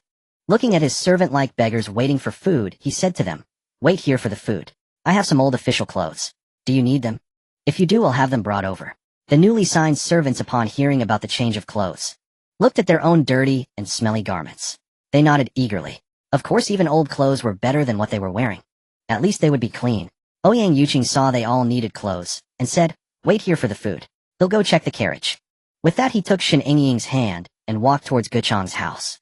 As they entered the courtyard, they saw his family happily gathered together. Ouyang Yuqing, infected by their joy, asked them, What's the good news? Care to share? Guchang saw his master return, leaned back in his chair, and said cheerfully, Brother, my brother and I are happy because our abilities have broken through to the first rank and our bodies have become stronger. Not only are we stronger, but our sight and hearing have improved dramatically. Ouyang Yuqing rarely teased him. Indeed, training your abilities has many benefits. Better sight and hearing are a given. However, sometimes you can't block out what you don't want to hear. Guchang was a man and due to certain reasons still a virgin. But he understood the implication in Ouyang Yuqing's words. He blushed and stammered, Brother, his face turning red. With so many people in the yard, he didn't know what to say. Ouyang Yuqing burst into laughter seeing Guchang's embarrassed face. Shen Yingying was happy to see Ouyang Yuqing joking around for once. At least now he seemed a bit more like a spirited young man. Otherwise, he'd just walk around with a cold face looking like the king of hell. After his laughter subsided, Ouyang Yuqing said to Guchang's elder brother Gupeng, Peng, my wife has some old clothes. When she brings them out, find some strong men in the village to distribute them to the people on the threshing ground. The villagers can also take some if they want. Gupeng was concerned about giving out old clothes to the exiles. There are so many of them. Will there be enough? Ouyang Yuqing nodded. There will be more than enough. Go and round up the villagers now. Gupeng nodded in agreement. Alright, I'll go get them. You can put the clothes in the yard. We'll take them from here. Ouyang Yuqing nodded and said, Go ahead. Shen Yingying watched Gupeng leave and pulled many large baskets from her storage space. She placed the baskets in the yard and began filling them with old clothes. She brought out the old clothes she had shopped for free from the corrupt officials' residences in the capital. Although they were old, they had only been worn once or twice. The corrupt officials' clothes were definitely not enough. However, she had also collected a large number of new uniforms for servants. It wasn't until she started filling the baskets that the sheer volume of clothes became apparent. Seeing the yard full of clothes, Shen Yingying estimated there would be enough for the exiles and more. There would even be enough for the villagers. After bringing out the clothes, Shen Yingying saw the mother-in-law and daughter-in-law holding 2 little ones in the yard. She thought for a moment, then brought out some new clothes for adults and children. She walked over and handed them to the women. Mother, sister-in-law, take these clothes for a change. Guchang's mother and sister-in-law were honest and simple people, and they blushed at the gift. Gupeng's wife said to Shen Yingying, Sister-in-law, you shouldn't have. We can't let you spend so much. Shen Yingying liked honest, simple people. She said with a smile, The villagers all have some. We can't leave you out. These are from the corrupt officials I confiscated. We don't have to feel bad about wearing them. Take them. Hearing they were free, Gupeng's wife nodded and accepted the clothes. Seeing her relax, Shen Yingying said, Change the children first. The fabric is better and will be more comfortable for them. Gupeng's wife nodded. The children were 3 and 1 year and 3 months old. They were too young to care about modesty. Gupeng's wife and her mother-in-law changed the 2 little ones' clothes right there in the yard. The 2 children were overjoyed with their new outfits. They touched their new clothes with their little hands. They touched and laughed, saying, Pretty. Shen Yingying thought the adorable toddlers were cute and brought out yogurt and snacks for them. The two little ones had never had snacks, but they had drunk yogurt before. Seeing the yogurt, they shouted excitedly, "Sweetie." Seeing their eager expressions, Shen Yingying smiled and prepared the straws for them. "Drink up. Auntie has more when you're done." Gupeng's wife saw Shen Yingying give the children more food and said shyly, "Sister-in-law, you've spent so much again." Shen Yingying listened to Gupeng's wife. She smiled and said, "Sister-in-law, we're all family, no need to be so polite or distant.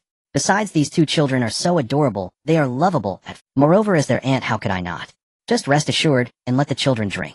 I may not be able to guarantee much else, but if the children want to eat or drink anything, they can come to their aunt. Aunt may not have many other skills, but when it comes to food, you can let the children eat and drink freely." Gupeng's wife, through last night, knew that Shen Yingying was being a simple and honest woman. She didn't have many twists and turns. She said to Shen Yingying with a smile, "Aunt, you can't spoil these two little rascals. Boys should be raised rough and tough. Otherwise, how would they understand the hardships of life?" Shen Yingying listened to Gupeng's wife and thought this sister-in-law, she liked such honest and good-natured people. Seeing that the sister-in-law was genuine, she didn't hold back. She took out many snacks from her space and sat in the yard chatting with Gupeng's wife. Gupeng's wife usually stayed at home taking care of the two children and rarely went out. Now she was chatting happily with Shen Yingying, her face beaming with smiles. Gupeng's mother was holding the elder of the two children, listening joyfully nearby. Gupeng went to the village and called 5 strong young men. As soon as the 6 entered the yard, they were startled by the baskets all over the yard. They thought to themselves, "Good heavens, did they rob some rich man to get so many clothes? Looking at the fabric, they must be comfortable to wear." What they thought was these clothes were all scavenged by Shen Yingying through zero-cost shopping. Ouyang Yuqing saw Gupeng leading the people back, and they were all stunned at the sight of him. He thought these men probably had never seen so many clothes, so it was understandable they were stunned. Ouyang Yuqing said to the stunned men, "Don't just stand there. Each of you take a basket and go to the threshing ground to distribute the clothes. If any villagers also want some, you can bring a cart to fetch them. Remember, each person gets one set first. The rest will be distributed as the situation allows." The 6 snapped back to reality at Ouyang Yuqing's call and happily replied yes. Then they began moving the clothes to the threshing ground. Yi finished disposing of the bodies and returned to report. Without concealing himself, he walked up to Ouyang Yuqing and said, "Master." Ouyang Yuqing saw Yi return and happened to have something to instruct him. "Yi, go to the village chief and get an empty cart. Those servants on the threshing ground haven't bathed in a long time. Use the cart to carry some water and let them wash." Hearing about washing up, Shen Yingying excused herself from chatting with Gupeng's wife and walked over to Ouyang Yuqing and Yi. She asked Yi, "Do you have wooden buckets for water and wash basins?" Yi, hearing the mistress' question, scratched his head sheepishly and said, "Mistress, the master has 2 bathing buckets, but nothing else." Shen Yingying, hearing this, took out 5 and used wooden buckets from her space. She cleaned them with her water-based ability and filled them with water. After thinking for a moment, she also took out 10 ordinary laundry soaps scavenged from the apocalypse and some cloth towels taken from corrupt officials. "Yi, put these away for now. When you go to the village chief to get the cart, put the things in the cart when there's no one around on the way. This saves you the trouble of running back and forth." Yi, while putting things away, said flatteringly to Shen Yingying, "The mistress is so thoughtful and cares for us subordinates so much." Ouyang Yuqing, hearing Yi flattering his wife, rolled his eyes and said to Yi, "Sycophant, get lost now." Hearing his master's words, Yi said with a grin, "He, master. He'll roll away now immediately." What a joke. The master treated the mistress as if he feared she would break if held in his hand or melt in his mouth. Judging by the master's sour tone, he was probably jealous again. As Yi walked toward the village chief's house, he muttered to himself, "The master is completely under the mistress' thumb." Who would have thought that the illustrious war prince with his great military achievements was actually a henpecked husband? Ouyang Yuqing and his wife were unaware of Yi's inner thoughts. At this moment, Shen Yingying was instructing Xiao Tao and Chuanxi to prepare lunch. After lunch, they would rest a bit and then set off. The road ahead was still on, but fortunately they no longer had people watching them or ambushing them. The servants on the threshing ground received food and ate ravenously. Before they finished eating, Gupeng and the other 5 carried baskets and shouted about distributing clothes. Seeing the clothes, the servants felt that following Ouyang Yuqing was the right choice. Ever since they signed the indenture contracts, good days had followed. Not only did they get to eat their fill, but they also got new clothes. The servants finished their meal hastily and lined up to receive clothes. Before they finished, Yi arrived at the threshing ground leading a cart. As the servants looked at the cart in confusion, Yi said to them, "Don't be curious. The cart is loaded with water. The master took pity on you and had me fetch water for you to wash up." The exiled convicts waiting in line to receive clothes heard Yi's words. Some with weak-teared ducts began to cry. They had been wrongfully imprisoned by the current emperor, who wished them dead on the road. But the war prince. He didn't say much, but he cared deeply for his people. For this reason alone, following the war prince was absolutely right. From then on, the faith in their hearts, the king in their hearts, had only one name, Ouyang Yuqing. Ouyang Yuqing did not know that his casual actions would win him a group of loyal followers in the future. But that is a story for later. Shen Yingying and her husband finished their meal, returned to their room, and rested while meditating for a while. Time passed quickly. Just after noon, the villagers and the servants who had just signed indentures with Ouyang Yuqing had all packed their bags. They were waiting to depart. Shen Yingying and Ouyang Yuqing also woke from their meditation. They walked out of the house and out of the yard. Outside the yard, carts were parked in a row. The villagers and servants stood near the carts. Ouyang Yuqing saw nearly 1,000 people standing in a dense crowd waiting for orders. He thought fortunately the place where Gupeng lived was quite spacious. Ouyang Yuqing glanced at the servants on the threshing ground. They hadn't been assigned carts yet. He called Ini and asked, "How many extra carts did you buy?" Ini replied, "Master, I only bought 6 extra." Ouyang Yuqing frowned upon hearing only 6.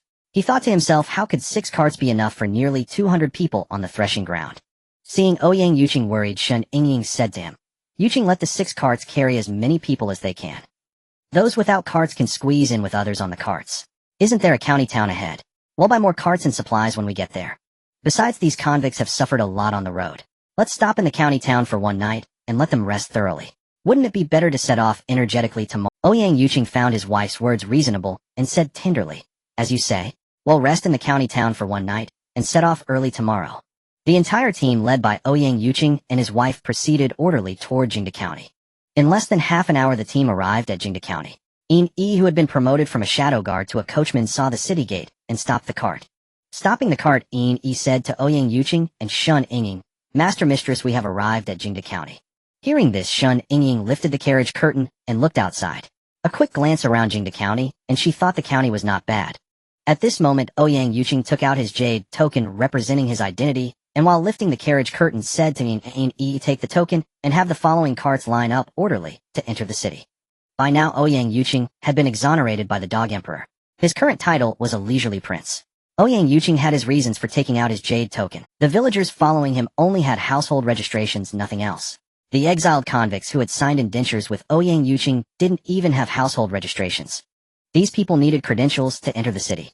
To avoid unnecessary trouble, Ouyang Yuqing had to use his identity jade token.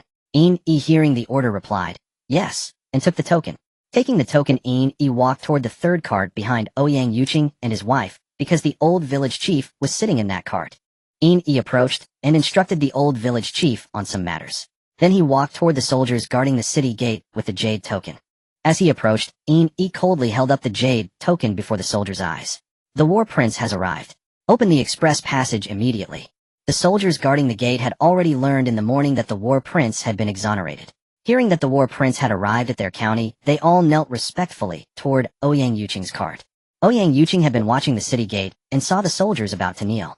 He said to them, "No need for formalities. Open the express passage." The soldiers, hearing Ouyang Yuqing's words, were thrilled. They had seen the famous war prince with their own eyes. Moreover, the war prince was very approachable and considerate of the soldiers. They didn't even have to kneel. Where could they find such a valiant, mighty, and approachable prince? After this mental fantasy, the soldiers quickly ran to the other side of the gate and opened the express passage. Yi returned to the cart and drove the team into the county town. Jingde County was not very prosperous overall, but it was famous for its porcelain. Shen Yingying, who had been lifting the window curtain to look at the scenery, now saw rows of porcelain shops in the county. In a good mood, she said to Ouyang Yuqing, "Yuqing, let's buy more porcelain in Jingde County later. We're going to Ma Bay, where everything is yet to be developed. The towns we build will need all kinds of porcelain." Ouyang Yuqing agreed with her idea and said, "Whatever you say, you're the boss at home." Shen Yingying felt pleased hearing his words. Ouyang Yuqing was not like the stereotypical ancient man with male chauvinism. He was very considerate and always yielded to her. She happily said to Ouyang Yuqing, "Good, he'll handle matters at home, and you handle matters outside." Ouyang Yuqing looked at her charming and lovely expression and was very pleased. He said with a laugh, "Fine. He'll handle outside, you handle inside. I belong to you." Shen Yingying felt a bit shy hearing his cheesy line. She said coyly, "Who's going to manage you?" Ouyang Yuqing rarely saw his wife shy, so he laughed heartily in the carriage. Seeing his smug look, Shen Yingying rolled her eyes and said, "What a character." The two were flirting in the carriage. Yi, driving the cart, heard his prince laughing heartily inside. While looking for an inn to stay at, he thought to himself, since the master has the princess, he has become more The master used to be cold and lifeless like a puppet. Now he is full of vitality. How wonderful. Yi drove the cart, and soon found a large inn. Yi stopped the cart in front of the inn, and said to the couple, "Master, mistress, the inn is here. Let's go in." Hearing that the inn had arrived, the two stopped joking, and got off the cart. Ouyang Yuqing still held Shen Yingying's hand as they walked into the inn. The inn was large. Entering the first floor, they saw the innkeeper calculating accounts in the middle. They walked over to him. "Innkeeper, how many rooms do you have available?" The innkeeper had been focused on his accounts, and didn't notice them approaching. But he heard Ouyang Yuqing's voice. The innkeeper stopped his abacus, looked up, and studied the couple. "Sir, how many rooms do you need?" Ouyang Yuqing replied, "Innkeeper, I have nearly 1,000 people. Can your establishment accommodate them?" The innkeeper was startled to hear nearly 1,000 people. He muttered to himself, 1,000. He mentally calculated the inn's available rooms. After a quick calculation, he had an idea.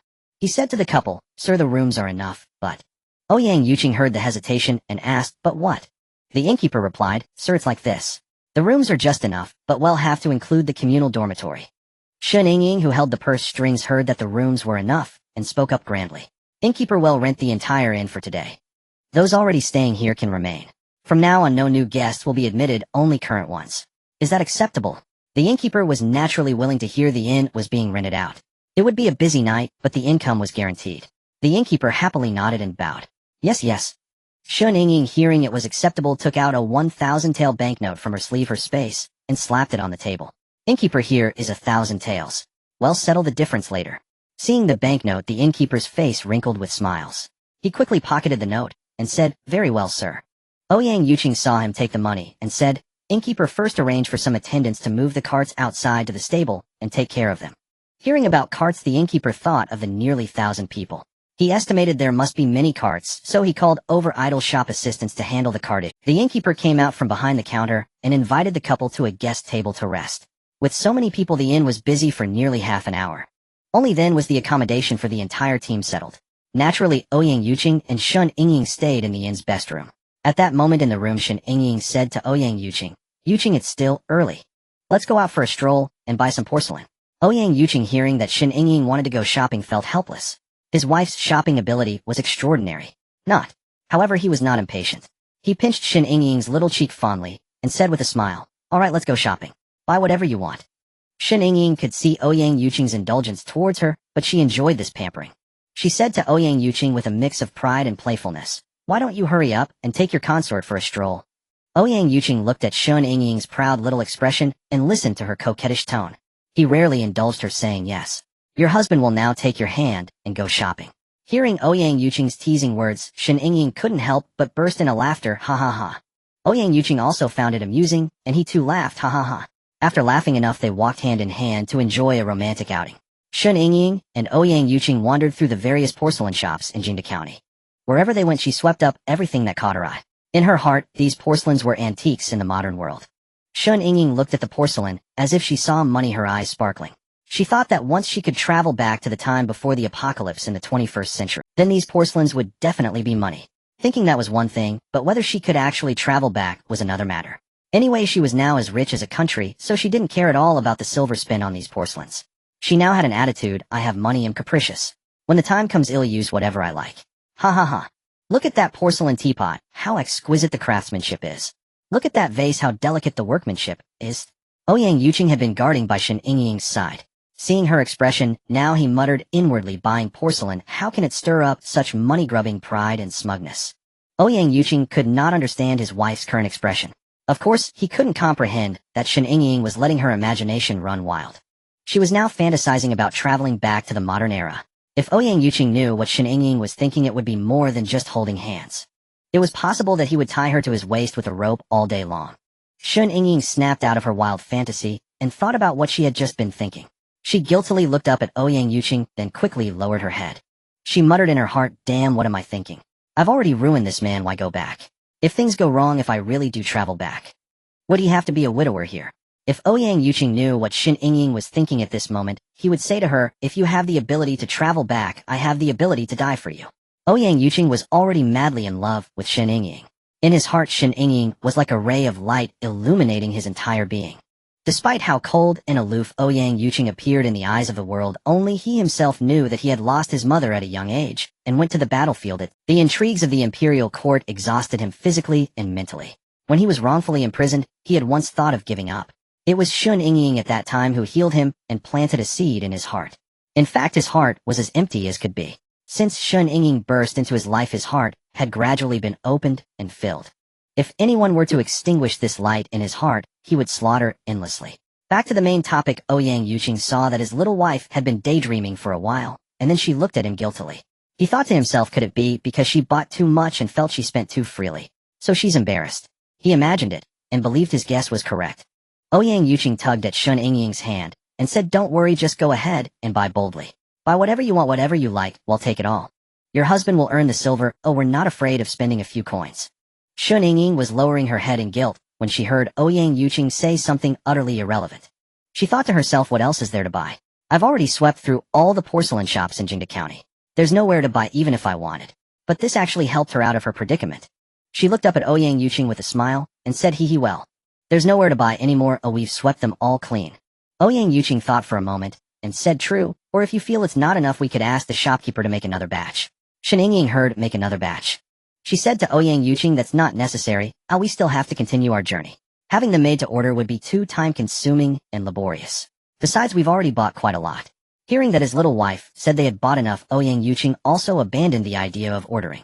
Feeling guilty, Shen Yingying actively shook Ouyang Yuqing's hand, and said, Yuqing, I'm tired. Let's find a tavern to sit and rest. To pass the time, we can order a meal there and wait for the porcelain shop owner to deliver the goods. Ouyang Yuqing, upon hearing Shen Yingying say she was tired, quickly replied, all right, let's find a tavern to rest first. Porcelain is not like grain that will take at least an hour for the owner to deliver. They would still accept delivery outside the county town 1 kilometer away, just like when they bought grain. For someone like Shen Yingying, who could teleport, it was only a matter of minutes. They found the largest tavern in the county town, How's I Lie Good Again. Shen Yingying saw the signboard, and felt as if she had returned to modern times. How's I Lie? Ouyang Yuqing saw Shen Yingying staring at the signboard in a daze, so he casually asked, is there something wrong with the signboard? Asked Shen Yingying said to herself, what nonsense am I thinking? Could there be someone else who has traveled through time like me? Is time travel that fun? Shen Yingying withdrew her thoughts, and said to Ouyang Yuqing with a smile, nothing wrong, I just find the tavern's name quite unique. Ouyang Yuqing heard that the tavern name was unique, thought for a moment, and said to Shen Yingying, as for uniqueness, it's not that the name is particularly special. However, this How's I Lie has developed very rapidly in recent years. As far as I know, it has risen suddenly in the last 3 years with no fewer than a dozen branches in various towns. Shen Yingying heard Ouyang Yuqing's words and had some thoughts, but she couldn't be sure based on just a name. Wanting to confirm her thoughts, Shen Yingying said to Ouyang Yuqing, oh, is the owner behind this so powerful? Then let's hurry and go inside to see how special it is. Hearing her say this, Ouyang Yuqing took her hand and walked into the tavern. When Shen Yingying entered the tavern and saw the way the waiter greeted guests and the decoration style, she confirmed her thoughts. Indeed. Was the owner a female transmigrator or a male? Was it a body transmigration, a reincarnation, or a soul transmigration like her own? Was the transmigrator an ordinary person or a psychic or cultivator like herself? Thinking of this, Shen Yingying felt a sense of urgency to improve her. She could no longer be so lax as she needed to properly improve herself. Now there were other transmigrators in this world like her.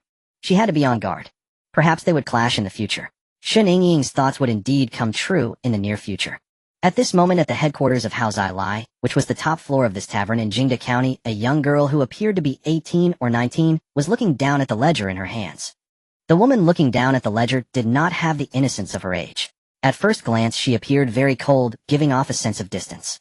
The woman checked the accounts while not keeping her mouth idle. She was asking her trusted subordinate some accounting questions. The subordinate answered fluently, and she could see the accounts clearly at a glance. After checking the accounts, she closed the ledger and walked to the window. When she opened the window to get some air and looked at the bustling scene below, a timeless glance. This woman happened to see Ouyang Yuqing looking up at the signboard. Ouyang Yuqing was handsome and elegant. She fell for him at first sight. The woman quickly ordered her trained shadow assassin to investigate the situation of Ouyang Yuqing downstairs. Yes, you read that right. It was a shadow assassin. This woman was named Lin Mengyao. The Mengyao was a name she later gave herself. The name meant, after waking from the dream, no longer adrift. She was originally the daughter of an escort agency owner. But her father was ambushed by bandits during a delivery, and not only was the goods stolen, but he was also killed. The news of the father's death reached the escort agency. The client who hired the escort, concerned for his own livelihood, didn't care about the owner's fate. They demanded compensation for the lost goods. Lin Mingjiu's mother had injured her health giving birth to her, and had been frail ever since. After years of recuperation, she had just felt she could bear another son for her husband. Then the tragic news of her husband's murder during the escort delivery reached the agency. Overwhelmed by the shock, Lin Mingjiu's mother vomited blood and died, leaving behind only her a 13-year-old girl. Lin Mingyao had been well protected by her parents, so at 13, she was innocent and naive. The successive deaths of her parents dealt her a heavy blow. How could a pure 13-year-old girl handle the affairs of the escort agency? Especially the compensation for the lost shipment. As luck would have it, her second uncle, who had rarely interacted with her father, now came to borrow silver from his elder brother for temporary use. Lin Mingjiu's second uncle was a hopeless gambler. Her father had tried to reform his younger brother, beating and scolding him.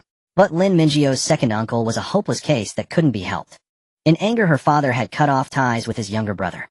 Now claiming to borrow silver, it was just like throwing a meat bun to a dog, never to be returned. However, Lin Mingjiu's father had never told these things to his innocent daughter. Consequently, when her second uncle saw that his brother and sister-in-law were dead, his mind began to stir. Lin Mingjiu's second uncle deliberately fabricated a false reason, saying he had been away all these years and missed his brother dearly after not seeing him. He had originally planned to see his brother and then continue his development elsewhere. Unexpectedly, after so many years, they were separated by death. The 13-year-old Lin Mingyao, unaware of the truth, was extremely frightened. Having lost both parents, she felt insecure. The second uncle pretended to be kind to Lin Mingyao, and she quickly trusted him. Her innocence and trust dealt her a fatal blow. Believing her uncle was a relative who would not harm her, she let him handle all the affairs of the escort agency, including the compensation for the lost shipment. Little did she know she was letting the wolf into the house. Her good second uncle did pay the compensation. But after the compensation, he took all the silver from the agency and ran away. Worse, his own uncle used the entire escort agency to pay off his gambling debt. That was not all. His own uncle sold Lin Mingyao to a 50-something old landlord as his sixth concubine. When Lin Mingyao learned that her uncle had used the agency to pay off gambling debts, she couldn't believe it was true. But when she saw the old landlord taking her away to be his sixth concubine, she suddenly woke up. But what use was awakening? The old landlord, seeing her fair little face, how could he let go of such a tender and juicy concubine? The old landlord ordered his servants to tie her up firmly and take her back to the mansion. With such fresh and tender meat at his lips, who could resist the temptation? The old landlord did not care that Lin Mingyao was only 13. Besides, in ancient times, 13 was not considered too young. The old landlord had her tied up and brought into the mansion, and without even waiting until nightfall, he deflowered her on the spot. After the old landlord had his way, he slept like a dead pig in bed. Lin Mingyao, ravaged by the old landlord, cried until her eyes were swollen. She hated in her heart, she hated the bandits. It was the bandits who made her lose her father. She hated her own uncle. It was her uncle who deceived her trust. She hated her own innocence and ignorance. It was her own innocence that led to her ruin. She hated even more the old landlord who had violated her. Lin Shanshan's Lin Mingjiu's hatred was tangible. She glared fiercely at the old landlord who was sleeping like a dead pig. She felt nauseated just looking at the old landlord. Such a fat pig-like old man had defiled her. Her future would surely be dark and bleak. She had no future. Lin Shanshan felt disheartened. Her loving parents had left her without a word. Her malicious uncle deceived her, not only taking away her family property, but also selling her to the old landlord. The old landlord was even more despicable. As soon as she was brought to the mansion, he defiled her, without even giving her a sip of water. She wanted revenge. But how could a 13-year-old girl raised in a sheltered boudoir take revenge? Lin Shanshan Lin Mingyao thought for a long time, but couldn't figure it out, because her past was too innocent. Lin Shanshan's reddened eyes stared fixedly at the old landlord sleeping like a dead pig. She wanted to choke him to death, but with her small arms and legs, could she strangle a fat old man whose neck was barely visible? Obviously not. Lin Shanshan tugged at her hair in frustration. In doing so, she touched the hairpin in her hair. Even though the hairpin pricked her hand, she didn't feel the pain as she quickly pulled it off her head. Lin Shanshan Lin Mingyao glared at the old landlord, thinking to herself, even if I can't kill him, it'll take half his life.